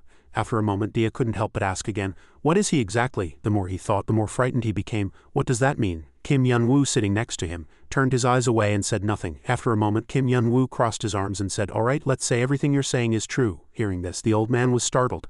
Yunwoo, this is not something you can just gloss over so easily. Despite hearing this, Kim Yunwoo remained unfazed. But why is he collecting achievements? Before the greedy king could answer, Kim Yunwoo threw out 2,000 more questions. If he's the embodiment of mana, why does he need to create towers to collect achievements so laboriously? Everything seemed to end there, but he continued. If he's really that superior, wouldn't it be much easier for him to collect all achievements himself? This question made the other party freeze, unable to say anything. As he regained his composure, the greedy king avoided Kim Yunwoo's gaze and continued, Oh, how surprising. I didn't expect you to believe me so easily. After expressing his admiration, the greedy king looked at Kim Yunwoo in surprise and asked, Aren't you shocked? Kim Yunwoo crossed his arms and replied calmly, No, not necessarily. Fearing that Kim Yunwoo wouldn't believe him, he explained in more detail, He can not only control mana in all dimensional spaces, but also distribute it wherever he wants. Not stopping there, he continued, So the fact that he's the embodiment of mana's essence isn't that surprising to me. I don't even care if he really is mana or not. Hearing this, the old man sitting next to him froze, and the greedy king also harbored doubts about the current situation. Kim Yunwoo raised his hand, manipulating small currents, and said, Because that also won't change the fact that I'll beat him to a pulp. He finished speaking, lowered his hand, and returned to his original state. So let's talk about other matters. The greedy king was surprised by this rapid change of subject. Seeing his lack of reaction, Kim Yun-woo continued, I need information that can help me defeat him and leave this place. The greedy king was flustered as Kim Yun-woo continued to surprise him. After a moment he finally recovered and smiled faintly. He's truly just as I heard, now I understand why. They mentioned you and said the time was ripe for him, he thought, silently observing Kim Yun-woo who was looking at him seriously. Seeing him stare intently, Kim Yun-woo couldn't help but ask, What's so funny, is there something on my face? Snapping out of his thoughts, he quickly waved his hand and said, Oh nothing, I was just thinking about something else. Goodness. He finished speaking, raised his hand to point and said, Let's go back to our previous conversation. I can answer those two questions at once. He's collecting achievements because soon he won't be able to collect them himself. Hearing this, Kim Yun-woo and Dia sat up in surprise. You mean Dia, after collecting his thoughts, voiced his inner doubt, he needs achievements that he can't obtain himself? The greedy king crossed his arms and asserted, Exactly. He paused for a moment, then stated his ultimate goal. He only wants one thing, and that is a name that belongs only to himself. Hearing that goal, Kim Yun-woo couldn't believe it. A name, that's all? He's doing all this just for that? Seeing him not reply, Kim Yun-woo slammed the table in anger. Then why doesn't he just go and register a new name? What's the deal? The greedy king raised his hand and replied politely. That's not so simple. Fearing he wouldn't understand, he explained, A name proves the identity of a being. He no longer wants to exist under the name of concept. He wants to become an independent being. As he said this, the image of a mana orb flashed in his mind. The fundamental power that constitutes a divine being is achievements and mana. He finished speaking, then said politely once more, But he is the embodiment of mana. It's impossible for him to obtain pure achievements himself. As he said this, the image of orbs rolling at a man's feet flashed in his mind. No matter how hard he tries, those achievements will be filled with mana, and that cannot help him achieve his goal. At this, Kim Yun-woo finally understood. So he created towers and used them as an achievement collection system to obtain the pure achievements he needs. Yes, exactly. Then Kim Yun-woo asked, But what does he plan to do after getting a name? The greedy king bowed his head and poured cold water on the idea. I don't think I know that either. All I know are fragments of memories and emotions that flowed into my mind when he created me. They contain intense ambition. As he said this, his cunning face flashed in his mind. It has become his long-standing obsession. He finished speaking and said casually, That's all the information I can give you right now. I don't know if it will help you. Kim Yun-woo listened and asked no further questions. Understood, he finished speaking and stood up. It's fine, but there's still one last question. He leaned on his arm, staring intently at the greedy king, and asked, What are you plotting, you bastard? As he said this, his face was more terrifying than ever. In response to this question, he still feigned innocence. What? Seeing that he had no intention of answering, Kim Yun-woo said bluntly, I don't believe you're sharing so much information with me for free. He finished speaking, narrowed his eyes, and stared threateningly at him. So tell me quickly, what are you plotting? When hit by the truth, he revealed it. Well, simply put, you're not the only one obsessed with him. I also want to see that trashy guy whom I once thought of as my father, utterly crushed. As he said this, the greedy king raised his head, revealing a satisfied expression. Hearing the greedy king's words, Kim Yun-woo stood up in disbelief. He stared at him in disbelief and couldn't help but ask again, What did you just say? In response to this question, the greedy king closed his eyes, bowed his head and explained, As I said, the administrator created me by collecting the damaged achievements of the already destroyed farm. He finished speaking and opened his eyes, but there was no emotion.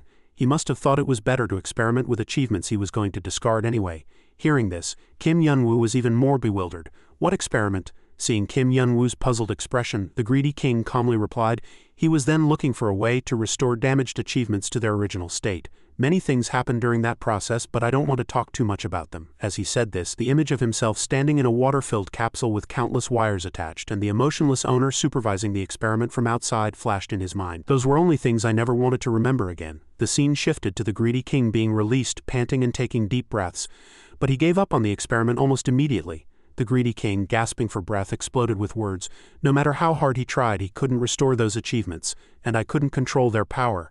I became uncontrollable and destroyed many areas. Immediately after, the scene shifted to an image of himself bound by countless chains. Precisely for that reason, he gave up on restoring damaged achievements and decided to focus on collecting new ones. The greedy king was thus imprisoned for many years. He knew I could be used as a weapon of mass destruction, so he imprisoned me in this tower for thousands of years. Returning to reality, Kim Yun-woo listened to the story and vehemently condemned him. He's truly a madman. The more I hear about him, the more disgusted I feel. After a long condemnation, Kim Yun-woo voiced his inner conjecture. Understood. The reason you're helping us is because he used and then abandoned you, right? Not stopping there, he continued. Then you want me to get revenge for you? Hearing this, the greedy king stood up. No, I don't care about such things. I just wish the world would be a little quieter. He finished speaking, turned around and walked towards the books in the back. His words left Kim Yun-woo bewildered. What do you mean? The greedy king didn't answer directly, but instead began his story. Surely you know that achievements are the experiences of the person who owns them. He finished speaking, raised his hand and tapped his head a few times. Since I was made from various achievements, my mind contains countless memories and emotions. Then he raised his hand and picked up a book. I've always written down those memories and emotions. Anyway, it's the only way I can pass the time here, and it's the only meaningful thing a person like me can do. He finished speaking, turned around holding the book in his hand. He handed the book to Kim Yun-woo and explained, I wrote this when I was still inexperienced, so the content is a bit jumbled, but give it a read. At this suggestion, Kim Yun-woo said in confusion. How now? However, Kim Yun-woo still picked up the book and opened it. What's so important about it? As soon as he saw the contents of the book, Kim Yun-woo's eyes widened in surprise. The pages of the book were filled with countless jumbled writings of "help me." Finally regaining his senses, Kim Yun-woo looked at the greedy king and asked for confirmation. What is this exactly? Seeing Kim Yun-woo doubt the situation, the greedy king explained, most of the memories in my head are just the bitter cries of people begging for help. The image of countless fallen people flashed in the greedy king's mind. The administrator must have mercilessly slaughtered countless lives using his system to exploit their energy and create achievements. Everything seemed to end there, but the greedy king continued, for thousands of years I had to listen to their bitter cries and endure the pain with them. I realized how horrible and unjust that situation was. Through every tissue and cell of his body, the greedy king's entire being felt as if it were submerged in endless darkness. Snapping out of his thoughts, the greedy king looked at Kim Yun-woo and spoke his innermost thoughts.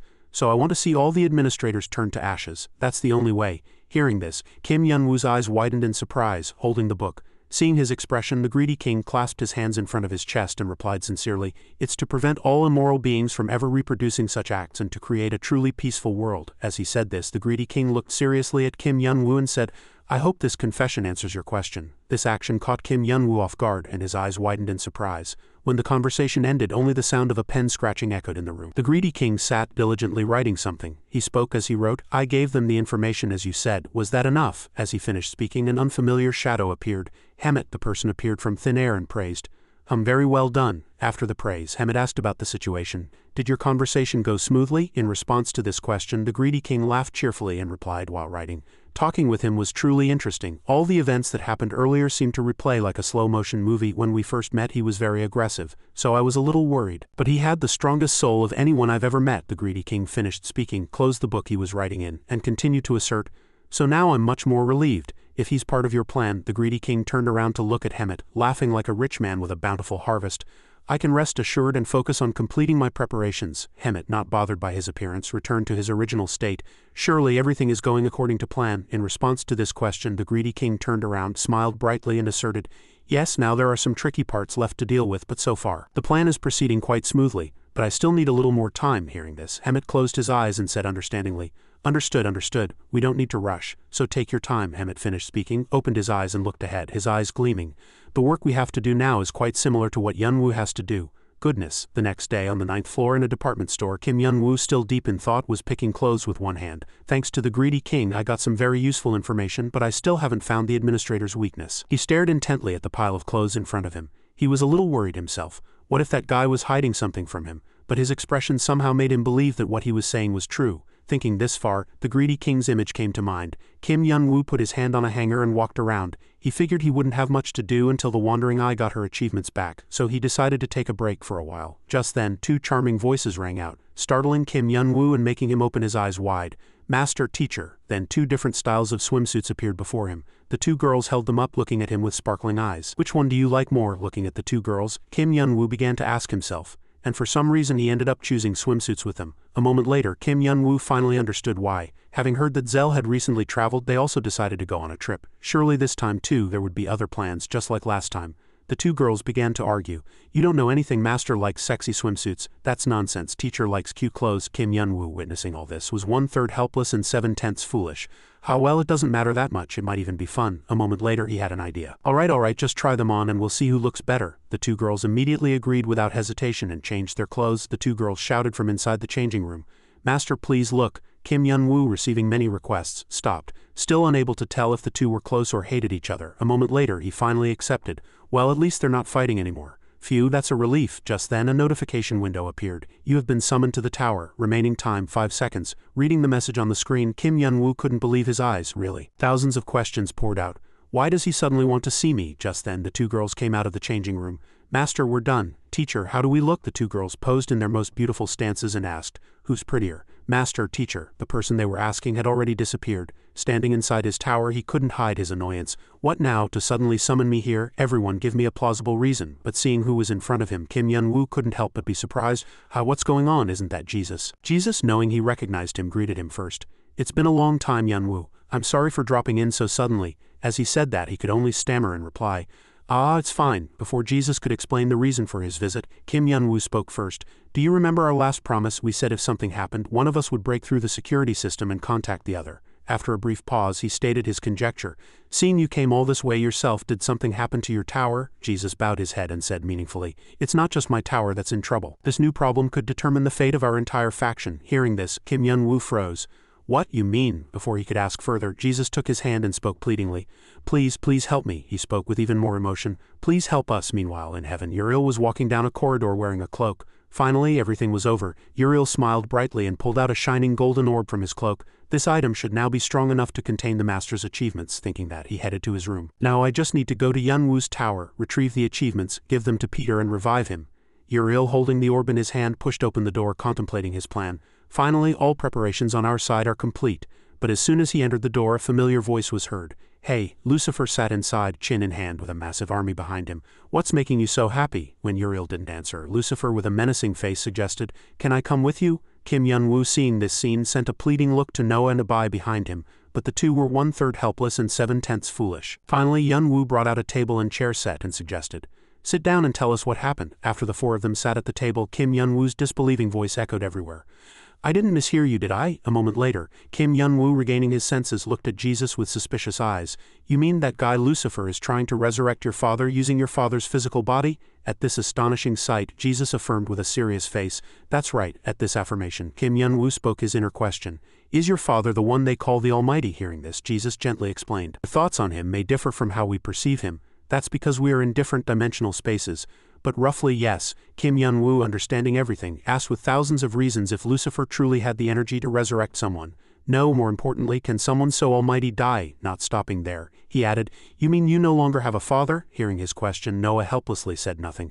How can he say that to Jesus? Of course not. To resolve his doubts, Jesus began to explain in detail the story before the towers were created. He has already ascended to a higher dimensional space, he paused and added. To guide these young lambs here and impart his teachings, he left his physical body behind. Among those people was Lucifer, bowing his head in respect. After the tower was created, we continued to preserve that shell, believing it to be our father, and did our best. At that time we had no idea. Unbeknownst to anyone, he raised his head, his eyes filled with killing intent, that one of his children, blinded by his own disgusting desires and greed, would betray him. The scene shifted to Lucifer striking down everyone there. He harmed his comrades and stole his body. After striking down everyone, he lifted the body, smiled sinisterly, and became a traitor. Kim Yun-woo, having heard all this, opened his mouth. So that traitor is Lucifer? That's right. The man paused and continued. After that, he, along with other traitors, made some kind of contract with the administration company. Using achievements and magic power, they brought in useful people from other dimensions, creating the angel faction you know now. Hearing this, Kim Yun-woo couldn't suppress his anger and raised his hand to strike. Then why didn't you do anything to them? If it were me, I would have smashed their heads already. At this reaction, the man closed his eyes. That decision was by no means easy. We had already suffered too much damage. After a brief pause, he added, To be honest, we thought he wouldn't be able to do anything with the body he stole. An image of the body with a glowing heart appeared in Jesus' mind. To become the new owner of that body, he must possess a soul strong enough to control the Father's achievements. Returning to reality, Jesus was very dejected. I thought Lucifer, a man who abandoned all etiquette and order, blinded by his ambition, would never reach that level. Having said this much, he spoke as if he were pathetic. Now I see it was a truly foolish decision. In this tower, even sin can become an achievement, so nothing is impossible. Having heard all the stories, he summarized briefly. In other words, his goal is to put his soul into that body and become the Almighty, right? When he didn't answer, he added, But why? At this question, Jesus pondered for a moment, then opened his mouth. Judging by his personality, there can only be one reason. An image of Lucifer smiling sinisterly as he looked at everything came to mind. He will use the Father's body to control all dimensional spaces. The administration company will definitely intervene then. But a guy like Lucifer must have already prepared countermeasures. Having finished speaking, Jesus stood up abruptly. That's why I'm asking you, Yun-woo, he shouted. Stop Lucifer. Jesus bowed his head, abandoning his pride, and pleaded, We are too weak and tired now. We no longer have the strength to stop them. You are the only one I can rely on. This, he forced a nod and replied, All right, calm down for now. Then a magic circle appeared beneath his feet. Anyway, I have to go meet my contact soon. So let me check the situation over there first. Kim Yun-woo sat there, his whole body enveloped in power. He raised his hand and smiled brightly. Speak of the devil and he shall appear. That guy's summoning me. Before completely disappearing, Kim Yun-woo gave Jesus a final word. It's good timing. I'll let you know once a decision is made. Go back to your tower for now. Seeing him still tense, he comforted him. Don't worry. Anyway, I still have some unfinished business with that skunk. Kim Yun-woo raised his hand and gave a thumbs up. Maybe I can solve your problem while dealing with that guy's business. How about it? Sounds good, right? This was an unexpected development for Jesus. He froze on the spot. After a moment he bowed his head in gratitude. Thank you, Yun-woo. Then he disappeared and leapt to another place. After steadying himself he raised his head. Well, this is good timing, devil. I just met Jesus and had something to talk about, but the person I need doesn't seem to be here yet. Another voice was heard. Is that so? You met Jesus? Seeing who that person was, he couldn't help but be astonished. That person was none other than Lucifer. He paid no attention to his reaction and continued. Then you know about my surprise gift too, right? How about it? Lucifer sat on Uriel looking at him and asked with amusement. Do you like it? He didn't answer the question and focused on something else. What's going on here? At this question, Lucifer stood up. I want to ask that question too. Didn't you just call him Demon Lang? He threw a word that pierced his heart. Hey, wasn't that the guy you were looking for at the Tower Lord meeting you crashed last time? But remembering something, he grabbed Uriel's head. Then that means you had been planning with this rat since at least then. Lucifer looked at him with a menacing face. What are you two plotting? Kim Yun-woo didn't care much and raised his hand to stroke his head.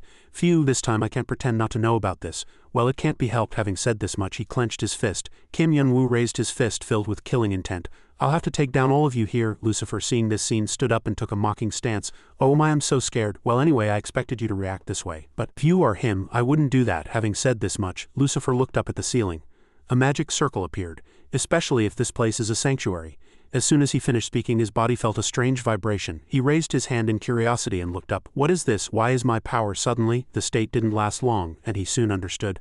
I also heard that there's some kind of spell in this world that enhances the power of all angels and weakens all other beings. Is this it? Lucifer stood up and affirmed. That's right. We also cast another kind of spell to trap you here. Not stopping there, he added. In other words, no matter how much you struggle here, you won't be able to defeat us. Lucifer approached him and said, but there's no need to be too flustered. I'll still give you a chance. Hearing this, he couldn't understand. What do you mean? Lucifer looked at the soldiers standing around him and said calmly, even if this place is a sanctuary, we expected that fighting you now would result in severe casualties for us. After talking for a while, Lucifer got to the point. So Yun-woo, let's not waste each other's time. Uriel felt uneasy and barely stood up. He reached out his hand to him and suggested, I want you to cooperate with me. Before he could speak, he spoke first. If you met Jesus before coming here, you'd already know, wouldn't you? And my plan too. The moment I become the owner of that body, I will no longer compromise with anyone. Once I have that power, there will be no need to negotiate with anyone. So now is your last chance to join hands with me. He made the offer with a menacing face. Fearing he wouldn't agree, he began to tempt him.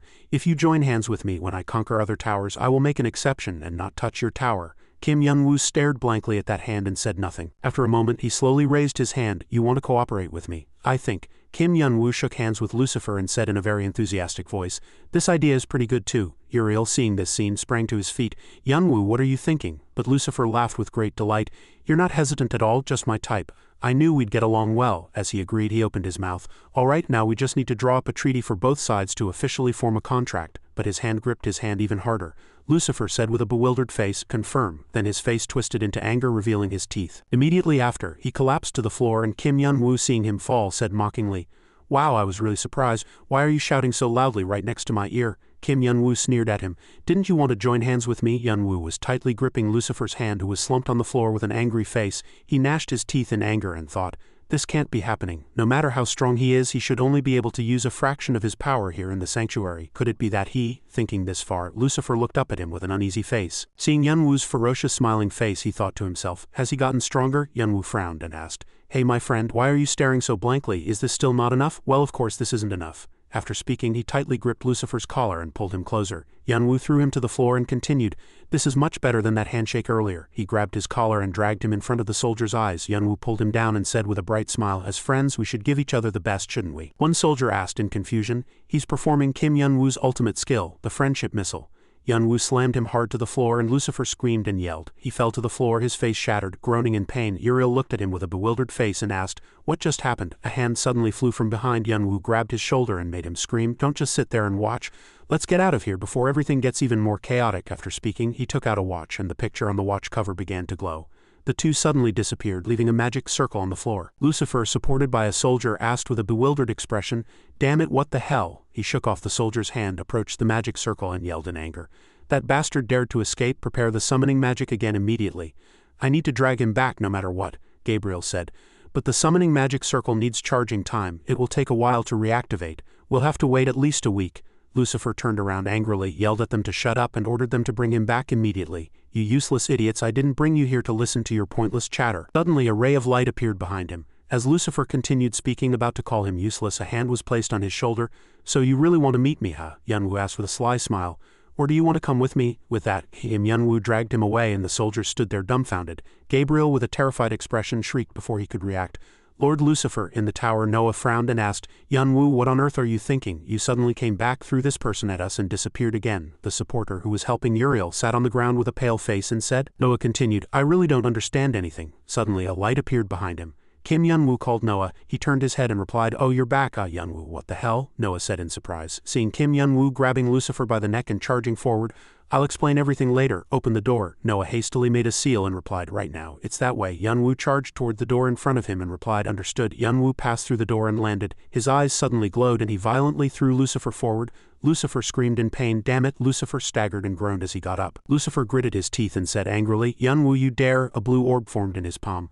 Lucifer stood up, brandishing his sword, and yelled to insult me. Looking ahead, he suddenly asked, What is this? Yunwoo smiled and asked, Why are you suddenly silent? What's wrong? Numerous Yunwoos in the air looked at him, crossed their arms and continued, You look as if you've seen a ghost. Lucifer asked, trembling and terrified, What on earth is this? The Yunwoo smiled and replied, This situation is truly delightful. Lately I've gained a new power. But I was a bit disappointed that I had no one around to test it on. But then I met you. Where could I find a better punching bag than you, the leader of a faction? Oh, don't worry. Nothing that happens here will kill you, not even if you want it to. He grinned slyly and looked at him with burning eyes. Lucifer was stunned with terror. The Yunwoos continued, So get ready to die over and over again. Oh, but you'll be the only one dying. With that, the Yunwoos charged. Lucifer hastily said, Wait a minute. Yunwoo smiled and replied, Here it comes. A shockwave occurred, shattering and scattering dirt and stones. That day, Lucifer died repeatedly in about 100 ways, including his head being crushed, his heart torn out, and his weak points pierced. His total death count was 1012. Meanwhile in heaven, Gabriel asked, What do we do now, Gabriel? At this rate, our plan will be indefinitely postponed. It'll be useless to put someone else in that body.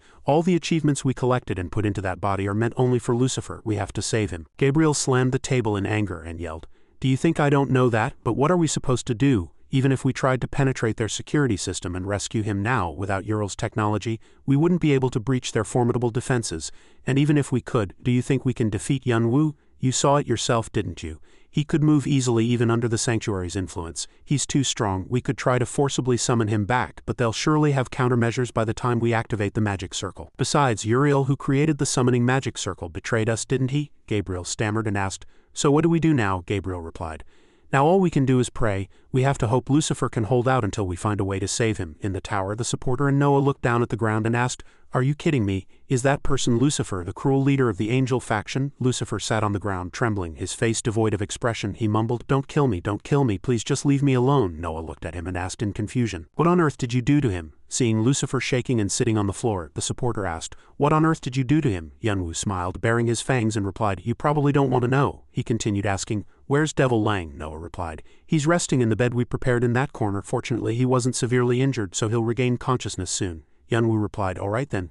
Let's put that aside for a moment. Did you bring what I asked for? He turned his head and looked back, continuing. Yaksha, who was radiating divine power, replied, Of course. Need something to control him, right? Then this will be perfect. This is a necklace with 108 sealing orbs. Yunwoo reached out excitedly to receive it and asked, Can you guarantee this will work? That guy is one of the strongest tower lords. No's contract was useless against him. Will this necklace be all right? Yaksha, radiating divine power, smiled and replied, How dare you compare such a sacred item to ordinary objects? Noah, who was standing behind, was shocked to hear this. Yaksha pointed at Lucifer and said, Just put it on him, you'll know immediately.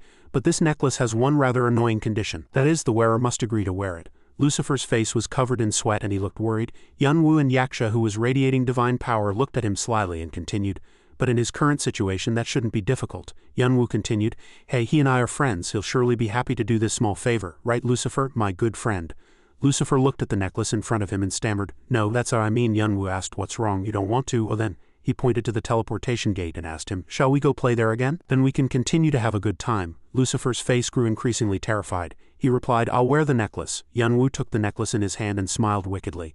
The necklace was placed around Lucifer's neck. Yunwoo teased him, Oh my, it really suits you. He turned to Yaksha, who was radiating divine power, and asked, So this is no different from an ordinary contract, right? It can force him to obey all my commands unconditionally? She smiled and replied, You could say that. The only difference is that within the power of this sealing orb necklace anything can become reality. Yunwoo asked confused, what does that mean? So if I say, he pointed at Lucifer who flinched. Yunwoo continued, if I say he'll become a woman, will he really become a woman? Suddenly the necklace glowed.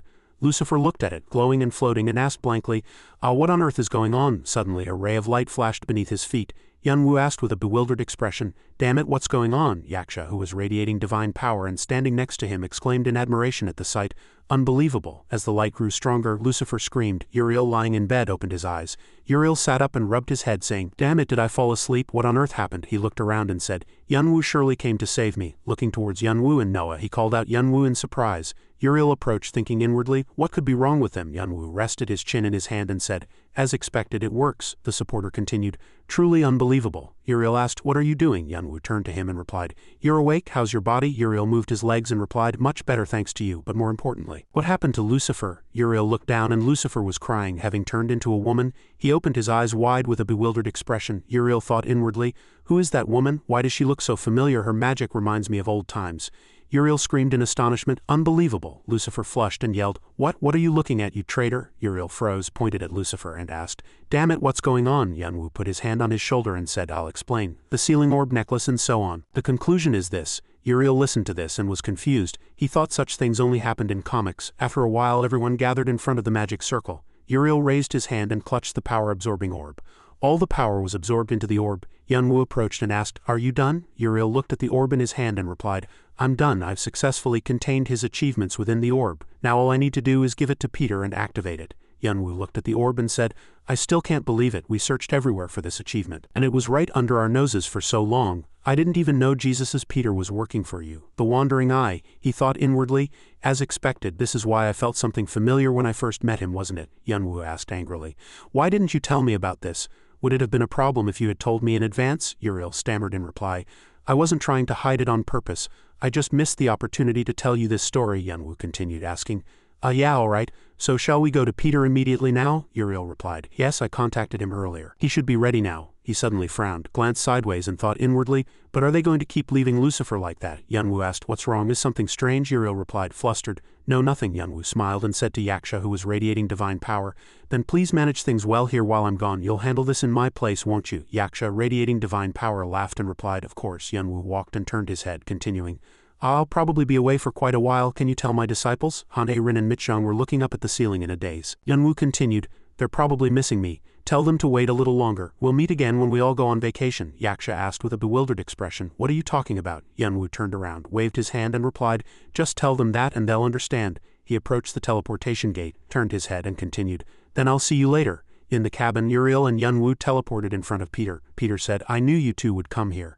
Yunwoo and Devil Lang, did you bring the achievement? Uriel took out the orb and replied, here it is, Peter. It's in this orb, Peter said. Good, you two did well. Peter turned and continued, let's go inside. All preparations are complete, so now all we need to do is begin. The three figures were suddenly projected onto the screen.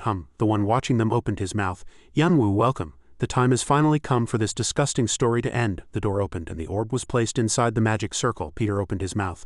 Over there, you two can begin the resurrection procedure whenever you're ready. Yunwoo, standing behind, asked, I'm curious. What exactly is this procedure? Are we activating that achievement? Peter replied, it's similar. The only difference is that we're not directly changing the achievement itself, but rather amplifying its properties by 1,000 times so it seeks out its owner on its own. This process will help it travel through dimensional space and return to my master. And all we have to do is follow it, Yunwoo continued, asking, is it necessary to make it so complicated? Can't we just use it to move through space? Peter quickly replied, it would be great if we could do that. Even the slightest mistake could trap us in a twisted dimensional space. Unless my master is here, this is the safest way we can proceed. Yunwoo said, I see, all right then let's go. Let's finish this quickly. With that he walked forward. Suddenly, Peter called out, wait a minute, Devil Lang, I need to talk to you. Uriel turned his head and asked, what's wrong you? Before Uriel could finish speaking, Yunwoo stepped onto the magic circle. Suddenly, the magic circle glowed and the orb radiated brightly. Yunwoo looked down at the ground in surprise and his body seemed to be moving. He asked with a bewildered expression, damn it, what's going on? Yunwoo turned to them and continued to ask, hey, what on earth is happening? Why is this already activated? Then what about us? Behind him, Peter pierced Uriel's body with a sword. As Yunwoo continued to speak, he saw the sight in front of him and frowned, his expression serious. Yunwoo screamed. Devil Lang. Uriel at this moment grabbed Peter's hand and asked with difficulty, Peter, why did you betray us? Peter quickly replied, I'm sorry to do this to you, master. But I thought this was the best way. Uriel asked, what on earth are you talking about? Yunwoo charged forward yelling, you damn traitor, what the hell are you doing? Before he could finish speaking, his body moved. Peter looked at him and said, goodbye, Yunwoo, I will never forget your sacrifice. Yunwoo cursed in anger and disappeared. Yunwoo unexpectedly fell into a white space. He landed, looked around and asked, where am I? Why is everything so white? What is this place? Suddenly someone walked from behind him. The administrator approached Yunwoo from behind and asked, what are you doing in the administration building? Kim Yunwoo. He turned around and his face twisted in astonishment. Yunwoo stepped back and asked himself inwardly, damn it, what? Unbelievable, why didn't I feel anything until he was this close to me? Seeing the immense threatening power radiating from the administrator, he thought inwardly, what is that absurd, strange energy? But more importantly, he just said it. Yunwoo frowned and asked, what did you just say? Where did you say I am? You said this is the administration building. Then are you the administrator? The administrator looked at him and said, why are you staring like that? You don't seem to know where you are right now. Didn't you come here yourself? Kim Yunwoo asked, unable to understand. What nonsense are you talking about? Weren't you the one who ordered Peter to set up this trap? The administrator replied. Peter, you mean the Tower Lord of the Demon faction? He brought you here. Unbelievable. There's no way an ordinary Tower Lord could do such a thing. Kim Yunwoo thought, what's going on? Why does he seem as bewildered as I am? Then why did Peter bring me here? The administrator looked at him, silent and lost in thought. He frowned and quickly said, it seems someone is secretly pulling the strings behind the scenes. Power suddenly erupted from the administrator's hand. He continued. Normally I really dislike these things, but it's not so bad. Now the Tower Lords no longer have to worry. Something suddenly flew towards Kim Yunwoo. The administrator swung his hand and attacked, and Kim Yunwoo blocked it. He silently said, since our thorn in the side came to die on his own accord. Kim Yunwoo desperately resisted, thinking inwardly, what is this? He only made a gesture with his hand. The administrator quickly approached him from behind. He raised his hand and said, it's no use resisting. Everything will end now. Having said that, he swung his hand down. Kim Yunwoo screamed in pain as he blocked the administrator's attack with his arm, which was severed. He let out a painful scream. The attacks continued to pour down and he collapsed, causing a powerful impact and sending dust flying everywhere. The administrator stood in the air looking down and said, as I thought. Kim Yunwoo coughed up blood in pain. He continued, you're still alive after my attack? But as soon as he finished speaking, he quickly rushed downwards. A kick came straight at him. The administrator aimed for his head and said, the outcome won't be any different. A huge explosion echoed and the surroundings were filled with thick smoke. As the smoke slowly cleared, the two figures appeared. The administrator continued, now you surprise me. I knew you were strong, but I really didn't expect you to be this strong. Kim Yunwoo blocked with his arm and said with difficulty, damn it, when are you going to let me attack, you damn pervert? The administrator said, you still have the strength to resist me. I really underestimated you. Suddenly, a surge of power erupted from Kim Yunwoo's body. He looked surprised and said, those eyes, could it be you? His left hand clenched into a fist with lightning. He rushed forward, yelling, die, and his fist flew towards his face with a powerful impact. Countless bolts of lightning appeared everywhere in a tunnel elsewhere. Hammett looked up and said, it seems to have started upstairs. Prepare yourselves, greedy king. It's time for phase 1 of the plan to begin. That immense power struck Kim Yunwoo directly. He desperately tried to protect himself, blocking it and screamed in fear. What? The administrator maintained his power-releasing stance, and power still flashed like lightning from his hand. He frowned, seeing that Kim Yunwoo was completely unharmed. He blocked that attack. The administrator's eyes narrowed, filled with rage. You dare! Then he stomped on his arm with his foot, threatening him. Now you have successfully angered me. Kim Yunwoo clenched his arm tightly, desperately blocking. With a bang, the administrator slammed him very hard to the ground. Kim Yunwoo flew far away, scattering blood. He looked at him, smiling, and assessed, is he kidding? He only got angry with a kick. Just now, the administrator's kick broke one of his arms. Just now, blood splattered hundreds of meters away, and a mere kick severed one of my arms. Before he could regain his senses, the administrator rushed forward again. His finger aimed as if to poke his eye. Red power erupted from his finger, and Kim Yunwoo quickly dodged, narrowly avoiding losing an eye. He screamed, arg! The power from his finger flew forward, causing an incredibly loud explosion. If he hadn't dodged, he wouldn't have just lost an eye, but his entire head would have been blown off. Kim Yunwoo screamed in surprise, fearing the cracks behind him. What the hell are you doing? The administrator still didn't let him go. He now raised his hand high above his head. Red and black eerie power erupted everywhere. Now is not the time to be distracted. In an instant, the male protagonist's body was split in two. His face was still filled with surprise, and the administrator's power split Kim Yunwoo in half. However, what he saw was not blood splattering. To be precise, what he cut was not a human body. The two halves of his body stirred and melted like wax. He muttered, just a clone? The administrator clasped his hands behind his back, lost in thought. Then the real body must be somewhere above. Before he could finish speaking, he looked up and saw Kim Yunwoo floating in the air with various powers glaring down. His clones continuously shot at him. Colorful powers flew towards the administrator. He showed no fear and lightly raised his hand, and red power flashed. Truly foolish. His red power soared into the sky, overwhelming the male protagonist's colorful powers. That power rose incredibly high and vast, and all the clones in the air had to disappear from that power. Kim Yun-woo gritted his teeth and blocked that power. The administrator extended his hand forward and coldly said, "It's over. It seems there's no other way." At that moment, Kim Yun-woo tried to launch a surprise attack from behind. Before he could even launch a surprise attack, the administrator already had his hand on his head and struck down with power. His face was hideous, or perhaps not. His front hand was still in front of him, and his backhand was still attacking his clones. With a whoosh, a powerful energy surged into the sky and a huge explosion occurred, sending dust flying everywhere. In the thick smoke, the administrator stood silently, frowning and observing. The erupting power left a long, deep gouge. Seeing no sign of Kim Yun-woo, he chuckled coldly.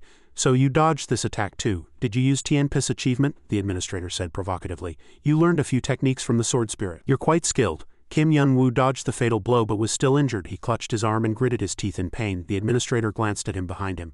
"But that still doesn't change the fact that all of that was just a trivial game." He gritted his teeth in anger. Damn it, he was filled with rage. "Even with the power of the wandering eye, I still can't predict his next move." Kim Yun-woo thought, then he must not be using any skills or achievements, just pouring out his immense magic power without limit. The administrator's eyes flashed like lightning, looking eerie. "In his hand, and simply throwing it at my face, my regeneration ability has also started to slow down now." The wound on his arm was now slowly healing. "This arm has finished regenerating, but if it continues like this, I'll soon reach my limit." The administrator slowly approached. "It's no use thinking of any method. I've roughly grasped how strong you are," he continued, looking at him clutching his arm. "I'm sure." The administrator's face turned completely black, his eyes flashed like lightning, and he said coldly, "From now on you won't be able to withstand what I've been saving to deal with you." The administrator's eyes reflected his miserable appearance. "I can eliminate you that easily," he continued. "But I'll make you a special offer. Only for you, work for me." Kim Yun-woo was so surprised by these words that he couldn't close his mouth. Kim Yun-woo asked again, "What did you just say?" The administrator still calmly explained, "As I just said, I have often highly evaluated your power," he continued to offer, "and fighting you today I am more convinced than ever of how useful you will be for my next plan." Kim Yun-woo sneered contemptuously. "I think I've heard something like this before. So what should I do?" The administrator, sensing his agreement from his words, added, "You're smart too. No need to worry, it's not that difficult." He clenched his fist. "All you have to do is tell me everything you know." The administrator clenched his fist, veins bulging on his face, looking very angry. "About the owner of that terrible power residing in your eyes." His face was distorted and his eyes narrowed. "Then I will not only forgive you but also promise not to touch Tower 51. How about it? Isn't this offer not bad?" "Isn't this offer not bad either?" Kim Yun-woo sneered and said, "You're right, this offer isn't bad either." He recalled a previous battle. Corpses were piled high like mountains, so I have to sit back and watch. Trash, killing innocent people, stealing their achievements and walking around. He recalled sitting and talking with Jesus Christ. He said that the leader of the demon faction, good people like Jesus, were treated like fools and gradually corrupted. Jesus laughed foolishly and said, "The sound of chewing corn is really noisy, isn't it?" He continued. When he heard that, his face darkened and his eyes were cold. His hand made a thumbs down gesture. A contemptuous look. "Shut up and die, you low-level trash." The administrator, who had thought he had persuaded him until just now froze, his face distorted with rage upon hearing that curse. Kim Yun-woo continued, "So now the administrator's face was already completely distorted." He gritted his teeth. Kim Yun-woo sprang to his feet and the ground cracked due to the intense impact, causing a small earthquake. He rushed forward, yelling, "Go to hell!" Power flashed from one of his eyes and lightning flashed like fire behind him. He rushed forward at a terrifying speed as if to kill the bastard in front of him with all his might. However, the administrator still stood calmly looking at him. His power erupted everywhere, creating lightning flashes. He growled, "That is my answer." Then he swung his fist. But contrary to the male protagonist's attitude, the administrator still calmly looked at his lightning fist and lightly said, "Oh really? Too bad." With a bang, his full power attack flew towards the administrator's face. That power was incredibly strong, creating flashes everywhere, but the administrator was completely unharmed and still standing. Kim Yun-woo's face turned pale and his eyes narrowed, unable to believe what he saw. The administrator sneered, "What's that expression?" He blocked his attack with just one finger. His eyes flashed with rage. "I already told you." Then with that finger the administrator sent him flying backward and a flash of power burst forth. The administrator continued, "You will never." Kim Yun-woo gritted his teeth and frowned, his hand still clenched in a fist. He refused to give up. The administrator's palm turned black and a huge hand appeared behind him, making a similar pointing gesture. Dark power surrounded him. He growled, "Have any chance of defeating me?" The administrator now stood above the clouds, looking down at him as a god would look down on a lowly human. He just ordered the huge hand from earlier to attack him. "It's over, Kim Yun-woo." His index finger quickly descended as if to crush him. He stared at it with wide eyes and a frown. There was a slight hint of fear in his expression. With a whoosh, that hand tore half of his body. He opened his eyes wide and his pupils narrowed, unable to believe what he saw. Due to the immense speed, he couldn't dodge and could only stare in astonishment. Blood splattered everywhere, and he merely said, "Ha!" In another dilapidated house, a groan was heard. "Ah!" Devil Lang groaned and cursed. "Damn it!" Peter in front of him calmly said while wiping his sword. "Devil Lang, calm down." This is probably just a kind of hypnosis, but its effect is still strong. If you don't block it with magic, you'll get hurt. Devil Lang gritted his teeth in anger. Stop with this useless talk and answer me. Devil Lang clutched his stomach with one hand and glared at Peter. Why did you betray us? Peter was still calm. Are you still asking such questions at this very moment? You're really stubborn, Peter continued, looking at Devil Lang's pathetic appearance. I have no special reason. Each choice is just the result of considering and comparing various alternatives. And after considering those alternatives, I realized that Kim Yun-woo has no chance of defeating him. And that's not surprising at all. Who could defeat that monster? At this moment, Kim Yun-woo died in the previous battle. Blood flowed like a river, and his eyes were wide open, unable to believe this death. Peter continued. He is the embodiment of disaster. He is the administrator. He straightened his body, his eyes flashed red, and he looked down with an evil gaze at Kim Yun-woo, who was dead on the ground. Half of his body was torn. Devil Lang asked again, what alternatives are you talking about? And then, as if imagining something, Devil Lang sprang to his feet. You're not saying you joined forces with the administrator, are you? Peter waved his hand, denying it. Don't misunderstand me. I also think he should pay the price, Peter continued. I merely saw in that person a plan that could bring the highest probability of success for our mission. And that person is the one who knows the administration team best. Peter recalled a previous conversation. At that time he looked very cautious, and that person was Hemet. Hearing this name, Devil Lang was surprised. Hemet, you mean the administration team's errand boy? Devil Lang's face turned pale. Why would you? Peter replied, he has his own reasons, but it's not important now. Peter continued to recall his previous conversation with Hemet. What's important is that he knows everything, our plan, how to execute the plan, our team members, and even our hidden fatal weakness. When he first heard those words from Hemet, Peter was also very worried. Our fatal weakness? Peter stammered. What the hell are you talking about? Hemet then rested his chin in his hand and calmly said, the biggest problem with your plan is the method of expanding the characteristics of achievements to return to their original owner. The dimensional space where she is trapped is very difficult to find. So difficult that no one can pinpoint her location. To create the power needed to reach there, you need to expand those characteristics hundreds of thousands of times. Peter listened to every word in silence with a worried expression. Do you really think the administrator won't detect such an enormous energy fluctuation? Hemet rested his chin in his hand, tilted his head elsewhere, and extended his remaining hand, saying, it's different from your mental communication. It will take at least 30 minutes, or perhaps even longer, for two physical entities to transition. At that moment, Hemet opened his eyes wide. I'm sure none of you will survive before reaching her location. All of you will be hunted down and killed by the administrator. Hemet said that the administrator would kill not only Kim Yun-woo but also Devil Lang. Hemet continued, and everyone you know will be massacred, one by one. Especially the demon faction who collected the fewest achievements for themselves. He will wipe out all your residents first. An image of the administrator coldly gripping Jesus Christ's neck flashed through his mind. The administrator stood on tens of thousands of skulls, and Jesus Christ also seemed destined to become one of the skulls beneath his feet. He had almost all the achievements he needed, so it wouldn't make any difference to him if the demon faction disappeared. Peter was startled to hear that, and sweat beaded on his forehead. Hemet continued, and even if your master successfully returns, what makes you so sure she can defeat the administrator? Hemet recalled the previous battle. The victorious administrator gazed at the defeated one with cold eyes. She had been devastatingly beaten by him before. Peter clasped his hands and replied in a fluster, then Hemet cut him off. But there's no need to worry. There's still a way to resolve this problem, a way to eliminate him without confronting him directly. Peter tightly clasped his hands on the table, and hearing that there was a solution, he eagerly asked again, really? Hemet closed his eyes and said, you just need to do one thing for me. Do as I say. And the flashback ended, returning to reality. Peter bowed his head and said, lure Kim Yun-woo to the administration building. Peter held a sword in one hand and glared at Devil Lang, saying, I just have to do that. He said he'll take care of the rest himself, Devil Lang said angrily. Are you making fun of me, so you're just going to believe him and drive one of our allies to his death? How could you? Peter looked down with an unpleasant expression and sadly replied, I told you this is the best way. Our mission is to save all dimensions. How can we give up the chance to achieve that goal, even if it means sacrificing one life? Returning to the battle between the administrator and Kim Yun-woo. Kim Yun-woo's blood stained the ground red. However, he was still alive, and at this moment he clenched his hands, trembling and groaning in pain. He barely managed to get up, but his injuries were too severe. He panted for breath, blood flowing from his mouth. He cursed inwardly. Damn it! His face was contorted in pain and his eyes flickered in confusion. I've lost too much blood. I need to heal quickly. His blood flowed like water, reflecting his pale face. Until now I've continuously activated my achievements, but I couldn't do anything, he asked himself. Is all of this because of him? The administrator still glared at him from above, arms crossed in a solemn expression, while Kim Yun-woo struggled, unable to even stand due to his severe injuries. He opened his mouth.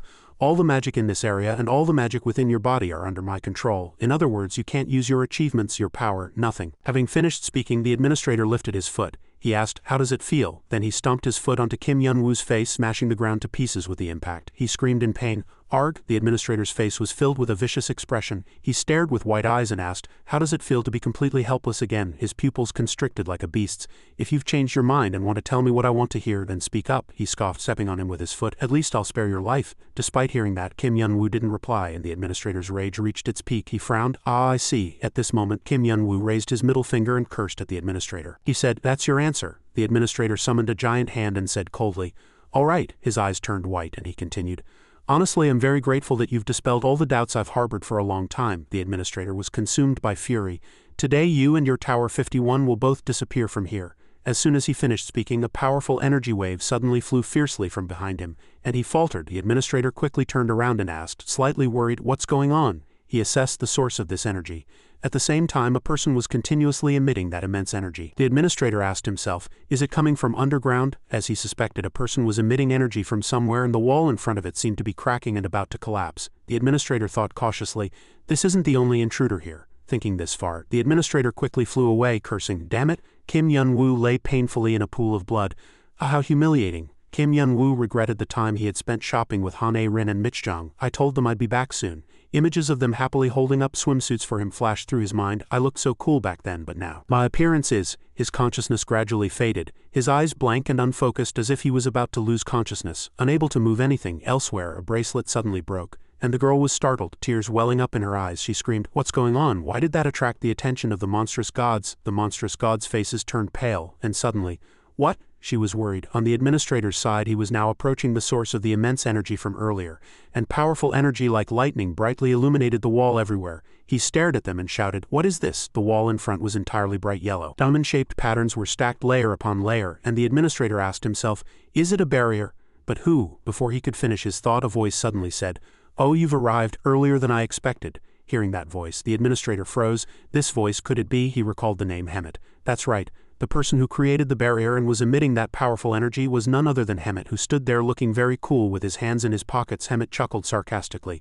I thought he could last about 5 more minutes. It seems he was no match for a disaster like you either. Hearing Hemet's words, the administrator's face flushed with anger, veins bulging. I don't know what you think you're doing. The administrator placed his hand on the barrier and said, as you well know, this insignificant and thin barrier cannot hold me. The administrator applied force to the barrier wall from outside with his hand. However, contrary to the administrator's expectations, streaks of energy flashed from the barrier wall and were not easily destroyed. As those powerful yellow streaks of energy attacked, the administrator thought in surprise, a huge explosion occurred, and everything was brightly illuminated. It seemed those energy streaks were trying to attack him. The administrator quickly dodged but was flung backward by the force. He blocked it with his hand and shouted, ah! The administrator's face was now serious, and he assessed, this barrier isn't made of magic, it's composed of various achievements, and this lightning is Thor's. Hemet immediately replied, that's not just my father's achievement. Hemet began to explain the barrier. The bright yellow behind showed that the barrier was made up of various different colors, stacked like a rainbow. It was created by the combined power of his father, mother, uncle, aunt, and his siblings. Hemet concluded, in other words, it contains all the power of the Olympian gods. Hemet bent down, placed his hands on his knees, and added, back then, when all the farms were destroyed, they all resisted and were executed. The administrator listened and replied, I see. He imagined the weapons of the defeated lying scattered on the ground. They must have bequeathed their legacy to me as they submitted. The administrator looked at Hemet and continued his thought, and you are the one who inherited their achievements, so have you come here for revenge? Hemet looked at him in silence, speaking the truth. Hemet suddenly laughed seductively. Ha ha ha, ah well. Hemet's face immediately turned to anger. Veins bulged on his face and his eyes were filled with murderous intent. That's only natural, you low-level trash. In a space of dazzling golden and brown magical squares, a pleading voice of traitor came from behind a man in white clothes. The wrinkled man laughed gleefully. Ah, quite impressive. Veins bulged in the man's eyes. Surely it must have been difficult for you to keep that dirty false mouth shut for so long, Hemet, you insignificant piece of trash. Hemet calmly put his hands in his pockets and said, thank you. His eyes were scrunched in anger and his voice was full of provocation. It was the only thing I learned for a long time. The tan-haired man's hair flew back like 2 wings, his forehead high and cheekbones sunken. He spread his arms and laughed, looking at Hemet. So what are you going to do now? Are you going to threaten me with all these achievements and hide behind this barrier? He frowned. Even if I can't recover the amount of mana I used, I only have one choice, to break through this barrier. Complex magical currents like lightning in a storm appeared in the fantastical golden space, and these multi-layered barriers were filled with countless great achievements. Surely the explosion caused by breaking the barrier won't be a problem for me. But I think that explosive force will shatter this entire room. If that's the case, I have no choice but to agree to your demands to protect all the achievements I've collected so far. Hemet stood arrogantly, calmly responding to the man's threatening words. The man slammed his hand on the table.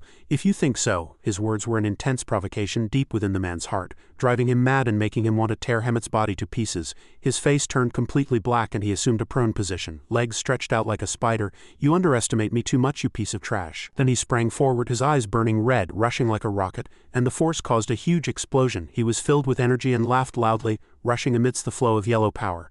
If I break through this barrier while suppressing the explosion, is that all you can do? Have you been plotting only such clumsy plans for so long? Hemet closed his eyes and silently faced him as he rushed forward, but he was already secretly creating his own barrier. He rushed forward fiercely like an arrow, shouting, "Then I will!" The cracks in the stone floor hindered his rush, and he froze, his eyes wide in surprise as if paralyzed. He froze in a rushing posture, leaning forward in front of Hemet. Hemet, on the other hand, still stood straight with his eyes closed, looking very relaxed. He was like a hunter who saw prey but couldn't eat it, and felt a burning sensation as if he had eaten 100 chili peppers after being innocently outwitted by this small prey. Sweat dripped from the man's face, his forehead damp with sweat. He knelt on the cold stone floor and raised his head. What is this? Hemet's body was gently floating, surrounded by a rainbow-colored vibrant aura of power. He opened his eyes halfway and looked down at the man below with an angry expression. He looked in surprise at the shadow standing with its head thrown back.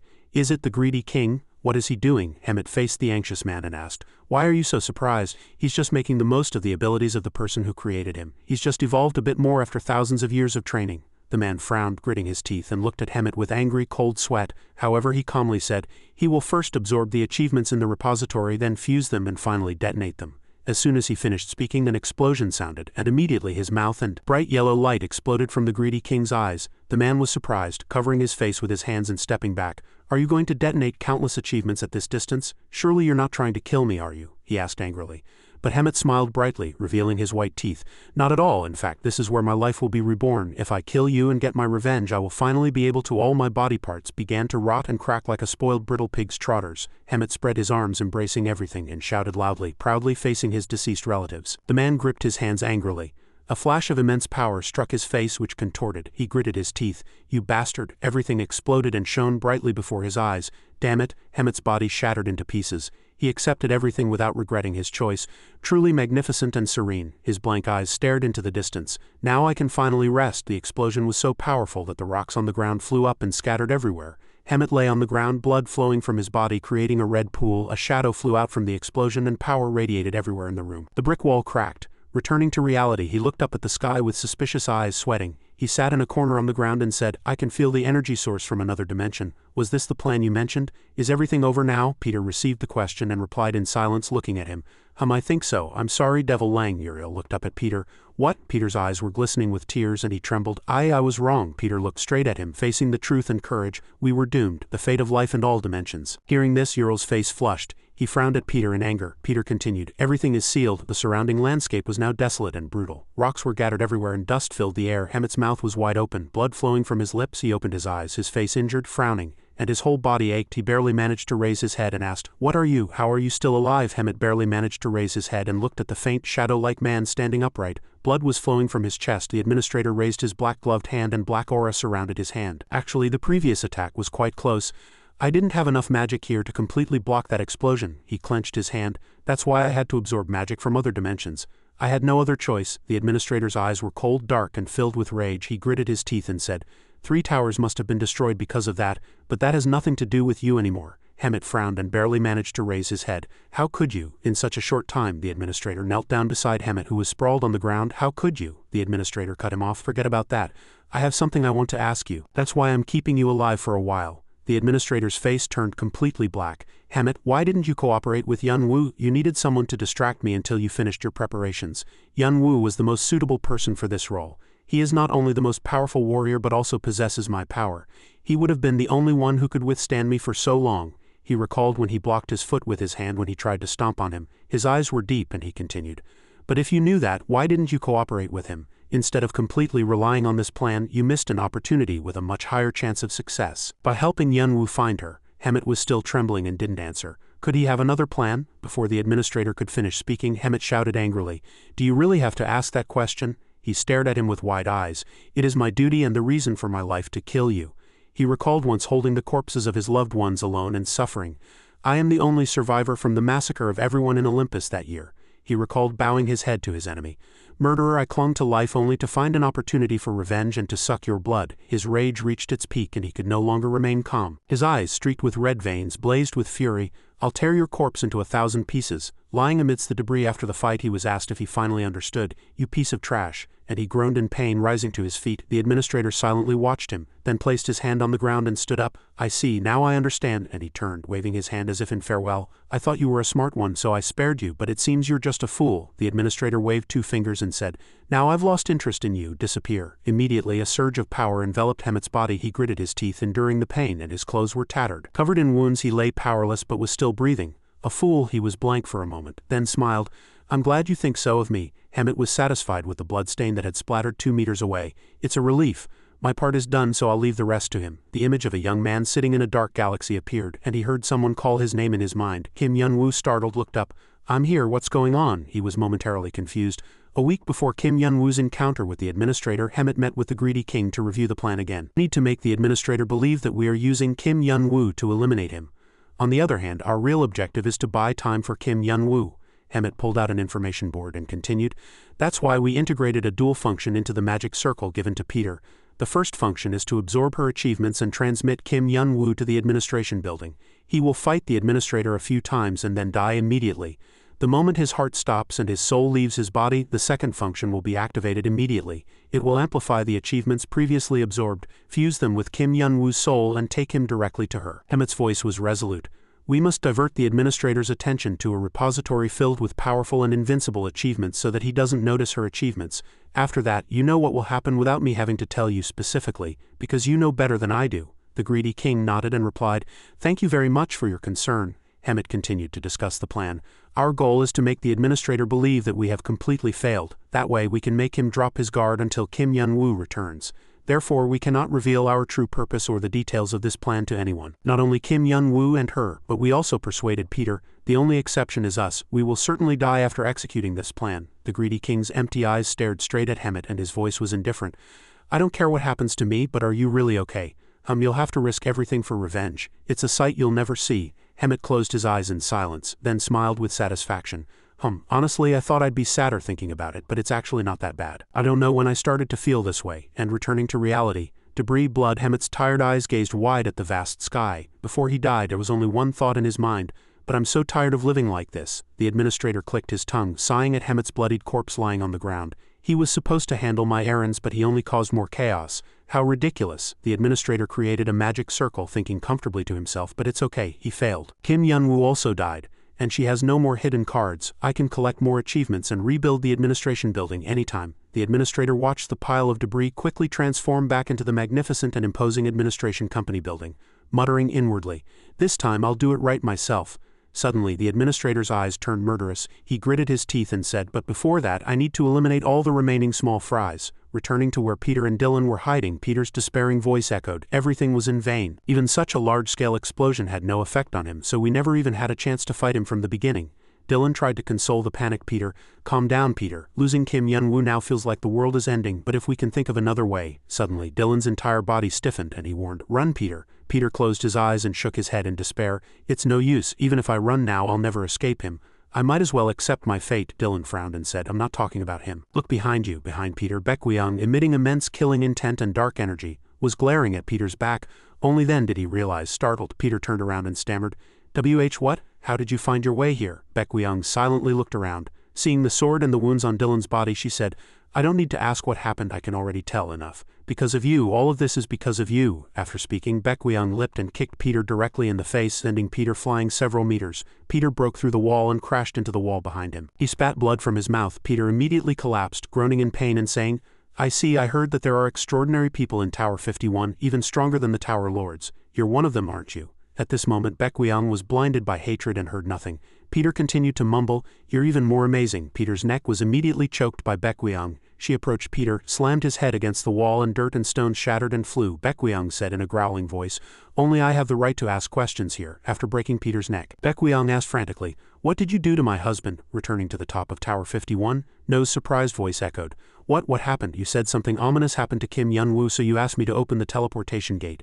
Seeing Baekweung carrying Dylan on her back, Noah complained with a headache. But why did you only bring Dylan? Kim Yun-woo bowed his head. Baekweung quickly threw Dylan to the ground and Dylan groaned in pain. Baekweung said, let's get straight to the point. That fool Peter trapped Kim Yun-woo. According to what he said, Kim Yun-woo is dead. Noah and Abai were astonished by this news. The two cried out in confusion.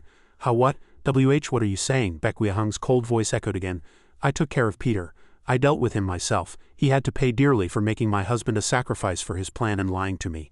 Abai immediately asked back, lying? Then Baekweung nodded and replied, he's definitely alive, but he's probably not safe and sound. Then Baekweung bowed her head and said resolutely, I'm going to find him. No matter where he is, no matter the cost, I won't rest until I bring him back. At this moment, Kim Yun-woo was in some kind of cosmic space. Seeing the space filled with stars everywhere, Kim Yun-woo was confused. The administrator clearly killed me. So is this hell? How could I go to heaven? Kim Yun-woo stood up and looked around, strangely curious as this place felt familiar. But why does it feel so familiar? Suddenly at this moment an energy wave appeared and a gentle voice of a smiling woman echoed, don't worry, Yun-woo, you're not dead yet. As fantastic purple light emanated, Kim Yun-woo was startled. The gentle voice echoed again. To be precise, you're not completely dead yet. Kim Yun-woo, blankly turning around, said confusedly, wait, I know this feeling. Kim Yun-woo looked at the platinum-haired woman in front of him and asked, you're the wandering eye, aren't you? The platinum-haired woman smiled at Kim Yun-woo. What's with that look? Did you miss me that much? The wandering eye looked at Kim Yun-woo with a triumphant expression and said, oh, of course. Since I've helped you so much so far, I can understand. But before she could finish speaking, Kim Yun-woo reached out and slapped the eye and she screamed in pain. The eye clutched her aching head and yelled, what the hell are you? Why are you hitting me? Kim Yun-woo scratched his head and stammered, I'm sorry, you were so mysterious from the beginning that I thought I was dreaming.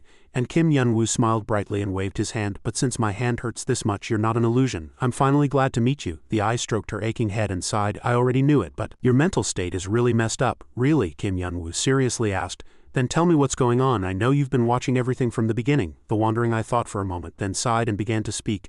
All right, I'll try my best to explain so you can understand.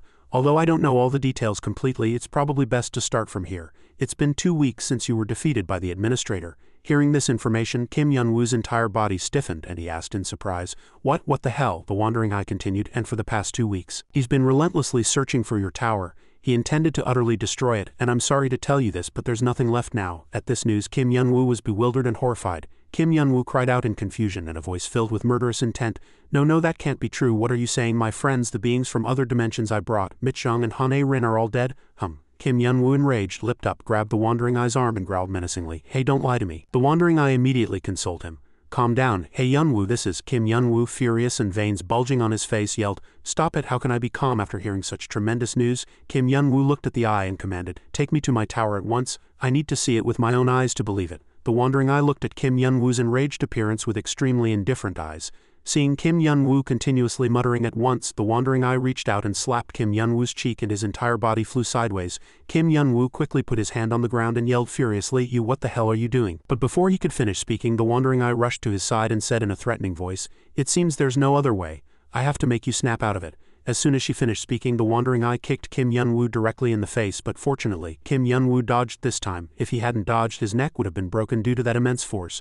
Kim Yun-woo clenched his fists furiously and growled, this damn bitch, does she want to fight? Kim Yun-woo rushed forward, intending to punch the wandering eye directly in the face, but even with that punch, the wandering eye still maintained her arrogant posture, and with a whoosh after the smoke cleared, Kim Yun-woo was startled to realize that his fist had been blocked by the wandering eye's clenched fist. Kim Yun-woo, seeing the scale-like patterns on the wandering eye's hand and body, said in surprise, wait, isn't that the sun god's shield? The wandering eye looked at Kim Yun-woo with contempt and sneered, truly disappointing. She twisted Kim Yun-woo's arm down and said, being so weak, what can you possibly do? Suddenly, the wandering eye's other hand grew larger and was filled with lightning. She asked, do you want to die again? Kim Yun-woo was surprised again and asked himself inwardly, is that the Azure Dragon's achievement? Kim Yun-woo was inwardly astonished to see countless different powers emanating from the wandering eye's fist.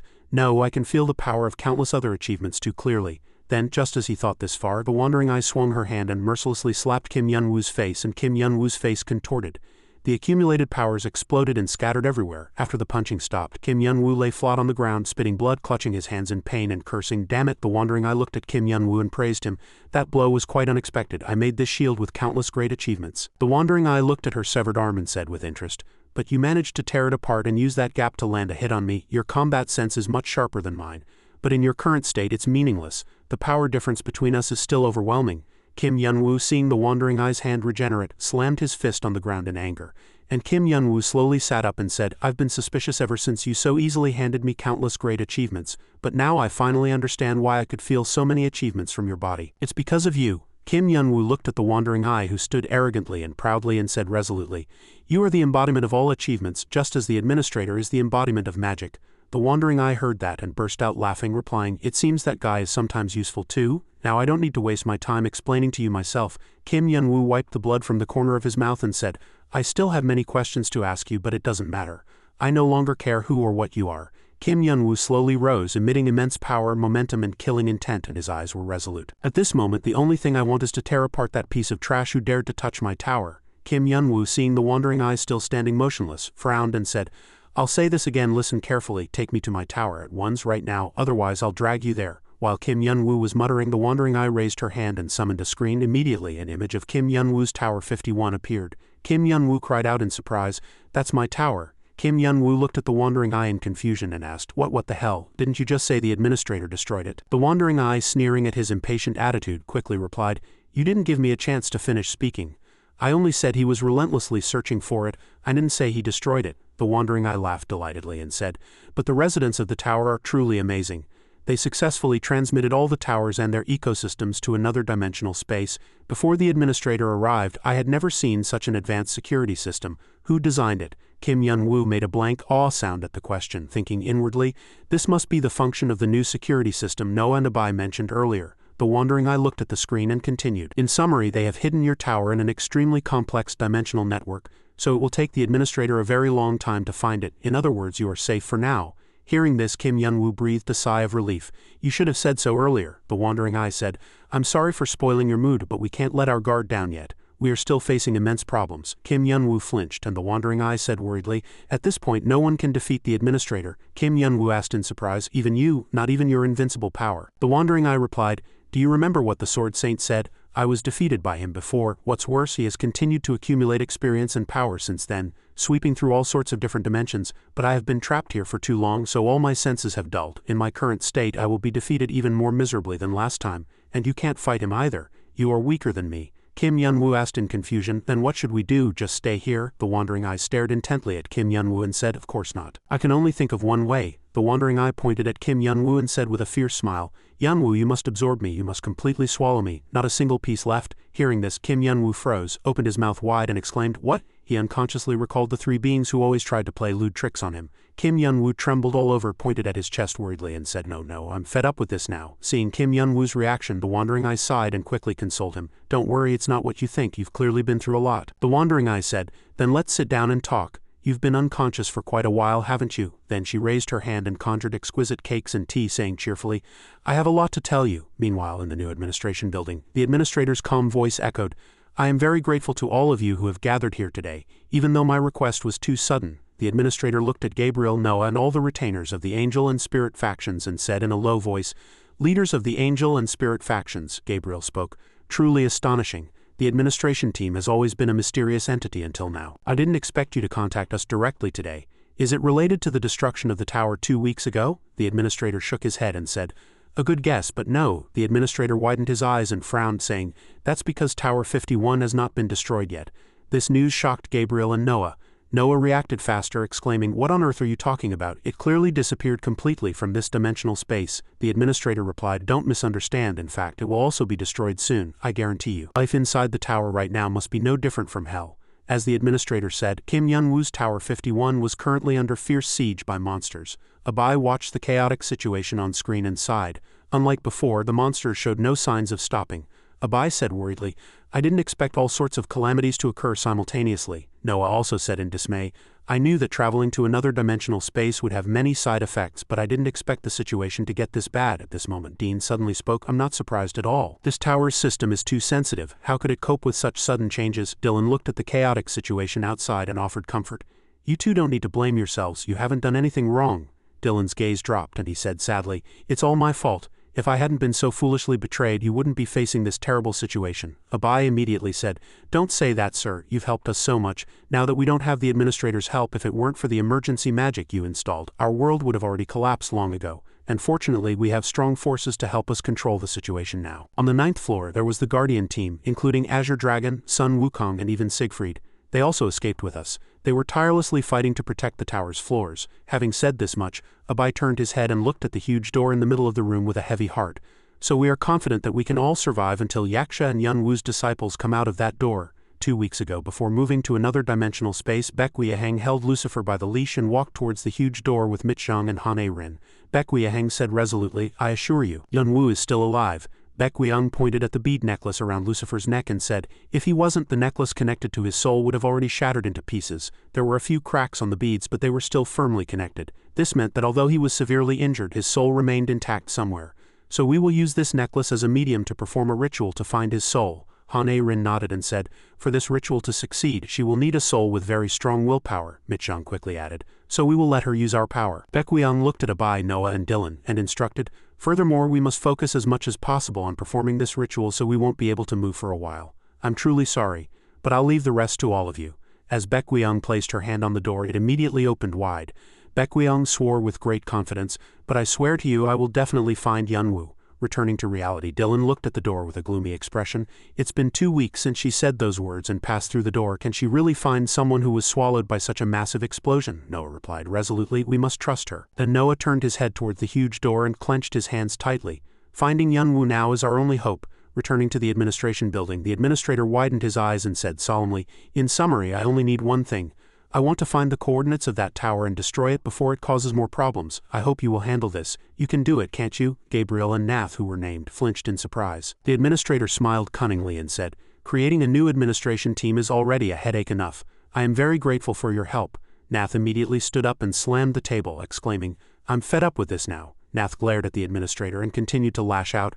Are you really telling us to do that? Have you forgotten how many achievements you gave us to destroy that damn tower? Moreover, you know that tower still exists and you're telling us to deal with it? How dare you? But before Nath could finish his curse, the administrator waved his hand and lightly twisted his neck. Then Ri and Sinapt were severely beaten behind Nath. The two screamed in pain and fell into a pool of blood to Nath's shock and horror.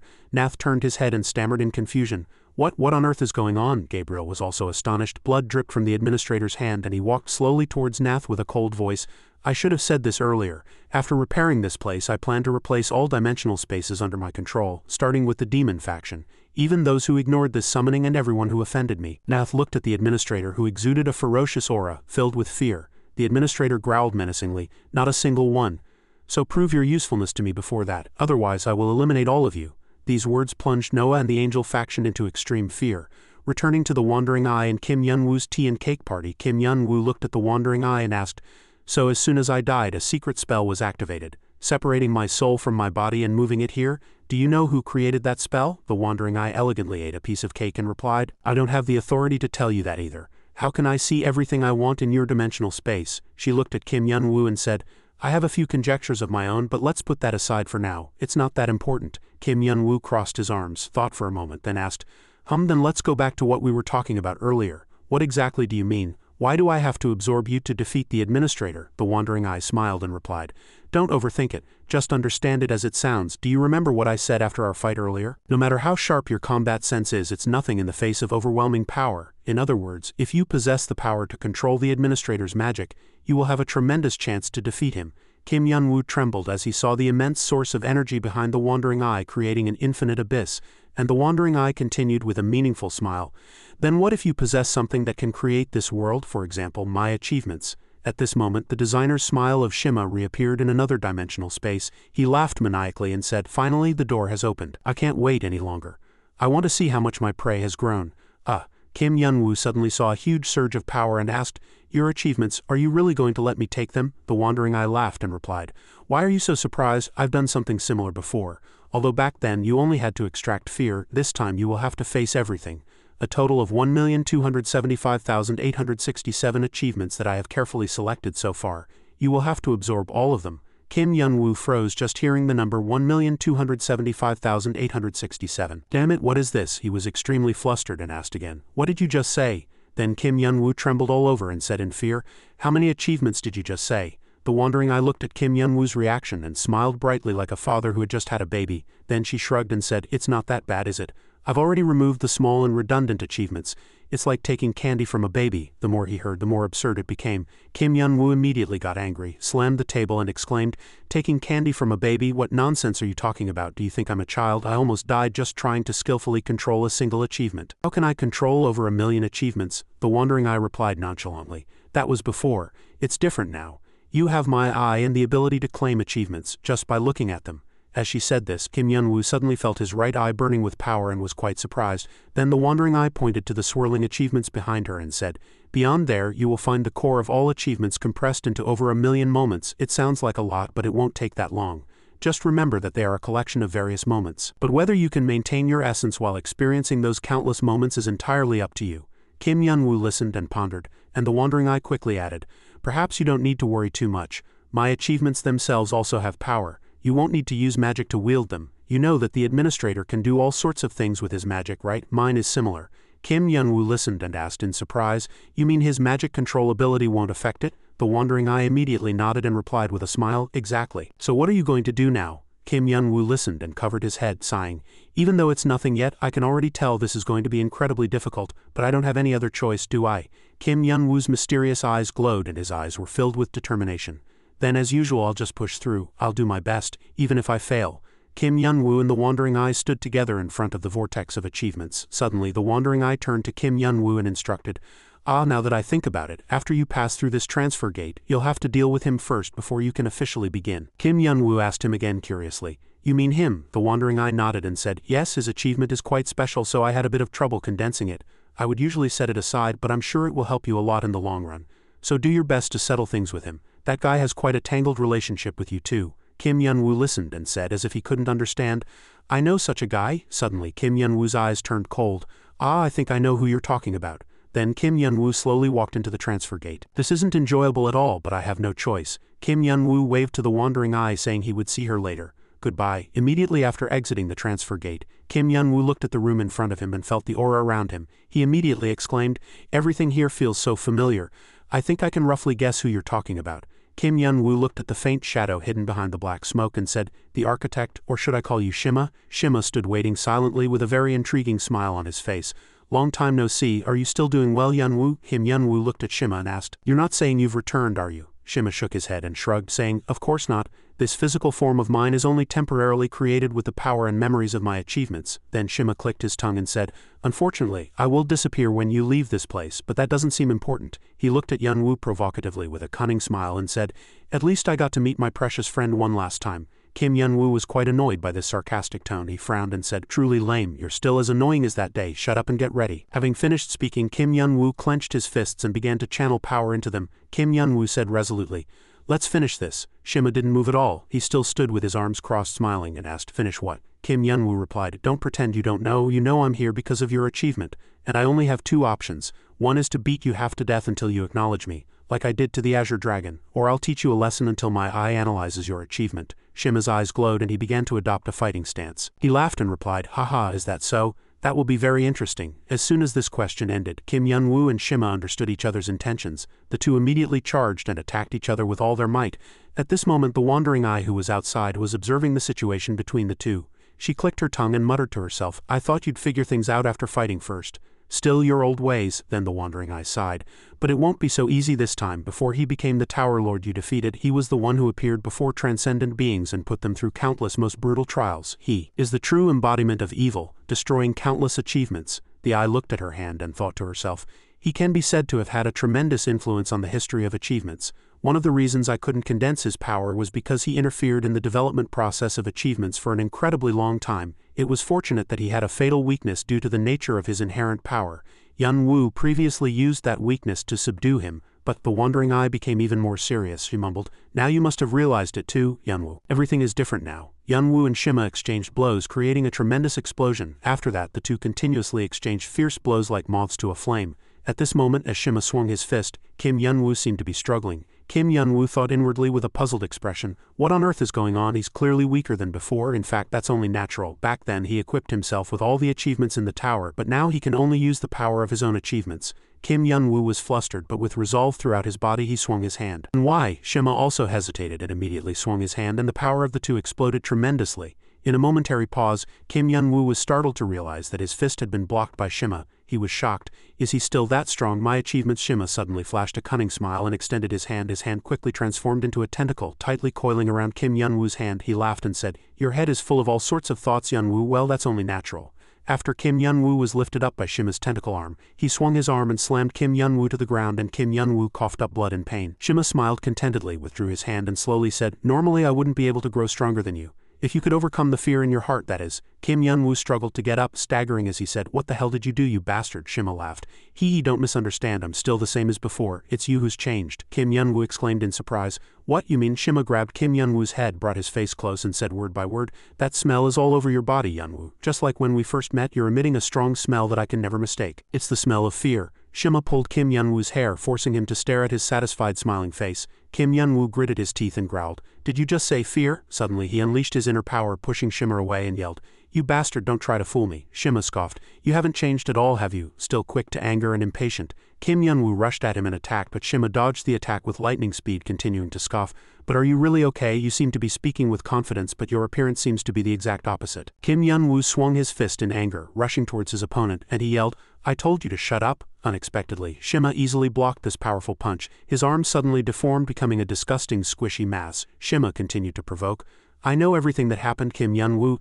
Since our clash, you've met a very difficult opponent, haven't you? And you were defeated quite humiliatingly, without even being able to fight properly. Is that unknown creature you fought against the one that made you so afraid?" Kim Yun-woo was surprised. How does this monster know? He clearly died a long time ago. Remembering the administrator's face, he unconsciously blanked out. "Was I really afraid?" Shima continued, "But I don't think this story is that simple. This smell is much more complex. I can't just let this go. At first I just intended to meet you again, but now I've changed my mind.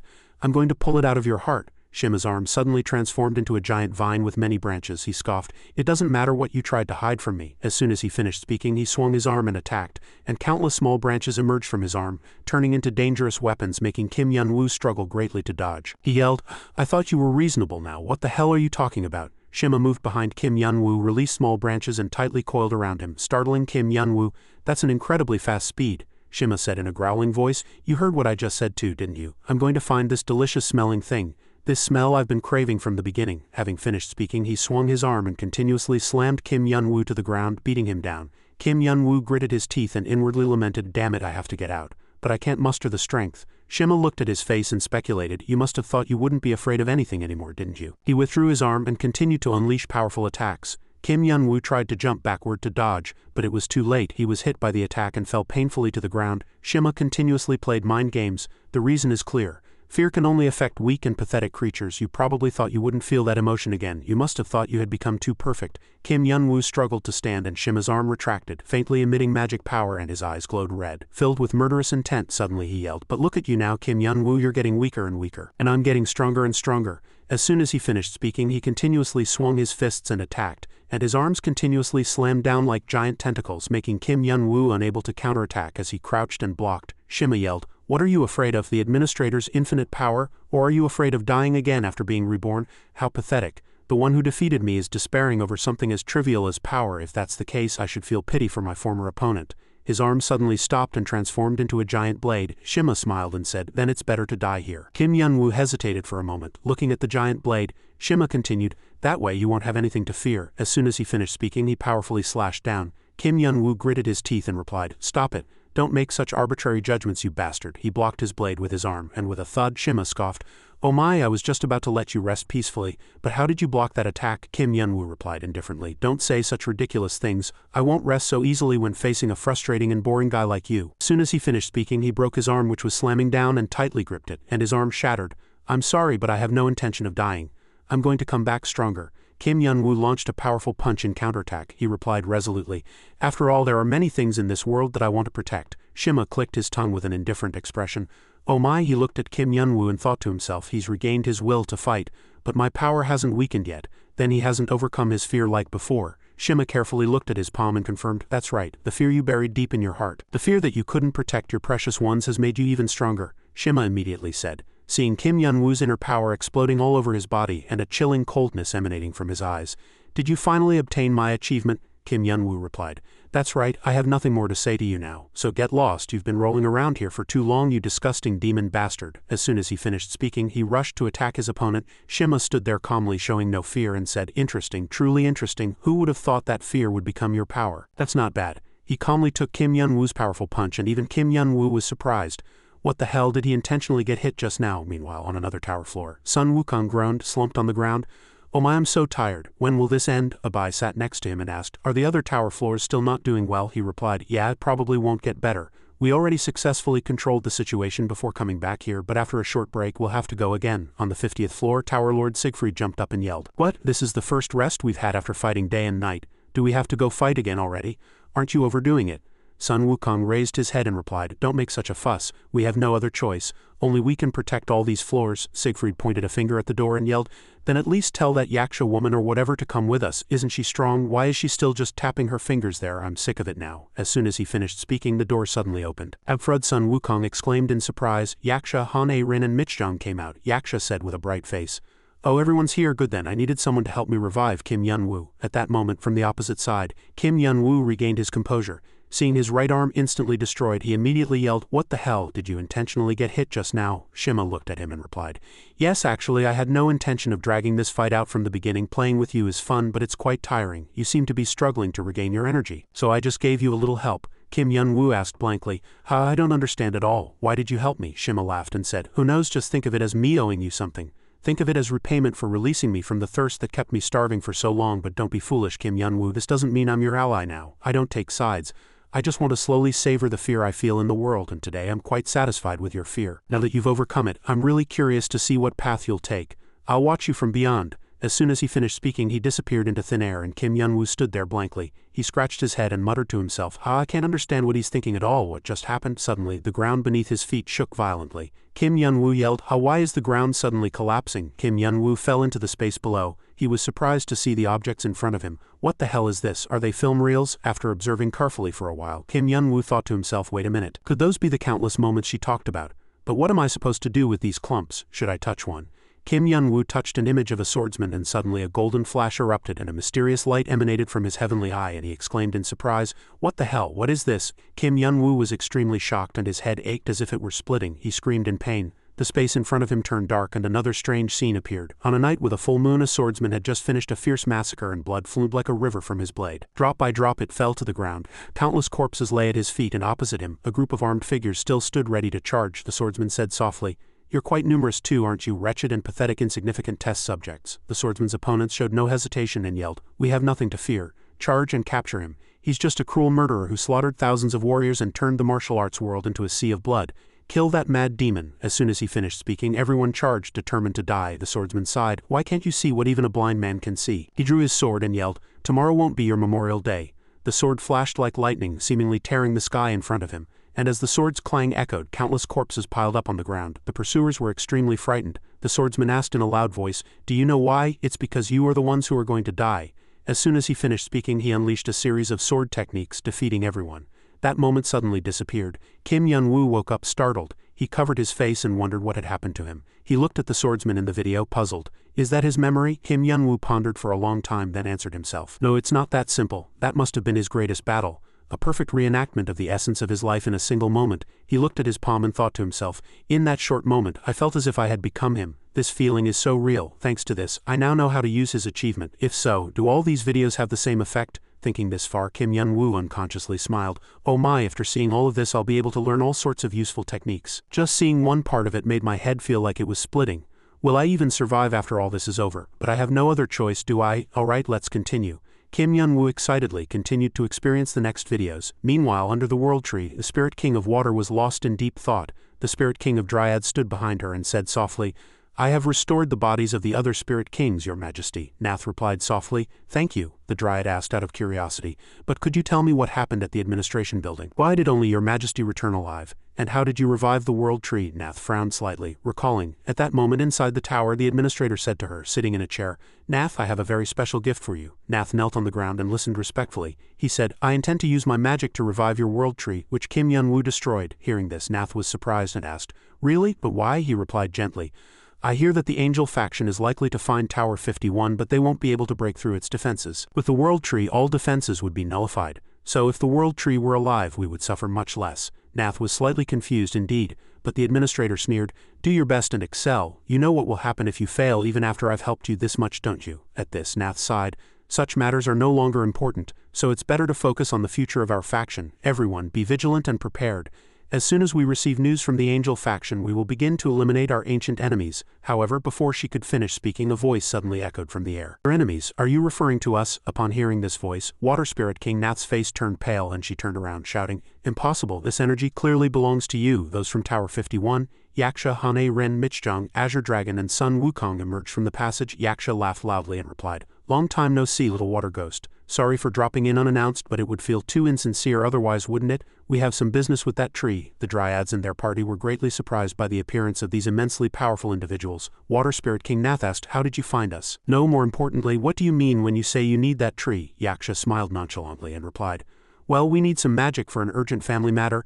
Normally we'd handle it ourselves, but our tower is barely functioning, so we don't have much magic left. You guess what did we happen to find when we desperately searched for the largest source of magic around? The location of the World Tree, of course." Hearing this, Nath said in horror, "You're not thinking of stealing the World Tree's magic, are you?" Yaksha gave a strange smile and said nothing. The Water Spirit King froze for a moment, then shouted, "Everyone, prepare for battle. Use every means necessary to kill those arrogant intruders. We must protect the World Tree at all costs." Nath's army immediately obeyed the order and formed battle formations. Yaksha sneered, "I thought you'd be a little more friendly. We're neighbors after all, but seeing you now, well, I guess we have no choice but to wear robes when following the Buddha and ghost costumes when following demons, right, my little ladies?" Hane Ren, hearing Yaksha's words, shouted, "Who are your little ladies?" Michjung also frowned in anger. "Just because we're helping you find someone doesn't give you the right to think of yourself as his wife.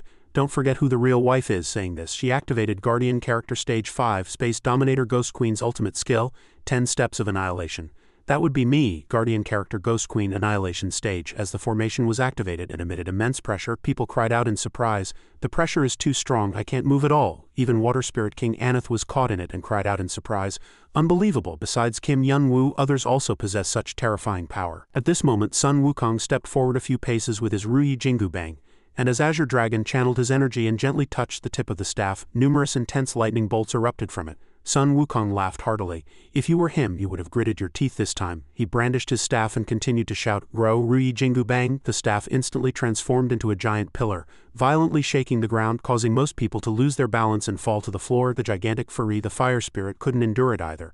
"Ah, what is that?" Dreas also shouted. "I want to get out of here, but my body won't move." In the chaotic situation, Water Spirit King Nath couldn't believe her eyes. "Impossible, how can this be?" Azure Dragon and Sun Wukong cooperated to attack Water Spirit King Nath, but she quickly soared into the air, avoiding the attack. Subordinates who couldn't avoid the attack were crushed by the Ruyi Jingu Bang. Sun Wukong smiled. "Amazing to avoid that attack. As expected of a leader." Nadas kept panting as if exhausted. Sun Wukong suddenly asked, "Did you forget something, that our leader is much stronger than you, I mean?" As Nadas turned around in surprise, Yaksha rushed forward and immediately grabbed the Water Spirit King by the neck. She screamed, "Wait a minute!" But it seemed no one in this world could stop Yaksha. Nath couldn't withstand the attack and fell to the floor. Yaksha slowly approached the World Tree and muttered, "What did Noah say? Just activate this orb near the tree and the rest will take care of itself. Simple, good." The Water Spirit King saw it and shouted, "No, we just resurrected it, stop." But Yaksha didn't hear her and quickly activated the orb, which emitted a soft light and absorbed the World Tree's mana. After a moment the process was complete. Yaksha said with satisfaction, "Well, we've got the magic needed for the ritual. Now there's only one thing left." At that moment the white-haired woman in space was still watching Kim Yun-woo absorb the achievements. She thought for a long time and muttered,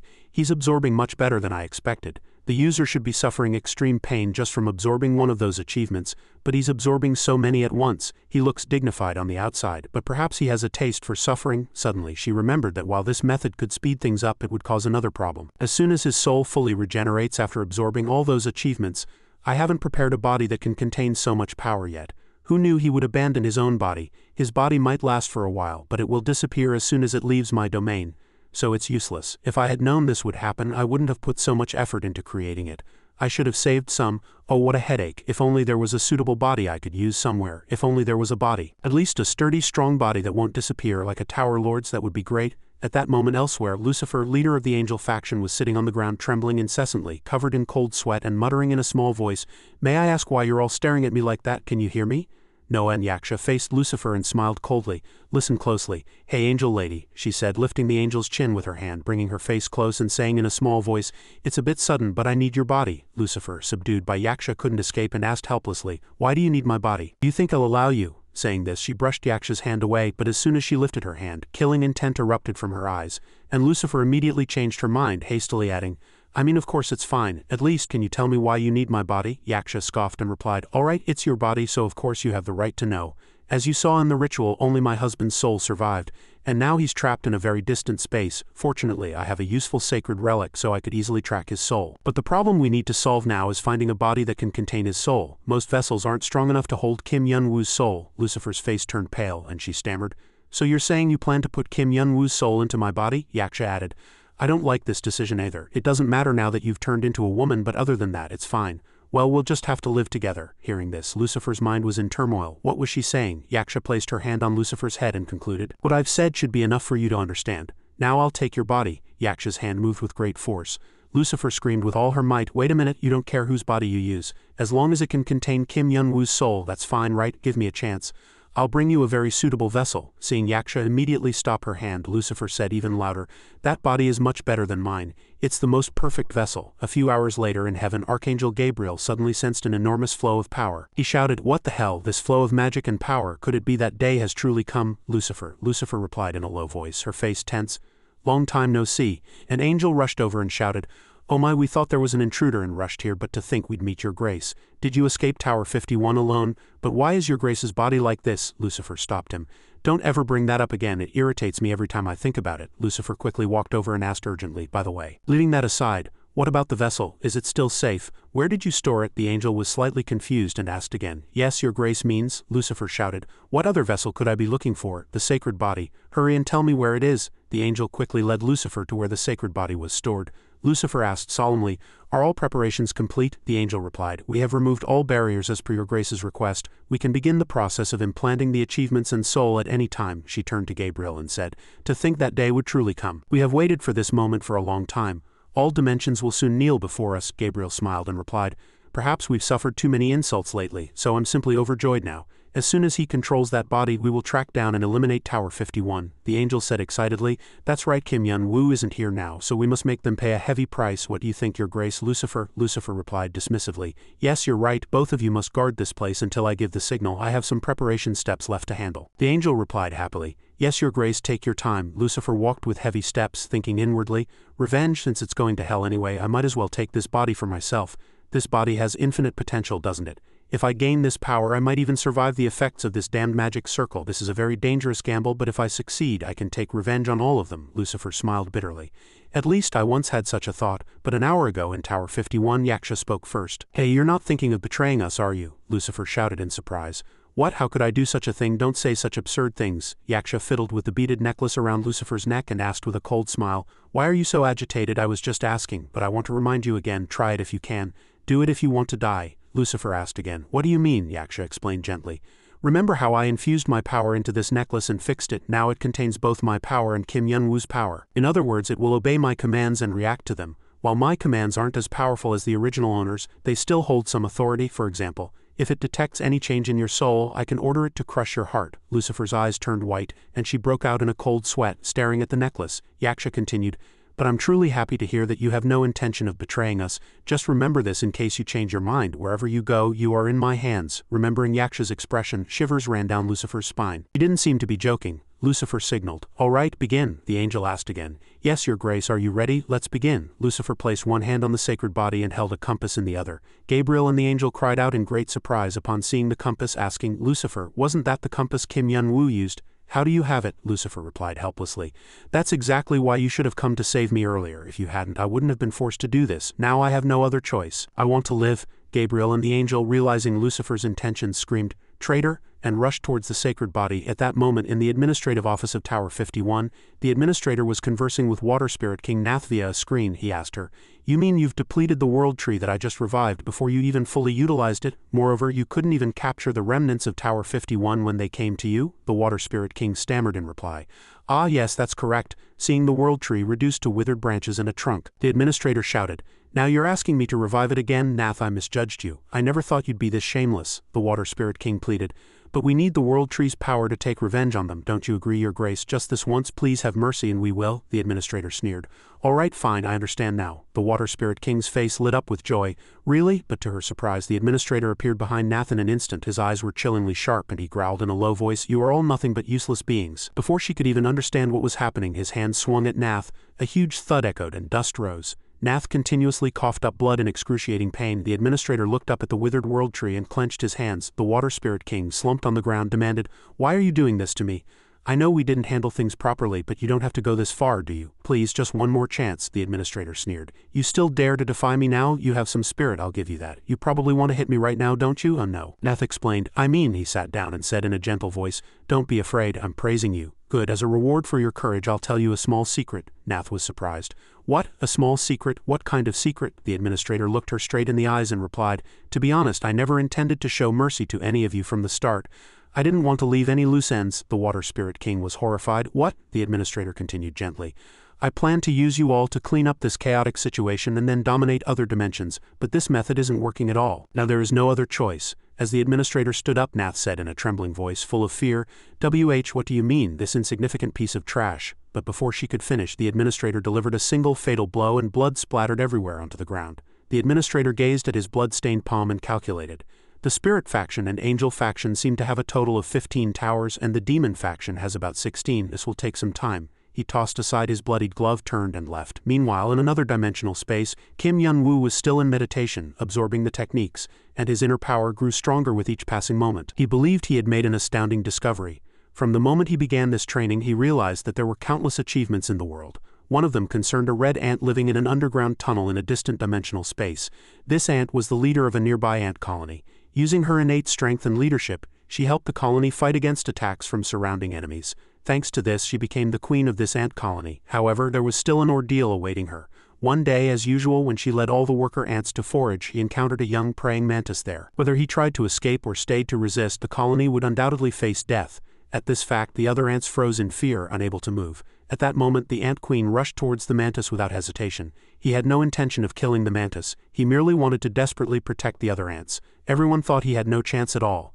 But the ant queen successfully protected his people. He might not have realized it yet, but at that moment he earned the ant queen's achievement. When I heard this news, I was greatly surprised. I had always thought that achievements could only be possessed by powerful beings from myths and legends. But the life of a small ant could also be considered such an achievement.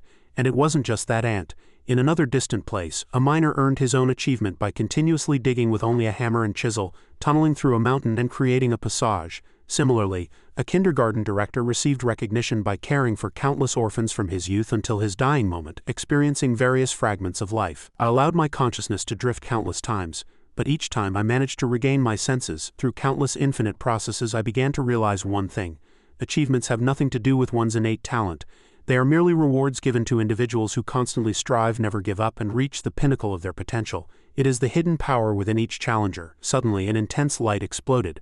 The platinum-haired woman appeared and said with a satisfied expression, "You finally succeeded. Congratulations, Kim Yun-woo. How does it feel to have almost obtained immeasurable power?" Kim Yun-woo stood up, looked at his hands, and replied softly, "Ah, it feels great." The platinum-haired woman scratched her face. "Then I'm relieved, especially since I have some bad news." Kim Yun-woo exclaimed, "How now am I? I'm just happy to be back whole." "So what's the bad news?" At the same time, a ruined landscape unfolded in heaven. Having just undergone an immense battle, Gabriel clutched his neck from which blood flowed incessantly. From across the way, the administrator gripped an angel's neck and asked, "What are you talking about?" The angel moaned in pain. "Ah?" The administrator continued to question, "Why did those foolish fellows from Tower 51 steal the sacred body? Don't you know? Then why?" He speculated for a long time and concluded, "I don't know. Why are they doing such a thing now? What kind of conspiracy are they plotting?" He frowned.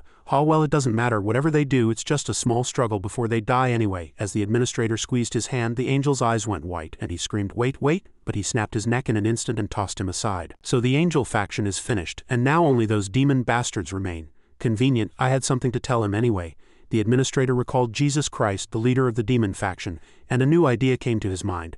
Meanwhile, in Tower 51, Yaksha said to everyone, "We've stolen the purest magic from the World Tree, and we have the upgraded scales from Noah and Abai. Now we even have a substitute body for Yunwoo. All preparations are complete, but traversing countless dimensional spaces won't be easy. We don't know what might happen, so are you all ready to come with me?" My disciples, Han A-rin and Mitchjong, immediately replied, "Of course. Why do you even ask?" Mitchjong affirmed that her life had belonged to him since he saved her from the training tower. Han A-rin said with a very resolute expression, I'll follow you to the ends of hell. Oh, and one more thing, I'm your first wife, the two girls shouted simultaneously. Yaksha chuckled lightly. Let's talk about that later, now let's go. As the compass activated and emitted a very strange energy, the surrounding space slowly began to change. At the same time, in a dimensional space, Kim Yun-woo, sitting at a table and talking, exclaimed in surprise. What do you mean there's no body that can contain my soul? What on earth does that mean? The platinum-haired woman calmed him as he overreacted. Calm down, it's not that big of a problem. I've prepared a new body for you as soon as I put him in there. Having said that, she pointed to a monster lying in a corner like a newborn baby. You just need to wait a few more days. It's almost ready. Kim Yun-woo looked at the small body and replied with disappointment. So you mean I have to sit here until she's finished? I'm going to die of boredom. The platinum-haired woman thought for a moment and suddenly said, Wait, I know. If you have nothing to do, just keep experiencing other achievements. Kim Yun-woo asked curiously. What do you mean, are there still achievements left? She nodded. Yes, I left out the ones I thought were useless because I didn't have much time, but now that I think about it, you might need this. It's called the Achievement of the Immoral King. Having said that, she held out an orb emitting a fantastic purple light.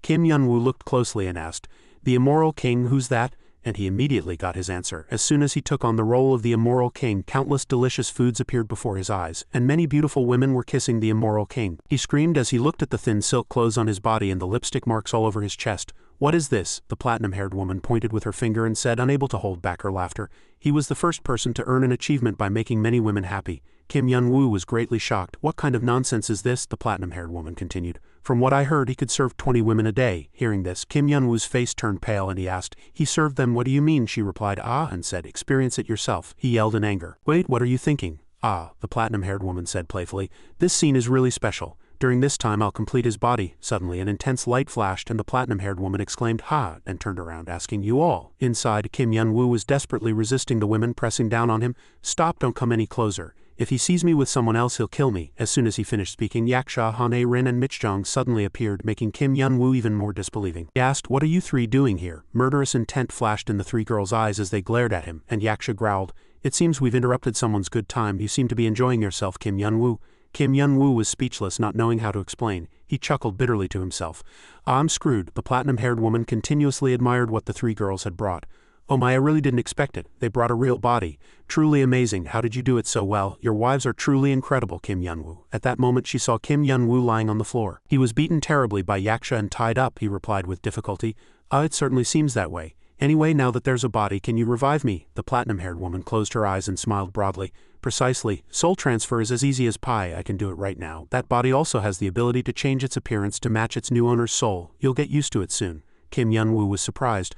Oh my, that's really useful. The platinum-haired woman sat down, looked at him and smiled. Yes, anyway, congratulations on your rebirth, Kim Yun-woo. The woman performed the soul transfer and an intense golden flash appeared. She looked at him with sincere eyes. Be a good boy this time. Kim Yun-woo smiled and replied, who knows, I'll think about it. But first I need to teach someone a lesson. The flash exploded for a moment and then disappeared. At this time on the 9th floor of Tower 51, a ruined landscape unfolded everywhere, and bipedal monsters roamed a vast area. A young man with purple hair looked exhausted and was spitting blood. He seemed completely drained. The people behind him shouted loudly, Hunter Zion, you won't be able to continue.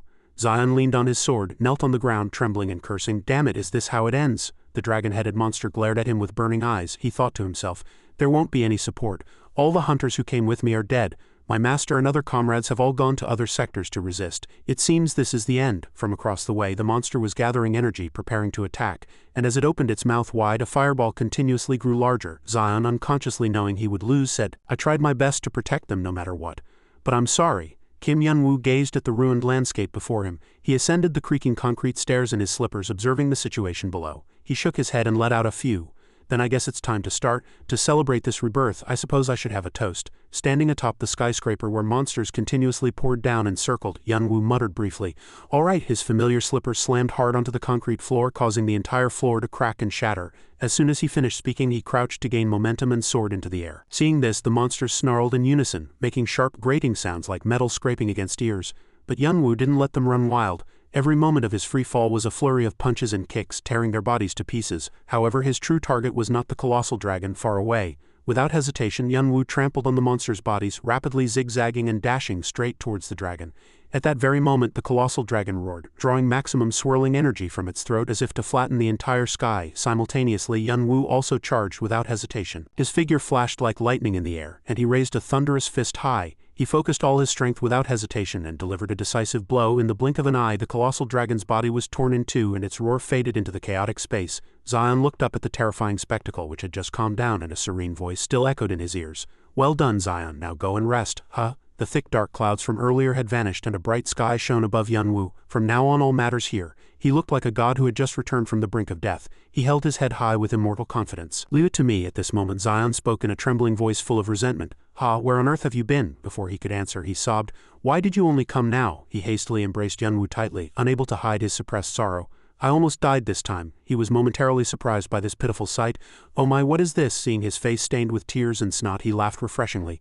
"Aha, are you crying?" Zion, flustered, retorted. "I wasn't crying." But seeing Yunwoo's mocking gaze still lingering, he hastily added as if making an excuse, "It's just some dust got in my eye." Suddenly Zion remembered something and quickly said in surprise, "Wait, this isn't the time for this. This entire tower has been taken over by monsters." His face turned pale, and he hurriedly continued, "If we don't send support quickly." Before he could finish, Yunwoo cut him off. It's fine, no need to worry." Then he reassured him, "The situation is already being handled well while we're talking." At those words Zion paused, unable to understand. Then he asked in a voice full of doubt, "What do you mean, who's handling it?" At the same time, in another similar place, Seiyun and Seo Yin rejoiced in their survival from despair under Yunwoo's booming voice. "Who else could it be? The real reason everything is going smoothly is because you've personally defeated the monsters." "Of course it's me," he clearly stated his plan. "As soon as I returned, the first thing I did was disperse my clones everywhere. They should have almost defeated all the monsters by now." Hearing that, Zion barely stumbled backward and let out a sigh of relief, thanking heaven. But before he could enjoy the moment of peace, Yunwoo broke the silence. "It's not time to relax yet. We still have the main problem to solve." At the same time, the clones in other locations relayed the news in unison. "To restore this tower, we need to return it to its original location and fully replenish its magic as soon as possible. In other words, we only have one option." Yunwoo paused briefly before emphasizing something important. "I have to go and defeat the administrator, but I can't maintain my cloning technique while fighting him. To defeat him, I need to focus all my power. In other words, protecting this tower is once again up to all of you. Can you do it?" As soon as he finished speaking, an unexpected voice echoed, "Still so arrogant. It seems you underestimate our master too much." Chianma drew his sword and said in a resolute voice, "Don't worry about anything else, just go." Goku from across the way also offered encouragement in a similar tone. "Leave the tower to us." Seo Yeon also smiled emotionally, and her previous anxiety vanished. "Actually, I was about to give up just now, but I'm okay now." At this moment, Shiwoo, representing them all, pursed her lips and posed a question. "Do you know why?" Seeing his return, her eyes sparkled as she proudly declared, "It's because Master has returned." Those words momentarily shook Yunwoo, his eyes hardening for a fleeting second. After a brief silence, he smiled, touched. "You've all grown. Then I'll leave this to you." The next moment, a sharp, murderous aura spread throughout the area, focused on ending this once and for all. Simultaneously, in another space, a crimson sky unfolded across the entire region, and thunder rumbled and struck an old castle. Inside, a figure sat with a straight back at a table, silent in the shafts of light pouring through the window. Jesus narrowed his eyes and spoke calmly and slowly. "So you've come this far after all." He didn't look up at his opponent, but he recognized the presence. "Administrator." Even at these words, the administrator showed no surprise, only a slight twist of his lips as he asked in the stillness, "Unlocking all the security systems of this tower is tantamount to publicly luring me, isn't it?" Such easy access deepened his suspicion. "I thought you would have set a trap, but it seems not." Jesus shook his head, refuting. "I hid nothing. I merely didn't want to hide behind my followers." No longer wishing to argue, the administrator pursed his lips and pulled out a chair. "All right, anyway. Since things have come to this, I have something to ask you," Jesus asked, surprised. "What is it?" As soon as he sat down, the administrator calmly steered the conversation into a frame of doubt. "What do you think about being known to people by the identity of Jesus Christ?" This challenging question momentarily bewildered Jesus. "What do you mean?" the administrator slowly continued. "I have traveled through thousands of dimensions and met countless diverse beings. There were beings with the most immense power in the universe and those who ruled over vast lands. And there were also those called gods. Many of them could be considered omnipotent beings. No refutations or interruptions were heard. Jesus listened silently to every word the administrator emphasized. But none of them were as famous everywhere as you. Every movement reflected something important the administrator wished to convey. So I want to ask you." The administrator's face glowed with excitement, his eyes flashing with curiosity and a desire for understanding. "What do you think about living as such a special being with such a famous name? Can you tell me what that feels like?" But Jesus' answer changed the administrator's expression to one of surprise. "I'm sorry, but I have no answer for you." The administrator was unsatisfied and asked why. "Why is that?" Jesus explained without hesitation. "A name is merely a word people use to identify who you are. What's more important is the life you've lived. You only know how to take the lives of others, so what meaning would my answer have for you?" A firm gaze directed at the administrator, who was looking down. "No matter what I say, it won't matter." Every word from Jesus echoed sharply like a blade piercing the space, implying an undeniable truth. because you will never understand." As soon as those words ended, an absolute silence so stifling it seemed to crush even breath descended upon the hall. The administrator clenched his hand and a murderous aura swept through the space. "I was mistaken," he spoke, his eyes bloodshot and filled with fury. "In the end, all of you are nothing but utterly useless beings." He then stood up, gritting his teeth, and said word by word, "This story ends here," and with that he reached out his hand towards Jesus, intending to destroy him with his magical power. "It's time for you to disappear." That moment Jesus merely closed his eyes sadly, showing no other reaction. Long felt endlessly sorry. "Father, please forgive me. It seems I won't be able to join you." As the demon's hand touched him, he closed his eyes and prayed, "Please continue to watch over the lives remaining in this world. Amen." Suddenly, something shattered. The moment the wall broke, Yun Wu appeared, preventing what was about to happen. The administrator and Jesus stared at him, their eyes wide with surprise. As he suddenly materialized, he greeted them excitedly.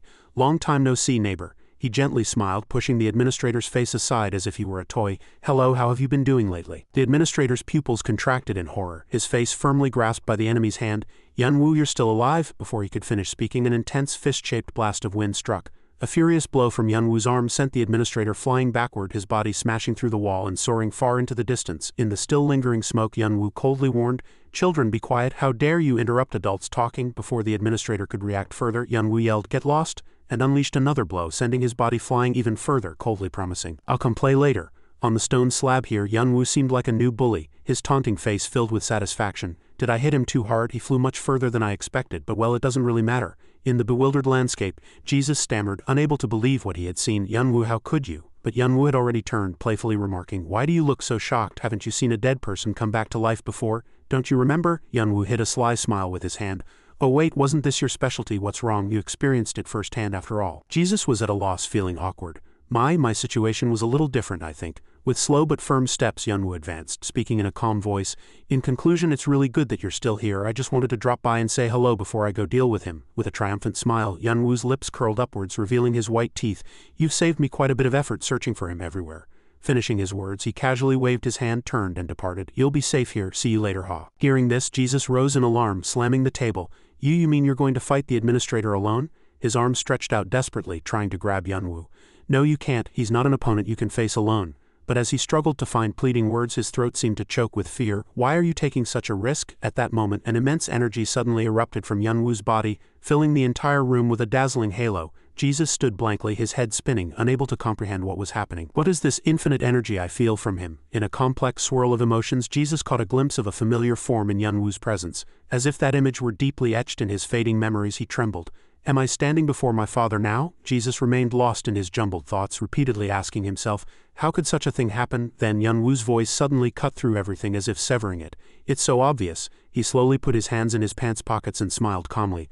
A slight curl of his lips. "This is something that must be done, and I am the most suitable person to do it." Immediately after, with a confident face, he placed his hands on his hips and declared proudly, "What other reason do I need?" Jesus watched him silently for a long time, then finally relaxed his lips, a smile of understanding. "I see, understood." Sincerely, he bowed slightly and said, "Then please return safely." Yun Wu threw a playful remark. "Now that's more like it. I'm already feeling the effects of your prayers." His foot stomped hard on the floor, causing the entire floor to crack like a spiderweb, and his body shot up and out of the castle behind him. A boisterous farewell echoed. "See you later, Ha." Underneath, where the red glow covered the entire sky and thick smoke still billowed from the stone slab at the impact point, the administrator, the cause of the incident, was still lying motionless after being kicked by Yun Wu. Just then, a voice like an energizer startled him, and he abruptly raised his head. "Why are you lying there?" His body soared into the air in a perfect arc, then kicked straight at his face. "Get up, you damn idiot!" Immediately, the entire space exploded with a loud crash. The ground shook violently, and the surrounding landscape was quickly engulfed in thick gray fog that obscured vision. Wearing sturdy slippers, he mockingly stepped directly on the administrator. "Doesn't this scene bring back old memories? I remember our first meeting very well. Although our positions are completely reversed now, you probably have no idea what's going to happen next, do you?" Finally, he voiced the question that had troubled him. "I clearly saw you die back then. So how did you revive, and how can you use so many achievements even when I control all the magic in this area?" As he finished speaking, his eyes gradually narrowed, filled with suspicion, as if he had already made a conjecture. The administrator's breathing grew heavier, and his voice, cold as ice, cut across the space. "This must be." At that very moment, the embodiment of achievements, who had been observing from behind the screen from beginning to end, quietly heard his words. "It's your doing, isn't it?" Her face was calm, as if she had already known he would discover her. The embodiment of achievements. His surging hatred wasn't satisfied, and he gritted his teeth, spewing disdain. You are merely a faint shadow of your former self, yet you dare to continue obstructing me, but have you forgotten you couldn't defeat me back then either? Moreover, I am much stronger now than before. Do you really think a single mortal who has gained your power can stop me? Don't make me laugh. In the end, at this moment, the administrator could no longer maintain his composure, and a familiar black aura enveloped his body. Just sit tight and wait. I'm coming to destroy you. Having said this, the administrator leaned slightly forward and pushed off hard with one foot, sending Yunwu backward, then repeating his words, startling him for a moment. You said this situation reminds you of our first meeting, then you're mistaken. This time it's completely different. This time your soul won't leave even the slightest trace in this world. It's time for you to disappear. Yunwu, as he finished speaking, he unleashed a swirling, ominous aura and charged towards Yunwu. But Yunwu didn't tremble at all. He simply stood calmly, waiting for it to strike. In a brief moment his eyes quickly darted to the castle behind him, and he silently calculated inwardly. It seems I can't just dodge this attack. Immediately, a condensed power exploded from his hand and his lips curled into a slight smile. He muttered to himself, then I'll use all 1178 sword chi achievements, and combine them. At that very moment Yunwu's arm transformed into a giant sword, and all the veins in his arm bulged with power. The distance between the two sides closed in the blink of an eye, and every movement was as heavy as a mountain. A bright light flashed in his eyes, warning of the power about to erupt. A single strike of the extreme divine sword was unleashed, its blade tearing through the sky, splitting the space and completely cleaving the dark storm in two. Seeing all his attacks shattered, the administrator's mouth hung open. Nonsense. Even though the blade passed over his head, he was still frozen in surprise. Unbelievable, how could that be? But Yunwu's technique wasn't finished, and the blade continued to plunge straight towards the opponent's body, followed by a fierce explosion. Amidst the still thick fog, his figure gradually became clear. As Yunwu raised his head, his lips curled in excitement, and a slightly bewildered expression also showed on his face. Seeing the ground below, cracked meters deep, he felt a moment of regret. I think I ruined someone else's yard too much. Towards the administrator's missing arm, he carefully asked, "How's that?" The administrator didn't answer, instead emitting a condensed murderous aura and madness with a gaze that seemed to want to destroy him instantly. From the direction of the missing arm, black energy rapidly regenerated, followed by an angry voice. Yunwu, you are merely a mortal. In extreme madness, he suddenly shouted, "How dare you!" Yunwu's body also furiously flew forward simultaneously, approaching at lightning speed. Don't you think so too? Immediately, a dazzling light flashed, illuminating the administrator's scowling face, followed by a suggestion. The light source emanating from his hand shone brilliantly, and every ray of light clearly illuminated the pleasure reflected on his face. Shall we go play somewhere else? The landscape immediately darkened, and the space was filled with jumbled sounds constantly changing. No one knew how much time had passed, but the scenery around Yunwu and the administrator officially changed as they moved somewhere. In the strangely transformed space, Yunwu looked around warily. Huh? The administrator looked up, asking in bewilderment, "Where is this?" Hearing this, Yunwu slowly shrugged and explained, "It's nothing special. If I had to explain, it's an important landmark in my tower." He curled his lips with a meaningful smile and emphasized dramatically. From the high place where they stood, a proud introduction echoed. "It's the guide tower, that is." Yunwu then tilted his head, emphasizing each word slowly but powerfully. "This is where everything started for me." The words that followed darkened the administrator's face, signaling his end. Rewinding time a few hours earlier, when they were in Tower 51, a child's bewildered voice echoed in the vast space. What are you saying, Yunwu?" All three, no. Even RV and Uriel were speechless at No's surprise. "You just recovered and you already want to go deal with the administrator?" He truly couldn't understand what basis he had for such a choice. Moreover, why specifically deal with him at the guide tower of all places? Yes. But Yunwu completely disregarded all advice. "That's right. No matter where we fight, the surrounding area will be destroyed, so I have to fight somewhere where there's no one around and where its destruction won't cause serious problems." His tone was more resolute and sharp than ever. "There's definitely no place more suitable for such conditions than the guide tower. Do you remember what you told me when I became the owner of this tower? You said that this tower already had all sorts of spatial distortion spells cast on it in advance, and those spells were much more powerful and terrifying than the ones Shima used to trap me in the previous battle." Not stopping there, Yunwu turned to his opponent and asked, "Didn't you yourself say that it was so terrifying it could affect everything under the heavens?" Noah slapped his forehead, regretting what he had blurted out then. "Yes, I did say that." As soon as he heard what he needed, he immediately decided, "Good, then it means I don't have to worry about anyone getting hurt, no matter how fierce the battle is." At this moment, RV couldn't hold back and interrupted, But then that means we can't help you." In her eyes, the administrator at this moment was nothing short of a terrifying monster. "You're going to fight him alone, big brother. Are you really okay?" Yunwu was momentarily stunned, then let out a self-deprecating laugh. "I've been fighting alone since before, even without anyone's help. Calm down, don't worry. Everyone just focus on your own tasks. I don't know if this will be effective, but I've already prepared all my contingencies." This was why Yunwu wanted to bring the administrator to this tower. Dragged into this place, the administrator gritted his teeth. "You dare try to eliminate me? How audacious of you to utter such words." When Yunwu remained silent, he erupted in frustration, stomping his foot and shaking the floor. "I will grant you the longest and most painful death. Yun Wu, I will tear your body to shreds, turn it to ash and use that ash as fertilizer for my new tower. Before he could finish speaking, the administrator paused as an unexpected detail caught his eye.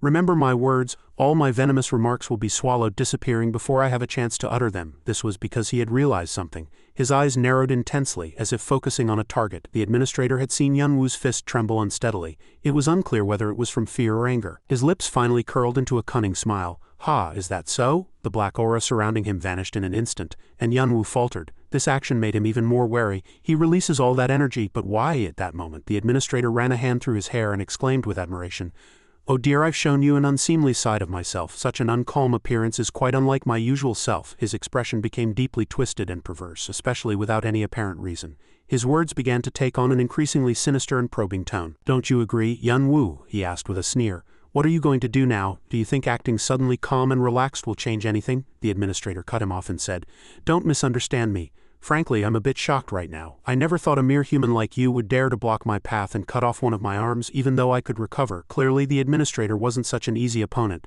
Such a situation, it's truly unbelievable. And this guide tower is truly special. It makes me feel a strange loneliness, as if I'm standing alone in a vast universe. Moreover, external magic control seems to be slightly delayed. He then easily astonished Yun Wu.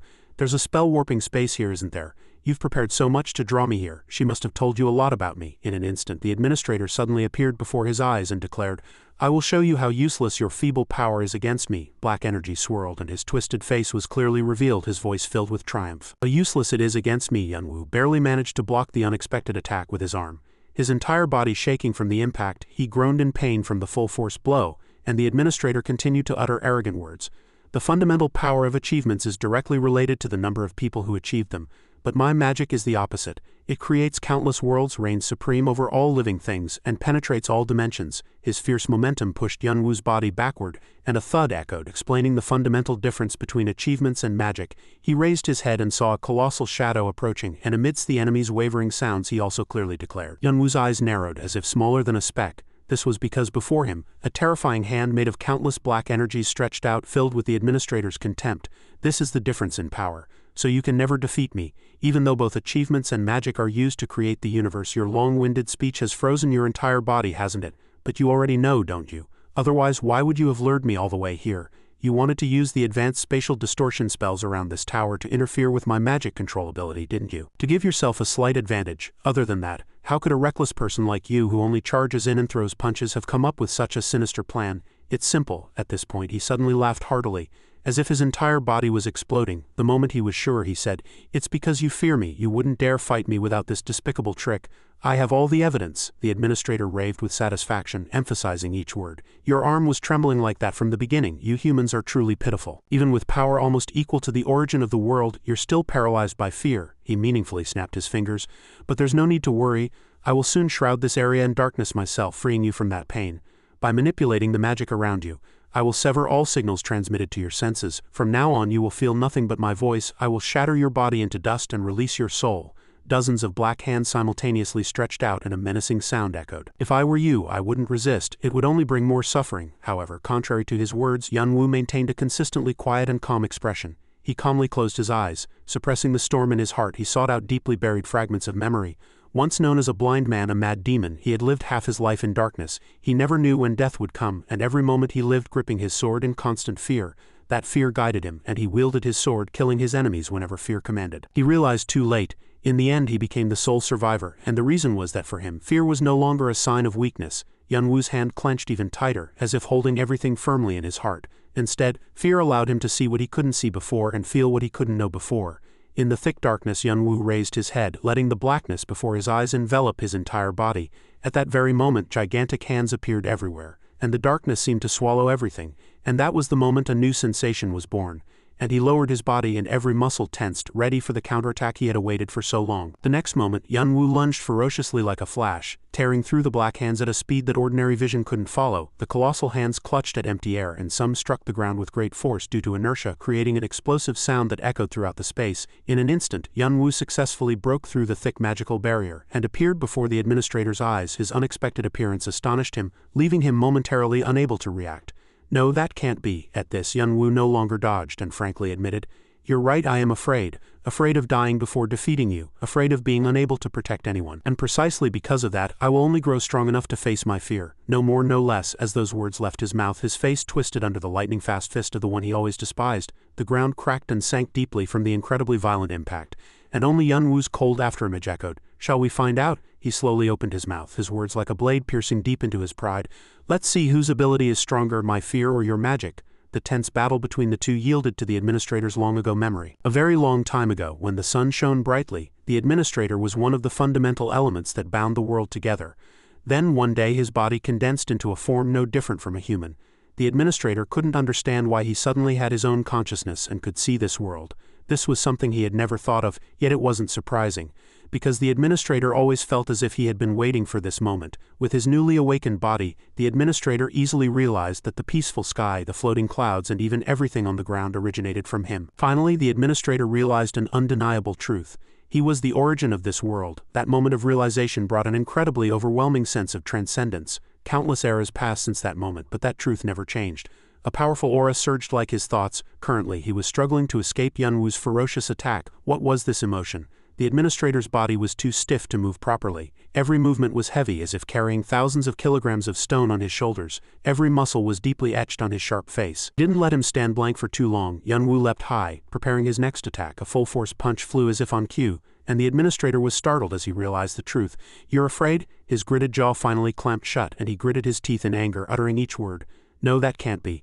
A lowly human like you can never surpass the origin of this world. Black magic materialized and charged towards his hated target like a furiously enraged Super Saiyan, even though he had to face the black hands. Yunwoo still questioned. At this point, are you still using that attack? A sneer appeared. As I realized before, his fighting style is truly simple. The way he uses his power is like a child haphazardly swinging a toy sword. There's no technique at all, but this is understandable. Technique is the result of weaklings desperately striving and training to compensate for their lack of power. For someone like the administrator, who was born with everything, technique must have been truly unnecessary. Of course, there are always two different sides to everything. In contrast, Yunwoo had a different environment. But I am different from him. I started at the bottom of society from birth and have struggled my entire life. I learned many things from all the trials I faced to reach where I am today.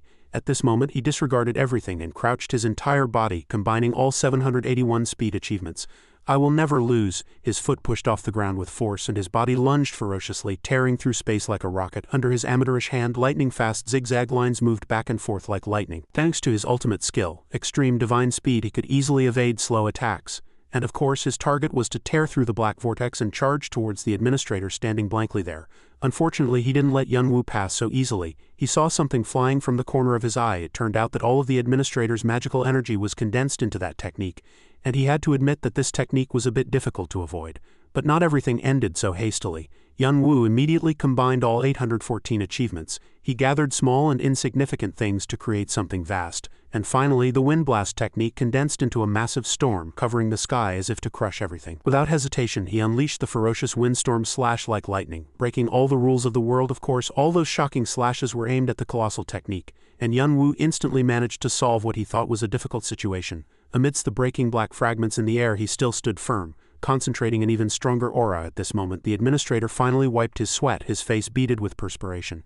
Hey, who are you? How can you do that? Panic spread throughout his mind, even invading every cell controlling his body. How can you do that? Meanwhile, Yunwoo paid no attention to such meaningless words. His eyebrows furrowed, and he combined all 2012 striking achievements behind him. Immense power exploded and materialized, condensing into a gigantic sacred fist. The next moment, the ultimate skill unleashed its ferocious power, continuously creating gusts of wind. This fierce confrontation had no small impact on the surrounding solid walls. The entire tower shook violently, astonished as if about to collapse at any moment. The Shihun group below were also all drawn to this terrifying movement, and even the fierce sound waves emanating from the area seemed to sweep everyone away. Is this earthquake due to Big Brother Yunwoo's battle? Unease was now clearly visible on Mitchung's face, and she immediately mentioned the familiar name Yunwoo. Meanwhile, only Baekhyaheng remained calm, assessing. The space inside the tower is clearly so vast, yet we can still feel the vibrations here. Just how intense is the battle inside the tower? At the same time, in a duel filled with faint gray bones, the administrator and Yunwoo still fiercely charged at each other, even after unleashing all their ultimate skills. So the third battle began again, and now the two are directly confronting each other without any third party. He clenched his hand as if sharing a lovely camaraderie with him, while simultaneously unleashing a scornful mockery. I thought you said you could take care of me with one finger, but look, now you're using both hands. Are you a little tired, perhaps? the administrator struggled and burst out in frustration when faced with that immense momentum. Shut up! Finally unable to endure it any longer, the energy within his body exploded intensely, immediately trying to block him. He succeeded in pushing Yunwoo far away. Not stopping there, countless small hands made of the administrator's magic suddenly appeared. At this he slowly realized and immediately struggled to counterattack. They came up from underground. His mind was filled with surprise. He attacked by piercing through the ground. As Yunwoo mentioned the administrator's simple attack pattern, he used the same technique, not inferior to Yunwoo. And finally, I finally caught you. Even an overwhelming momentum exploded, elevating the administrator's previously lowered confidence to a new level. Die Yunwoo! That colossal hand flew as if nothing could stop it.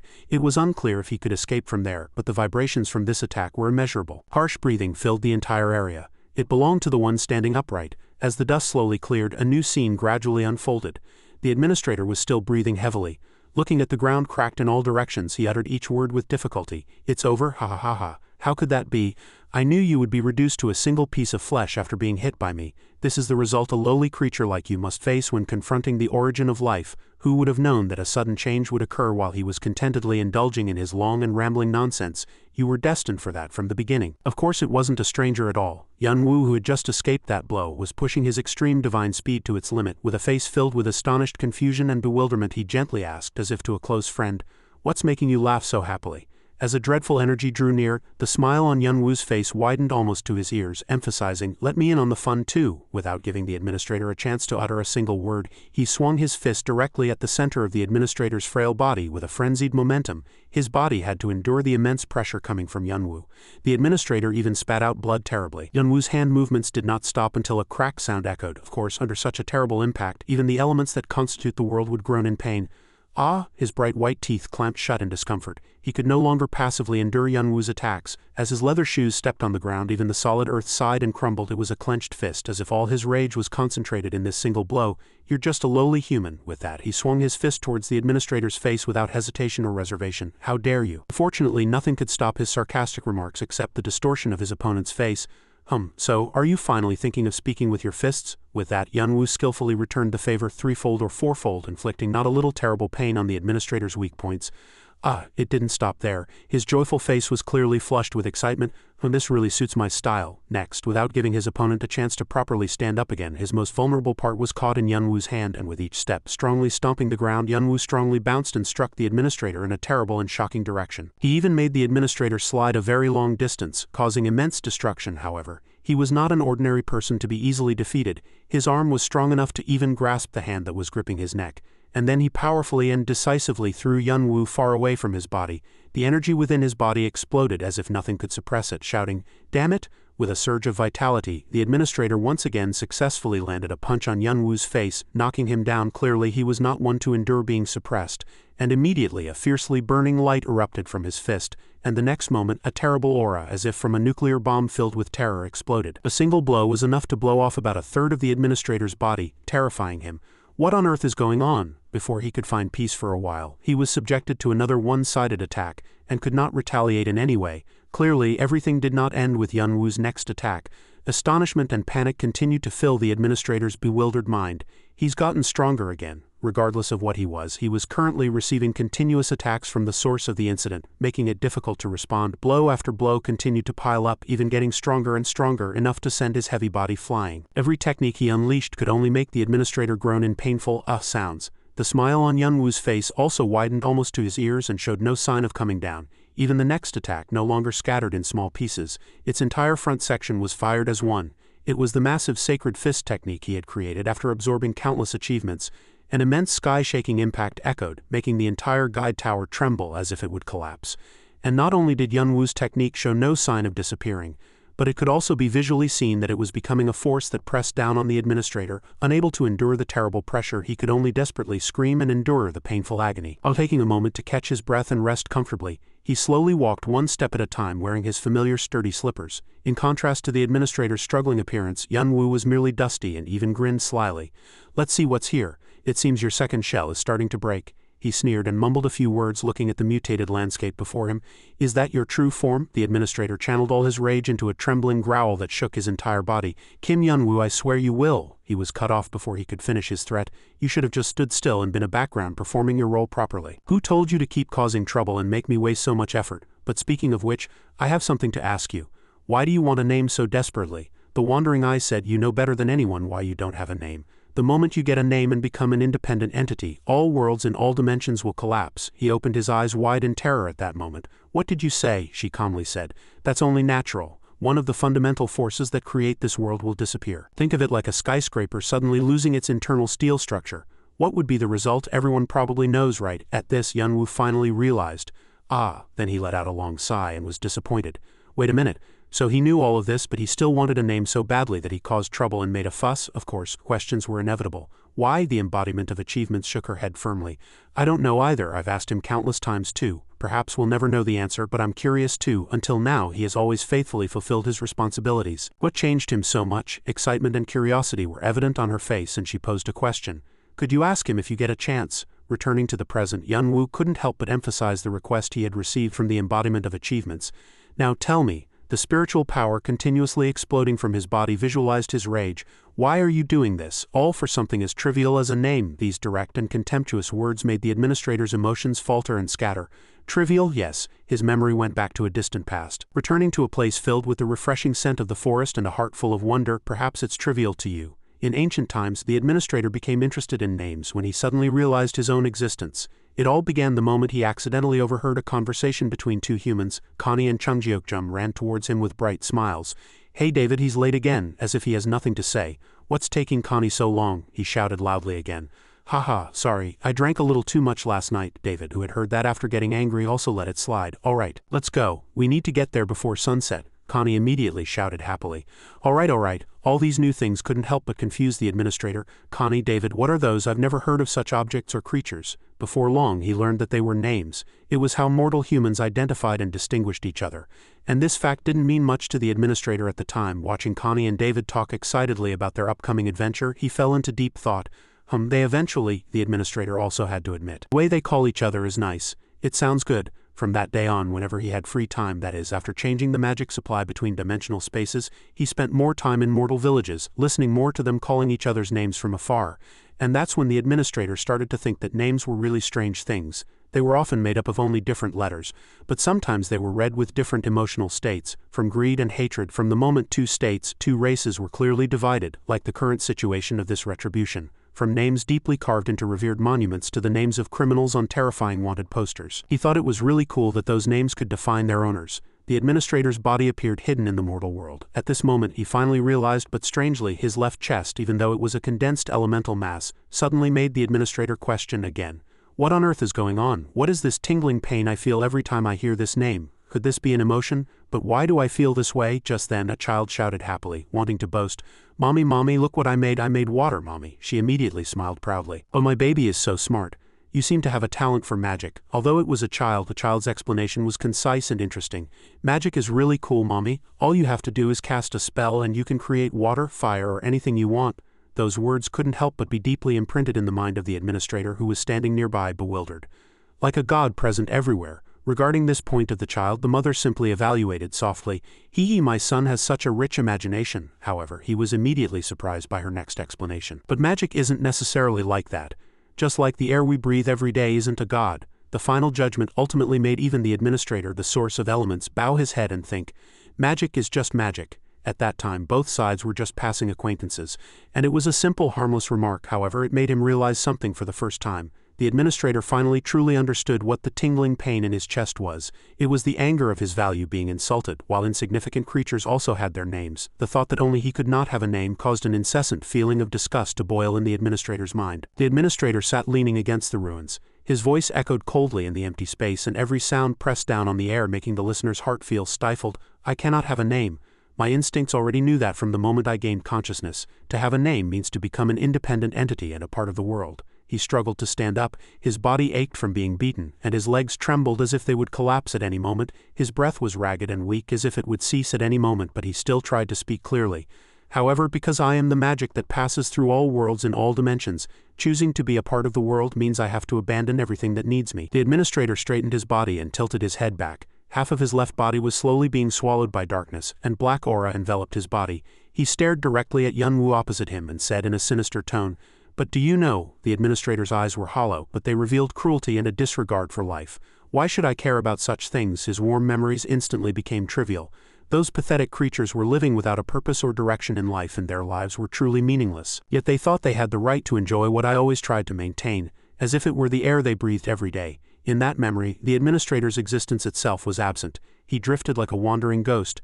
They didn't even know my hardships, but they could enjoy peace and choose their own lives. That thought deepened day by day. He asked himself repeatedly and finally came to a conclusion. Why should I sacrifice myself repeatedly for such selfish creatures? The black aura around the administrator's body suddenly exploded. He resented all the unfairness he had experienced. None of you deserve it. I deserve to enjoy something greater than all of you. The only being in this world who deserves the happiness of having a name is me. As time passed, his shadow spread wider and wider, covering Yunwoo's body. However, he stood calmly, hands in his pockets, completely unfazed. Finally, the administrator transformed into a colossal illusion adorned with countless shimmering dots, growling in rage, shaking the surrounding space and filling it with black energy. He clenched his fist and was about to strike down as if to destroy Yunwoo. His muscles tensed. "So stop blocking my path, disappear," he shouted loudly, with the hatred for names he had harbored for so long. Yunwoo simultaneously lowered his hand. It was about 1 meter from his head. The wind erupting from the pressure whipped around shattered fragments, creating fierce pressure. Yunwoo's hair fluttered, but he didn't move an inch. His tone was clearly agitated. "You've been having incomprehensible thoughts for a while now, so I have no idea what you're trying to say." However, he suddenly twisted the corner of his mouth, rolled his eyes upwards and then gently raised his hand, moving his joints. Even in his rage, he stood composed and maintained his calm. At this moment, the administrator's fist flew directly towards Yunwoo, striking down with immense force and creating a thunderous roar in the empty space. Countless fragments of stone flew in all directions, and everything paused for a moment. A faint smoke brushed past the administrator's body, and he remained in the same posture, convinced that Yunwoo must have been pulverized by his hand. However, a familiar voice slowly but powerfully echoed in the stifling space. "Actually, I always wanted to use this achievement at least once." The administrator was startled by the uncontrollable event, and his facial muscles twitched. Yunwoo stood firm, easily blocking all the pressure from the administrator's fist with one finger, and uttered words of praise. In truth, they were sarcastic, but the activation conditions were a bit troublesome. "Fortunately, you helped me fulfill the conditions." He flashed a provocative smile. "Thank you." As soon as he finished speaking, the ground beneath his feet caved in. At that moment, the cold sound of a system notification announcing the Ant Queen's achievement echoed. This achievement requires a very special condition to activate its effect. The user must stand alone on the front lines to protect important people from a much larger and stronger opponent. If this condition is met, this achievement increases the user's power by 100 times. Magic enveloped Yunwoo's entire body. He became a shining flash that pierced through the administrator's body. He was bewildered and had no time to react to the unimaginable power. The illusion that had been created earlier suddenly shattered into pieces and fragments flew everywhere. His feet touched the opposite wall and he bent his knees, putting force into them. His muscles tensed to unleash terrible power, and he kindly reminded the administrator, gritting his teeth, "Now it's my turn." Feeling the crisis, he immediately turned his head. Every gesture revealed his bewilderment. Yunwoo leapt powerfully, breaking through the wall, extending his arm back, clenching his fist and charging towards him. The power condensed in his fist vibrated the surrounding space, and his voice resonated low, like an authoritative declaration. "I have no intention of stopping." His fist flew directly towards the administrator's face, and the fierce force shook his body, causing his teeth to clatter. One of the administrator's cheeks immediately deformed, his head snapped sideways, and his entire body flew in the trajectory of the attack. In a moment of extreme pain, he let out a miserable scream. His fingers gradually closed, moving flexibly and decisively, and in the blink of an eye became a sharp sword. Yunwoo did not stop his steps and stared at the administrator with a serious and cold gaze, intending to end his life. The blade tore through his body, followed by a painful scream. The child felt no pity for him at all. Instead, he immediately launched a continuous assault, driving his opponent into a desperate situation with no room to retreat. Kim Yunwoo moved so fast that only afterimages remained, and the blades intertwined like a tightening net around the administrator. He judged that he had tormented him enough, and at the decisive moment the blades stopped. The administrator could no longer hold out, and his outermost protective barrier ripped apart, shattering like an illusion and revealing his true body inside. He was utterly bewildered, unable to believe that he had been pushed this far. Kim Yunwoo, already knowing everything, still feigned surprise and scoffed. "Oh," a sinister smile played on the corners of his lips. His gaze pierced through his prey. "So you were hiding there after all." Without giving his opponent a chance to react, he used the wall's force to bullet rush towards the administrator. He was suspended in the air with no more escape and merely trembled, stammering "No." In despair, he raised his arms to block his body, struggling to erect a faint barrier, screaming, "Don't come near me." Dark energy surged from his body, transforming into grotesque tentacles that thrashed and tried to block him. Kim Yunwoo remained completely unshaken, facing everything head-on. His power exploded furiously. Bright layers of energy swept through the darkness, pulverizing each tentacle and spreading towards where the administrator was suspended. He gritted his teeth, panting, his heart pounding erratically as bewildered fear tore his sanity to shreds. What on earth is happening? Is my magic control disappearing? He observed with wide eyes, but the truth horrified him even more. No, that's not it, my magic is converging on him. All streams of magic swirled and flowed towards Kim Yun-woo. Golden magic coiled around and swallowed the darkness, a delighted smile played on his lips. He himself had never expected to receive such a gift. Ha, astonishing. But Noah did say there was a possibility of this happening. The guide tower is the only place where people in this tower can use their own power to earn achievements, but I never thought this would happen right now. A system screen appeared before Kim Yun-woo's eyes, its content accessible only to him. Achievement detected. You have conquered magic. The origin of this world. This is the first time such an achievement has been created among all dimensions. This mysterious achievement has been officially recognized as an achievement, and it has become a unique achievement. He suddenly felt a rich surge of magic flowing violently through all his meridians, so powerful that his entire body trembled. Kim Yun-woo's eyes widened, and after a moment of astonishment he regained his composure and displayed an excited smile. Listen closely. I'll give you a taste of your own medicine. A chill ran down the administrator's spine and he instinctively recoiled. He slowly lifted his foot and casually bent down to take off the slippers he held in his hand. A cold voice echoed like a verdict. From now on, he charged towards the administrator. He tried his best to create distance, but gap relentlessly narrowed. In Kim Yun-woo's palm, golden magic and darkness intertwined, forming a dazzling stream of energy. The light reflected on his face, emphasizing a divine yet demonic majestic appearance. You will not be able to withstand the power my slipper has prepared for you. The administrator's mouth hung open in horror, and at that moment he could only watch helplessly as the power approached him. What on earth is that? He witnessed a sight he never thought could exist. It's like he's using both the achievements he gained from her and the magic I was stripped of, fusing them together. The administrator's imagination was clearer than ever. It's like he's grasping an entire planet, no, an entire dimension, and compressing it into his attack. And that attack was continuously growing stronger. He denied it, but even he wasn't entirely convinced. That can't be. He's just a human, yet he's gained all achievements and ascended to a level neither she nor I could reach? The administrator's thoughts raced wildly. And though only a few seconds passed to him, time stretched like an endless river. The slipper reflected in the administrator's eyes was no longer an ordinary object. It was a being with the terrifying power of the entire universe. Kim Yun-woo's appearance along with his magic grew increasingly colossal, transcending the human realm. He neither dodged nor scorned, but candidly and objectively assessed. I really have to admit it, you were quite a formidable opponent. The administrator's eyes widened, his throat constricted as he awaited the impending catastrophe. Kim Yun-woo's cold voice echoed in his ears like a death sentence. But this time it's truly over. The slipper in his hand swung, leaving a golden trail of light. The light surged violently, enveloping his entire body, followed by a fierce storm. The administrator was flung away like a leaf caught in a storm. The terrifying recoil shook the outer walls of the tower, creating cracks and sending fragments tumbling down as golden light seeped through the fissures, filling the entire dark space. Cracking sounds echoed continuously, and small cracks rapidly spread, engulfing the entire tower. A few seconds later, the entire tower shook violently, and a massive pillar of light surged from below, piercing through the top and thrusting into the sky. An earth-shattering sound reverberated, and rocks shattered and scattered everywhere. Others engaged in combat immediately stopped, and all eyes collectively turned towards the source of the incident. Siyun's mouth hung open, her eyes wide with disbelief as she murmured, "What on earth is that? Surely not." Baekweong smiled calmly, her laughter filled with unconcealed pride and arrogance. "It's far too obvious. That power could only come from one person, my husband." Mitchung and Han A-rin were also extremely excited. They knew Kim Yun-woo had won. He finally did it. The pillar of light erupting from his power pierced through the cloud layer and soared high into the sky, forming a circular cloud, and the clear blue sky returned. After the tower collapsed, the sky was clear as if washed clean, and white cloud fragments floated serenely. It was peaceful, as if no destructive storm had passed through here, and gentle sunlight shone down. The tower that once stood tall was now just a charred pile of ruins, and grayish dust drifted everywhere with the wind. Kim Yun-woo held his two-piece slipper in his hand. He held it up to the sunlight and stared at it for a long time, then let out a long sigh.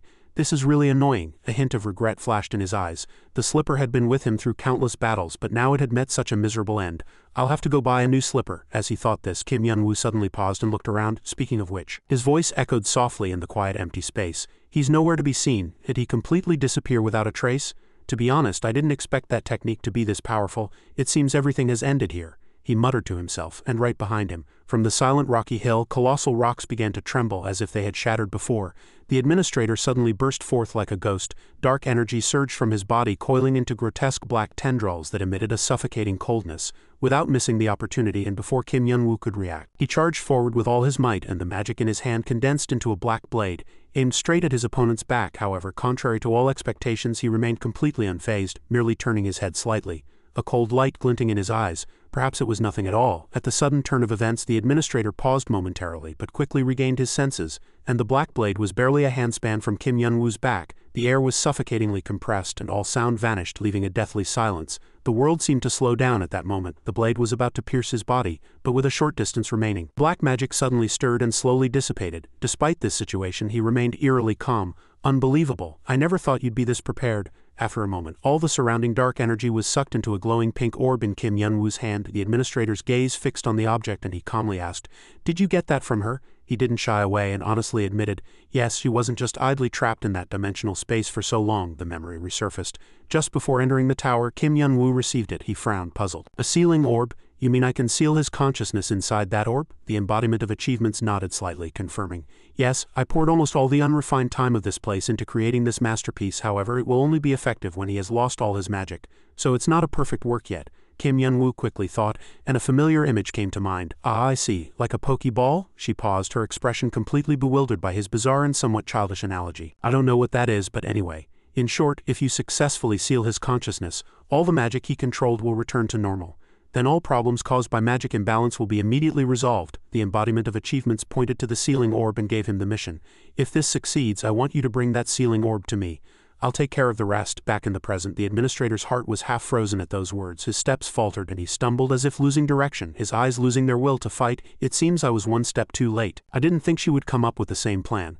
But that doesn't matter now, especially since a monster capable of skillfully wielding both achievements and magic, the two origins of the world, has appeared. Kim Yun-woo scratched his cheek and chuckled slightly, saying awkwardly, "You praise your enemy too, that's kind of you." The administrator didn't reply, simply watching him silently. In his dark, deep eyes something heavy, long suppressed, was hidden. Finally, after a moment of hesitation, he clenched his fist, his voice trembling but resolute. "I have one last question. How did you feel when you had a name? I don't know why, but I feel like your answer might connect with me." This time there was no playful expression on Kim Yun-woo's face. He was silent for a moment, then sighed and scratched his disheveled hair slightly. "I'm sick and tired of this name talk. What kind of question is that? A name isn't an object or anything, but I can tell you one thing. If you were to get a name by destroying all dimensions, you would feel exactly the same way I do right now." The administrator's entire body trembled, and all the steadfastness and obsession he had long pursued were completely negated at that moment. Kim Yun-woo slowly explained, and images of his companions flashed through his mind. "A name is just a word made of various letters. It means nothing. If there's no one to call your name, isn't that just obvious?" The administrator raised his head and looked up at the vast sky, and at that moment his heart felt strangely light. A burden that had weighed on him for years disappeared. Come to think of it, the first time I heard a name was when two people called each other's names. A distant memory resurfaced, Connie and David. The harmony of their shared existence brought him greater bitterness. It was because it was so different from himself, who had spent his entire life in solitude and darkness. As the memory faded, the dark energy surrounding the administrator's body was also sucked into the sealing orb, and his once firm body slowly disappeared under the sunlight. "I see, if a name is such a thing, then I've already been long ago." Silence descended upon the space, and only an unexpressible regret was carried by the sound of the wind. After a moment, the dark energy was completely sealed within the orb, and a life vanished without a trace. Kim Yun-woo silently looked at the glowing orb in his hand. It was the first time he had seriously thought about that question. What does it feel like to have a name, perhaps? Just then, hurried footsteps from behind interrupted his thoughts. Zion and Han A-rin rushed forward in front of the others, shouting, their voices filled with worry. "Yun-woo, are you hurt anywhere?" Baek-hang and the others also appeared in turn, their faces all filled with joy and voices full of delight and relief followed. "I knew you could do it, Yun-woo. You're my husband after all. You're still alive, thank goodness. Yun-woo, Yun-woo." He paused momentarily at the sudden situation, staring blankly at his companions opposite him. At that moment the corners of his lips curled slightly upwards and his previous answer became clearer than ever. "Yes, perhaps this is what it feels like." The two disciples, unable to suppress their surging emotions, ran straight towards him with tear-filled eyes. They hugged Kim Yun-woo and he gently closed his eyes, feeling the warmth embrace him amidst the laughter, tears, and familiar voices. Kim Yun-woo understood exactly what this was. From that day on, the situation in the tower was quickly resolved with the help of Noah, Abai, and Dylan, and Tower 51 returned to its original location, restoring its internal systems. The mana explosion problem was also immediately resolved. Low casualties on each floor were severe thanks to the almost infinite number of clones Kim Yun-woo had distributed everywhere. Everything was largely under control. After weeks of being so busy that he couldn't get a moment's rest, he once again entered the familiar space. In the endless darkness, a long table was set, surrounded by countless stars forming a magnificent galaxy. Opposite the table, the embodiment of achievements was already seated. She accepted the sealing orb from him and praised him generously. "Well done, Yun-woo. Everything is finally over." But his mind was not yet at ease. "I'm giving this to you because you said you'd take care of the rest. But what exactly do you plan to do? Do you really have a plan?" She confidently assured him and explained the plan for handling it. Of course, I will use a barrier made of hundreds of thousands of layered achievements to envelop him and trap him in the dimensional space where I was confined. Don't worry. With only his consciousness remaining, he won't be able to escape. Hearing this, Kim Yun-woo believed the embodiment of achievements would be able to handle it perfectly. Alright, then what about the other dimensional spaces and other towers? Have they all returned to normal? She calmly confirmed. Yes, everything has been resolved. I don't want to praise him, but the other towers he destroyed before are all gone. The remaining towers will be taken care of by Jesus and his followers whom you saved. So there won't be any problems. Their corrupted achievements will also be restored. Speaking of which, how is the Sword Saint? I told him to contact me if he wanted to revive, but I haven't heard anything from him. Kim Yun-woo leaned back comfortably in his chair and said, he's busy. He's accepted a very passionate and enthusiastic disciple recently. He's so interested in this disciple that he hasn't even thought about reincarnating. Then he'll find his own way and arrive at Ra. Upon learning the reason, she no longer worried. I'm happy to hear he found his own way. The last thing I want to ask is, what do you plan to do now? The story suddenly shifted to him, and he was momentarily doubtful. Me? The embodiment of achievements nodded. Yes, you. You must have felt it already, right? You possess so much power that a small dimensional space is nothing to you. If you want, you can become the supreme ruler of all dimensions. You can even create your own dimensional space and build an ecosystem within it to your liking. Conversely, if you want, you can become a great disaster, destroying all other dimensional spaces, just like the administrator. That's the kind of power you have now. Her expression grew solemn, and she stared directly at Yun-woo. So I want to know what you plan to do with that power. He clasped his hands in front of his chest and asked in a low voice as if questioning himself. My plan? After a moment of silence, Yun-woo suddenly grinned, revealing his teeth. I've already thought of everything. But before we put those plans into action, a refreshing clinking of glasses echoed, and a purple liquid spinned slightly from the rim, sparkling as it reflected the light. In the center of the party, Yun-woo triumphantly raised his glass. We need to throw a celebration party first. Cheers erupted around him. His comrades raised their glasses in unison, and the atmosphere was filled with euphoria. The faint moonlight poured over the tiled roofs of the mansion, illuminating each rhythm of life that simmered late into the night. The courtyard had a vibrant atmosphere, starkly different from the serenity of the sky. The clinking of dishes, boisterous laughter. Everyone sat around a long table, eating food and chatting endlessly. Drunken Sun Wukong tightly embraced RV, continuously rubbing his cheek against her and muttering, "Oh, you're so cute." RV rolled her eyes, struggling to break free from his tight grip, but was helpless as if under a spell. In a corner of the table, Chianma meticulously fed Kumio. Thousands of sweet pink bubbles floated around them. Lucifer paid no attention to her surroundings, absently swirling her glass, her eyes hazy as if lost in a dream. In the midst of the party, Shi-hoon suddenly stood up with a start. The wooden chair slid back and a shout echoed, seemingly cutting through everything. "Oh really, brother, you got your own achievement but you just handed it over to the Sun-Eye so easily?" Yun-woo still held a golden beer glass, the foam inside sparkling, reflecting the moonlight. He said nonchalantly with a faint smile, "Yeah, pretty much. To be honest, it's too heavy a burden. Having the power to rule all dimensions or create new ones is just too much responsibility." Even now, Shi-hoon hadn't fully processed his words. Shi-hoon sighed and slumped back into his chair. He didn't know whether to be angry or sympathetic. He was simply speechless. Yun-woo suddenly turned his head, and his smile took on a strange quality. He. You think about it too. With that kind of power and my personality, even I don't know what crazy things I might do later. After a long hesitation, Shi-hoon finally had to face reality. "You're right, brother." This time Yun-woo's voice lowered, taking on a rare serious tone. "The stronger you get, the more responsibility you have to bear. I don't want to carry that burden. Just thinking about it stresses me out, so I entrusted it to the most reliable person I know." At the same time, in another dimensional space, the embodiment of achievements toyed with the sealing orb with her fingertips, unable to suppress a sigh of admiration. "This Yun-woo fellow is truly an interesting person." Turning back, Yun-woo placed his empty beer glass on the table. "But I still have all the achievements I've recently acquired. I worked really hard to get them. Just thinking about giving them all away is a pity. After all, I'm not a generous person." Seeing Yun-woo so relaxed, Shi-hoon no longer insisted on the previous issue. "I understand that, brother. But what are you going to do now? You've earned a lot of money, so you don't need to work anymore. But you don't seem like the type to just sit back and enjoy. Do you have a plan?" Yun-woo revealed his future plans without hesitation. "Of course I do. I'm going to open a military academy. You can think of it as a rehabilitation school." At that strange idea, he was momentarily dumbfounded. "What? Why did you suddenly think of that?" Yun-woo had wanted to do this for a very long time. "You think about it. Do you still remember those fools in Zeresh, those trash from the spirit and angel factions who had no hope at all? I just gave them a lecture and they immediately started behaving properly. So I think I have talent as a teacher too. Plus, it sounds like fun." Shi-hoon recalled their tragic memories and forced a laugh, pitying them. "Haha, brother, do you think that's normal education? Well, teaching someone a lesson is one method of education. Good luck." Yun-woo was very happy that he agreed. He felt like a very noble person. So I want to take in people who are treated like trash in society and help them return to being good people. And to do that, I've already found a very suitable location to build this school. But it will take a few months. For now, footsteps echoed from behind, interrupting Yunwoo and Shihoon's conversation. Soon after, Baekhyeheng's soft voice was heard. Yunwoo, what are you two talking about there? Both turned their heads to look back and their gazes immediately froze. Before them was a dress fluttering in the night breeze and her white skin stood out under the moonlight. Looking for you, darling. 3 figures approached simultaneously, all dressed differently, but each possessing her own unique beauty. Han A-rin elegantly brushed her hair back. Mitchung gave a pure and elegant smile. Baekhyeheng exuded a mature and captivating aura. Yunwoo was momentarily dumbfounded, overwhelmed by the sight before him, but quickly regained his composure and continued his remaining words to Shihoon. I just want to relax comfortably with them for a while. At that moment, time seemed to slow down with the peaceful years, and all the chaos and busyness were pushed aside. 3 years later, the sky was high and blue, and bright sunlight poured down on everything without a single cloud. Outside the heavenly palace tower, ethereal clouds flowed down, enveloping the magnificent pavilions. The ruler enthroned within the heavenly palace was none other than the Jade Emperor's true body. The Jade Emperor sat firmly on his high dragon throne, his arms crossed over his chest, silently observing below. 50 years have passed. I hope you've reflected on all your actions during your training in the celestial prison.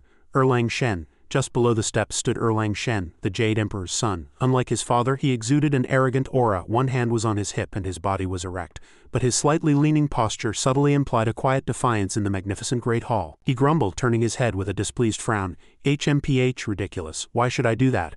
To be sentenced to 100 years just for breaking a pavilion while drunk, it's unbelievable. At his disrespectful words, the Jade Emperor's complexion immediately changed, and anger surged as he slammed his hand on the dragon throne. The tremor shook the entire heavenly palace. You impudent fellow, what you destroyed was no ordinary pavilion. It was the main palace of the celestial realm, where successive Jade Emperors resided. Do you not realize that your foolish action utterly destroyed thousands of years of history? How dare you act as if you've done nothing wrong? Erlang Shen's face showed clear annoyance. He disdainfully picked his ear. What's so special about those old geezers' smelly pavilion?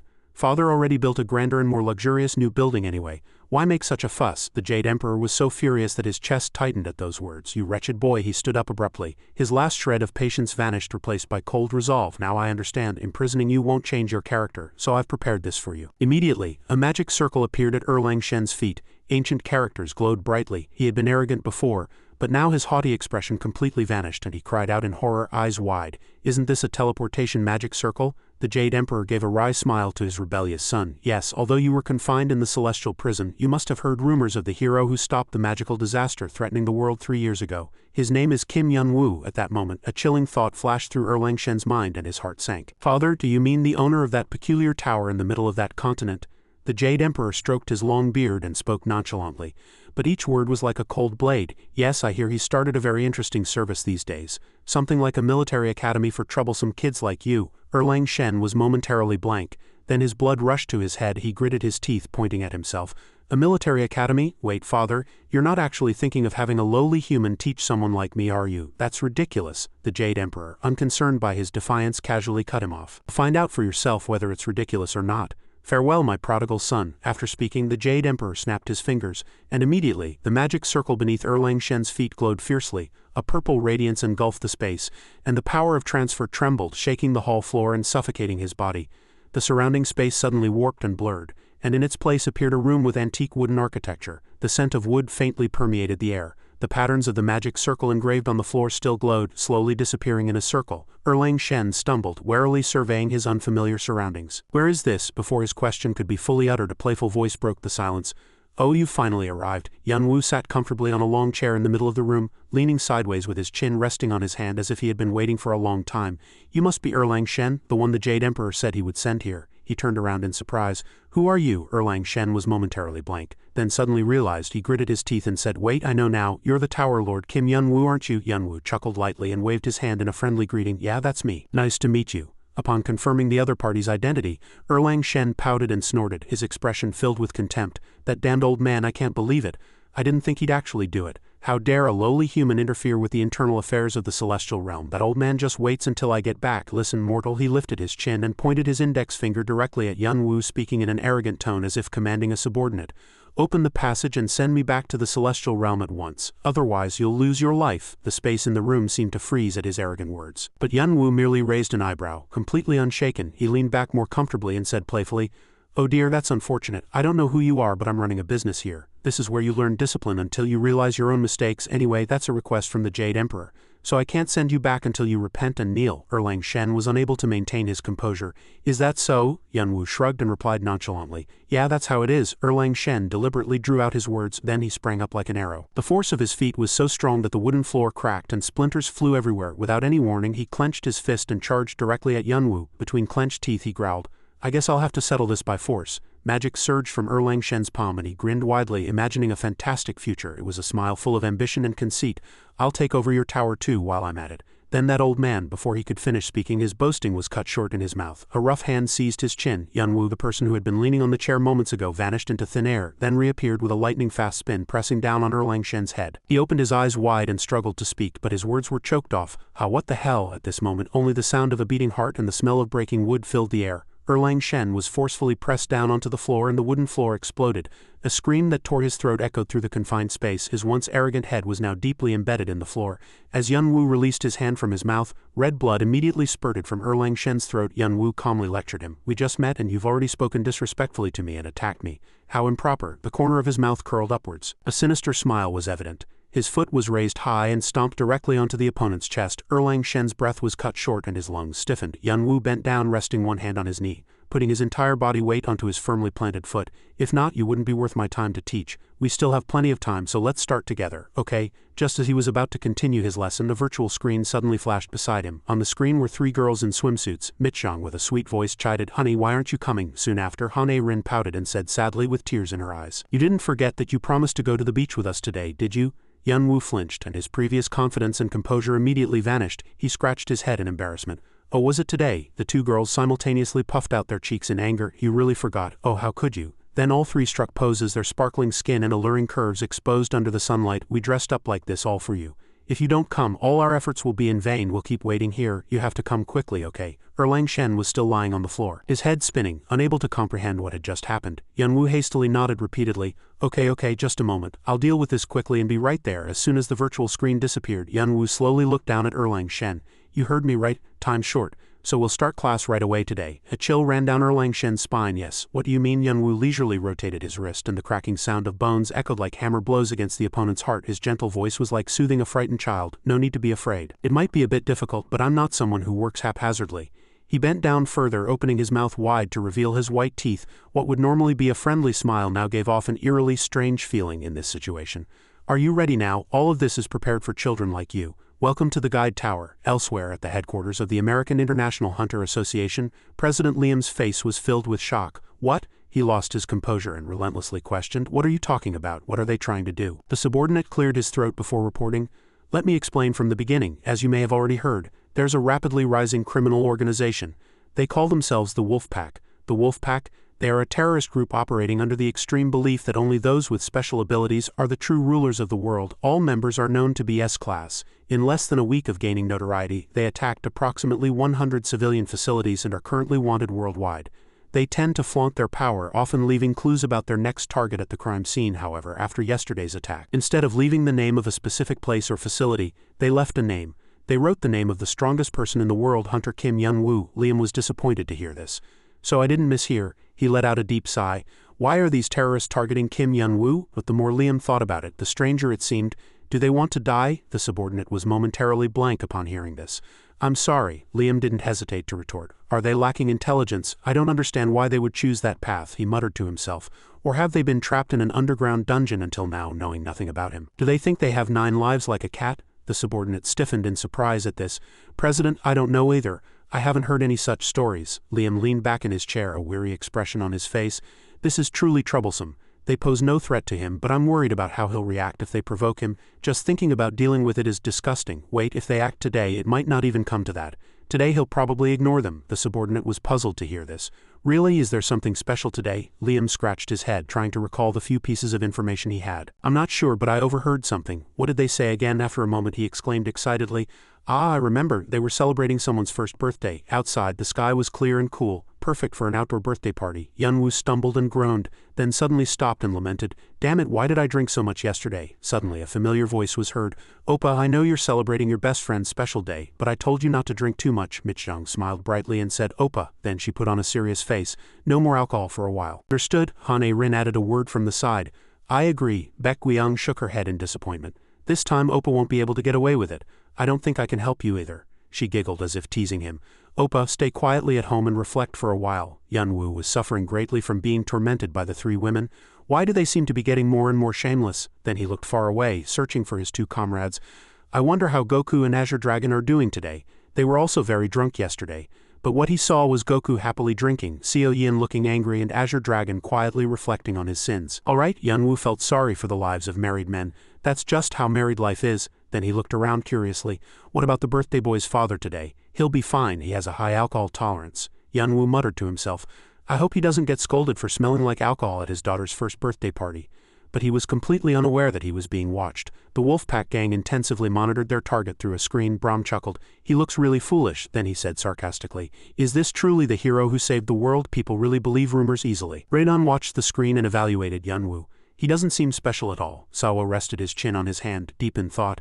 The story about him saving the world 3 years ago is probably made up, then he nodded in agreement with what he had said. Of course it is, Khan excitedly continued. Think about it, who would believe such an absurd story that magic suddenly went berserk and rebelled and he defeated everything alone? It's clearly a rumor spread by Yunwoo's two wives, Myung and Han Rin. They are both influential figures in the hunter world, leaders of the two giant guilds, Mighty Ruler and Dark Thrall. Everyone was following Yunwoo's orders. I don't understand why the world's best hunter would demean himself so much, but it no longer matters. In fact, this is an opportunity for us. If we publicly defeat the one who calls himself the world's best hunter. At this, Seal suddenly became excited. We will seize that title. You all prepare, the party will begin soon. We will teleport and ambush at the slightest opening. Ha! He was startled to see a familiar back on the screen. Isn't that the president of the International Hunter Association? Here, Yunwoo couldn't help but feel confused. The Wolfpack organization. Why are they targeting me? Is it true? Surely they are, Liam sighed and admitted. I know this story is ridiculous. Frankly, I don't think he's in any danger. Mitchung thought this was absurd. Are you making fun of us right now? Han Rin froze, her face hardening. What foolish guys. Baek Gui-young burst out laughing. I even feel sorry for them, but Liam still kindly advised, but we can't underestimate them. I don't want them to ruin this special day. He nodded in agreement. You're right, Yunwoo expressed his gratitude. Understood, thank you for the news. Khan immediately became enraged upon hearing this. As expected, the association reacted quickly again. Now that he knows about us, we must act soon. Before he could finish speaking, Yunwoo's voice echoed in his ears. You're that terrorist organization, aren't you? His face turned pale at Yunwoo's sudden appearance. You're targeting me, right? He turned around in a panic.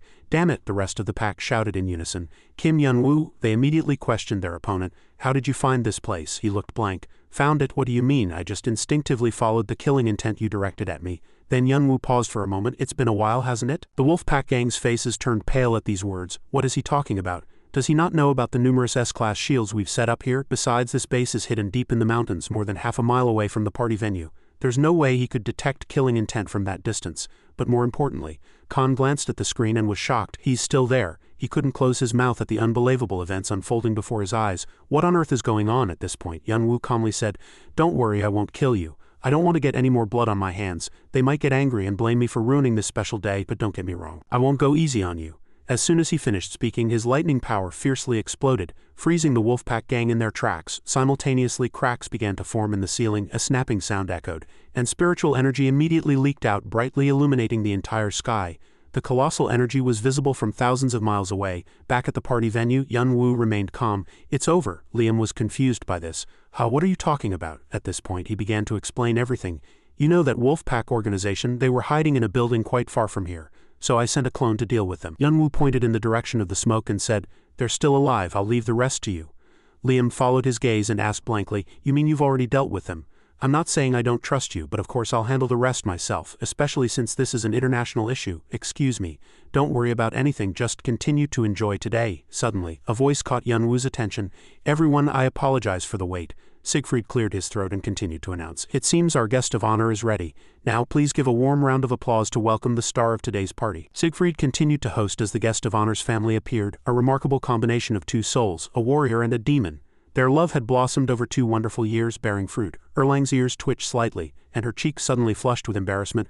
Welcome their daughter, Erlang. The child understood the situation and immediately raised her hand to greet all the guests. They were shocked by this sight, but soon everyone clapped and admired. The child is so cute, Yunwoo muttered to himself from behind.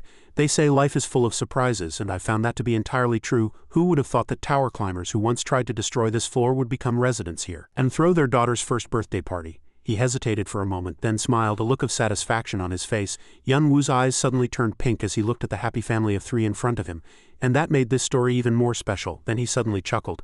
But when did Erlang grow so big? Fortunately, the child doesn't resemble her father. Han-A-rin, seeing the other person's expression, couldn't help but join in the joy. She suddenly looked up at the sky, her gaze distant as if dreaming of something. For those who don't know, Yunwoo has 3 wives. They were all infatuated with him and constantly competed for his attention. Eventually, he had to take special measures to protect himself. Yunwoo proposed spending weekdays with all 3 of them, and then rotating individual dates with each one on weekends. And this weekend's date destination was Mexico City, the best tourist attraction of the 21st century. They wouldn't date anywhere else but its most famous landmark, the Kim Yunwoo Tower. He took a sip of wine and immediately evaluated. "What is this?" Yunwoo continuously grumbled.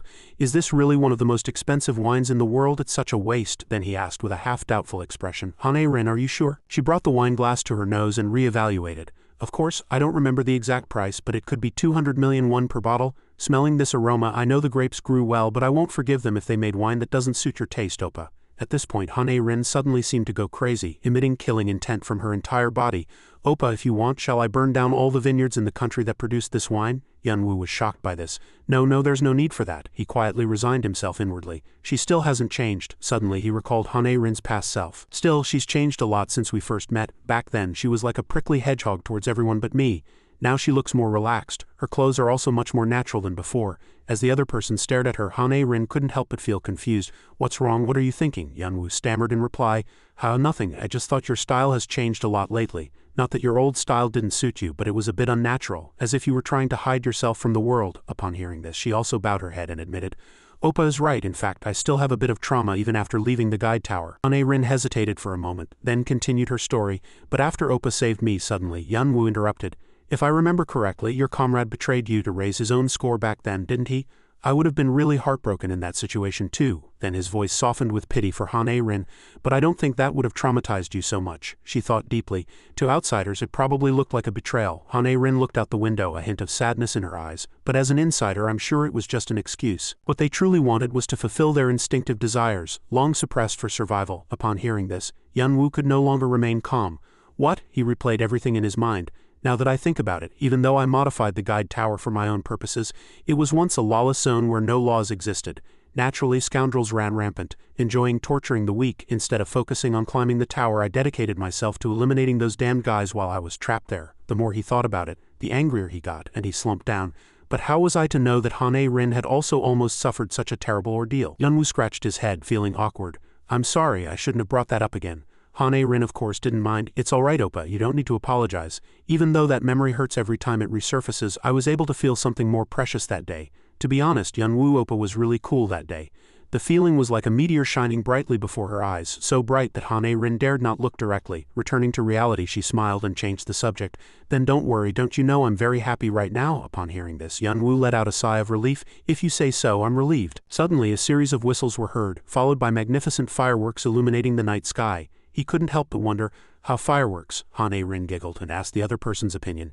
"Do you like them, Oppa? I've been preparing this for a very long time." Yunwoo hadn't expected her to prepare so meticulously. "You? But why?" Han-A-rin sighed. "Did you forget, Oppa? In fact, I thought that would happen too. This was the last wish on the wish list you made when you were in the guide tower, Oppa." Then she repeated Yunwoo's exact words word for word. "You said you wanted to drink the most expensive alcohol in a high-rise tower without worrying about money while watching magnificent fireworks." Upon hearing this, he finally realized, I remember. Actually, that wasn't a wish list. I just said it casually." Still, Yunwoo had to admit, "But the fireworks are really beautiful." Suddenly he fell into deep thought. "Now that I think about it, you've done so much for me, but I've never properly thanked you. Thank you, Han-A-rin, for being my disciple." Yunwoo's next words filled her with happiness. "Really?" Then Han-A-rin's lips curved into a wide smile of satisfaction. After a moment, she suddenly sprang to her feet. "Damn it, this won't do. Do you know how hard I worked to make my dream come true, Oppa? Do you think a simple thank you is enough?" Then she put her arm around Yunwoo's shoulder. "If you truly value my efforts, it's your turn to fulfill my wish list now." Yunwoo chuckled playfully. "I don't know what's on it, but I have a hunch it won't be easy." She gently reassured the other person. "Don't worry, I only have 2 wishes. First, to marry my dream knight. Second, to have a child exactly like Oppa and live happily ever after." Han-A-rin leaned closer, her eyes seductive and provocative. "Oppa, you'll help me, won't you?" Yunwoo, intoxicated by alcohol and her, immediately flushed, believing he had a solution. Following that, his hand slid uncontrollably along the curves of her body. It might take some time, but he always paid all his debts. A few days later, as the weekend arrived, a sound of water dripping and Baek Hang's low humming echoed in the bathroom of Kim Yun-woo's house. Her hot body was faintly visible in the dim steam. Outside, Kim Yun-woo was still in a deep sleep. He was so deeply asleep that he unconsciously drooled. After a moment, Baek Hang approached the bedside. Wiping her hair, she raised her voice and challenged him. "It's almost ready. How long are you planning to sleep?" Suddenly, Baek Hang screamed. "Time to wake up, darling." Kim Yun-woo immediately sat up with a start. "What?" he asked groggily. "What's going on, Baek Hang?" After a moment, Kim Yun-woo had a surprised expression. "Did you shower? You're usually so enthusiastic in the mornings. Do you have other plans today?" Baek Hang flipped her hair and said matter-of-factly, "You're right, I really enjoy these things, but remember yesterday's promise? Today we have a special trip, just the two of us." She winked meaningfully. Then Baek Hang said in an urging voice, "So don't waste time, our destination is quite far." Kim Yun-woo was bewildered by these words. "What do you mean? We can teleport anywhere in this space?" He couldn't contain his curiosity and continued to ask, "Where are you planning to go?" Baek Hang didn't answer and continued to speak ambiguously. "We're going outside the tower, but first we have a place to stop. So don't talk back, just follow me. We're going to my hometown Cheonsan."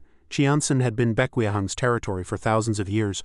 All the great monsters who swore loyalty to her lived in this eerie fortress. However, even in this remote place, there was one creature who didn't obey her and lived peacefully. It was Baek Hang's old friend and Cheonsan's sole demon artisan Hugo. He smoked his pipe and raised his voice asking, "Is that him, Baek Hang? The man you chose as your husband? I have to admit I'm really curious about what kind of person he is and if he can endure someone like you. Even an old man like me who doesn't care about worldly affairs can tell he's no ordinary person." Kim Yun-woo stared intently at Baek Hang at this moment. "Is he the old friend you wanted me to meet?" she immediately confirmed. "That's right, his name is Hugo." Baek Hang continued to introduce him. "He's very famous here. He's a master craftsman who makes rare and precious items. Most of the sacred relics I carry were made by him." Suddenly she spoke in a teasing voice, deliberately letting her opponent hear. "But to me he's just someone living off my land." Hugo merely cleared his throat once. "How unjust. Considering all the sacred relics I've made for you, you should at least pay land rent." He then put his hands in his pockets. "Anyway, this is what you asked me to make for you. I barely managed to fit so much inside it, but I finished it on time. I made it using a part of your soul." The orb in Baek Hang's hand shone so brightly it illuminated Hugo's entire cave. He confidently introduced it as Soul Orb. Kim Yun-woo asked in confusion, "What?" Baek Hang evaluated it, then praised it slightly. "It's very well made, transparent and dazzlingly bright." She praised her opponent without reservation. "Very well done, Hugo." However, he still maintained a humble attitude. "You're exaggerating. I never thought the day would come when you'd need something like this." Suddenly, Hugo meaningfully raised his voice. "Just to be clear, you know what it means, right?" Baek Hang understood the meaning and immediately confirmed, "Of course." But Kim Yun-woo still looked bewildered. "Is that blue stone so important?" Baek Hang continued to speak ambiguously.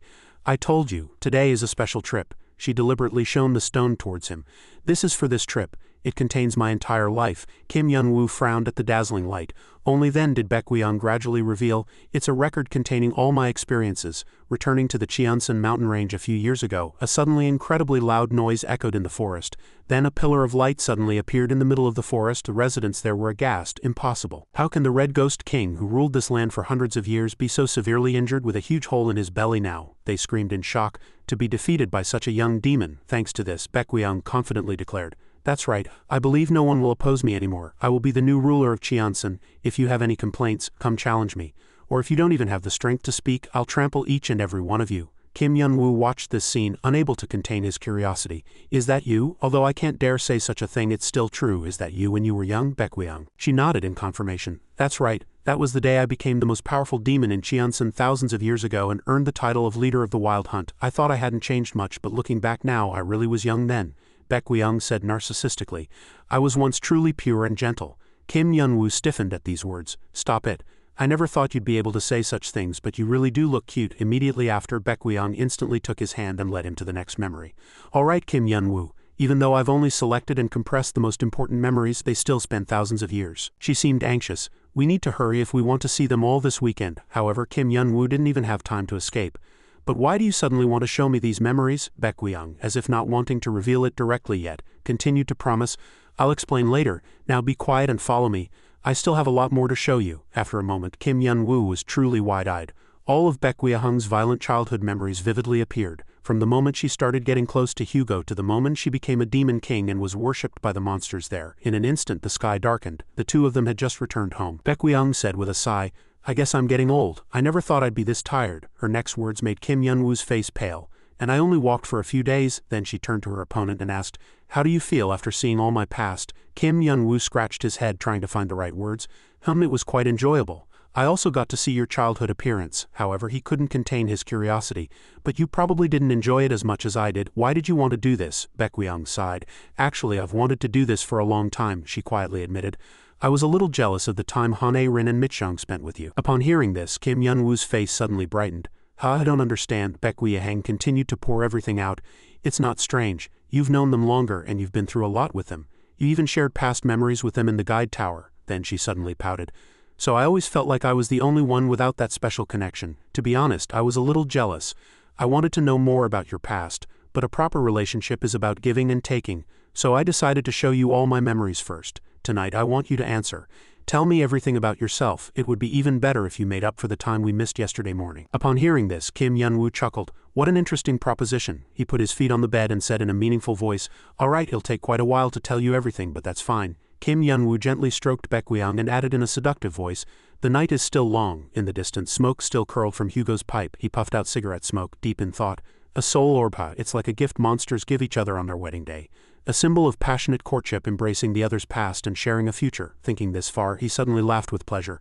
Life is full of surprises indeed. I never thought that problem child would find a soul orb. Hugo speculated to himself. It seems she's completely smitten with him. 3 years ago, no matter how modern the human world was, there were still dark corners where dungeons and monsters appeared with the Tower of Challenges.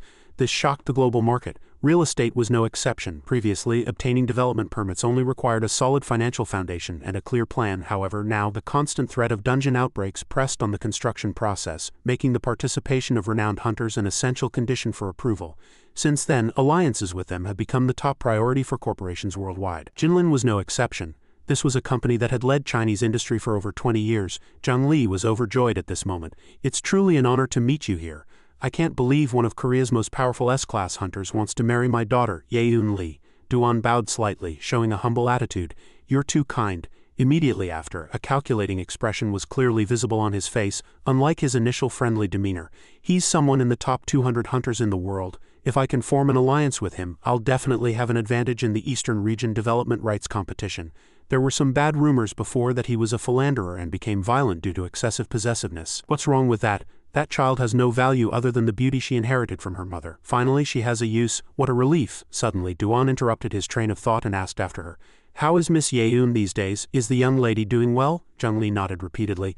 Of course. That's why I invited you here. Hearing this, he let out a sigh of relief. What a relief, but thinking about what happened a year ago still pains my heart, Duan added mockingly. My fiancé flew to meet me and then, before her opponent could finish speaking, Zhang Li immediately sided with him blindly. That's not your fault.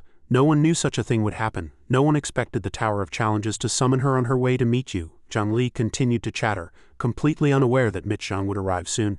But that useless child, my daughter is quite all right. After escaping the tower in less than a year, she immediately contacted me and asked me to arrange this meeting. She used to always oppose arranged marriages, but I guess she matured a bit after suffering in the tower.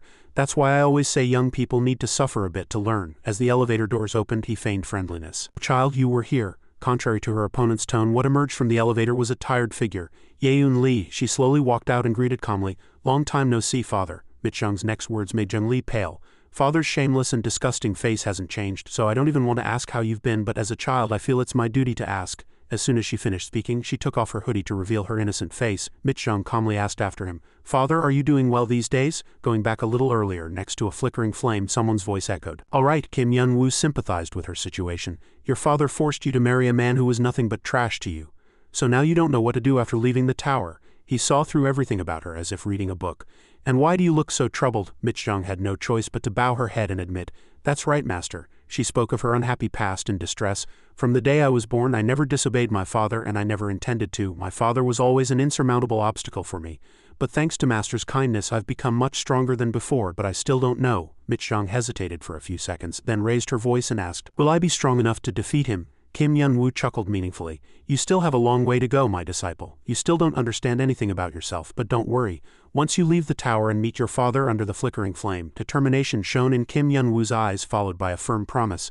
Everything will become clear. You'll realize how strong you've become.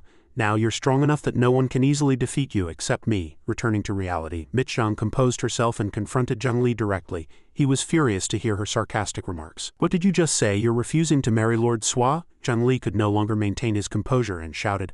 After all these years, conversely, she still maintained a calm attitude. That's ridiculous. Father speaks as if I wanted to marry him from the beginning. Anyway, I gain nothing from this. That's why I'm refusing. Do you have a problem, father? Zhengli raged, slamming the table hard. Impudent, how dare you speak to your father like that? I was going to be lenient with you after meeting you for the first time in a year, but it seems I need to teach you a lesson first. As soon as he finished speaking, Michang unleashed her spiritual power in front of them. Zhengli was terrified by this sight. What is this pressure? I felt something strange from the moment he entered the room. But is that really the child who used to be quiet as a mouse at my every word? Suddenly, Duan jumped up and praised her without reservation. The young lady's spirit is truly impressive. He was dumbfounded, his brain not yet fully comprehending. Hunter Duan too, he clapped enthusiastically. I can't believe the innocent young lady I knew had this side to her. I really like your new appearance, young lady. And I won't criticize your actions. That's because the Tower of Challenges grants special abilities to those who reach its top. So some people, after escaping the tower, mistakenly believe they've become the strongest and end up running wild and being humiliated. I truly hope the young lady doesn't think that. I like innocent women who aren't too stubborn.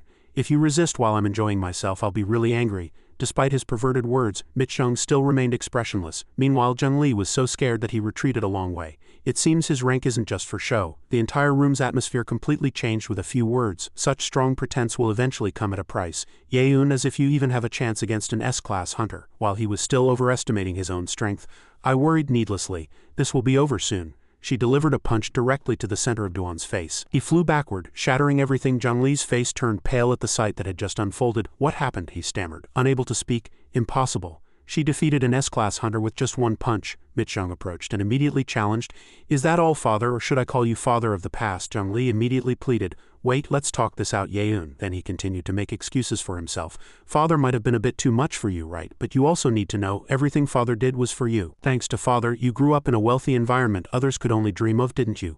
Beautiful clothes, delicious food, the house you live in. You wouldn't have had any of this if you weren't my daughter. Zhengli gritted his teeth and mustered his last bit of courage. Then he pointed directly at his opponent and shouted, Respect me, Yeun. Michang remained silent, saying nothing. After a moment she raised her voice and retorted, Father is mistaken. Yeun no longer exists. I am no longer the weak child who trembled before father in the past. As she spoke, she cast magic and Zhengli was terrified. Now I have reached the pinnacle and serve a more sublime purpose. Don't stop, don't waver. She shrieked in a voice full of resolute conviction, My name is Michang now. Instantly the sky outside darkened. She placed her hand on the window, lost in thought. What a beautiful view, a view worthy of Master. This is an excellent place to begin construction. When Master comes out of the tower, I will warmly welcome him in this sky-high building. The scenery suddenly changed, and as Michang awoke and opened her eyes, a familiar figure was sitting beside her. Yunwoo, restless, immediately asked her, Are you awake? We came all this way for a picnic. Are you just going to keep sleeping? As soon as he saw the corners of her lips curl upwards, he casually asked, Why are you laughing to yourself? Did you have a good dream? Michang didn't answer and just showed a happy face. A moment later, she began to whisper, Of course not, darling. Michang turned her body with a satisfied expression. No dream in the world could be happier than being with you. Michang smiled and casually asked, You think so too, right? Yunwoo chuckled. You just woke up and you're already saying embarrassing things. After speaking, Yunwoo hesitated for a moment, but then he thought and quietly admitted, You're right.